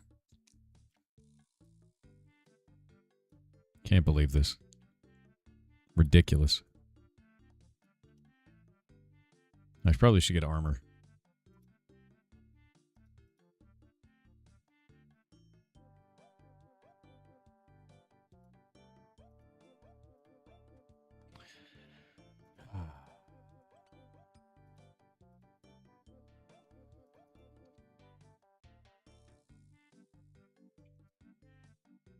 Vote mayor for mayor? That's the worst. Hello, Captain. We're going to Dragon Tooth. Here we are. Statue of Saradomin. Why is he pointing? Do I need a goddamn shovel?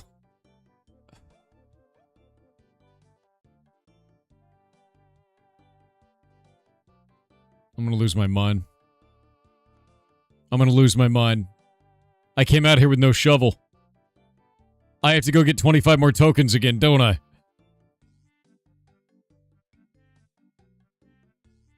I hate it here.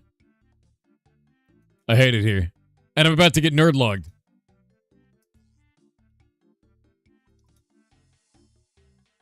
I hate it here. Well, I guess I'll go get 25 more tokens.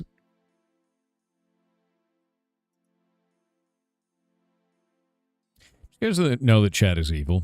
Did you know that? Did you know that chat's evil?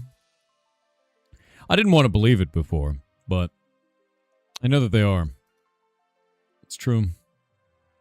Yes, but a bank, not a shovel.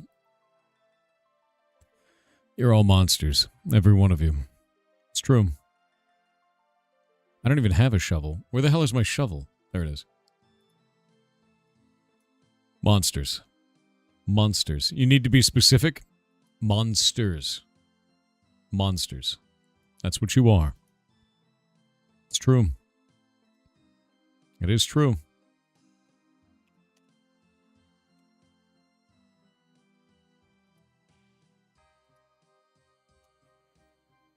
Now I gotta go get more ecto tokens. Chat reflects the streamer. I don't know if I'm as much of a monster as chat is. Chat is a monstrous thing these days. You can tell by the way that they are. Well, now I gotta go kill a bunch of cows because of you, chat. Did you know that? These cows have to die because of you. They were already dead. Technically, they're undead, but now they have to be all dead. That chicken, too. See that one? It's because of you. You did that. It's your fault. Can't believe you've done this. Can't believe you're making me kill all of these helpless undead animals, chat. Look what you've done. You're okay with it? Wow. That's messed up.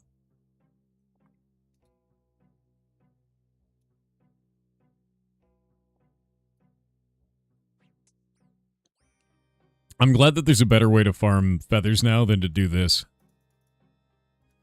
The old way to farm feathers was to kill chickens, and now you don't have to do that. You can just go do sailing, salvaging. It's like way better. Steaks for days. Good.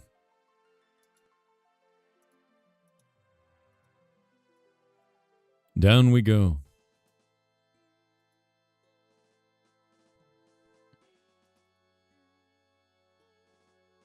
Mushrooms for days? Yes. You're down for some undead chicken nuggets? Here's the problem, alright?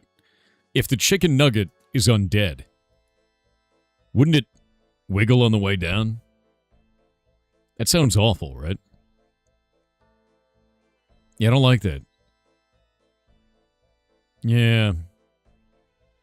They just announced the new old school RuneScape later this year? Oh, I'm ready, dude.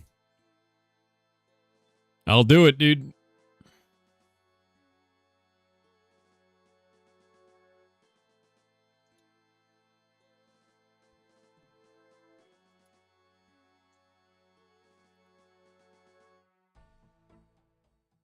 One of the coolest things that I like about old school RuneScape, by the way, is your character isn't just your skills. Getting items, like unlocking little things, progression stuff, is very important. Beyond just getting skilling up, you know?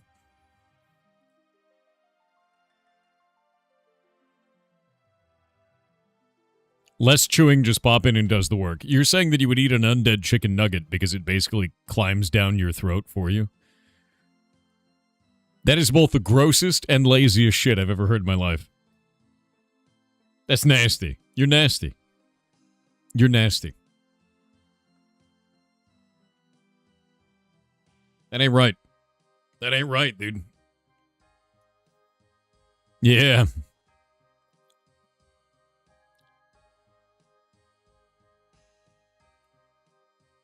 Do cowhides sell better than the finished products? No. Soft leather sells for a lot. The reason why is people don't want to go to Al Kharid to tan their own leather. Because it takes time. And it doesn't give you anything.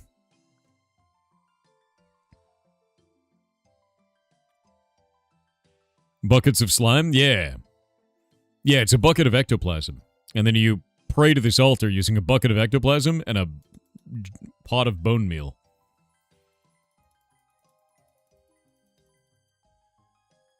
And then you get ecto tokens from the Ghost Disciple.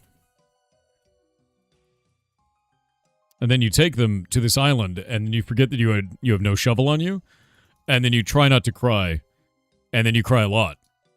Is basically how that works. That's a pair of shears. Thank you. He gave me a kebab. I eat it. Delicious. Yeah, try not to cry, cry a lot, is basically what happens there. He's ragging at our zombie nugs, and yet he has bone meal. Look, the Emperor says that corpse starch is good for you. All right, I don't want to hear it. All right, I've got my ecto tokens. I need to go to the Ghost Captain and travel to the other island, and then use a shovel. And maybe I won't have a problem when I do this. I am now here. As an X marks the spot, digging it. What do you mean nothing interesting? It's got an X on it. Wait, maybe it's an arrow. Shit. Did I not need a shovel at all? Was this lies upon lies?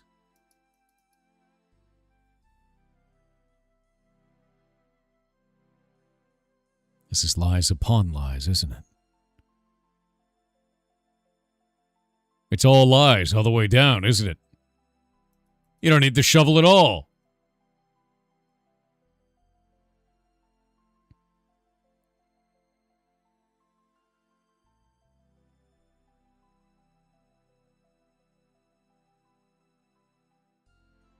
When Pigs is over, can we play Rogue Trader? Just a quick 15-minute run of Rogue Trader, right? Is that what you're saying? He's pointing this direction. That one's pointing, I guess, here. Which is... like there.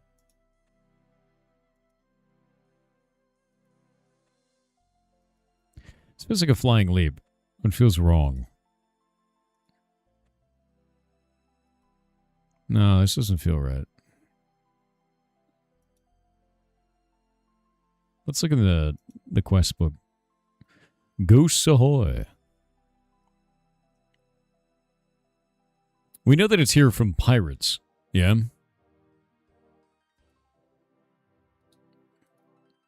What a good likeness. Saradomin's looking that direction. Wait. That's to the east.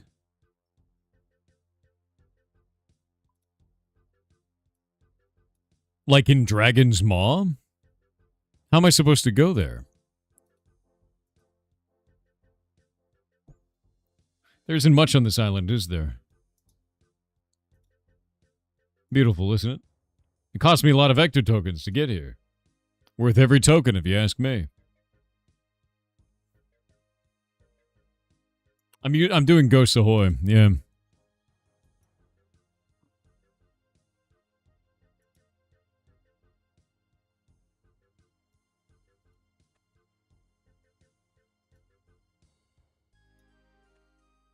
The most east we can be. Doesn't seem to be doing anything there. What other hints do I have? I know it was pirates. They have an X marks the spot, but the X does nothing. Unless the island itself is the X. It's kind of X-shaped. Sorta.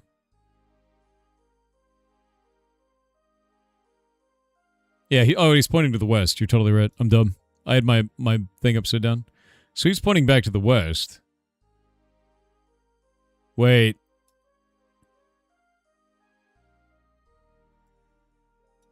Is it at this thing? Like Saradomin's pointing there.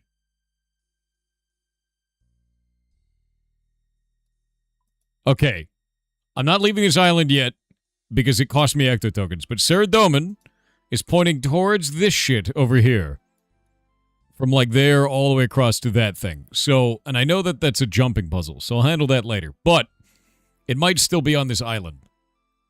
I just don't know where on this island. I don't know how to find out. The end looks like a sneeze. I know.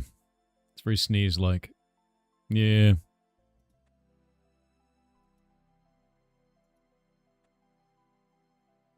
Do you have an assembled treasure map? Why would I have a treasure map?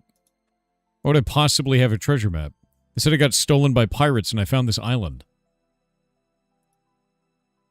I haven't found any pirates. I'm just digging wildly.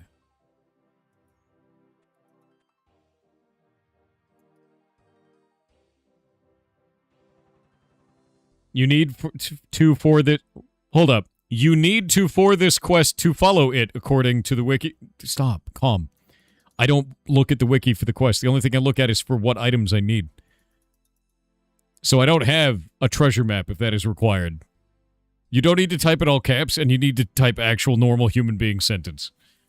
Normal sentence. Good for word.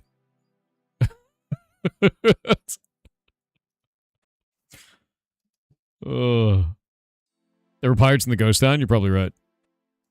I gotta go back. I don't have what I need yet. Yes, punctuation is free. Large letters do not portray your information better. Promise.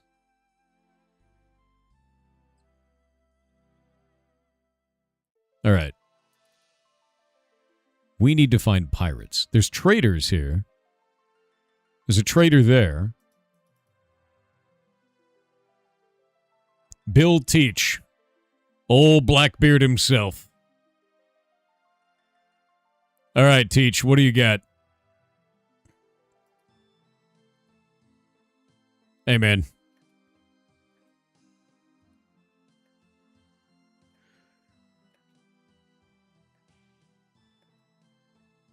So this is the one where I don't have the ability to be a pirate because I don't have the quest.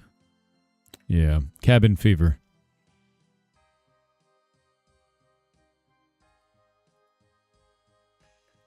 So Bill Teach isn't what we need. There's got to be some other way to do this. No, I don't want your RuneScape wiki, dude. I told you. It's more fun to figure it out. It's about the journey, my dude, not the destination. Plus, it's more fun to ask chat things and then have chat lie to me. That's a more hilarious experience overall. Is that a golden kappa? Holy shit.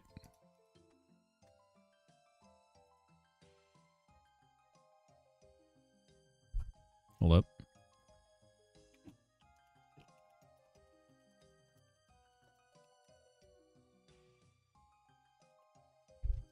Golden kappa trend. I'm going to put in an automated thing to announce the Discord when we get a golden kappa.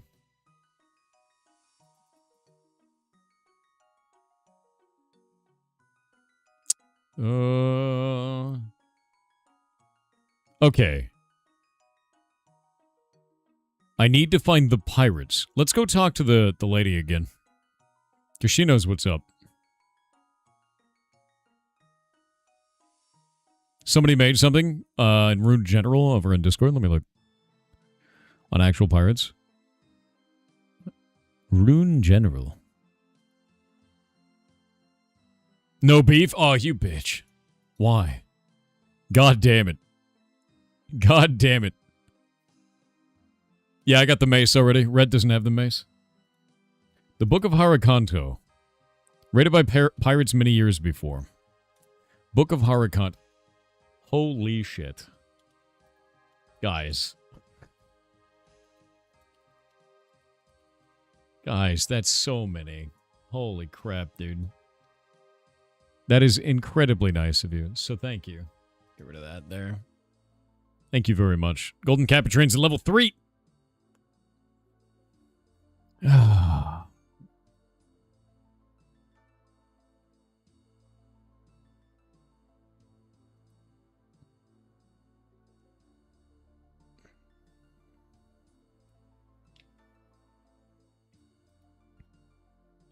Mace is not even that good? No, but it's part of a collection log and you need it.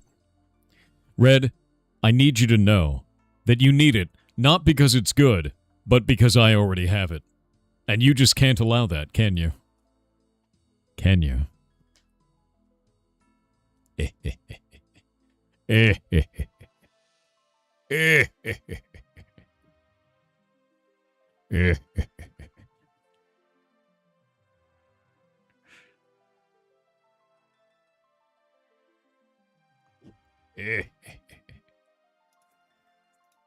All right, we need to find pirates. I'm going to go here.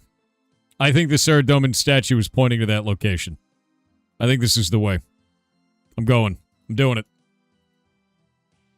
I'm doing it. I'm doing it. Itty bitty bit. Itty bitty boat. Salathan on Twitch said helpful hint, you can buy buckets of slime from charter ship shops rather than trekking down to the slime pit. Where would the fun be in that? And then I don't get to see the glory of the slime pit. You trying to deny me the glory of the slime pit? How dare you? That's awful. Oh wait, what is this? Is this pirates? Are you pirates? You might be pirates. Okay.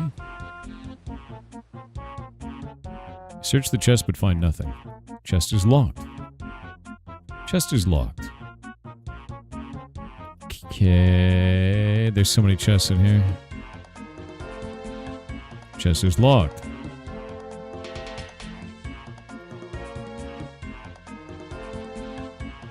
There's so many. The golden kappa grows. Oh god, it's a giant lobster. What the... Jesus. Beat his ass. Whip. Oh, he had seaweed. What? You find a piece of a map.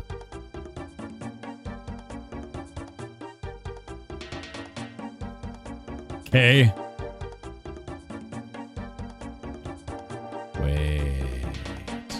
Wait a minute.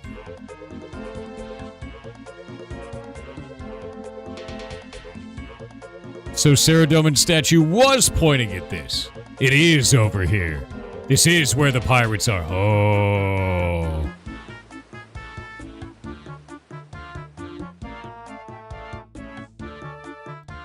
See, Chet only lies. Never believe Chet. Never believe Chet. My assumption was correct. I'm agilitizing now. There's another chest over there, but it's got another map. Mayor says otherwise. The mayor is in your pocket. He's on your payroll. I know the truth. We all know the truth. That's right. The mayor is compromised. The mayor works for Big Chet. Another piece of a map. Saradomin. Alright, that's 2 map fragments.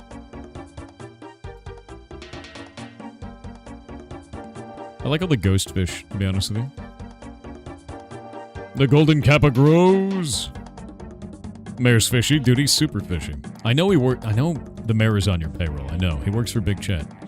You don't have enough energy to make that jump? Is this using my energy? What demon did such a thing?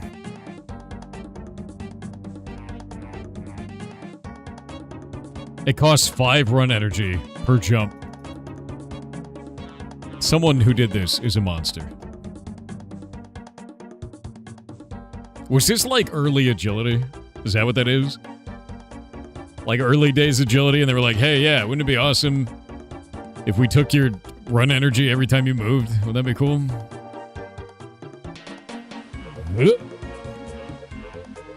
Nope, just bad design. It's pretty rough, yeah. Okay, what's up here? Oh! An old man! Get him! What is your name?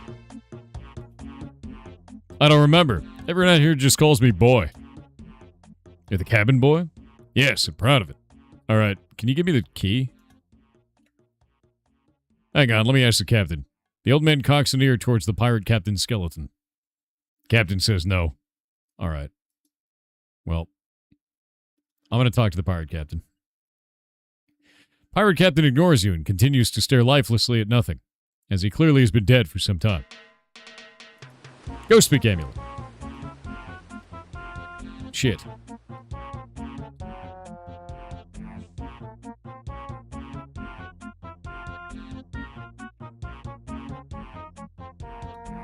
How am I supposed to get the... How am I supposed to get the captain to give me the... Oh, we got ads. Alright, I'm gonna wait.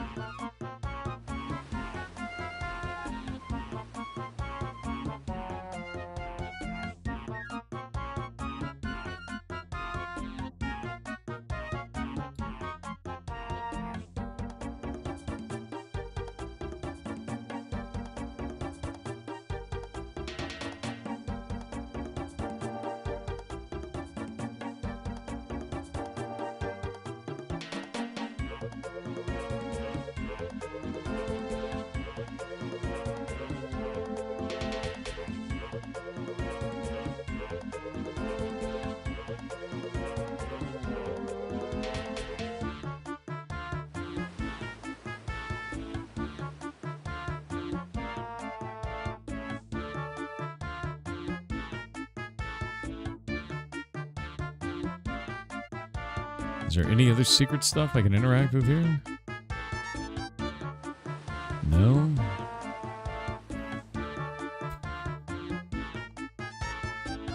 We're gonna run out of time, dude. The next pigs. It's gonna cut this quest short.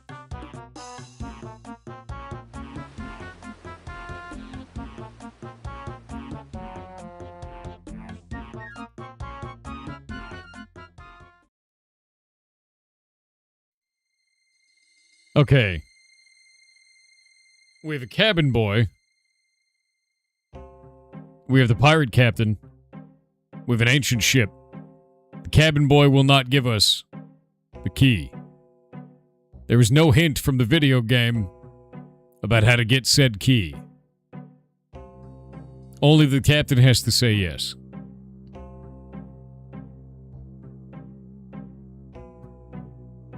Shit.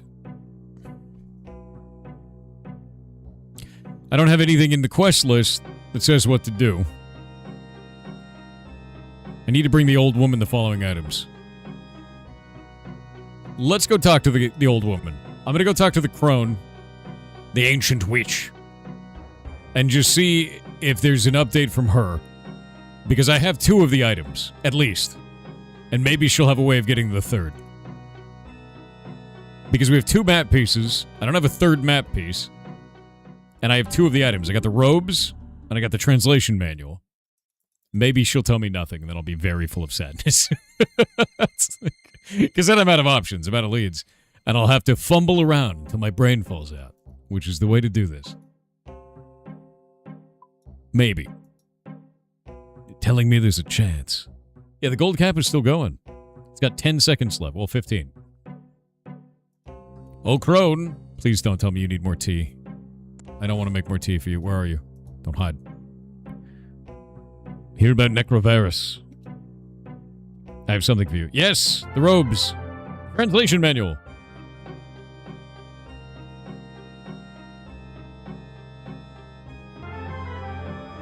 Anything I could do for you? I've lived here on my own for many years. Holy shit. Thank you for those gifted subs, guys. Wait. He was 12 years old when he ran away with some pirates to be a cabin boy. I never saw him again. If you ever see him, please give him this and tell him that his mother still loves him. The cabin boy is the witch's son.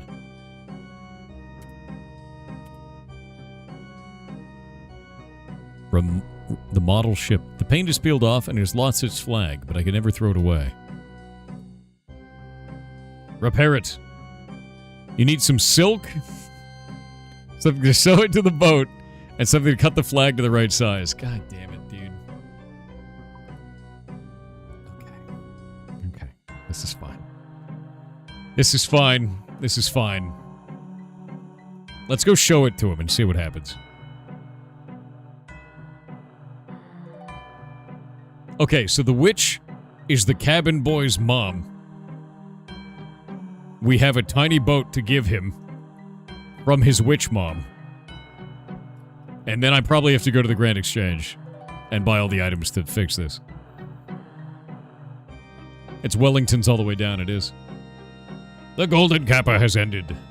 Thank you very much. 3,311 bits is wild. Thank you very much. Static Holy Airwaves shit. on Twitch with 1,000 bits said, Yar culty, R culty, R culty, R culty, R culty, R culty, R culty, R cult. You're a cult. You're 5 cults at least. Did you know that? You know you're 5 cults? Yeah. Tenchi_Shadow1996 on Twitch with 500 bits said, Hey Thor, are there Hello. good spots for efficient mining and smithing express? Yes. MF2P player. So after you do Under Ice Mountain, it unlocks an area called Camdazol. Camdazol has fishing, mining, blacksmithing, prayer experience, and cooking and combat. And there's a bank in the center of it. It's actually awesome. It's really goddamn cool. Do it. Go there. Have fun. Is this your toy boat? The old man inspects the toy boat. No, I made a toy boat a long while ago, but that one had a flag. Okay.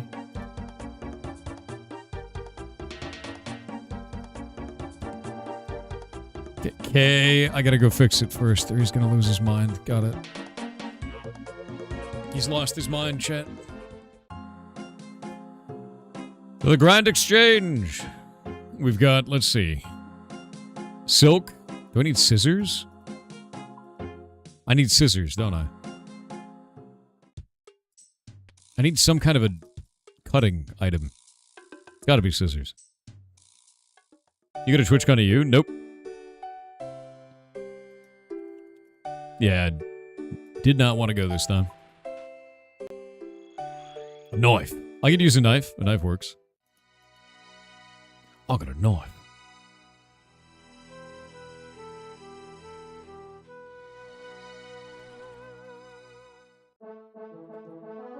Cinder see. EU on Kick said there is a new extraction shooter that resembles Elden Ring, fantasy basis that has a demo out now called Mistfall Hunter.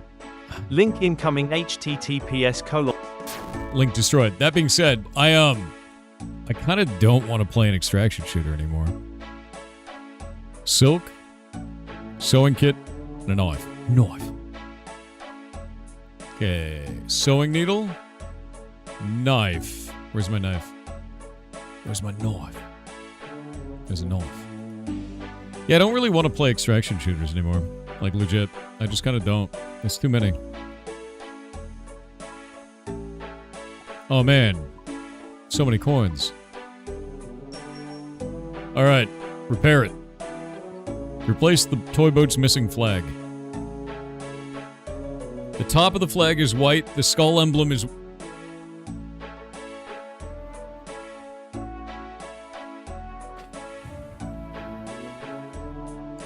I have to paint it.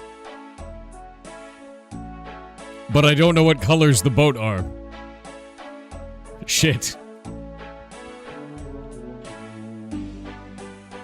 Wait, how many dyes are in this game?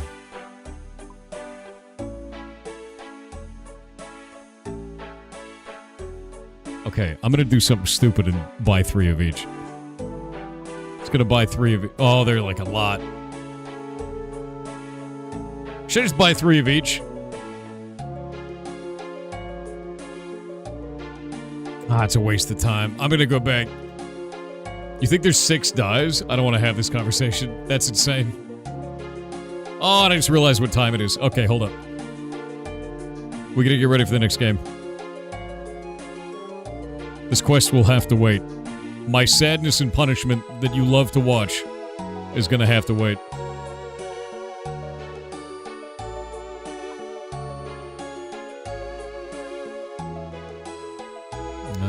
I need that item.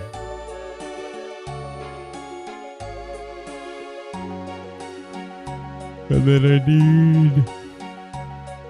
nothing else.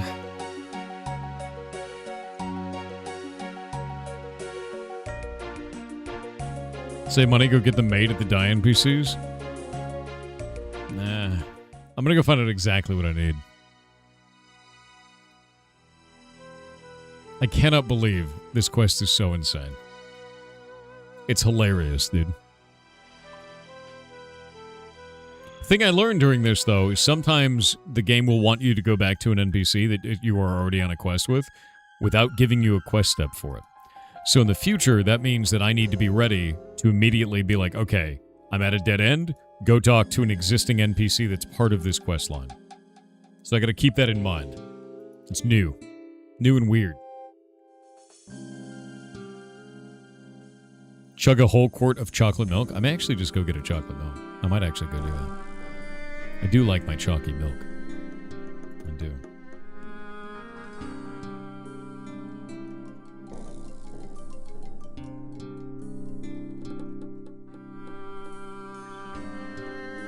You missed a key for the quest? I swear to God, dude.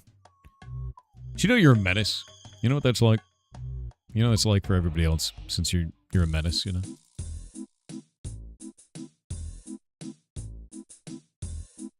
Killer squirrel? That's weird.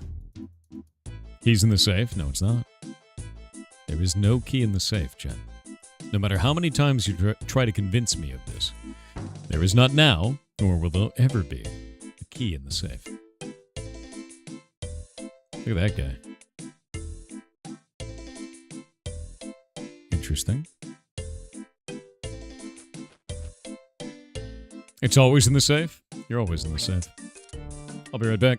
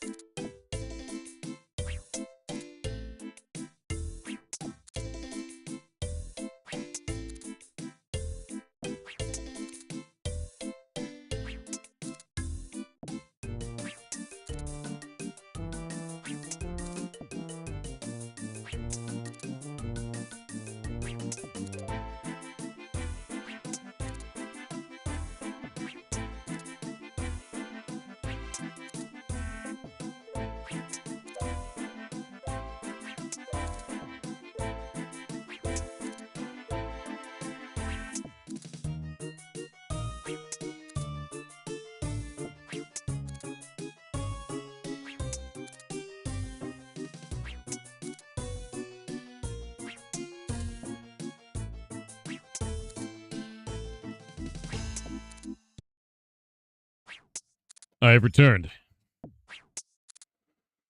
Bet they fall down on the werewolf agility course? Dude, they do. That's true. Alright, it's time. It's time for the next Pirate Indie Game Show game. You guys ready? The final one of the day. And then I have to complete Ghosts Ahoy. Or die trying. You ready? Are you ready? It might actually kill me. We'll see. Pigs, pigs, pigs. It's pigs time. All right. The third game of the day. The dev is doing something that I find highly inadvisable. They've updated the demo right before we go live with it. Good luck, dev. I hope your changes work. And if they don't, I'm so sorry. Very brave. Very brave. Incredibly brave moment, I see. Like pushing to prod at 5:59 p.m. on a Friday. Then going home for the day. Wish us luck. I wish you luck. It's a scary moment, you know. Okay, one sec. Get all this set up.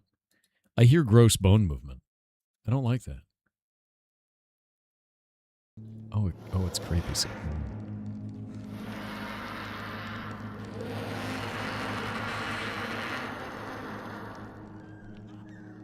You ever wake up in the middle of the night and you hear that in the distance? Just go back to bed. You're not outrunning whatever it is anyway. Just go back to bed. Go back to bed. Why is it scary? All the tests passed. All right. Let's get this set up.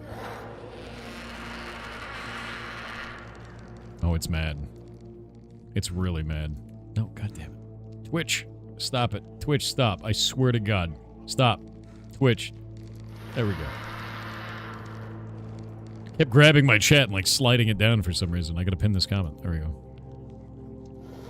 Okay, that's fixed.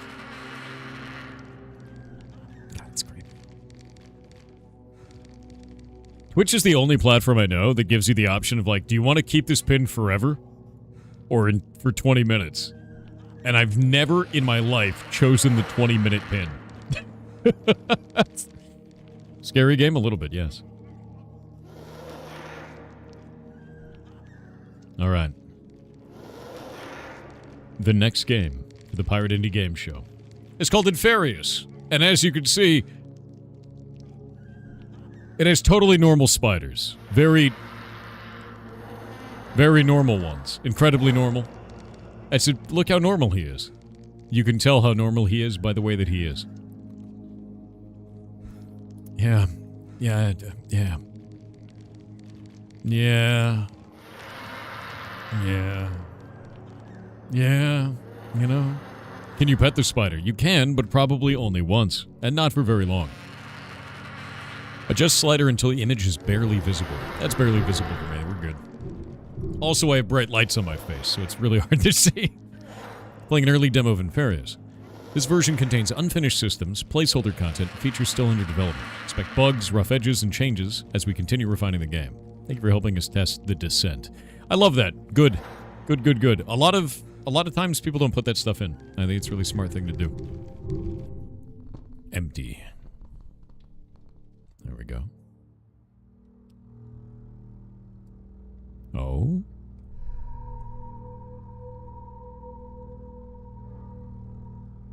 Is it like a soul orb?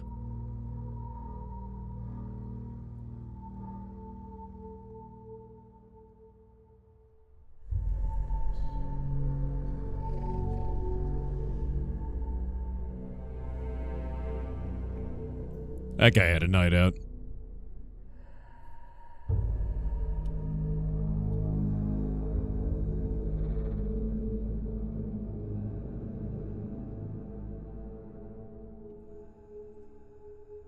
Wait, is that me?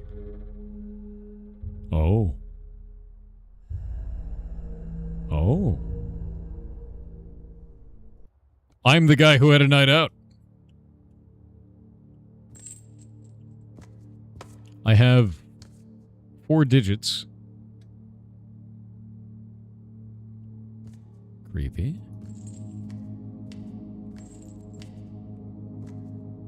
Okay. Acquire.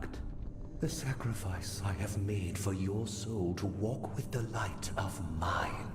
But let's not revel prematurely, pilgrim.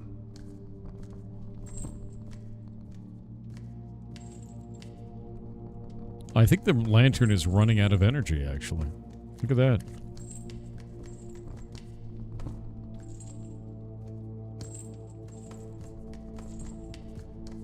Interesting. Alright, so we have runes of some kind. Let's see this. Doesn't interact. What is this? Central Sanctum. The docks. And our start. Let's go this way. Into the abyss. I clearly have a time limit of some kind. Light drains over time. Sanity drains when light is depleted. Losing all sanity kills you. Alright, we're on a time limit the whole time. Got it. There, life's fading embers. Soul essence. Oh, I should probably wait on that one. Siphon it. Eaten. And we use it as a resource for puzzle solving. Got it.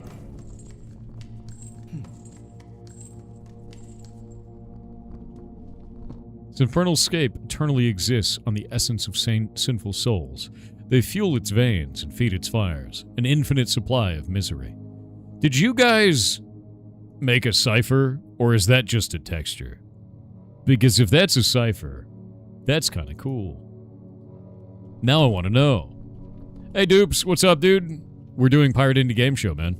It's the 3rd game of the day. Some souls burn in eternal despair. Eat it. Take it. Yes. Okay, so that's an unlimited resource. Got it. More. from the void, but can it manipulate it? Use the essence. Rend your own way. Yes.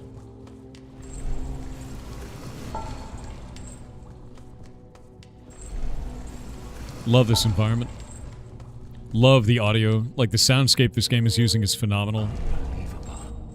And not even a trace. Yet. Needed. Okay. Oh, oh. The void taints souls, corrupts. Be wary of these husks. I heard some bullshit. I didn't like. Blah, blah, blah. You know? Maybe not, you know? Maybe just now. Man, why has it gotta be heads? Could you just... Oh, they follow you, dude. Nice. Hey, you guys cool? You're cool, right? Yeah, you're super cool. I'm just gonna let you stay cool.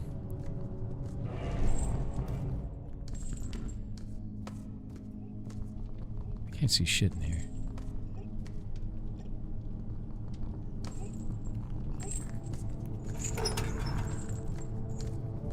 There we go.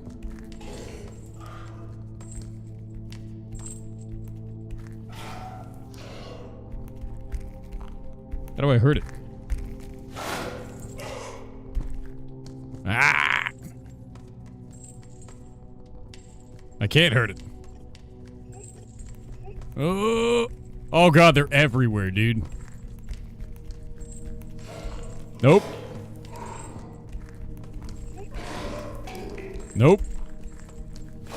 Nope.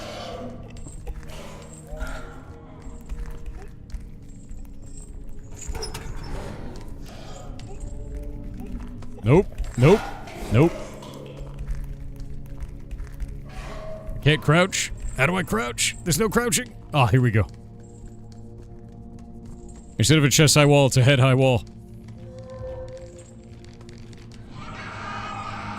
Holy shit, no. Nope. Run past it, run past it, run past it, run past it, run past it. I'm not a fan of whatever that is, you know what I mean? I stole whatever that is. Jesus Christ! What? I don't know what just happened. I don't like that. Go away.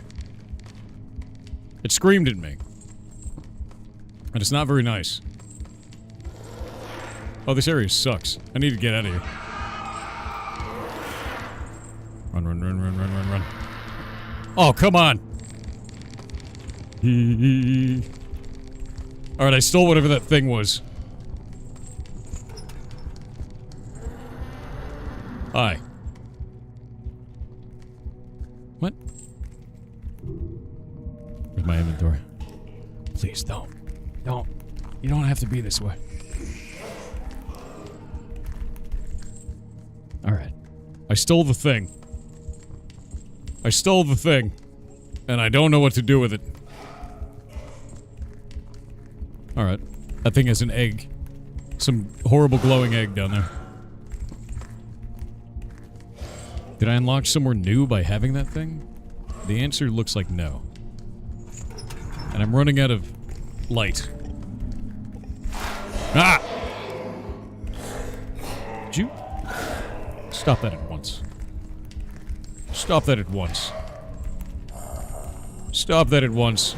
Took some of my sanity away. I need that. Oh my god, I can't open this. You can crouch with C? Oh my god. I tried pressing C. You can't do it when you're holding right click. Ah! Could you, sir? Okay. Yeah, hitting C didn't do it. At first.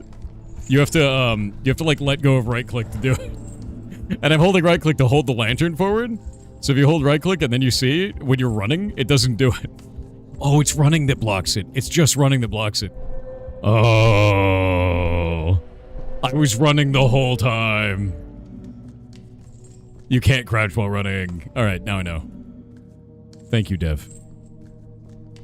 You made a game where I want to run the whole time because it's terrifying. Yeah, too scared to crouch, exactly.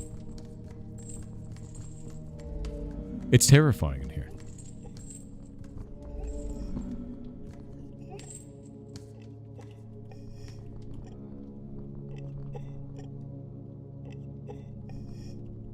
The walls are breathing. That means there's cool stuff back there that I didn't collect. Alright. I head out. Ah, Jesus Christ. I think he fell out of the ceiling, actually. Hello. Are you dead? You better be dead. Pilgrim's past is shadowed and fleeting. But see how the sinful souls readily offer their light. Are they kin or afraid? Hey man, I need you to stay dead. I mean it.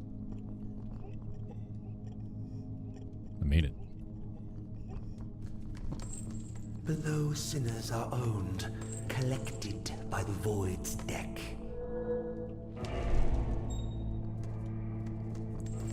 What is that? Oh, we can just steal from the lanterns, huh? That's kind of cool. Okay. Cards, power. In your palm, you hold the tether of one's existence. Starter deck acquired. A card, a soul. To gamble with evil in life is to bet yourself. The void always wins, but pilgrims can chase their loss.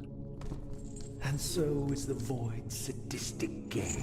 Souls against souls. Such savage gambles. But what for? I like that I can steal from the lanterns. I'd loathe to raise your hopes. Only victors get rewarded. So let's see your hand do more than tremble. Play. Okay. Very nice. Oh. Alright. Yeah, there he is. Look at that guy. Doesn't he look happy? You know? He looks great, doesn't he? Look how happy he looks. Use WASD to look around the card table. You have 5 candles. When you reach 0 candles, you die. Okay. There's no card blocking incoming damage. Damage will be taken directly to a candle if there's no card blocking. Got it? So it's like magic. You have XP, or you have HP. You gotta have blocking cards or monsters or something. Clicking the hourglass will end your turn. You start with action points each turn, placing a card used as an action point. At the start of each round, flip the coin to determine who starts the round. Major cards and minor cards. Place on an empty slot to play a major card. Place on top of another major to replace. Unlocked in full game. Brand's abilities. Okay, so you can have abilities on them.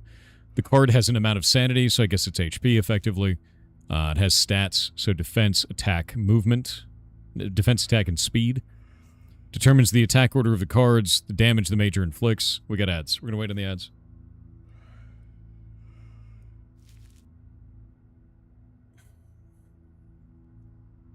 Deeply horrifying.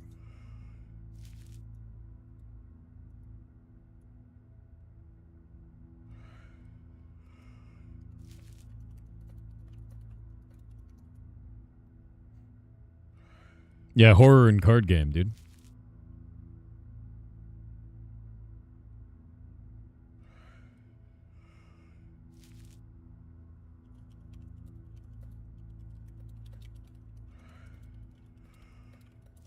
What's up, Faye?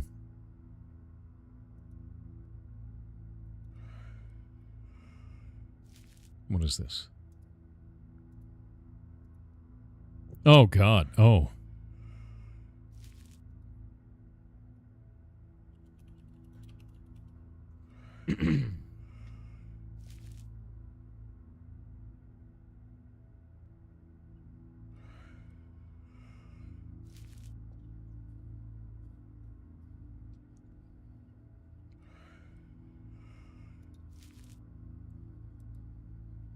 This game is terrifyingly good.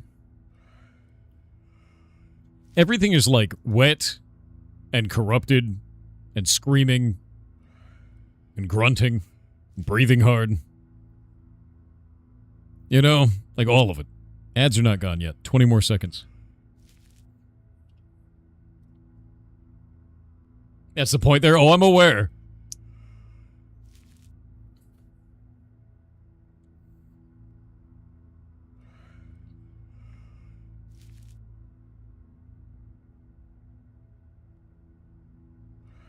Three more seconds.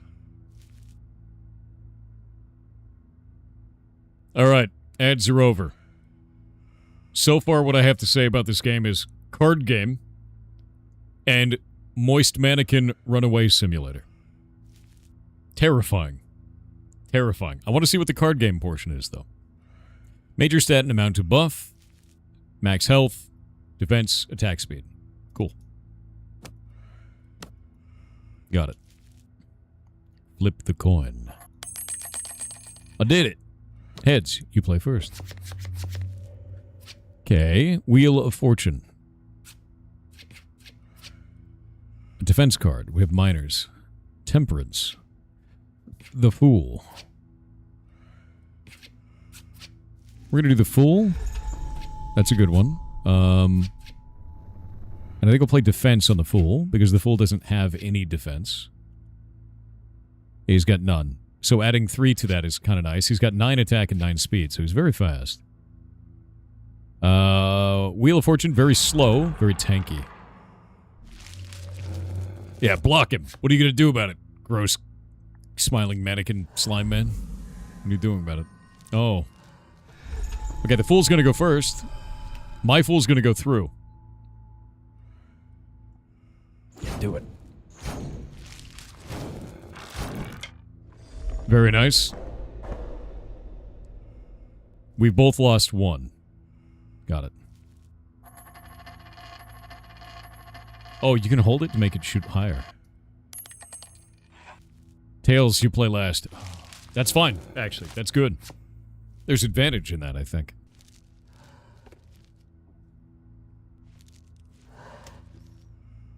He's played the Star. He's got higher stats. The Wheel only has 1 HP left. The Devil is very tanky. I'm going to tank his bullshit. There we go. Since I killed his card, he now needs to sacrifice to bring that portion of the board back, which is interesting. I'm going to put power on our Devil, I think. Yeah. Make the Devil strong. And then we'll make the Devil have higher defense, I guess? Maybe. The Star. It's just very high HP. What else do we get? No, I think we just do... How much more do I have? I have 1 more point. Probably put even more power on the Fool, or put more defense to the Fool. I don't know which one yet. He's pretty much owned right now, though. Yeah, more power. And I think we're done. Because he's going to take 2 damage here.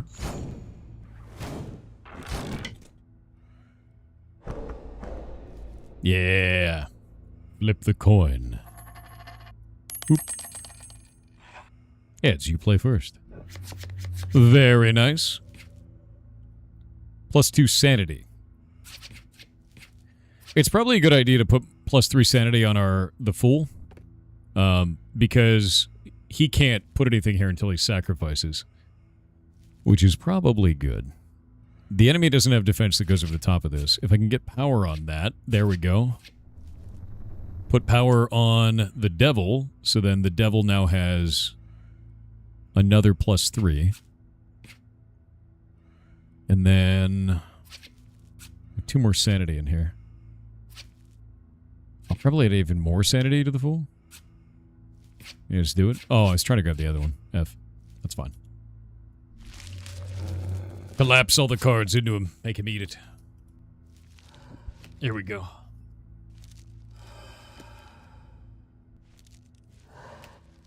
Oh god, he's just buffing the shit out of the Star at this point. That's his whole game right now. But he's dead, so it's fun. Your candles have gone out. Oh. Alright. I beat him at cards. And then he died. And I stole his soul. Very nice. Can I read this? Soul quelled. There we go. In sin, worth must be provided. Or must be proved.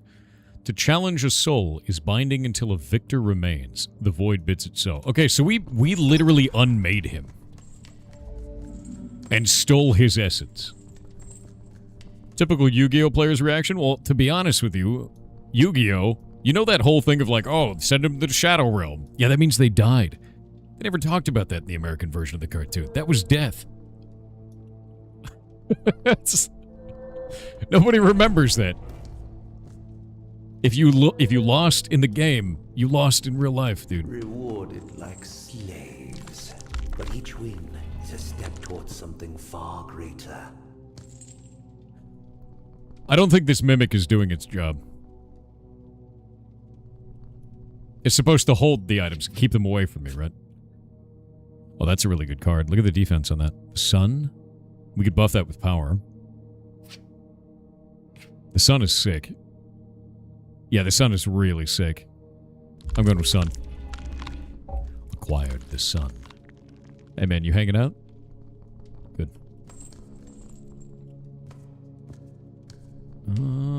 Alright. It's an unmimic, yes. Interred within our meager souls, stored by the many hands of the void. In their tomb, they wait for a worthy pilgrim. Only to them will she offer. So we're the pilgrim.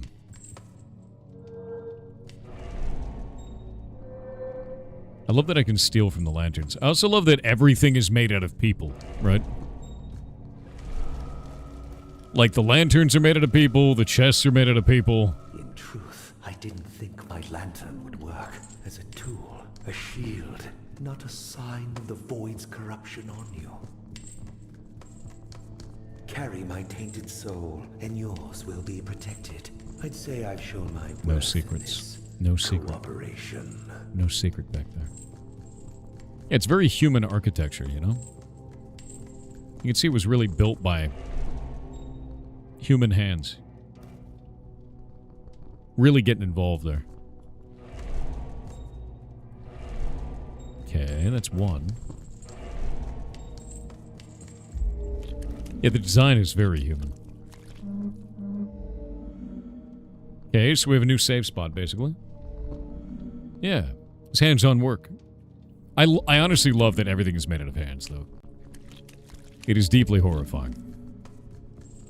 Locked in full game. Oh, is this like a base? Oh. The Emperor. The Hanged Man. The Hierophant. That's really cool. I really like the cards as well. I think I'm going to go with Hierophant. The amount of damage there is enormous. I could buff up the defense during a run. Unlocked in full game. Maybe some kind of cards, candles, brands, action points. Maybe some way to buff the cards, it seems. Modify them in some way.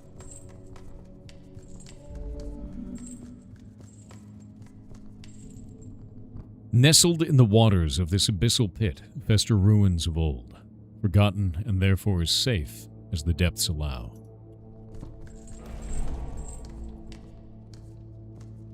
Okay, we're in the Nadiral Sanctum, is what it looks like right now. So we have a home base, is what it comes down to. I really like that the home base doesn't keep us perfectly safe, you know?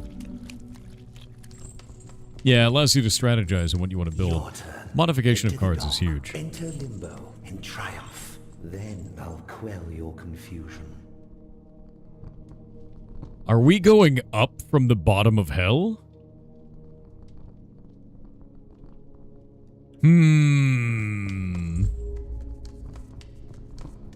Are we going up from the bottom of hell or are we going down? Yeah, it seems like Dante's hell, exactly. That's awesome, dude. Board the frigid tributary and be carried to the other shores, into eternal darkness, into fire, and back to ice. Oh, it is. I think we're going... Oh, we're actually going downwards.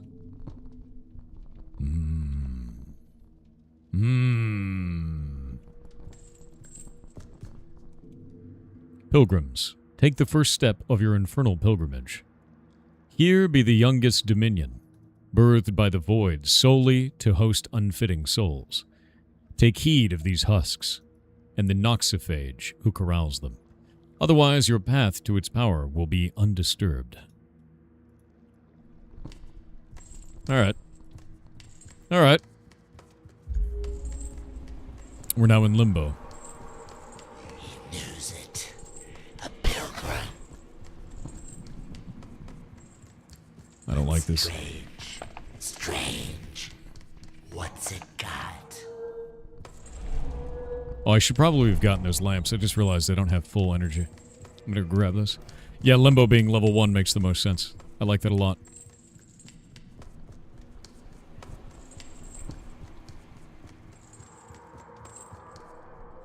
Yoink.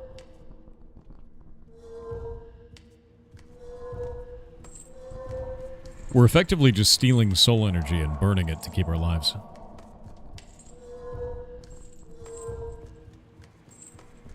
All the animations and everything on those interactives are very, very cool. I like that a lot. Hey, man. How's it going in there?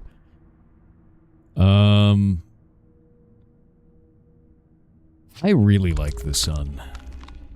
The sun is just a cool card. Alright. It's time to duel. Oh, no, what's up with his eyes? No, I hate that. God, it freaks me out. I don't like looking at him. He's so happy, though. He's so happy. I don't want to look at you. Stop looking at me. Okay, Wheel of Fortune. And we'll throw out a Hierophant. And then I've got a +3 defense. What do you put on that? I think I'll put the +3 defense on the Hierophant. Because then he'll have 6. I don't want to look. I don't want to look at him. I don't want to look at him, dude. Oh, the devil, huh? Devil can't hurt me, though. But I can hurt it. I should be able to do 2 damage to that, unless I don't understand the combat system. Yeah, it did work. Alright, so defense, it's 1-to-1. Defense completely negates attack. You need to do over their defense and attack. Ugh. 49%. Heads, you play first. Got it.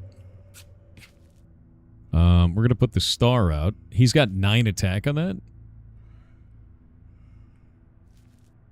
I have 8 speed. The Fool is just a really good card. If I do 2 speed, I'll go first. And he'll die. That's good. And if I do...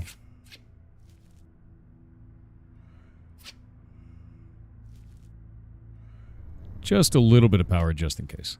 There we go. And now the Fool should die because I'll be doing 5 damage. No. Yeah, 5 damage. He has 2 HP. He put 2 defense on it. So it'll do 3 over. And I put speed on him. So my guy's going to go first and kill his. There we go. I like the combat system. The card system's quite cool. And since I broke his 2 cards... he has to sacrifice to get them back.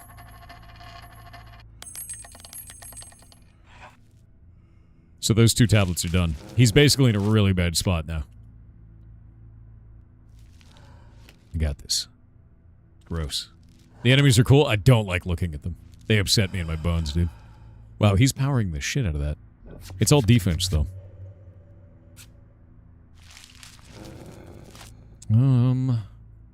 If we do Hierophant, I can use Hierophant and then kill his card, but I think my dude is stronger.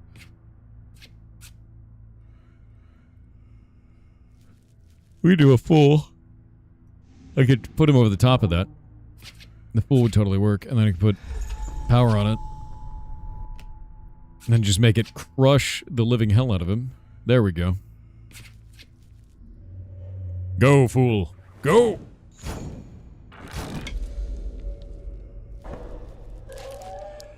Yeah, I believe it's over, my dude. Oh. Okay, so you can crush all 3 of their card spots. And if you do that, then it's done. I like that. This ground of desperate repentance chimes with a peal of sacrifice. Beware the evils that turn on their own. Okay. An amniotic sanctum of wisps, so frail and prone to upset. Disturbance is ill-advised. Alright, so these are the different areas of the map.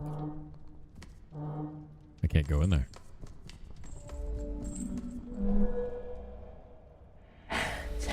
Hands. What is it? I don't like that, dude. I don't like that. These ones have candles, and we can't take soul energy from the candles, even though they're a light source. Only from the lanterns.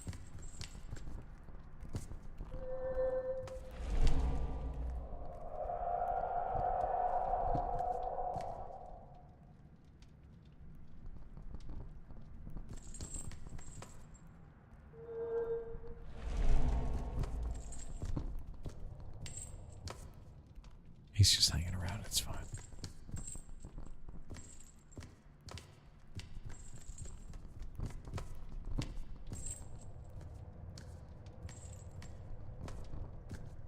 Hey man, can you like not hang out there? That'd be great.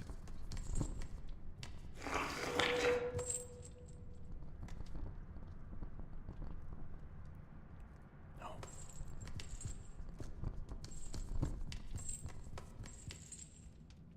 Huh.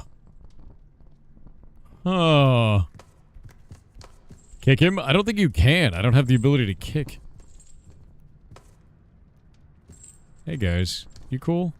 I'm just gonna read this. The pilgrim's soul is strong. We wonder what its essence tastes like. It smells sweet like honey, sour like betrayal. Perhaps we offer it to the crawler. Yes, trap it, seal the locks with soul, and let the evil ones catch it. It can't read, right? I could read. I could definitely read. Oh. Well, alright then. Interesting. So we have that symbol there. It's the same one from down below in that sequence, but I don't know what it means yet.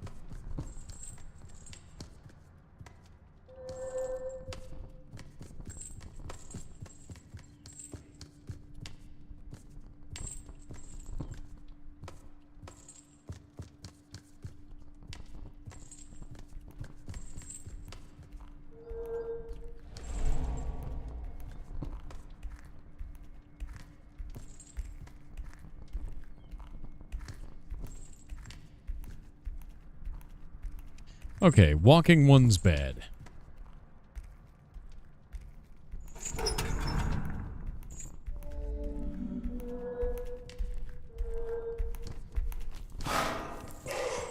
Bro. Doop-a-doop-a-doop-a-doop. Hey man, you having a nap? Got it. It is mindless, you fools. I appeal to the void, even in memory. Okay, so red ones are them talking to their own minions, basically. One might nightmares this? Yes. It's a deep and horrifying one. Noxophage, spare me. Take this one. Essence for the crawler. Bleed its sap. Take it. Take it. You know, he's got a nice smile. You know what I mean? He's having a nice nap. Nope. Nope. Nope. Nope. Nope. Gotta keep moving. Gotta keep moving. I can hear it behind me. It's like wet and gross. Wet and gross, and I don't like it.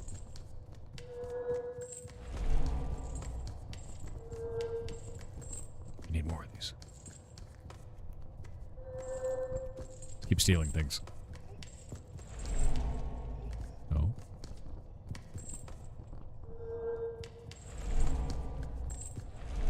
Oh. Alright. Alright.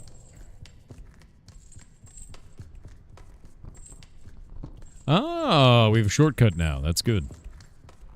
Worry about it? Dude, I am worried.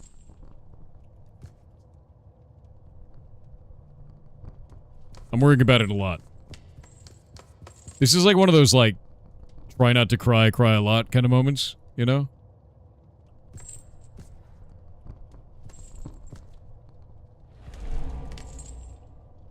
Like, I am very worried about it. I don't even know what it is at this point.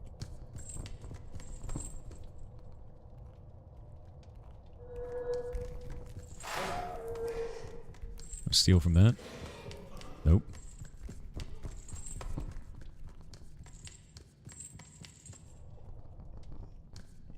Can we not go in there? It requires all 3 of the runes. We have all 3 of the runes. Oh, they're wrong somehow.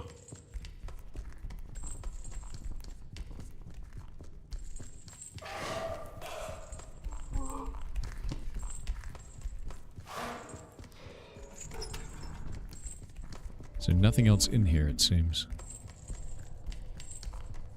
Okay.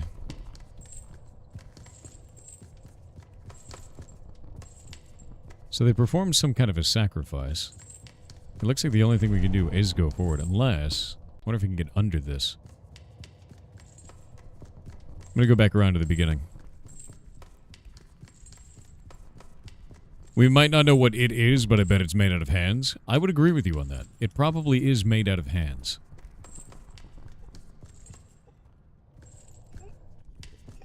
Okay, now we can go down this.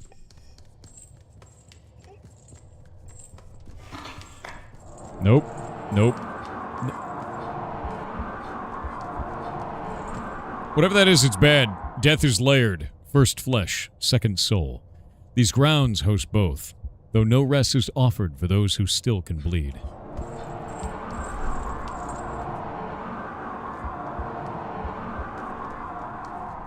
Getting seen by whatever that is seems like a very bad idea.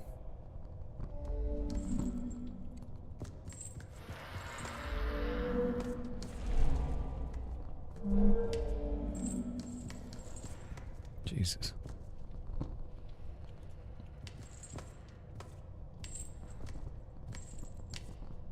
All right.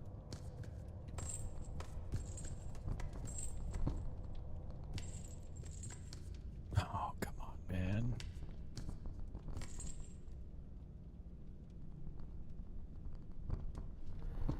What if I just didn't deal with whatever that was? Oh! Soul Echo, the priest pilgrim. Heavenly one, lend thy light of Paradiso. I hide in this necrotic house, plagued by the visions of defilement within the chapel. Those husks, though shadowed, are still mortal kin, and they are draining each other. What does the Azure Ichor offer? I spied husks bleeding it from their fellows, whom they've ripped from rest here. There is no charnel... Charnel? Is it charnel or carnal? Carnal of peace. Nor that chapel of... or chapel one of faith. 'Tis a slaughterhouse, and here do lie the swine. Okay. We found a secret. The map design is actually really cool. Is it charnel or is it carnal? Because I think carnal is with no H. I don't know how to pronounce that. It is deeply horrifying, though, I have to say. The environment is really, really good. The way that it feels is really good. All of this is good. And it freaks me out. Charnel? Okay. Oh, it gave me souls, too. Nice. Hey, man. We cool? We're cool in that I'm getting the hell away from you. Oh, nice. One of those.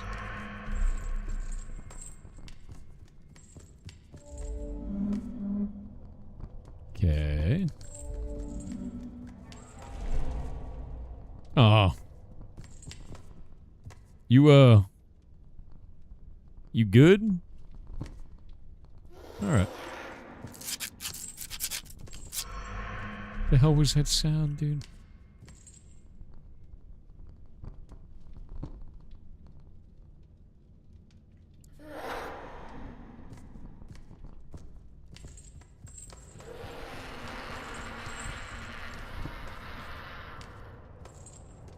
The monster design almost reminds me of Beetlejuice in a way, to be honest with you. I think it's really, really well done. It's just... Oh, Jesus. I lied. It's bad. I don't like it. I don't like any of it. Oh.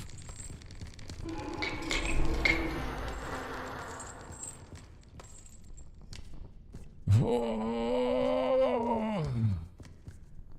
It's like, yeah, no, it's like Beetlejuice and Slenderman had a baby. And you really didn't want them to have a baby, but they had one anyway.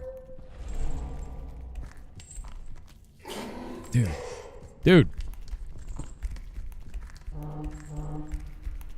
Ah, wait. Shit. Wait, I'm not dead. Why am I not dead? Is there no fall damage? I feel like I should totally be dead right now.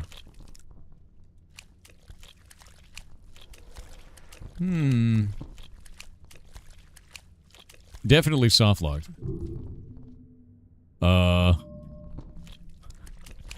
no, says Lucid Rain Studios. You know I'd find a bug. You knew I would. And I have. This is the rest of the run forever. Wet and soggy. Let me load. Looks like we're good. Early access, thanks for beta testing. How did we miss this? I'm gonna tell you this right now. They'll always find a way. I gotta redo it. That's fine. Oh man, that means I gotta run past the gross guy again. Oh, the gross guy. Oh god. There's always a way, dude. I break every game that we show. It's how it works. Welcome to live broadcast. Anything that can go wrong will go wrong. So gross.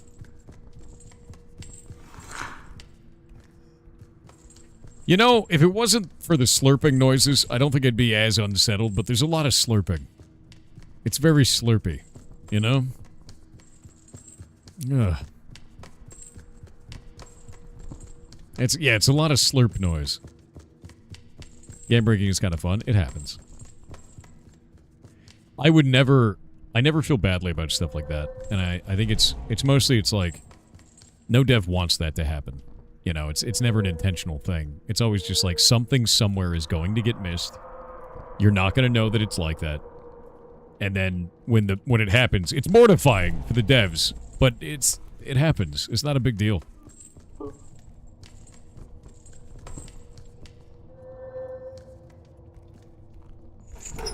Yeah, eat it. Hey man, stay over there. Yeah, I don't want to deal with whatever that is.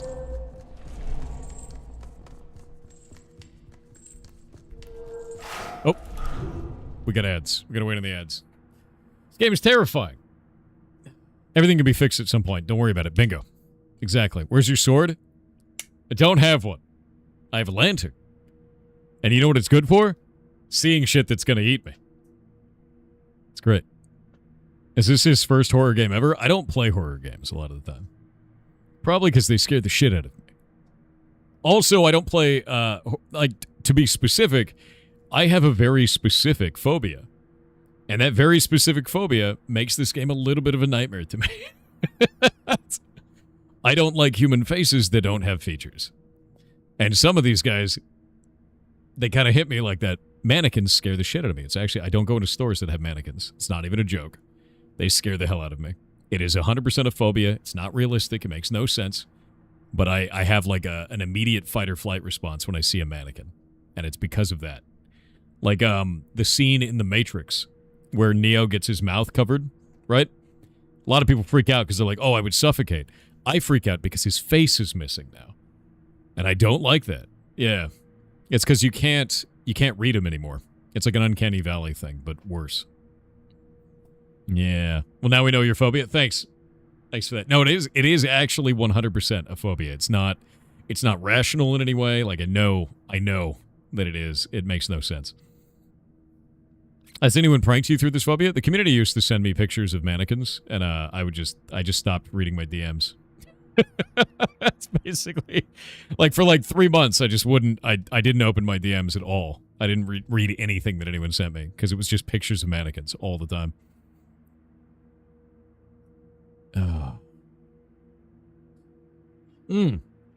Pirates of the Caribbean, when the guy had his face removed by the Kraken, can't handle it. Hate that.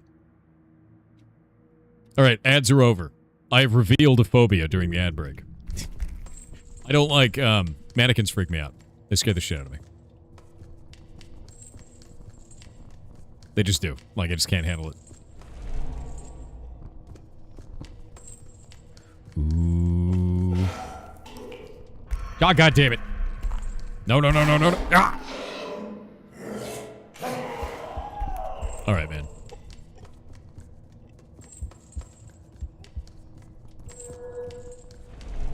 It didn't need to be like this.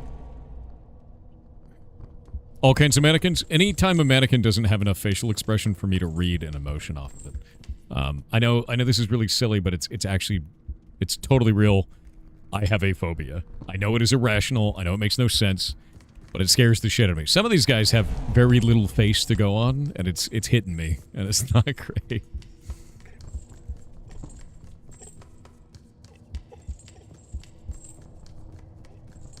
Yeah, it's not something you can't help. No, I definitely can't help it at all. You know, nope, not gonna look at it. Quiet. They're sleeping. There we go. But yeah, I don't go to the store because of it. Like Target, I won't go to the clothing aisle. I buy my clothes online. It's like that bad, dude. Or I go to stores that don't have mannequins. It's only if they have heads too. That's the worst part about it. Yeah, no, it freaks me out. Like this one, almost. But it has just enough of a face that it's probably fine, you know? Do you randomize those heads? I think that was a different head than last time. I don't think it was the same head. It was a different head. Nope. Nope.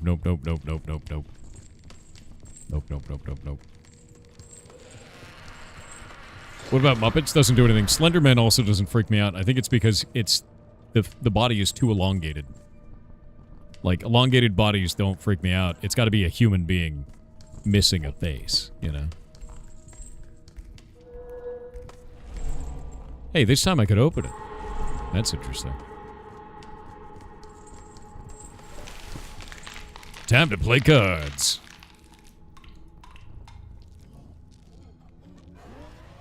Nope. I don't want to look at you. Oh, almost 100%. Tails, you play last. Got it. Nope.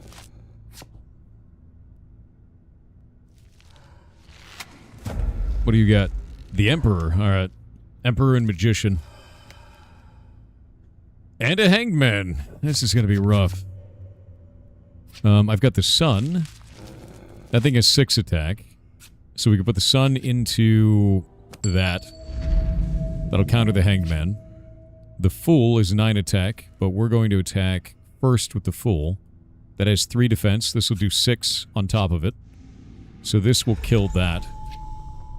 The Hierophant has 3 defense. That has 5 attack, so it'll hit through. But we have 9 attack on this one. And I can take Power and make that 12 attack. And I think... Oh, we can't do that. No, I think we're good. I shouldn't lose any health on this one, and he should lose a card. Yeah. I think we're good to go. I really like the combat system with this. So that kills that. My Hierophant is going to take some damage. That's fine.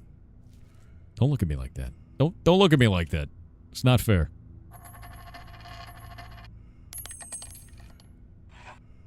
Is it like a life point system? So here, I'll show you. It's actually really cool. The combat system is very simple. See this right here? That's the attack into the enemy's defense. 1-to-1. So this enemy has 6 attack. My character has 7 defense. That way, because the attack is lower than defense, my card takes no damage. I have 2 attack. It has 0 defense, so I did 2 damage to it. And now it has 5 out of 7 on there. Since I destroyed this card... It also says which card attacks first based on the speed. So the speed determines the attack order between that stack, or that column, right? So in this case, this character will attack first, and it does 9 damage into 7 defense. So it only does 2 damage overage. That one does 5 damage into my 3 defense, so it does 2 damage overage, but mine goes first. So if I can get more attack onto there, I can burst through it and do even more damage. And if I get more defense, then we should be good on that side too. So if I do Sanity on him, that's going to be 3 more HP, and then Power, 2 more attack, so I'll do 4 damage through his defense now. And I think that's all we need. I think that's it. We don't really need another card right now. Actually, what happens if I play a Major now? Let's play a Major. There we go. And now this will stack into the Wheel of Fortune, which has 9 defense into his 5 attack. He can't do damage to me anymore. But now he can start buffing his cards, and it might do damage to me over it. Yes, he did +2 speed. Now his card's going to attack first, but it's not going to be able to break my defenses anyway. That one got more attack, and he's got 5 attack, so it's now got 7 attack, but I have 9 defense in that slot, because I swapped out for Wheel of Fortune. There we go. It's working. Yeah, this is really quite good. I like the combat system. I think it's fun. Yeah, the candles on the right are the player health. If I attack through and there's no defender, I do 1 candle of damage, basically. Oh, he swapped out for the Magician. No, wait, no. He's just buffing the shit out of it. +5 attack? Okay. That's not good. That's not good. Because I only have 9 defense. That'll bring it up to 12. Make that 11 defense. Let's do 11 defense. And then...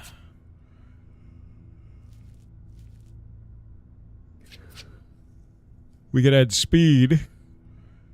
Speed won't really matter here. Let's add some more power. I'm gonna screw it in speed too. Alright, we're just gonna... this is a time of buffing the living hell out of the right side of the board. Mine's an 11-11, his is an 8-12. So he'll do 1 damage to me. I'll do 3 damage to him. He's taking another actual damage.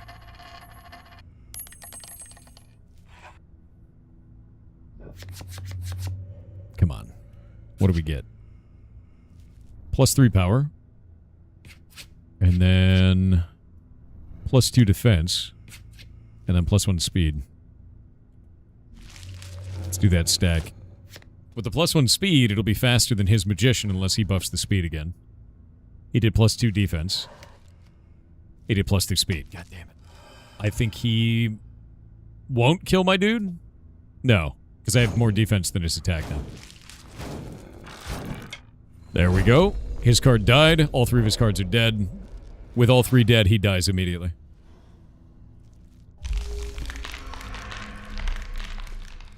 $1,050 souls. They're so happy, you know? All the souls in Limbo are just so happy. Hey guys, you having a laugh? What's in there? There's a chest in there. Let's regen.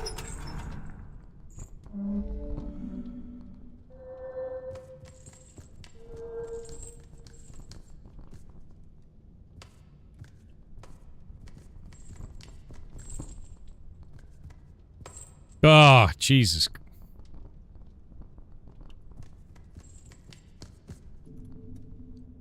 No rest in peace. Risen. We thought it had fallen. We heard it had. But we feel its icy chill. Nope. Nope, nope, nope, nope. Nope, nope, nope. Oh, shit.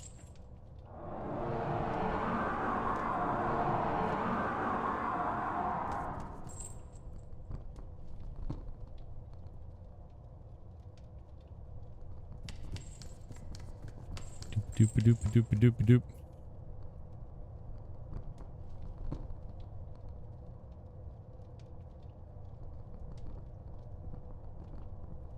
Like me some good old-fashioned hide in the darkness, you know?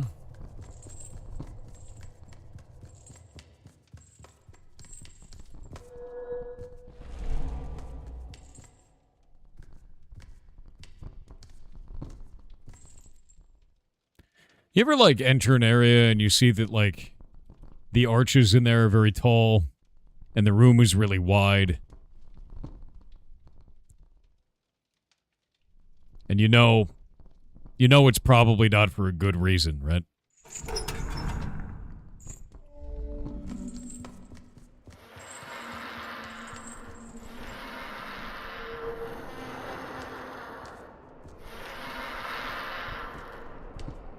Somebody needs a lozenge. Ah! You needed the lozenge!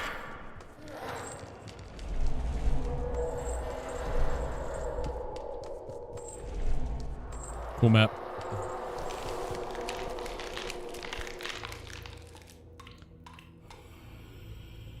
What is that?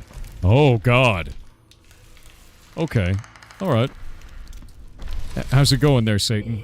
What's up, dude? I love the, like, almost insect-like movements, you know?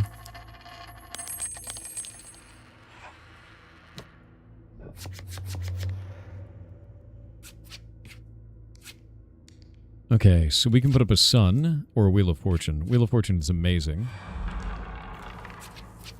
Sun is also quite good. We've got a +3 defense in here as well. So we can put up the sun. If I take a Wheel of Fortune and give it 3 defense, it's basically a god at that point. It's got a shitload of defense.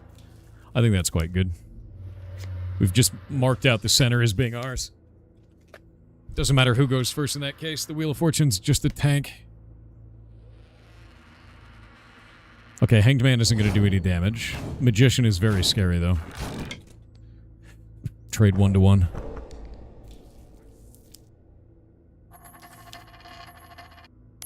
I want to roll tails, actually. Damn. It's hard to counter the opponent if you don't go last.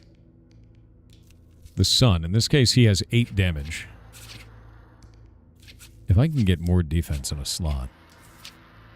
Or I could go full on fool and wreck his house, but he's got 7 defense. The Magician's very strong. Yeah, I think we're good in this case. I'm gonna go the Sun over on the side and try to buff it in some way. We'll buff it over time. Yeah.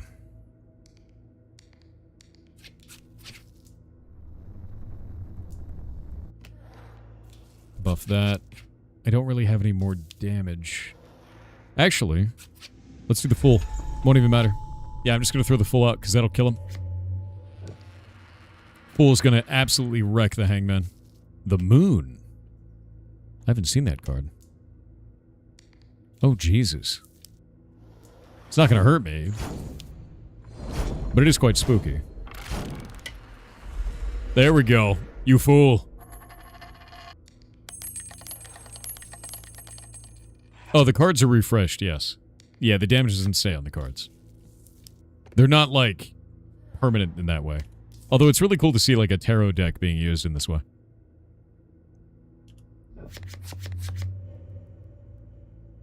Did he just take all of his cards and put them away? Did you see that? Don't like that.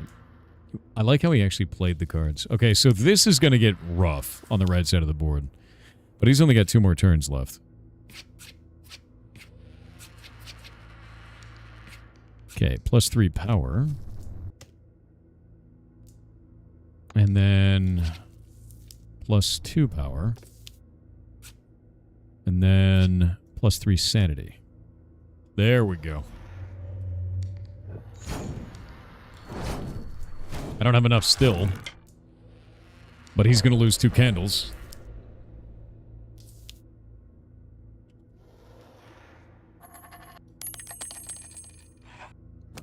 Heads again. I see. 3 defense. That's enormous. 2 sanity. 1 speed. And we win.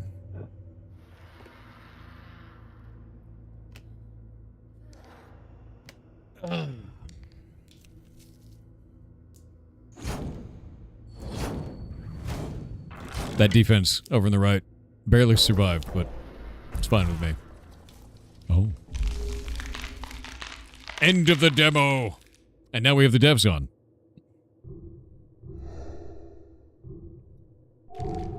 Your game is terrifying. It upsets me greatly. I'm gonna turn down the audio, and then we're gonna have the devs on and talk about it.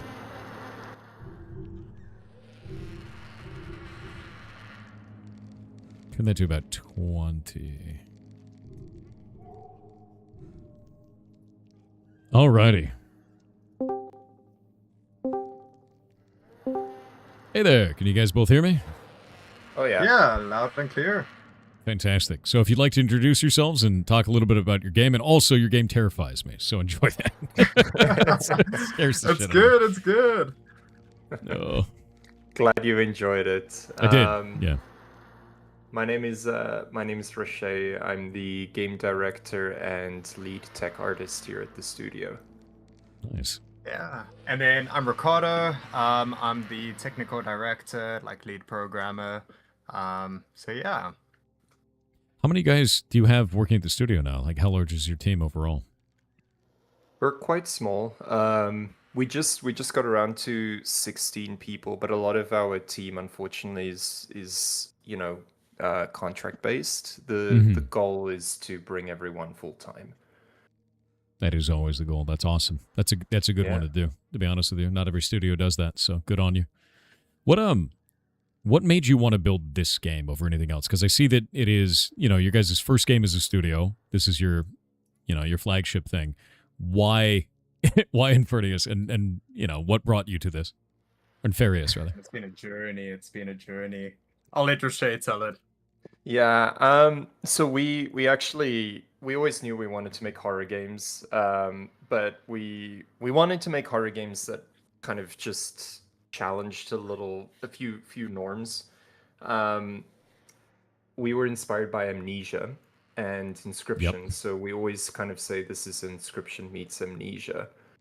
And part of the goal of this game, you mentioned flagship, is actually to kind of be a building block for a much larger underground universe that we're trying to build. The Pilgrim story is one out of many that we want to get into. So the world building, the lore setting of all of this is slowly meant to kind of lead into our other games down the line.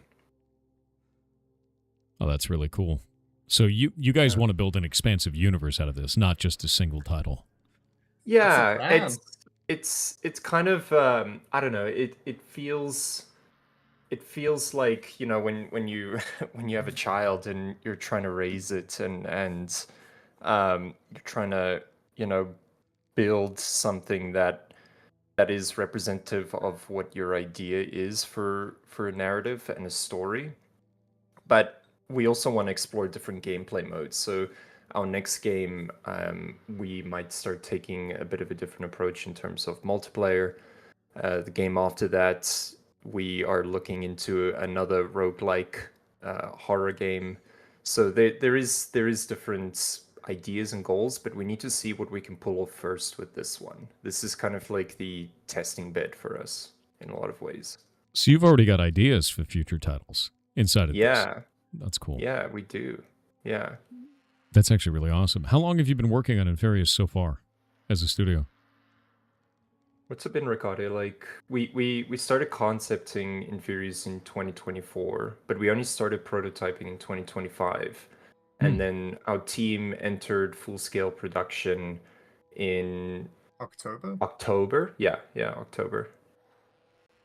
That's great. That's really fast on that. Yeah, really, really good. We did have a really good MVP going before going into production. So we just got like the minimal viable product, got the base of the card gameplay in there, tested that it's fun, that this whole horror deck building genre blend actually works out well. And we're like, yeah, cool. Let's take it into full scale production. No, it's really awesome. I love that Steam says that your game is like Balatro. I definitely was terrified in Balatro as well. Hey, big numbers can be scary. Poker, it's very scary. gambling. So much math. Oh man, no, this is actually really cool. And I was as I was saying earlier, I have a phobia, and my phobia is of mannequins. I know it's ridiculous, it's silly, but like I can't control it. It freaks me out, and it's mostly from creatures that don't have, like, it's a human creature, but it has no face. And some of your guys absolutely scare the shit out of me because of that. I can't even look at them. So thank you for that. It's great, You're dude. very welcome. It's actually really funny that you mention mannequins, because the original name of those, we call them the husks now, but the original dev name for them was mannequins. So Great. Fantastic. Oh, they scare me so bad, dude. And also with the phobias part, we're actually trying to touch on a lot of different phobias. So I'm happy you mentioned it. That gives us more ideas to play around with. But as an example, you went a little bit into Limbo. The demo only features like about maybe a third, maybe a half of Limbo. Okay. Then the next Dominion is Lust, with spiders and arachnophobia, and what's the other phobia? It's the one with the holes, Rocher. Oh, Trypto? Is it yeah, Yes. trypophobia. Yeah. Both are, by the way, my phobias. So you can imagine how I feel when I'm designing those levels. It's not a good time. Yeah, trypophobia. That's what it is. Yeah, that's the one with the, what is it? Like seed pods do it from lotuses. Scares the hell out of people. Yep. Yeah. It's really gross. That's cool though. I think that's really neat. You guys are doing like kind of Dante's Inferno, but doing all the different layers of hell, and then doing different, monster types and everything like that. Are the environments dramatically different as well, I would assume? Yes. Yeah, that's a huge selling point for me. I'm running a lot of the environment art, and I do want there to feel like there's a distinct difference in each dominion that you go through. So Lust, for example, the color palette, the creature designs. If you actually go through the screenshots, you'll see there's one of like, it's fine if I say this, but one of the final bosses that you go into with Lust is Arachnia, and she is kind of like a good preview of what that level's gonna entail. So we've already concepted out all the other levels, and we're currently getting into, I would say, almost halfway through production of those levels, and it is shaping up to be quite unique in terms of their visual identities. That's probably the biggest challenge that we've been running into, is scaling that where it's doable in the timeline that we have, but it still feels big. Brutalism is a big inspiration for me. MC Escher has been a huge inspiration, and various other surreal artists. So I am trying to capture this surreal artistic identity for the game, which has caused me to lose a lot of sleep. But I'm glad you picked up on a lot of it in your playthrough. Yeah, actually, I really love brutalist design in architecture. I think it's cool looking. We were talking about it the other day, actually. It's just how neat that is. So I think that's a lot of your environments are very big stone, stone blocks. Feels really cool to me. I think it's very imposing. It makes it very nice. Yeah. It's it will be interesting to see people's responses when we get to the other levels. Someone mentioned in the chat here a clown phobia, and yes, there is a clown phobia to come. Basically, I don't know. Level? We have a lot of really crazy people in our studio at the moment, so it's cool. And actually, if you have like any kind of phobia with babies, or I don't know, we call him the caretaker as well. If you went right instead of going left after the first card table in Limbo, you would have gone into the Cradle Fugue, and that has the big guy who will chase you around as you go and open up the gates and stuff. So that's the one with this baby that I have on screen right now, and then like that giant. Yeah. Great. Exactly. Yeah, great. Look at that. That's don't like that. Oh yeah. man. And then part of the whole roguelike system will also feature these these creatures and entities like coming out of nowhere during the levels, right? Like you experience a little part of that where you're walking through that corridor and all of a sudden Noxphage was there in one of the doorways waiting for you. That's part of the roguelike system where different runs, when you die, you wake up in the abyss again, and when you retry, every run is a little bit different. The rewards, the battles, all of that will be randomized. That's awesome. So let's talk about like progression. Can I expect to get different cards along the way that are like more and more powerful or more impactful in some way? Because I did notice almost all the cards that I got in the beginning, the enemies also had the same cards as me. There wasn't anything kind of evolving on that. Do different layers have different cards? Yeah. So enemies will actually have a separate deck from you. Right now, they have the same deck, but they'll be visually different and have different acquiring like abilities and such. And then we do have the brands, which is the passive abilities, and those can actually be unlocked by beating bosses and collected throughout the world that you can then apply onto your cards and build your deck that way as well. I did see those stations inside of, like, I guess your hub world, hub room kind of a thing. How does modification of those cards work? Does it use the souls as a currency? Is there, like, a lot of depth to that? Is it just the passives being added? So the cards themselves, there's 22 major arcanas. So those are the ones that you saw featured a little bit. You can actually, you'll be able to upgrade those a little bit. So, you know, a rank 1, 2, 3, and so forth, and actually upgrade their stats. But that's just the base stats, right? There's 2 slots for passive abilities, and those are the brands. So you can synergize 2 abilities together for different cards, and during these attack states, they'll proc different abilities. I really like that. Honestly, progression is a big thing for me in games, and the fact that you're able to modify these cards and kind of make them your own is very, very cool. I just dig it, man. Yeah, and then I'm seeing some questions in the chat as well about winning cards from the enemy decks. Definitely. They'll be either unlocking their versions of the cards, and all of that will play into the narrative as well, that this world that we're building up of challenging these rulers and getting through hell by like redeeming your soul. Talking about deck pruning, like, is there a time where I get to modify what cards I bring with me, or do I have to take all the cards that I already have? Yeah, so at the beginning, you know, you'll always start at the Abyss. That's kind of like your little hub where you'll be able to upgrade and everything before heading into a Dominion. From that point, when you start in Limbo, you know, you'll start with a fresh deck and build it throughout Limbo. And then, yes, there is, we are looking at the opportunity to be able to sacrifice cards throughout the world to open up secret doors, or to sacrifice 3 minors and a major to get to a chest, that kind of ordeal. Would I be able to replay an area to farm more cards, or is it kind of like whatever you get in that run, you get in that run? That's the plan.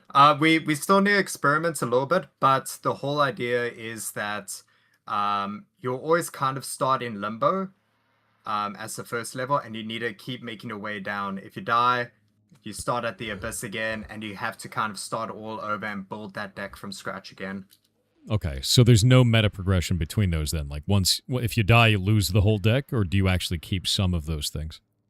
So you lose the deck, but there are player meta progressions that you can get at the shop. So like extra speed, extra fortitude, lower sanity drain, just stuff to help you throughout. And yes, like getting more candles, getting more like souls for rewards, stuff like that. That's awesome. I really like that. No, that all sounds very compelling, to be honest with you. And I really like the kind of marriage you guys did of a card game and also the open world stuff. Because I was a big fan of Inscription. Inscription's super, super fun. Loved it. And then I always felt about it, that moment where you get up from the table and walk around the room was just so interesting. And you guys have expanded on that in a way where it's like, hey, there's a whole world that you're going through, and there's card battles. Like, I think it's really, really neat, dude.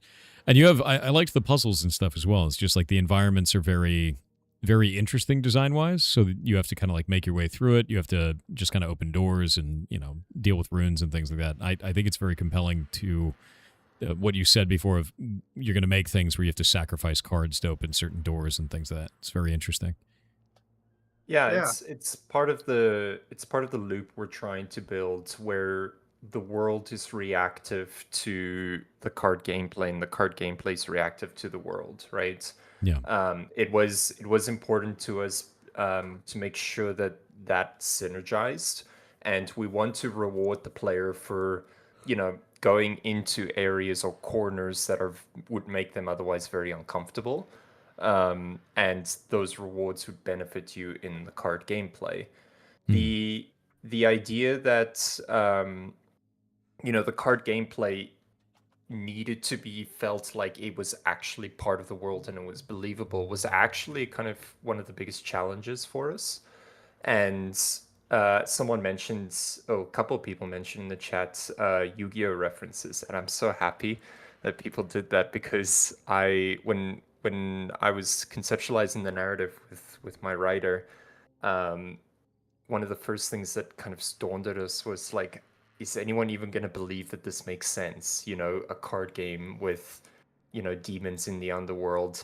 And I was like, where have I seen something like that before? And I was like, Yu-Gi-Oh. oh, of course, Yu-Gi-Oh. You know, I grew up watching Yu-Gi-Oh, of course. If Yu-Gi-Oh can do it, I'm sure we can make it work. Yep. So yeah, that was it's really nice to see people pick up on a lot of the intentional design choices and references that we've been putting through to this game. Yeah, no, I completely agree, and I saw the amnesia come through on it as well when I was playing through. I was like, oh, it's this. It's really scary actually. And then Yeah. yeah, just it feels really quite good. You guys have made something that I think it's pulling on stuff that feels familiar but executed in a way that is new, and that's hard to do. So you guys have done a really good job with this. I think it's awesome. Yeah, thank you. Thank you. Yeah, if I had to say like the amount of time we've put into the lantern alone, that, you know, it swivels around and is reactive to the souls and stuff, and how much times that's been reworked, just the lantern, to get that feel of like amnesia and exploration and stuff. Yeah, a lot of iteration. What do you think the like outside of the lantern? What do you think has been the most difficult part of designing this game and implementing it? And probably one from each of you, because it'll be very different. Yeah. Ricardo, I'll let you go first. So there are a lot of challenges with creating a horror roguelike deck builder, right?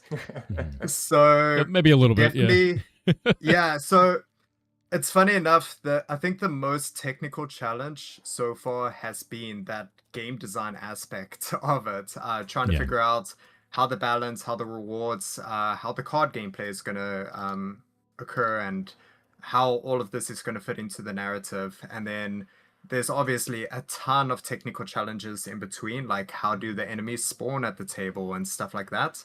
So yeah, hardest thing on the tech side is actually the game design. It's not all theory based. It's a lot of bumping your head against the wall and figuring out how to make things work. Yeah, I think on my end, a lot of it was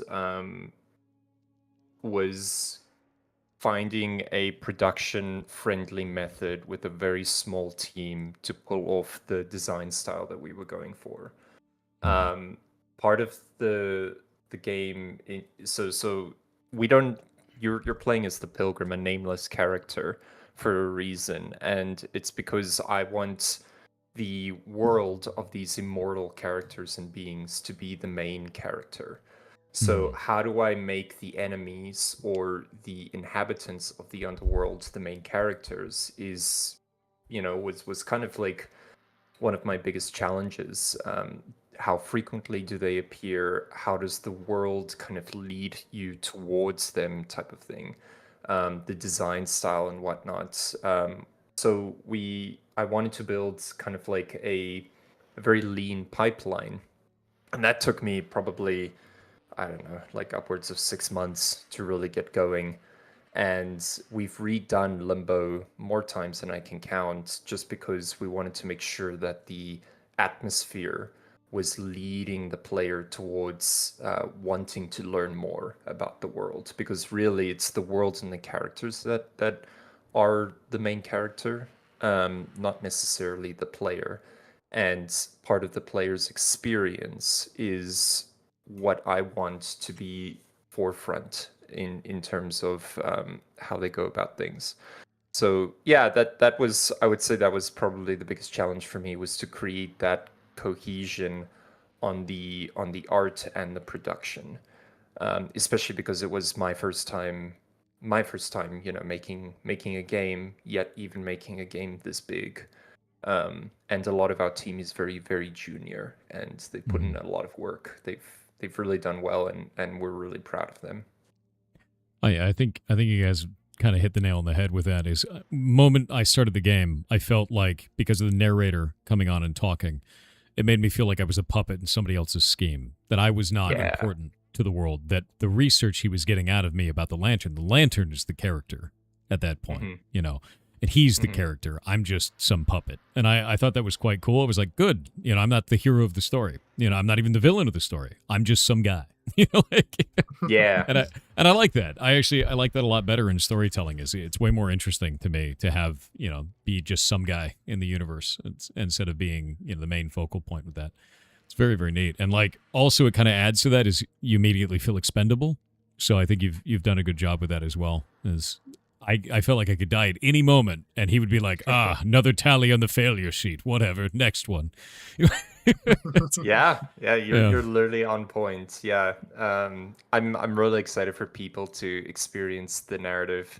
The Divine Comedy was an inspiration for a reason. It has a lot of themes that we're tackling. It is a lot of motifs and story beats. While we're not doing a recreation of the story one-to-one, there's so much artistic history in the Divine Comedy that we haven't seen really explored in media that much, and our team is just extremely excited to be showcasing it to everyone in terms of our interpretation of it. Yeah, most definitely. We've got ads starting in just a moment. They're going to be on for 2 minutes. I always pause the stream during ads. I don't want people to miss something if they don't subscribe, because it costs money, So we're just going to have a 2-minute break. We're going to chill out, and then we'll get back to it. And that's about it. Awesome. There they go. Perfect. Yeah.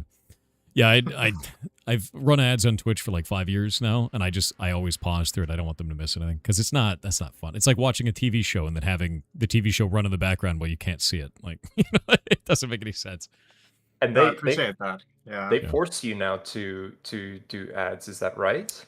Well, no. They've always done the same thing, which is there's two kinds of ads. There's pre-roll ads, which go off at the beginning of the stream, or ad breaks. You can do one or the other. Pre-roll ads are awful, because imagine you've never seen a certain streamer. You tune into their stream, you get like 8 ads. Are you going to stick around? Probably not. You've never seen that guy. You don't know who he is, right? So you just change the channel, switch to a different stream, right? And so I opted in for pre-roll, or out of the pre-roll system. Also, during pre-roll ads, they only give you 30% of the ad revenue. If you switch to regular breaks like this, you don't have pre-rolls, so somebody pops in, they only see ads if you're in the middle of an ad break, and they give you 55% of the ads as well. So you end up making more money from it. It's better for the community, and as long as you pause like this, nobody really gets upset. I think the only people who get upset is when they come in and they're like, "Why are you running ads?" It's like I'm paused for it, and then they go, "Oh, we'll carry on then." Because it's not common to do. I think the pausing for ads thing isn't common. I've been doing it for about 5 years, and it just seems really appreciated. So I just keep doing it. But I think it's really beneficial, because I run an animal rescue. I run a ferret rescue. And we run that completely off of ad revenue, totally off ad revenue. We have multiple staff members. We're one of the largest ones in the United States. We've got 90 ferrets in the rescue now.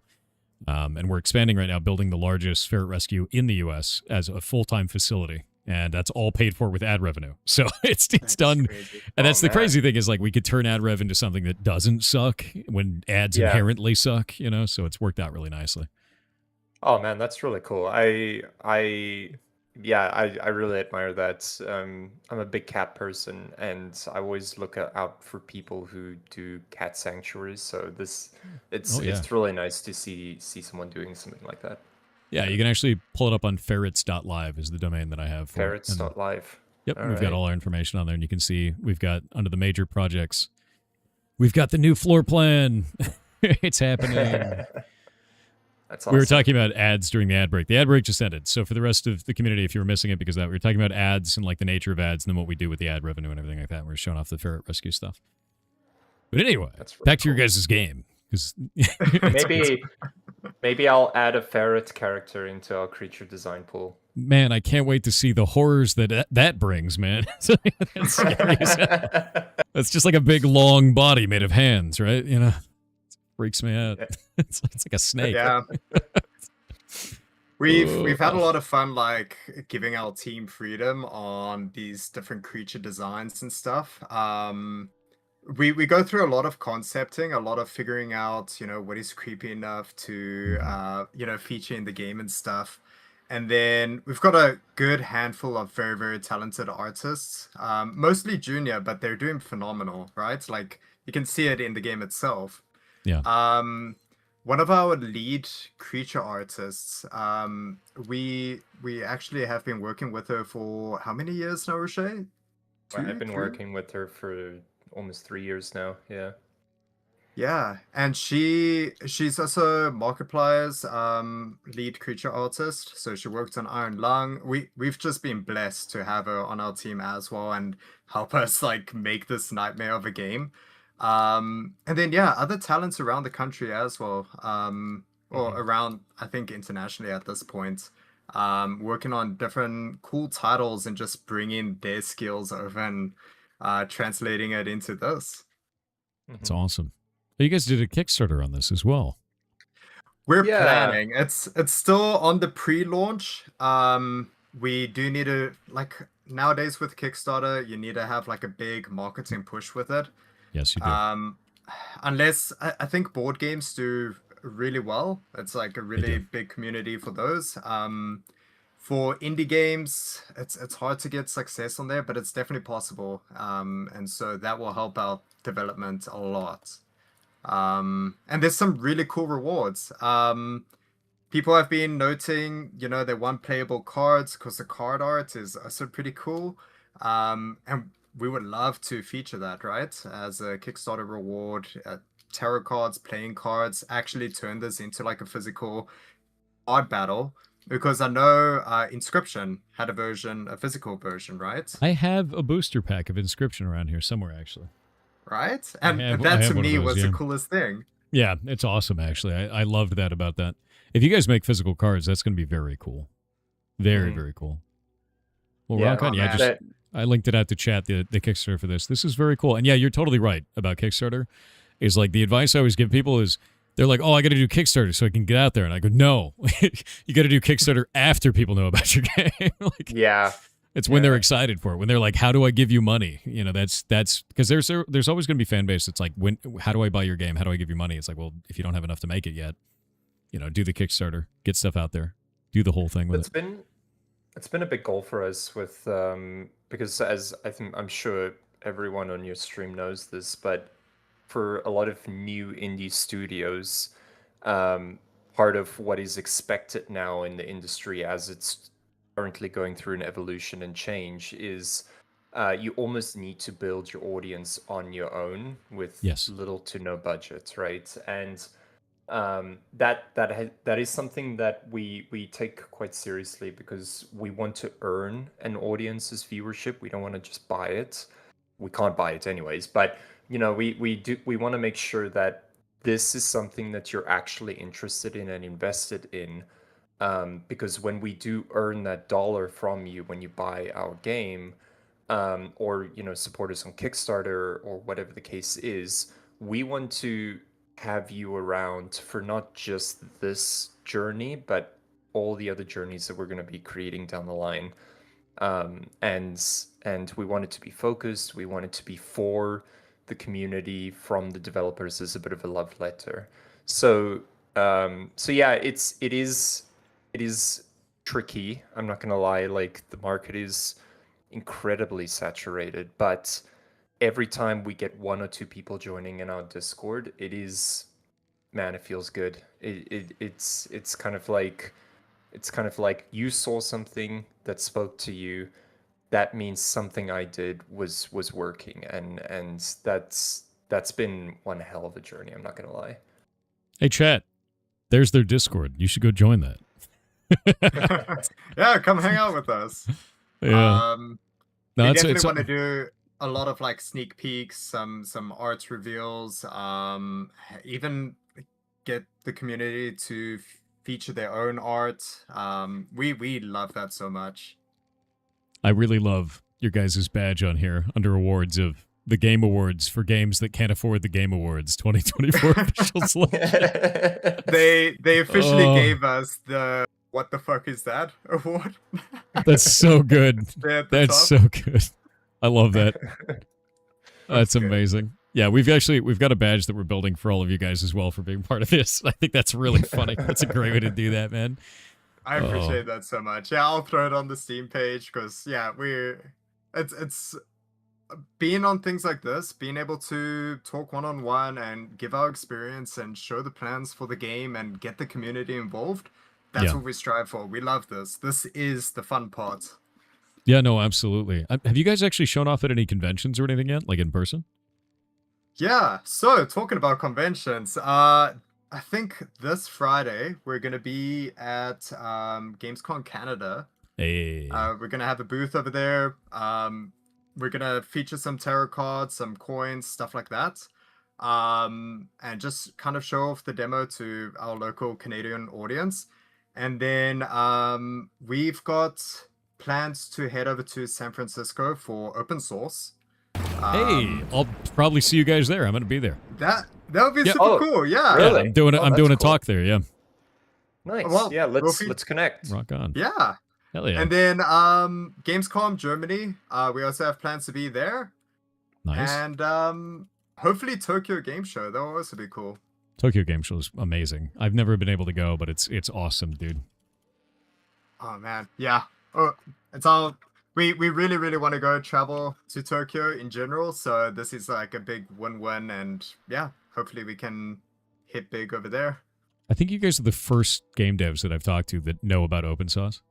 It's like- it's like, I've seen it for a couple of years now, and I admire all of the YouTubers doing some really cool stuff over there, right? So it's like that technical side of me, like I'm a fanboy over there, right?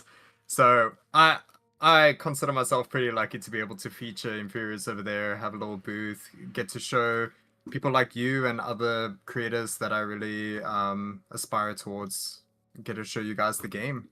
yeah, heck yeah. No, that's awesome. I think some of my favorite experiences I've ever had were showing off our stuff at conventions, man. There's nothing like it, is seeing someone in person and seeing their reaction to whatever you built, you know? Well, we're gonna have to see if we can get more Scobits in and get a good reaction out of you. You guys have a wildly impressive localization list on this. How are you doing that many languages? So the Steam algorithm, like this is just to see where we're getting interest from, right? Mhm. Right now, we've tied it down to 5 languages for sure. We're getting localized as we speak to feature it in the upcoming demos for Gamescom Germany and Tokyo Game Show. If we can get a good publisher involved, our number one thing is to support the languages of anybody in our audience who wants to come check it out. Mm-hmm. Are you guys actively seeking a publisher? Is that something you're going in the direction of? And is that only for localization, or is it for other things as well? We are. Man. Yeah. It's very, very. We are looking for a publisher, yes. To kind of be brief about it, but we want to make sure that we have a publisher that is interested in working with us, for the betterment of the game project itself, not just the profit margin that it generates. Obviously, that's a hard one. It is a hard one. That's a hard one. And what's really interesting that's happening right now in the industry is the amount of games being proposed to publishers across the board has significantly increased. So as an example, Devolver Digital would get, as of last year, 3,000 games. This year they're getting around 6,000 games. but Yeah. their deal flow from last year has not changed. They would sign on 3 games last year, and then this year they would sign on 3 games again. So for us, it is kind of this thing with where we want to make sure we're in it for the right reasons with a publisher, but we will most likely need one in order to make sure, well, not need one. We'll still self-publish, obviously, if it comes to it. We have a plan for it. But to bring the full vision and scope of the game that we want to do, there is an element where we'd like to find a good partner. Yeah. No, I think that's one of the most difficult things to do, is because you have to figure out exactly what it is that they want. You have to make sure that they're not just going for profit, that they're not going to self-destruct the project. You have to worry about rights and everything else that goes along with it. That's a tough thing. And I hope you guys find somebody that works for you, like some company that works for you. You know, there's a lot of them that are out there that do a good job. Devolver Digital is one of them. But there's also a lot of them that are really predatory and scary. So, you know, it's a tough fight. It really is. Yeah, we've had some weird, very, very strange offers. So it is kind of this thing with where, you know, the game is meant for the audience. It's meant for the entertainment of those that want to take it in. It is not meant for Microsoft's shareholders. So yeah, it is a fine line to tread. Let's say most dangerous, most worst case scenario, you guys don't find a publisher. Are you still able to produce the game that you want this to be, or are you absolutely having to find a publisher? That's what the Kickstarter's for. If we can grow our Kickstarter, then honestly we might just skip the publisher and rather self-publish, right? That gives us ownership, that gives us a lot of agency, that also gives us a lot more of an opportunity to get closer to our community, right? So I would say actually the ideal opportunity would be not to find a publisher and rather to self-publish with a large audience. But the challenge is building that large audience, right? So you know, we take realistic plan of actions. We have multiple scenarios that we're kind of trying to prepare for, and those that we can't prepare for. But at the end of the day, it comes down to it. You know, we want to produce a very good title with a really good experience, and we want to do it in a way that it's dev friendly, so that my dev team does not burn out. So that they can, you know, put their best foot forward and bring the content that they want to for our community. Yeah, I think overall you guys have a very good outlook on this, very positive outlook, and it's nice, man, because like you rarely get to see that. You rarely see that even among indies, you know, where you're in a position where it's like, hey, this is exactly, we want to keep ownership over our stuff. We don't want to do a publisher if we don't have to, you know. There are many times where I'll see, especially like younger indies when they're just starting out, they're like, I need a publisher. And I go, why do you need a publisher? And they go, I don't know. like why? Then you don't need a publisher. Stop it. You know? But like, no, you guys have a very solid idea of what you want to build. You have a solid idea of how you can get there, you know, staying in touch with the community. This is all really awesome, dude. And I think that's going to do you well over time. I really do, especially the fact that you're hoping the Kickstarter, you know, pops off with that. And it's cool, you know, especially building physical rewards. I know how tough that is, and it's an awesome thing to do, and I think it's something that people can keep forever, you know, and it's just really neat. So this is awesome. You guys are going in a really cool direction with the game overall. Thank you. I think like at the end of the day, we're all just passionate gamers. I want to make some cool games, and if we can do that full time, you know, and not have a worry about, you know, bringing food to the table and stuff like that, if we could just do this and be creative and make some cool stuff, like, then we're happy. Problem solved, right? Yeah, 100%. So with all this positive stuff around the game, I'm going to ask you a difficult question. You ready? Oh, fun. Let's do it. Yeah, let's do it. I want you to tell me what's worse about your game. What is the worst thing about your game? Call your baby ugly for us. It's tough. Ricardo, you want to go first? Oh man, the tech side is always there's always a lot that we know behind the scenes that we are always trying to improve and stuff. Hmm. So, man, that's gonna throw me in for a loop. I love this question because every dev has a completely different answer. It's always surprising, you know? Man, I hate that I have to go first in this. Okay, besides all the refactored code and, stuff that needs to be cleaned up and whatnot, I would say there's a lot of so we've developed the AI and the card battles that everything should work and nothing should slip through the cracks. But then there's always some edge cases that tend to slip through. Like I've had players unable to select cards all of a sudden. And I'm like, dang it, I wish I caught that, right? So the card system in general is pretty complex. There's a lot of things reaching over, and as development time allows, I can often, go back and try rework some systems, but you can only do that a handful of times before you're just endlessly developing one feature for months on end, right? Yeah. So I think the biggest one I would say for myself is, yeah, I would say the whole there were features of the save system that didn't take into account the cards, and so that had to be reworked. And then the card system itself, under the hood, can get very complex with adding brands and how that's saved and making sure nothing slips through the cracks. And then also building on top of that, if we wanted to add new decks, new cards, that's always a lot more work that has to go into it. So yeah, I would say pretty much the architecture of the cards for myself is and the enemies' behaviors during the card battle, because that's also very complex. There's a lot of edge cases the enemies need to take into account: how many cards they have in their hand, what's the best play to make. I can't put in enemies being able to fix their placements yet because there's still existing bugs that I'm trying to crush out. So yeah, I would say card systems, base architecture with the enemy flow. Yeah, I think that's a pretty fair answer. That's a very complex core system to the game, and I can understand changing anything there probably blows up everything. Yeah.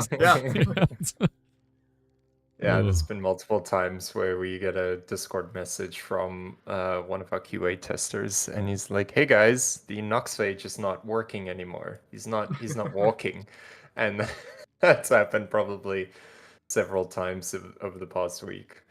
On my ends, this is gonna sound really weird. Okay, bear with me. So I'm a first time. I have a background in 3D mechanical engineering. So I used to design electric vehicles for some of the potash mines here in the province that we live in. And I took a lot of that knowledge, that 3D knowledge, and I transferred it to game knowledge when I started doing the environment design for our game.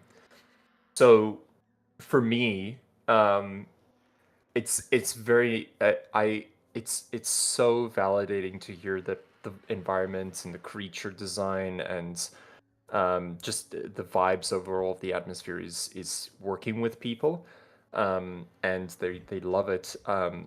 I'm so hypercritical about it because I don't know why I am, but there's always something that I'm seeing where I'm like, I don't love that. And I want to retouch it and rework on it. But there comes into a point during production where I need to be realistic on the timelines that we have on stuff, right? I can't endlessly, like Ricardo said, touch on things and improve things. There's so many things in the environment design that I'm just banging my head against, and the lighting is something that I'm battling with because we're using ray traced lighting.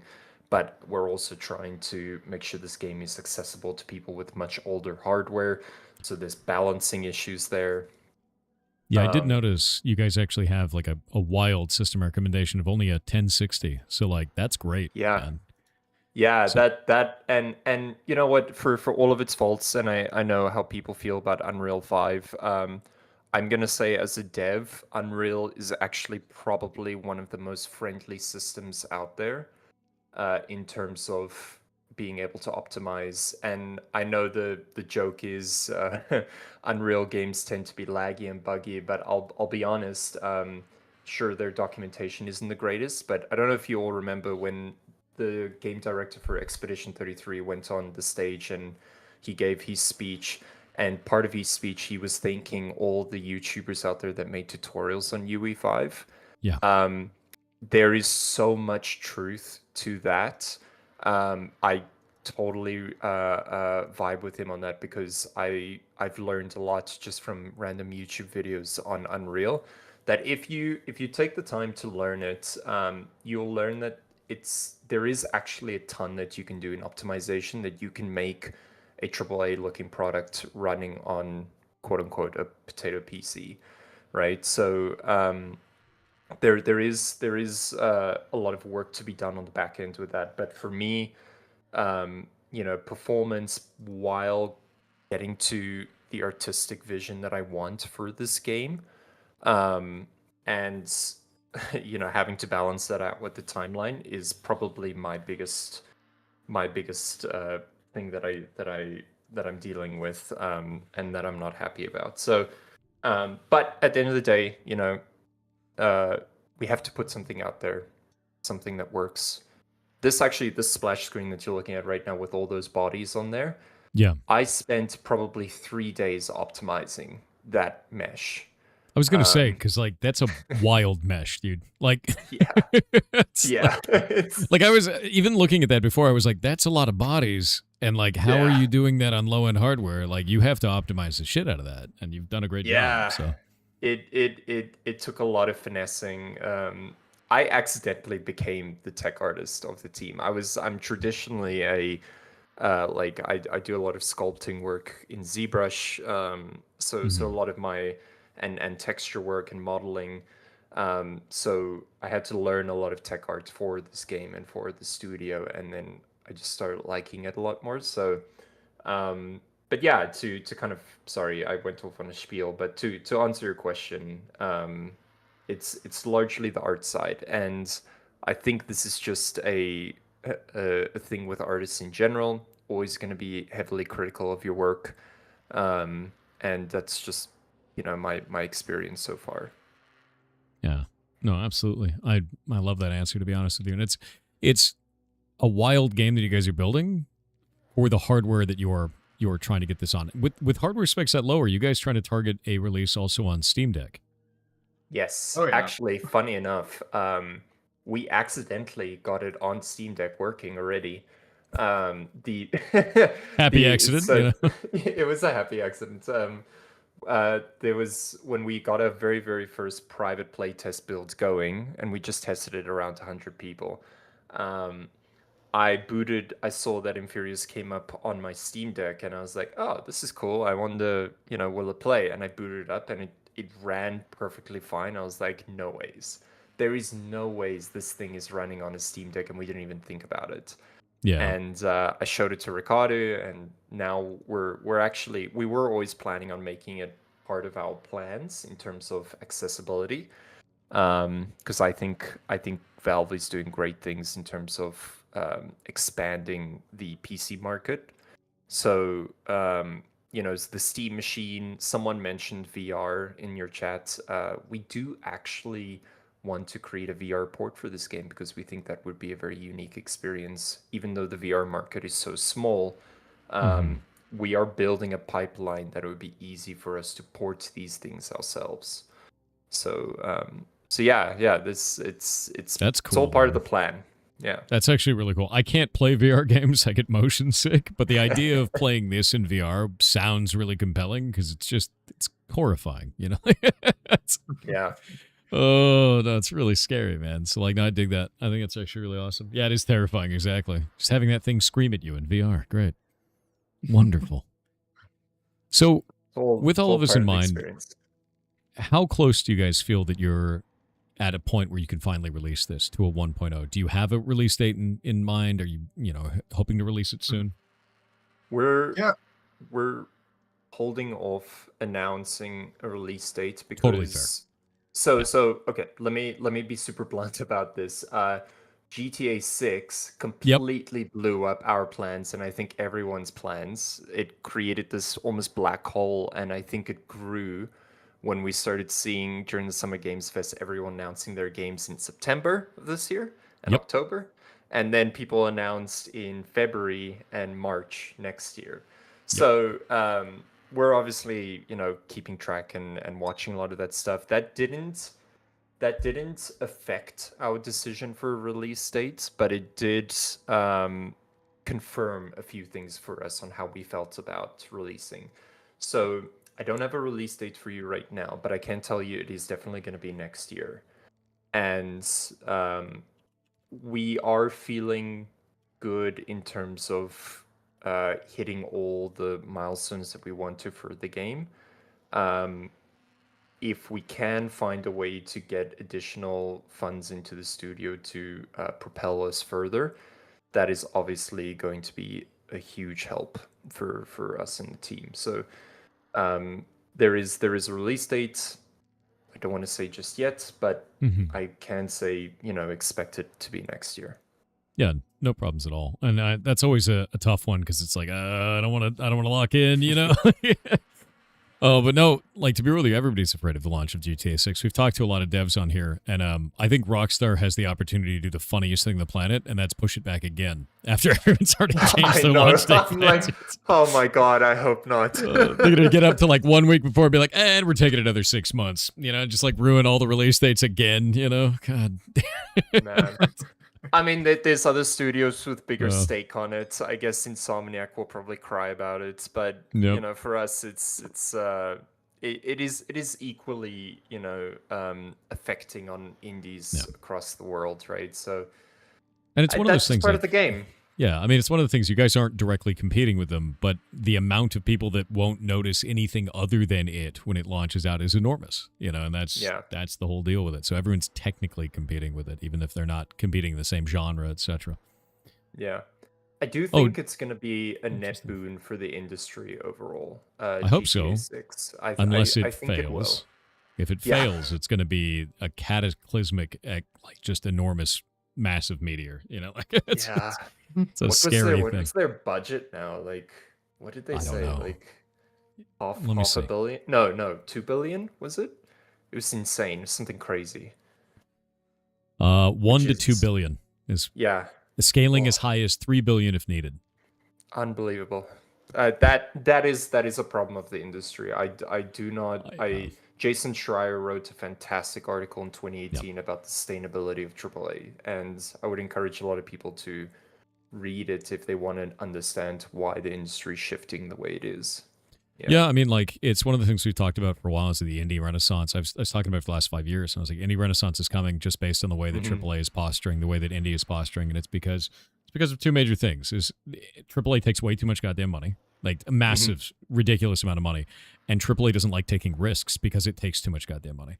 So you have indies that are really agile, don't take as much money at all, can still release gangbuster games that make AAA money out of them, and try new things all the time, which means they're more likely to make something that no one's ever seen before and catch on. And so you just have this like really weird disparity between like this giant Titanic of a video game that costs all of the money in the world and does the same thing you've seen a million times before, and then this tiny little indie that's like, I made Piku Niku, you know, like and that's it. I made a little guy with legs, you know. It's like then they made the same amount of money, you know, and it's ridiculous to watch, and it's very clear that indie is just in a better position to make cooler stuff, you know. Yeah, totally, 100%. Yeah, 3 billion will be the first quintuple A game. Keep going. Just add more A's. This the you know, it's ridiculous. It's a crazy world we live in. Yeah, I do think that a lot of people are afraid of not the game itself, but of the amount of eyes that will be drained out of the world to play it for the time period that they're interested in it, and they're just not going to be looking at anything else. Depending on the price point that they do too, they may just not have any disposable income to buy other games. That's the other thing too, is like the financial impact of it. Yeah. Yeah, and that's why that black hole is just getting bigger, right? So Yep. So yeah, we'll see what happens. I'm optimistic though for us and what we're building. Like I said, this is the last month is the first time that we've really shown it off to the public, and the feedback that we've been getting has been you know very very positive, and it's very encouraging for the team. So yeah, I do wanna thank everyone for that. It's been very humbling. Nice. Yeah, with money on the mind, and I know this is the other really difficult question, and if you don't have an answer, that's okay. You can always ask the community as well. How much do you guys think you're going to be selling the game for? That's tough. Yeah, it is. It is. Yeah. I think. Sorry, go ahead. I was going to say, and if you don't know, it's okay. You can ask them. They are more than happy to tell you. I promise. So we're trying our best to do as much market research as possible, and then if talks go through with publishers and stuff, that's a whole different question.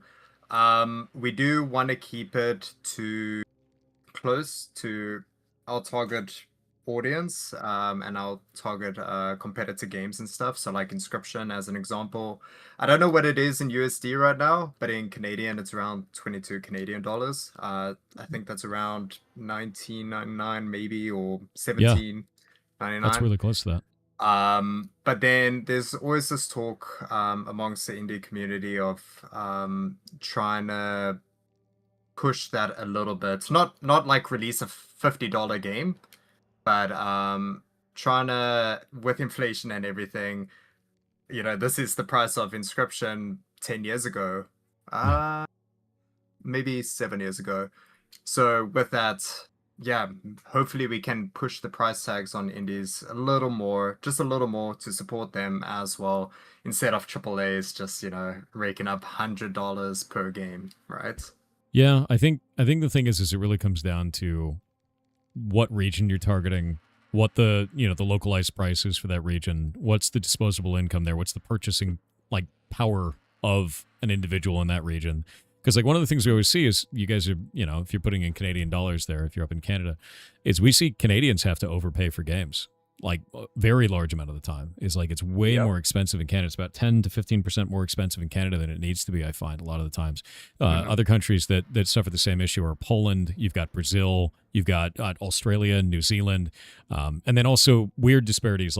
On Steam, you can't change the price of the euro on a per country basis. I think there's actually EU law in front of that, is what we were talking about before with the community. But if you're between Greece and Germany, it's a very different standard of living, very different costs there, but they're both using the euro, and you have to make it €1 price, so it's always very difficult to determine what your game should be, not just on a one region level, but on a global level with that. And I think Steam offers pretty good tooling now. They actually just added a thing for purchasing power as an option for auto localization of prices outside of just doing the normal pricing structure, which is a 1-to-1 parity for that, which is kind of rough before. But yeah, no, I can understand the idea of pushing prices up as indie, because the prices basically stay the same forever. You go back 10 years, an indie game was $10. You go today, an indie game is $10. And that $10 does not go as far as it did then. Not even close. And you're starting to get to that point where $10 for an indie game is not enough to support a lot of these studios that are trying to do really cool titles, and it's becoming a struggle. At the same time, it's also kind of a struggle for people buying video games. But now we have this really weird area where, at least here in the United States, you go to McDonald's and it's $20. You buy an indie game and it's $10, and you're like, wait a minute. Yeah, exactly. Oh, we got ads. They're going to be up for the next 2 minutes. Oh, fun. As they arrive, take over the stream. Yeah, and then I think you've spoken about it in the past, but you get the other, I will call them like a AAA indie game, like Hollow Knight or Silksong, right? That kind That's of $20 released, right? And it's how do other good indie Metroidvanias compete with that? It's tough, right? Yeah, I think we can actually talk about that. I think it's a good thing, because there's a bunch of devs that came on that have talked about, I think it was in December actually, they talked about having to compete with Silksong based on their game. And that's rough, dude. And they're in the same genre, Yeah. There is a, I think, a conversation needed to be had on what is actually indie these days, because technically, by very, very technical standard definition, Larian Studios is indie, but they definitely do not have an indie budget. Yep. So there is a conversation to be had, and I think I don't really know what's the right way to go about it, because is it that we create a new subsection, right? And then we just kind of bloat the internet more with that? Or is it about educating the public, but then at the same time, like, how do you even go about doing that? So I don't know. It is a conversation that needs to be had. Yeah. Because right now you can slap indie onto everything. Again, one of my favorite studios right now is Sandfall, with what they accomplished with Clair Obscur, and it is phenomenal. And what they did, as with the how they started up as a studio is very inspiring to us. But at the same time, they definitely didn't have an indie budget. They had more of like a double A budget, right? So um, they started out indie, but then they grew to that double A budget. So yeah, it is a very interesting conversation to have. I'm not entirely sure what's the best way to do it. I think we just need to experience it right now. Yeah, I wrote up a thing a while ago about how I feel about specifically that subject of what is indie, right? And indie, I think this needs actually clear, defined terms, because right now it's more about vibe check. It's how do you Yeah. feel about that? Like, what is indie to you? And it's usually a budgetary thing that people feel about it, or it's a quality level thing. Like they see a pixel art game as indie, but that doesn't necessarily mean it's indie, right? Because you can go and look at, I don't know, Octopath Traveler. Is that an indie game? No. No. So you look at that. That doesn't make any sense. So I actually wrote this. I was talking to Bucky from Power World. So it's their Oh community yeah, manager. yeah. And I said independently funded is how I see what indie is. So indie being independent, no investment ties to get in the way of the development or direction, fully able to steer their own ship. Because indie, independent. Are you steering the ship, or is an investor steering the ship? Is really where that changes for me. And I've used this as kind of my guidelines for like what is an indie game going forward. And it really fits out for me, because like I want to play an indie game. I want to play a game where the investors are not steering the ship. I want to play an indie, Yeah. like a game where the developers got to, reach whatever their vision was based on their community and theirs idea of what a game should be. And outside of that, you start going over into investment funding world. You go into because that's where AA and AAA came from, was the investment banking industry. And that's, when you have an investor that's sitting at the back going, you want to make that feature? How much is it going to cost? Like that directly changes a game, no matter what. Like there's no way out of an investment structure changing some aspect of the game at some point. And so I love staying away from that, as much as I can, because it kind of ruins it. And also, I think that quadruple A is a lie. It is. It is. Anyone who 100% a lie. Anytime someone says quadruple A or above, run away, because it's bullshit every time. Oh my god, dude! Yeah. I literally had the most brain dead conversation with someone who wanted to invest into games, and he thought we could make a quadruple A game, his words, with like a 500K budget, and I was like, how do I navigate this conversation to get him just to leave me alone? Because like this isn't even a real conversation at this point, right? The man, everyone wants, every investor, okay, and I need to be careful on what I say here, but every investor wants a Balatro level of success with a Balatro level of budget, right? So almost and this isn't shared very well for a reason, but a lot of indie titles now that do blow up do have investments in them, whether it be family and friends rounds, whether it be government money that they receive, or sometimes they call it ghost publishers, right? Yeah. Where a publisher comes in, provides funding, and doesn't announce that they're the publisher, right? So, or equity investments. And I agree with you actually on your term for indie. I think it's the correct term, because there are tons of indie studios with very small teams, very small budgets, and they've got a great idea. They've got heart on them to be a part of this industry, and part of being an indie is working with what you have, Yep. and seeing how you can make something that's scalable with the budget that you have. So so yeah, I totally agree. And then you get those like student teams, like Oh, yeah. me and my we're actually mentoring a small little student team here in our city, and good bunch of devs, and we love them to bits, and they've learned so much. And they just put all their passion into what they're doing just because they love it, right? And unfortunately, when money comes into it, politics comes into it as well. And if the reason why I agree with your assessment on indies, if the devs are directing the experience and they're funded to direct the experience, that is as indie as it can get. Yep. 100%, right? There's no outside influence. There's no margins to meet. There's no person over your shoulder telling you, hey, I don't want that in the game because you're not gonna hit the, there are some studios, there are some investors that are like, I want you to target the entire audience of gamers, not just the 18 plus, right? So you have to de-horror your game.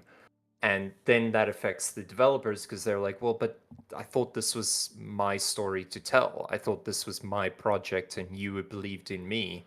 Now you believe in the money that I'm making. So it becomes a very discouraging conversation for developers. And it is So, very yeah. scary with a lot of publishers for that reason. Like they can, there's many publishers that will switcheroo on that. If the contract is not ironclad, like you get a nightmare scenario where you've signed on and suddenly the teeth come out, and like that sucks, man. That's always the big danger. If you are out there and you are wanting to work with a publisher, get a lawyer to look at the contract. Don't sign that shit before you have a lawyer look at it. Like it's so important, man. But no, I've always felt that way, is that indie has to mean independent. If they're not free to develop the game that they think that they want it to be, their vision for it, it's no longer indie. And it's that's about it, I think that's, again, pretty strong definition. I saw in the chat someone asked, wouldn't Kickstarter count against that since it's peer-to-peer investments? But with that, I feel like the community is investing in you as the developer. You still have the independent control on the outcome of this game and the creative choices and everything, right? So none of that is being taken away from you with the community investments. So I would personally still consider like community investments as a as being indie. I would too, and it's in this write-up that it's just like a short little tweet, right? But it's the biggest defining factor is, are they fully able to steer their own ship? With Kickstarter, absolutely. Like the dev still does exactly what they want to do. They make the game that they want to make. That's what it's about, And if an investor steps in, that may not be the case anymore. The investor may define rules of release cadence. The investor may define rules about what content can be in the game, depending on the contract. And the dev loses a bit of control of what they are building. And that means they can't steer their own ship. There's always somebody else there over the shoulder going, no, don't turn left right now. That gets kind of scary, right? Because it can change the whole direction of everything you're building, Mm-hmm.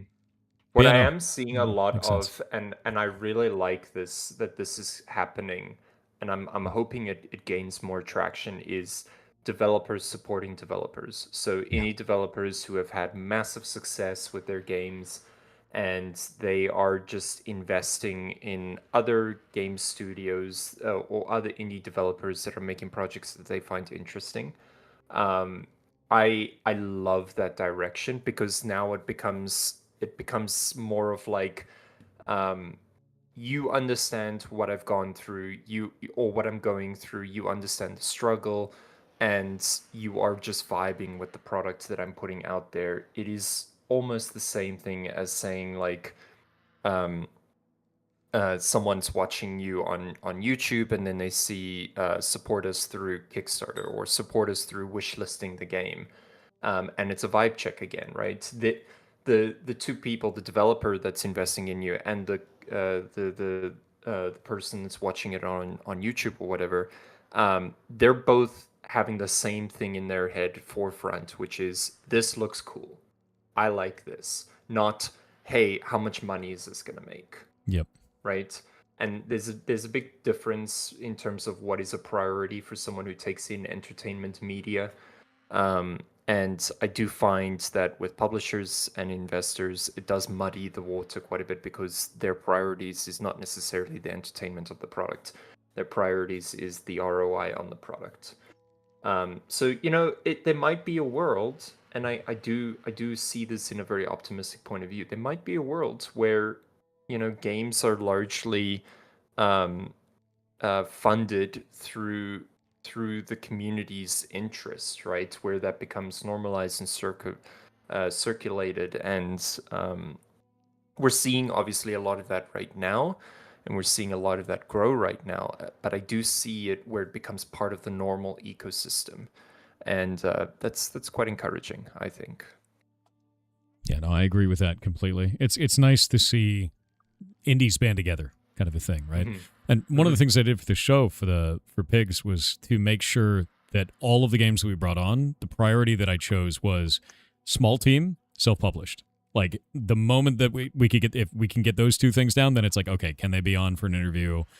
Do they have a playable that's available? Like, those are the major criteria, though, is to make sure that it wasn't just like, hey, a AAA sneaking in and be like, I want to be in the indie show. You know, like, and we had a couple of those. We had a couple of games that came on, because I had 500 submissions. It's a huge amount of submissions. I could only choose 60, right? And a couple of those games came through that were like games with the budget of like 5 million. And they had like a big publisher and all this kind of stuff. I was like, guys, like, that's not what this is for. You know, like, it's like, I can't do that. You know, because it just doesn't work, you know. And Yeah. And that's the thing, is like, a big budget of like 5 million, you've got a publisher behind you that's a major known publisher. And they've got a huge marketing budget. It's like, dude, no, like, you will be fine without this show. This is for people that need it, you know. Yeah. And I'm very, very thankful for this opportunity, because it's getting pretty rough in the showcase scene nowadays. To get that visibility and stuff now has a pretty high price tag, right? We're looking at showcases where it's like 20,000 Canadian dollars just to have a 60-second slot in there, right? Dude. And it's like, our budget doesn't allow for that kind of stuff. So being able to, again, showcase here with a community that really digs the game, like, this is awesome for us, right? But those other indies that have a publisher, that have a $5 million budget, Yeah. they can go to those bigger showcases and pay whatever they want. But this is a great opportunity for some devs like us who, you know, we really, really want to try and push for that visibility, and you allow us to do that. Yeah. So again, very, very thankful. No, dude, pleasure's all mine. You guys are making something awesome when we get to show it off. I think that the thing that I was talking about with the community before was exactly that, which is the going rate right now for 1 to 2 minutes of ad space in a major showcase is about $5,000 to $15,000 or more in the case that you're bringing up there. And that gets you 1 to 2 minutes, you play an ad, and that's it. And the audience may not get anything out of that ad, right? Like, you're releasing a hype trailer. The hype trailer may not actually show anything about your game that they care about, and then they move on, and you've gotten maybe something for that amount of money. And like, as a player, right, I look at that and I go, I didn't get anything from that ad. And I know they just spent a shitload of money, and they're putting everything on the line for that 60-second ad spot. Like, that's awful. Let's change that. And so I started looking for other showcases to see if anyone was doing anything like this. Nobody was. And I was like, well, let's do it. So we did the pilot in December. And that was in December, and we had 83 devs. It was too many. Too many for the first one, and I did like 3 a day every day for all of December, and by the end I was dying. Like, it's just like, it's too much, dude. But I realized that it worked, and it was like really nice, and I'm just going to keep doing this every 6 months. So like, this one is June, and then we'll do another one in December, and then we'll do it in June and December over and over again. And then the month after, we do a game jam so that people can not only get inspired by the stuff you guys make, but then get an opportunity to go make their own. And this will be our 19th game jam next month, even though it's the second part indie game show thing. You love the format so much. I do too. I think it's cool because like, we get to play the game for an hour. find a bunch of stuff, look at a bunch of stuff, and then talk to you guys about your vision for it. And I don't think there's any other showcase that's doing that. And they should do it. Copy my idea. Do it. Do what we're doing. Would you be open to doing like a follow-up stream after devs have released their games? Yeah, so we have 3 on from in December for this showcase where we had like, where are you now? Kind of 6 months later, sort of a thing. And that was just to try and test it out to see what it would feel like. And I want to keep trying that until we get like a good flow for how we do that, where it feels right for the dev and feels right for the community and stuff. And just trying it, trying to test stuff. Because it's always one of those things where like, is 6 months enough time? Depending on the project, the answer might be yes, but it also might be no. So then it's like, when do you do a where are they now? So I'm trying to figure it out. And I think it might be at launch. So what I'm doing this time is we've got the Discord that you guys are in. I'm going to keep that Discord around. I'm going to change the channels over to like this is the June 2026 show, right? And then I'll make a channel for you guys to announce, hey, we're going to go announce for the game, and then we can go play it at launch. So when those games come up and you guys finally release, we can play them on stream with the community, see how it's turned out from that time, and then make another video and get to have fun with it. And I think that's probably the best way to do it, because then it's not like a checkup thing. It's more like a let's see what their vision turned out to be at launch sort of a thing. And I think it just works a lot better. It's just more fun that way. Yeah, no, I agree. That's cool. I like that a lot. Yeah. And for those who don't know, all of this is free for them. We're not doing sponsorships or any of that kind of stuff. We had the opportunity to do sponsorships. I had it like in the sheet of, do you want to sponsor it? And then I was like, we got down to it. I was like, I don't want to do that shit. Because it gets in the way, man. Like it gets in the way of the cool stuff you could do. The community already supports me enough. They're watching ads and throwing bits and subs and stuff. So like it pays for everything anyway. And like anything beyond that is it's just pressure on the devs that doesn't need to be there. Yeah, we've got, unfortunately, the enshittification of everything in the world becoming a subscription service or getting overly monopolized. So it is, I'm old enough to remember the internet, where you could go on forums and you could just find information that led you to something else, right? Where YouTube didn't have ads playing down your throat every 5 minutes now. Yeah. So it does feel like we should be trying to keep certain corners of the internet where it is about the people coming in and experiencing something, and that culture is still alive, before everything becomes monopolized, I guess. I know it's kind of funny, but that's one of the reasons I like streaming so much, is if you go to any channel on any of, like you go on Kick, Twitch, YouTube, whatever, right? Every single one of those streams has a different culture. And the only time I ever experienced that, like really on the internet, was probably back in GeoCities, where like every website was completely different from each other, and like that's about it. But like to have that expression from like individual, communities within that, there's nothing really that exists like that right now. You go to somebody's feed on Twitter, it's still Twitter. It's all Twitter, right? It's all kind of the same way of formatting information, but these streams are all very different. The broadcast is totally different. The format's totally different. The community is totally different. The inside jokes are different. And it feels like that old school stuff like that. Actually, speaking of that, if you ever want to play a game that take you down memory road like that, is a Hypnospace Outlaw. If you've never played that before, you might really like that if you like the old internet. The game messed me up because of that. Yeah. Space Outlaw. That sounds cool. Yeah, I'll show you. It's sounds a very, wild very game. cowboy. It's not. It's an alternate 1990s internet through like a headset that you wear in the game that is like Sword Art Online, where basically it attaches to your brain and you experience the internet in 1999. And here it is if you look on stream. Oh, that's cool. It's like wild. The arts already. Yeah, it's a super wild game, and tons of secrets, tons of weird stuff. But it is the 1990s internet. That's what it is. The whole game. That's wild game. Yeah, super cool. It even has like desktop buddies, and you have to feed them. It's great. But no, it's really cool, man. But no, I love that part of the internet, so I get it completely. I really do. Yeah, this is the beauty about the internet, is that it's actually the most timeless piece of hardware or software that we have in the world, because you can make something that looks and feels like it was from the 90s, and it will still appeal to people to this day. right? Or 50 years from now, and they'll see that, and they won't realize that that was the design and the feel back then. That was considered like, you know, the design crux of what we could do at the time, and people will take it in, and then they'll be able to. It's almost like they're traveling back in time, and they're experiencing that for the first time, right? Yeah. So yeah, that's really cool. I love finding hidden gems around around on Steam of just developers making weird shit like this. It's cool. Yeah.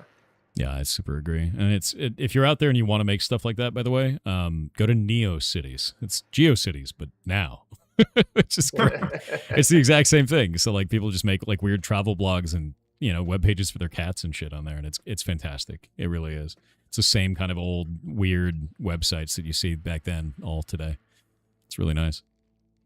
Yeah. But yeah, with all of that in mind. Oh wait, sorry, go for it. Yeah, sorry. I just wanted to ask you a tough question now. Oh yeah. Wow.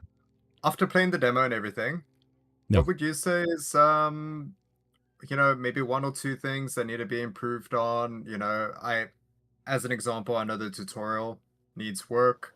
It's funny you caught the bug with the crouching that I'm gonna go fix. Sure. But yeah, like what is there something we can improve on or keep doing what we're doing, or yeah? So this is a kind of a weird one. It's almost like a feature request sort of thing. I would love for the monsters to be a little bit scarier in terms of what they inflict upon you, and me have an ability to fight them in some way. Like if I could raise the lantern and do a flash where I have to expend light to get past them, and if I don't, they're going to kick my ass. Because I realized at one point I could just run past them all. And they became dramatically less scary to me in some way. And I realized I was like, I've got a resource, but I'm not really using that resource. And the monsters are there, but I just run past them anyway. And so like it kind of defeated the fear, if that made sense. I think that was probably the only thing that I felt in the game where I was like, that could be improved. Outside of that, everything felt fantastic. The environments felt really goddamn cool. The card game was very simple but compelling and really understandable. And that means if it's the beginning of the game, I'm interested to see how that evolves. And you said all the passives and everything like that. But yeah, I think that's the only thing. And also the monsters are scary, to be real with you. Like visually, the way that you guys portray them, and you turn around a corner and they're just all there, it freaks me out. So you did a good job with that.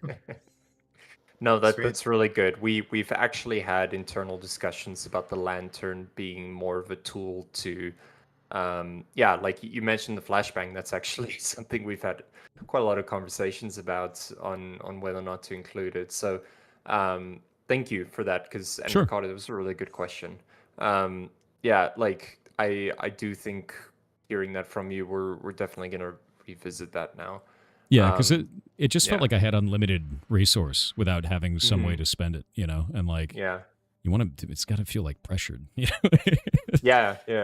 No, that's good. That's good. Thank you. That helps. Yeah, no worries. No worries at all. I think your guys' game is really cool though, in and of itself right now, and I think I don't know, I'm gonna play it. That's how I play when it comes out. Hell yeah.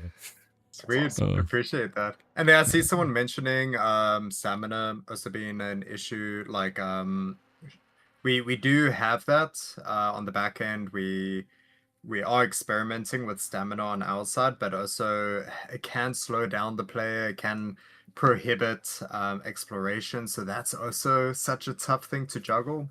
Yeah. So yeah, we're looking at certain things. And with the card gameplay, I'm really happy that, you found it kind of simple and intuitive, but you can see how much it can get more complex. Because yeah, this is the base version of the card gameplay, pretty much. Yeah. And just since that is enough to be fun, already tells me a lot that yes, we're heading in the right direction. Now we can expand on that and do stuff with the coin flips, do stuff with passives, with turn order, all of that fun stuff.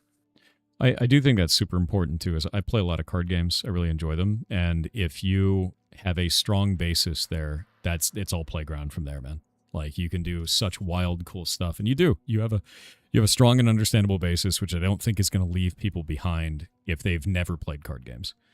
And that's the important thing, is like a lot of times I'll see card games come out and they're like, they want to be Slay the Spire. And so they start with the Slay the Spire level of complexity and difficulty at hand one. And that's way too much for new players. If they've never played something like Slay the Spire, they're not going to be able to do it effectively. But with what you guys have started here, it's very simple. Attack, defense, speed.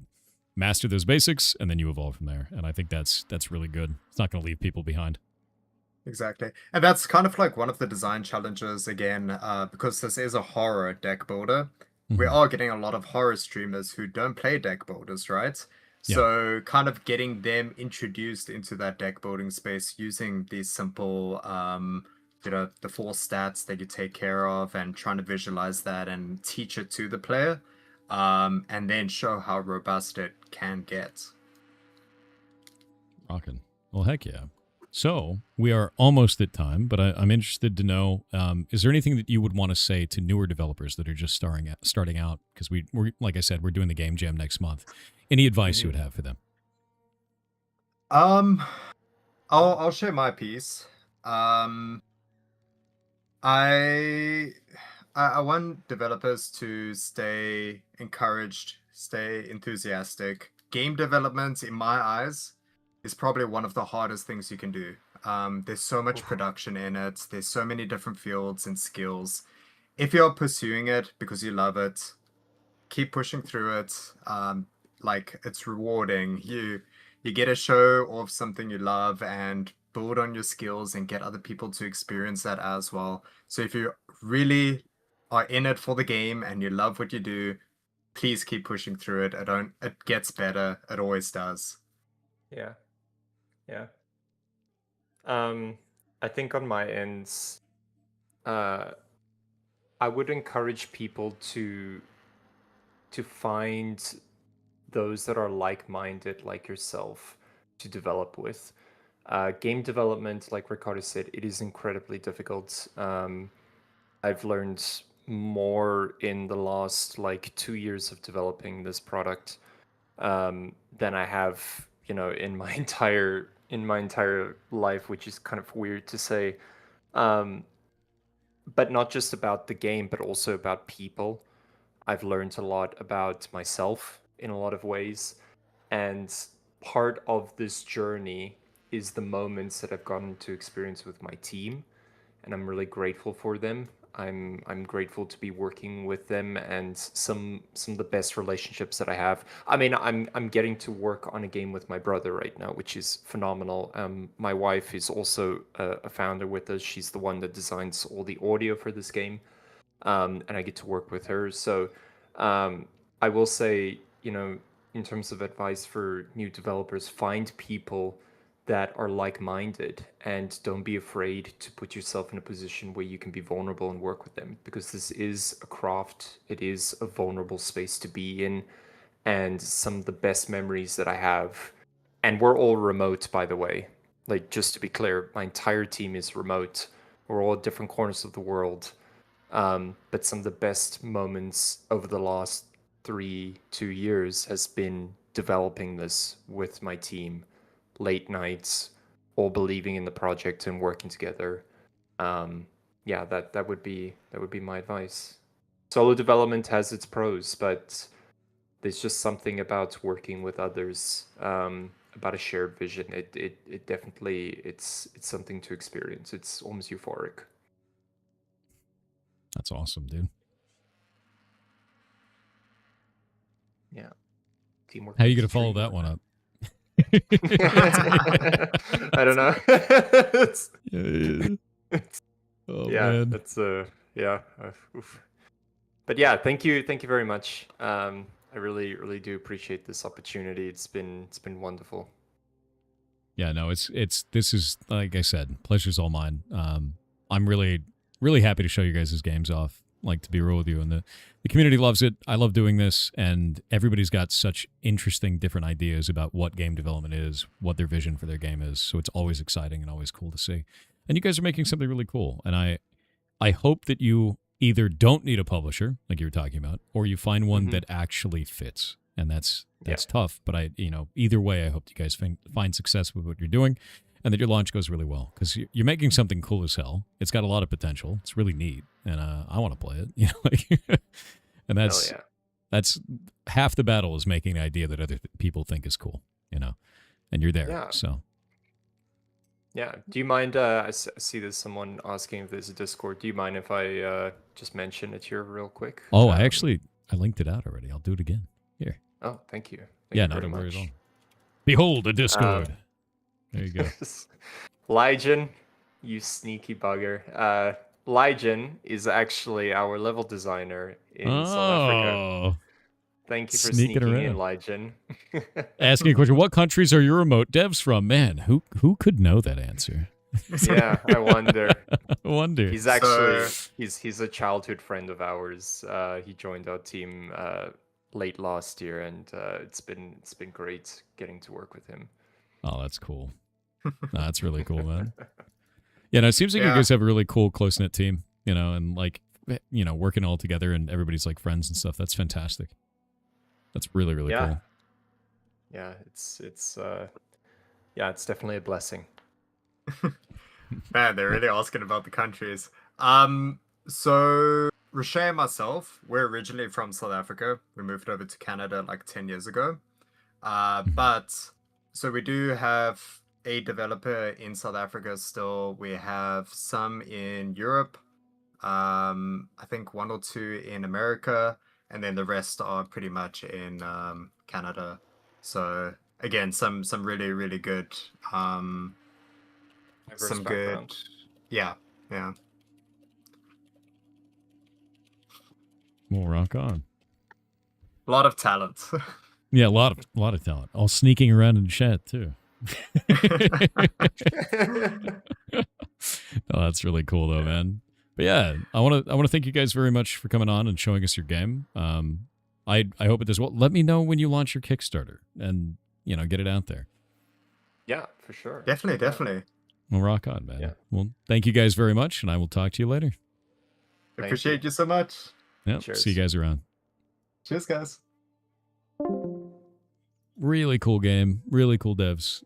I usually shit my pants and cry when I play a horror game, and this one is no different. But I want to play this at launch. So that means it's good enough that I want to shit my pants and cry. That's right. Yeah. That's what I want to do. But I really like the card game, honestly. The card game is quite cool in this. The environment's really cool, and I like that it's like a wax and wane sort of gameplay where it's like shit your pants and cry running away from a thing and calm down and play a card game. And then shit your pants and cry running away from a thing. And it like kind of goes back and forth. So it's not just constant tension. It's tension and then release of tension and then tension again. And I think they did a very good job with that. It's weird because it's a new format. And with that new format, it brings an experience I don't think I expected, right? You know, which is, yeah, like chess boxing. There you go. Exactly. It's like tension, fighting, and then chess. Which I think is quite cool. It's not expected. And the only way that you get games like that is from indie. Really are. The tarot cards are wonderful. I agree. I think the tarot cards in this are quite cool, you know. And I think they've done a really good job with that. So what you're saying is you're gonna stock up? I know, right, dude? I'm gonna buy a toilet chair, and then I'll play this game. Don't worry about it. But no, I think this is really cool, man. You guys are doing a great job. And I can't wait to play it. Also, I love that the whole time I just had this thing screaming in the background, right? Just the haunted wails of your video game in the background. Horrifying. Deeply horrifying video game. Oh, I forgot to give you guys the warning. If your Discord currently has a yellow banner at the top, you have to click resolve on it or no one will be able to join. There's that. Wait. Scott, are you serious?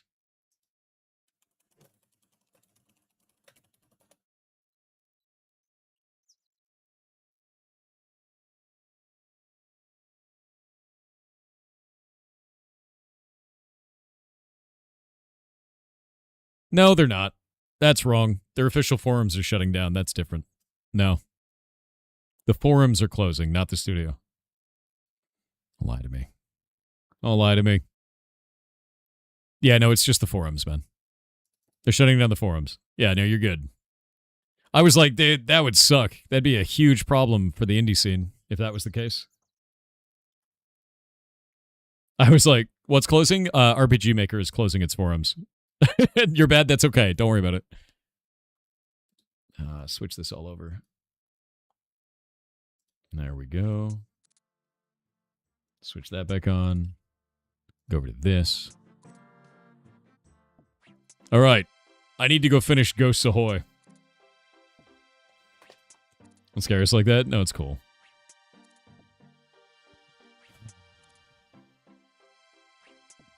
Another clan member got beef? Did they? Someone just got the Ceradome and plate body and bracers, so that's kind of kind of sick.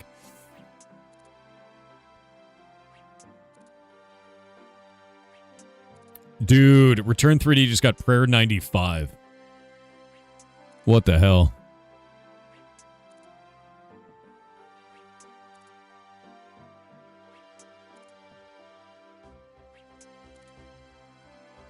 Wild. Everyone got beef before Thor. It's never going to happen, dude. I'm never going to have beef in my life. The only beef I have is with beef. Was that the last game for the day? Yes, it was. So we do 3 games a day. Then we release YouTube videos for them. We've got a number of YouTube videos that are up right now. I am updating the Steam Curator page today after stream. I've updated most of it already. And I'm going to be adding the 3 games from today. I need to get into a routine of doing that. But the idea is to get them all up onto the Steam page and get them all up onto the YouTube playlist as we get the videos done. Shadelock is producing 1 video a day, so we're probably going to have videos over the next 2 months, basically. Is there a link to the Steam page? ! Pigs. We'll bring you to that. So there it is there. Boop. And so I'll be updating these. I just put the video up. We've got a bunch of the games up on here.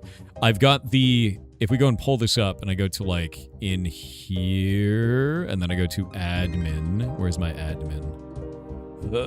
Is it admin for this? Admin. And then manage reviews. I just reviewed all the games, but I have to add them to this list under manage lists. And I have to go to here and then add them all because there's only 14. But our other one was 85. Whoa, he relaxes on Thursdays? That's a lie. I stream on Kick on Thursdays. This man never relaxes. Pro tip, never relax.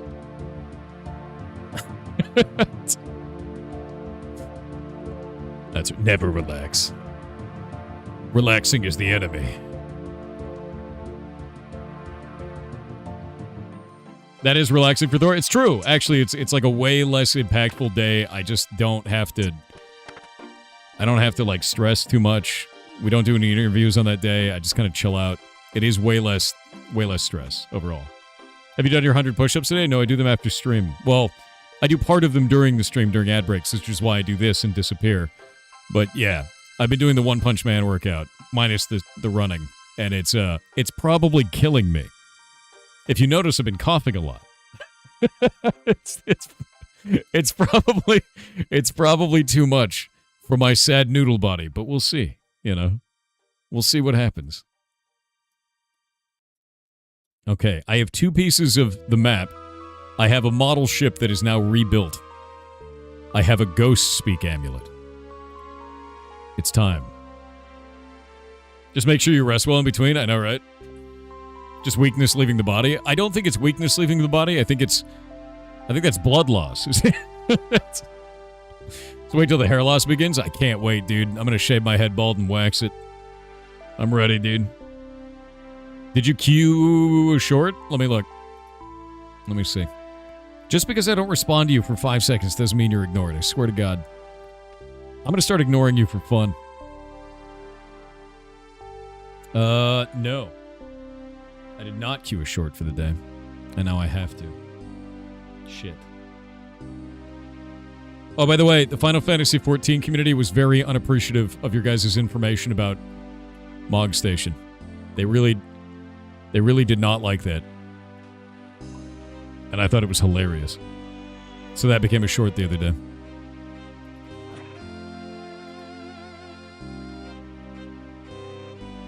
Don't worry about it.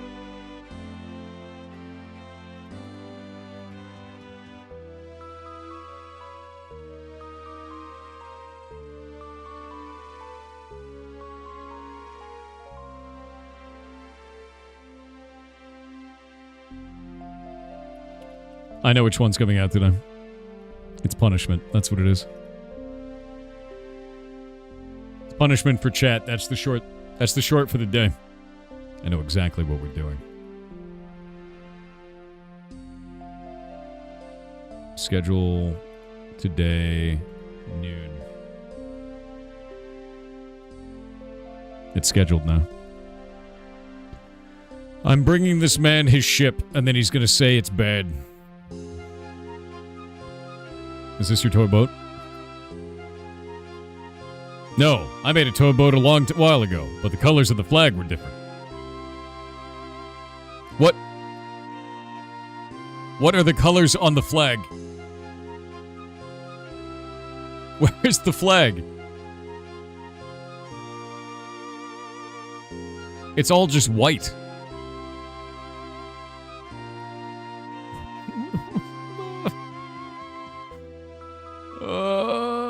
Wait, maybe it's the plugin. Hold up. Spoilers, it is not the plugin. What flag?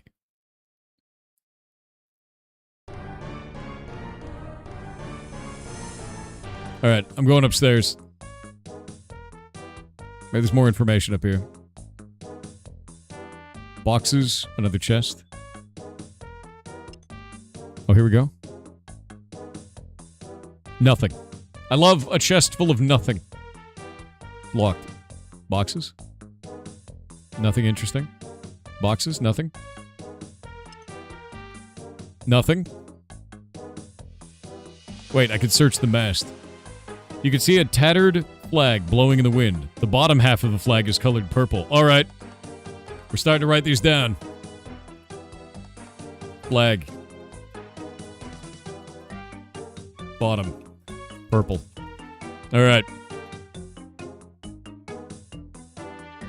The top half of the flag is blue. Top. Blue.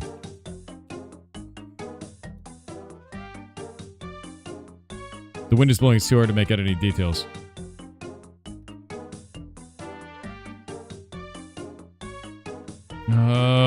Is that the whole thing?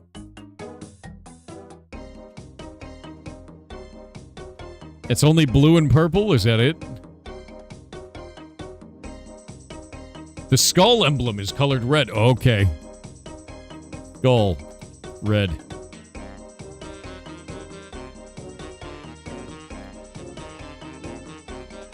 I'm gonna keep clicking this.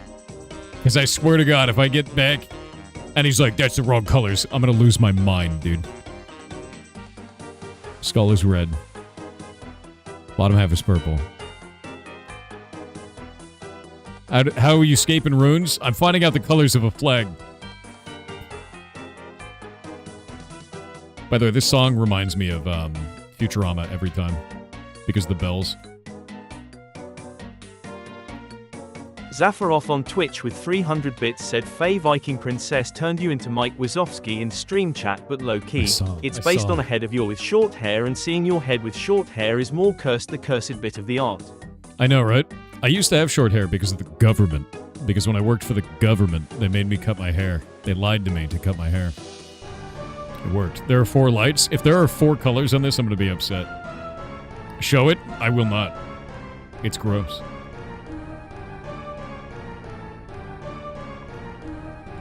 Alright, I gotta go to Edgeville. Wait. Where am I going?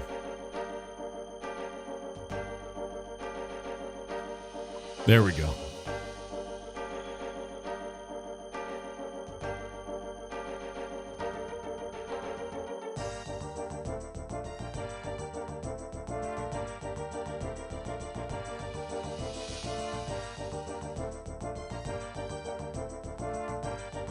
Zafarov on Twitch with 300 bits said no one tell Thor about face blindness. Some people who suffer from face blindness describe it as feeling as though they can't perceive anyone's face in fear memory, instantly mannequinifying your entire memory. I have the opposite of that. I don't know somebody's name. I have to see a picture that's associated with them. I literally can't remember you unless I see your name, which is, in my brain, a picture. Which is why I don't like it when people change the color of their names. I don't associate you with your name at all. It's all visuals. Everything. Yeah. You're green and short? I believe it. You are a goblin. Yeah. Terrible with names if you don't regularly interact. You could say any name to me, and I'll be like, yeah, that guy. I have to see a picture. Like, if somebody's on Discord, I know them by their icon. And if that icon changes in any way, I'm screwed. I'm super screwed. I have to, like... The best way I can think about it, I have a box of files that is you as a person. And if you make a new box because you changed your image, I have to manually copy all of those files over. And it's awful. It is a lot of internal work to do that, to rebuild the structure that is your folder. And then you change your picture back, and I go... And then eventually you do it too many times, I'm like, I don't want to do this anymore. I don't know who you are. And that's how that goes.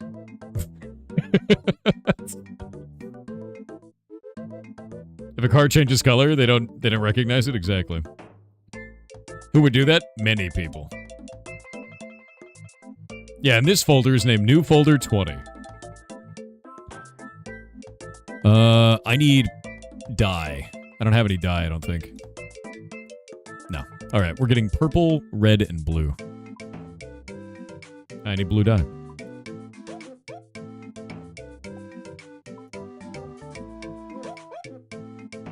And dye. Purple. And dye. Red. And then recollect it all and get a bunch of money as the overage. There we go. Alright, inspect. I need to use blue for the top of the flag. Top half. Oh, thank God, it's only 3 of them. And then purple. Bottom half. And then red for the skull emblem.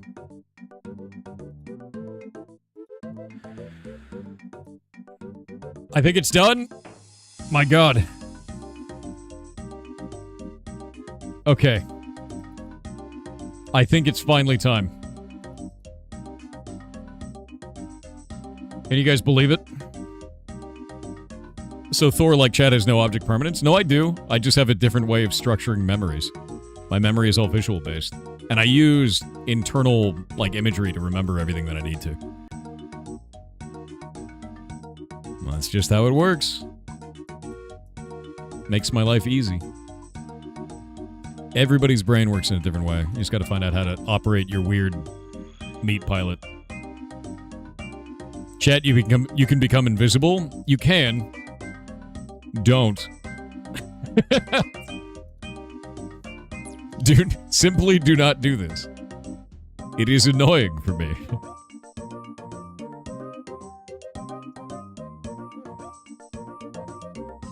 Your brain is just decoration? Yes. That's so weird because you don't have a mind's eye. Do you have aphantasia? Because I can see anything in my head like that. That's easy. But that's different for everybody. Is this your toy boat? My word, so it is! I never thought I would see it again. Where did you get it from? Your mother gave it to me to pass on to you. My mother? She still lives? Yes, in a shack to the west of here. After all these years. Can I have the key to the chest then? Hang on, let me ask the captain. Captain says yes. Alright. You cool? How's it going? Wonderful, wonderful. Mother's coming to get me. Is she? You didn't move from this spot. Are you sure? Okay. You unlock the chest. You find a piece of the map. I've done it. I have the map. God damn it. All right. We have to go back to the island. I need to go to the bank. If you don't talk, he can't see you. That's true, actually. Streamer vision is based on movement. Karamak on Kick said, "Hey Pirate, did anybody tell you that HD2 got a pretty good patch today?" Yes. What the notes won't tell you, though, is that we got 2 new cars to try out during the current campaign. Notes link, https:// Did we also get Warhammer 40k, finally? The Warhammer 40k Bond? Because that's what I've been waiting for. And I really, really want to play it, but I'm waiting for that. No, not yet. As cool as more vehicles are, I want my Warhammer 40k Bond. You know? Yeah. We do get a flame mech. Okay, flame mech is pretty cool. That is pretty... are we fighting bugs right now? Like, what are we fighting? Okay, 5 pots. And now we gotta go get 5... Oh, wait, I should probably get 6, now that I think about it. One more! And... where is it? We need to get one more bucket. Another bucket! Perfect. Aerial strike zone? Or strike drone? Nice. Oh, anti-tank and flamethrower. That's really nice. Dark Tide got a Mechanicus class update? What? What do you mean? What do you mean it got a Mechanicus class update? I'm freaking down for that, dude. You can play Mechanicus now? Adeptus Mechanicus? For real? Okay, that's freaking awesome. I'm super down. I love Dark Tide. It's really fun. Okay, I need 6 sets of bones.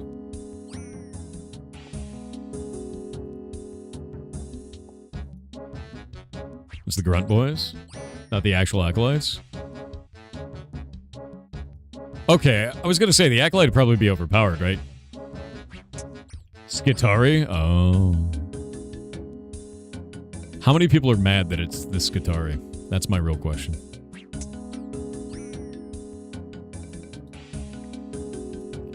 Because I'm gonna be real, you're supposed to be rejects. You know?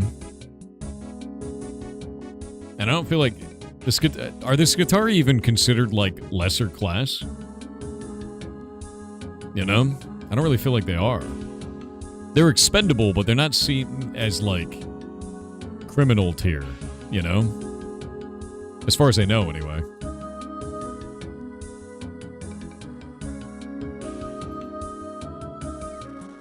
Yeah, the Arbiters aren't either. Criminal probably not, but we also have the cops. Yeah, I mean, that's true. I played the dog class for a little while. The cops, what the hell are they called? I don't remember the name. But I played them for a while. And I normally play, Psyker. I like playing Psyker a lot. Arbites, that's the one. I liked that a lot. Like, that class was really cool. But I don't know. It's like we're slowly increasing in what we reach out to, because the issue keeps getting worse. That's kind of how it feels. Like, eventually, like, 5 years from now, they'll be like, Dark Tide, play a Space Marine. Play a nuclear bomb, you know? Astra Military, but Adeptus Mechanicus. That's the tier. Alright. How do you live in your chill style? What is happiness in your opinion?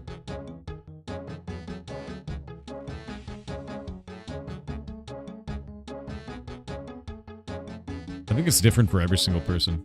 Like, to be honest with you. That's gonna be different for literally everybody. Like, I think my only nervous moment in life, the only thing that I ever have to truly worry about is, do I have enough resources to continue the rescue? That's it. That's my one thing. I am a single issue human being now. It's like, am I doing the things that I need to do to make sure that I have enough resources to keep running the animal rescue that I'm running? That's it. You know, like, is it stressful as shit? Oh, yes. But, like, I don't know. That's a driving force for me.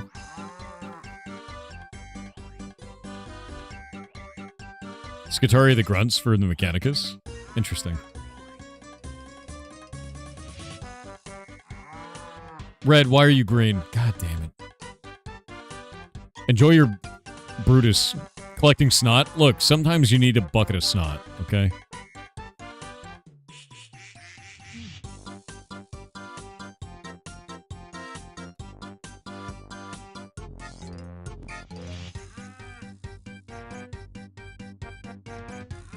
What's your win condition? Look, I'm gonna be honest with you. I reached my win condition years ago. I was homeless for a year. I lived out of my car because I made really stupid decisions when I was younger. I reached my win condition a long time ago. Like, I'm in the post-game now, and you guys are just letting me do wild achievements that I never thought were possible. Like,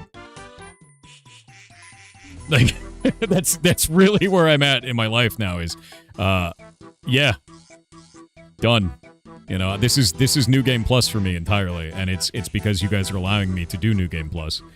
So like doing things like doing the game jams, running Pirate Indie Game Show, running the Ferret Rescue, like that shit I never thought was going to be possible in my life, and now I get to do them, and I get to do them because of you. So, thank you for letting me play New Game Plus, right? Like that's how I feel about that overall, man. It's actually, it's freaking amazing, and I can't thank you enough.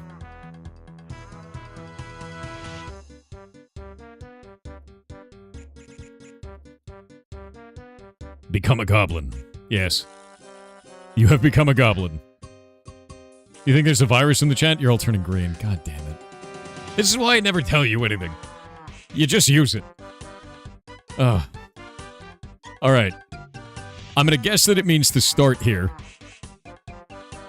We have to go 6 to the south. Okay, I'm gonna write these down. 6 south. 8 east. 2 north. 4 east. 22 south. I can't wait to do this and then have like a demon show up.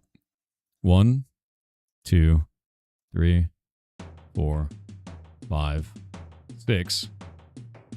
1, 2, 3, 4, 6, 7, 8. 1, 2. 1, 2, 3, 4. 1, 2, 3, 4, 5, 6. 7, 8, 9, 10, 11, 12. 13, 14, 15, 16, 17, 18, 19, 21, or 20. And 22. There we go. That would have been funny. If you were green, change to red. I swear to God. The Book of Harakanto. Alright, the book is obtained. Return to the witch. I never have to come back here again. I only spent 75 ecto tokens trying to figure this out. God damn it.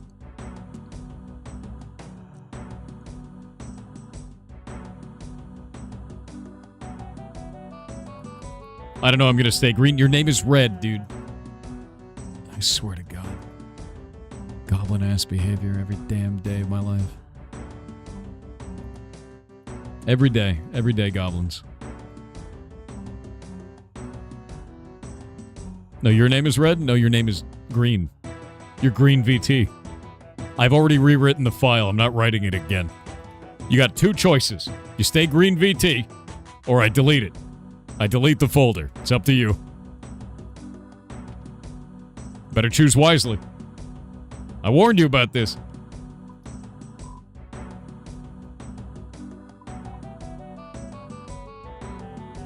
CKS. Green VT it is, dude.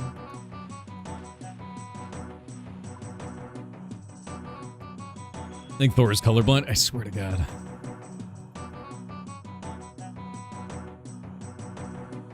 Trucker Kane on Twitch said 1, 2, 3, 4, I declare a wizard war. I cast of holding.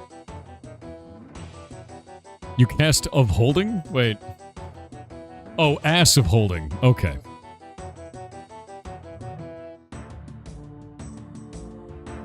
Oh, hey. Hold up. We got a cool thing. Do you guys remember Pizza Kid? Remember Pizza Kid from in December? Remember that awesome beat-em-up game? Their Kickstarter went live. Boop, boop, boop.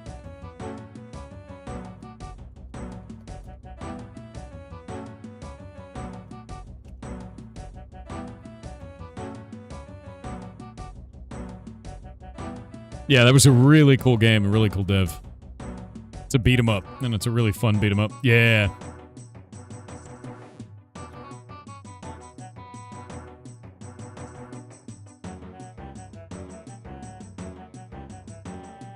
El Janush on Twitch said hey and sup Thor and chat. As a Hello. recent Linux noob, been running it for Abu a month, and today I had to delete some files.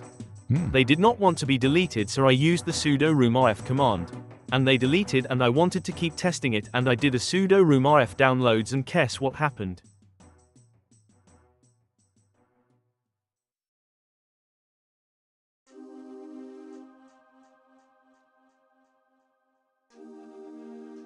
Not like this. I have the new amulet, the Ghost Speak amulet, but it's green now. Great. Now even the amulet's green. Somebody got a fire cape. Nice. Very cool.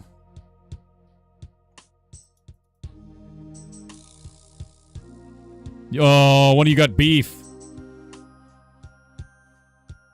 Only 396 kills. Swear to God. One day I'll get beef. Not today. But one day.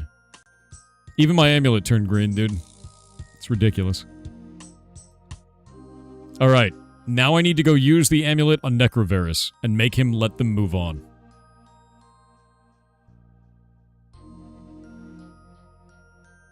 You're not green anymore? What are you now? Where are you? God damn it, you're blue. Deleting file.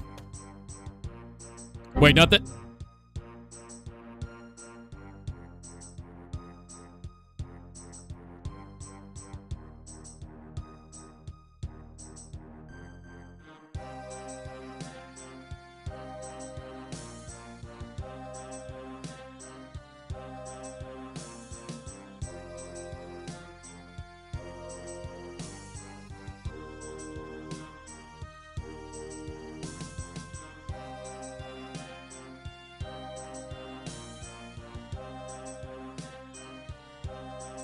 Oh, hey, it's the end of the stream.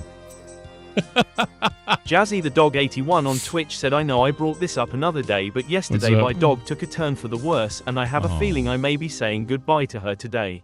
I'm sorry. Her lymphoma node swelled up seemingly overnight, and her sparkle is gone. Jazzy 3 sad. That's how it always goes. And if you need someone to talk to, just let me know. I know how tough that is. Understand that you did not fail as a pet owner. You're not a piece of shit. You know, you did everything you possibly could, and you're not abandoning them. You know, don't forget that. Lymphoma is one of the worst goddamn things you can deal with, especially with pets. It's horrible. So, did a good job, man. Even if it didn't turn out the way you wanted it to. Sorry to hear that. That is a hostage train. I am not going anywhere. I'm stuck here now. Trapped. I have to use the Amulet of Ghost Speak on this man. You dare to face me again? You must truly be insane. No, Necrovarus, I am not insane. With this enchanted Amulet of Ghost Speak, I have the power to command you to do my will. But I can only do it once. Ashes of Stephen Sharif Sloans. What a name. Thank you for the 5 gifted subs. Thank you very much. You are wild. It was outrageously nice of you. Kickstarter died? What do you mean it died? Did you guys kill Kickstarter? You didn't kill Kickstarter, did you? Fanyogs on Twitch with 300 bits said sudo roomrf means you delete the French language pack, right? And / means you delete it everywhere, right? Yeah. A beam of intense green light radiates out from the Amulet of Ghost Speak. Oh wait, we have ads. We have ads. Paladin Berserker Jedi on Twitch with 300 bits said, by the way, Jay is gonna play Noiter at Parade Software. Chat only helps. Oh. Steel_Generation on Twitch with 300 bits said Thor is beefless, soggy, and now held hostage. That is true. Oh, by the way, for the person who's losing their pet, you may experience something that is going to be really extra upsetting at the end. Sometimes animals, including people, suddenly get better right before they go. This is a very common thing, and it happens a lot with cancer. It's not that they're getting better, the body stops fighting, and they suddenly start acting like they're their old selves. They're super lucid, they're super happy, everything seems fine, and then they go. So if that does happen, understand what's going on. It's much better to know what's happening when that happens, and because it can be very shocking, incredibly so. We get to see it all the time at the rescue, and it's upsetting. It's really upsetting. Yeah, the last good day. It's exactly what it is. It's hard to even talk about because it's rough, dude. I've seen it a lot. So even the hostage train is green. God damn it. Happened when both your grandparents pass. Yeah, it happens with people too. It's terrible. Yeah, the last good day is usually what you call it. That's a pretty common term for it. It was kind of nice because we got to have a talk before I came back. Yeah. Red, did you change your name to Green VT? Are you kidding me?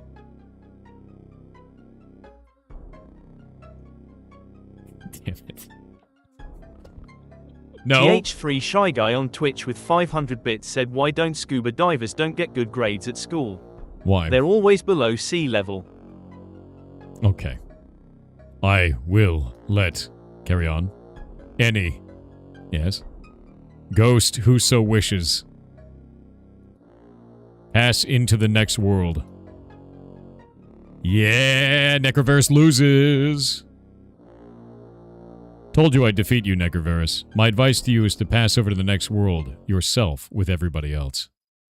I should fry you for what you've done. Quiet, evil priest. If you try anything, I will command you again. But this time, it will be to throw yourself into the endless void for the rest of eternity. Damn! Please, no. I'll do whatever you say. Boss. I have to pay the toll.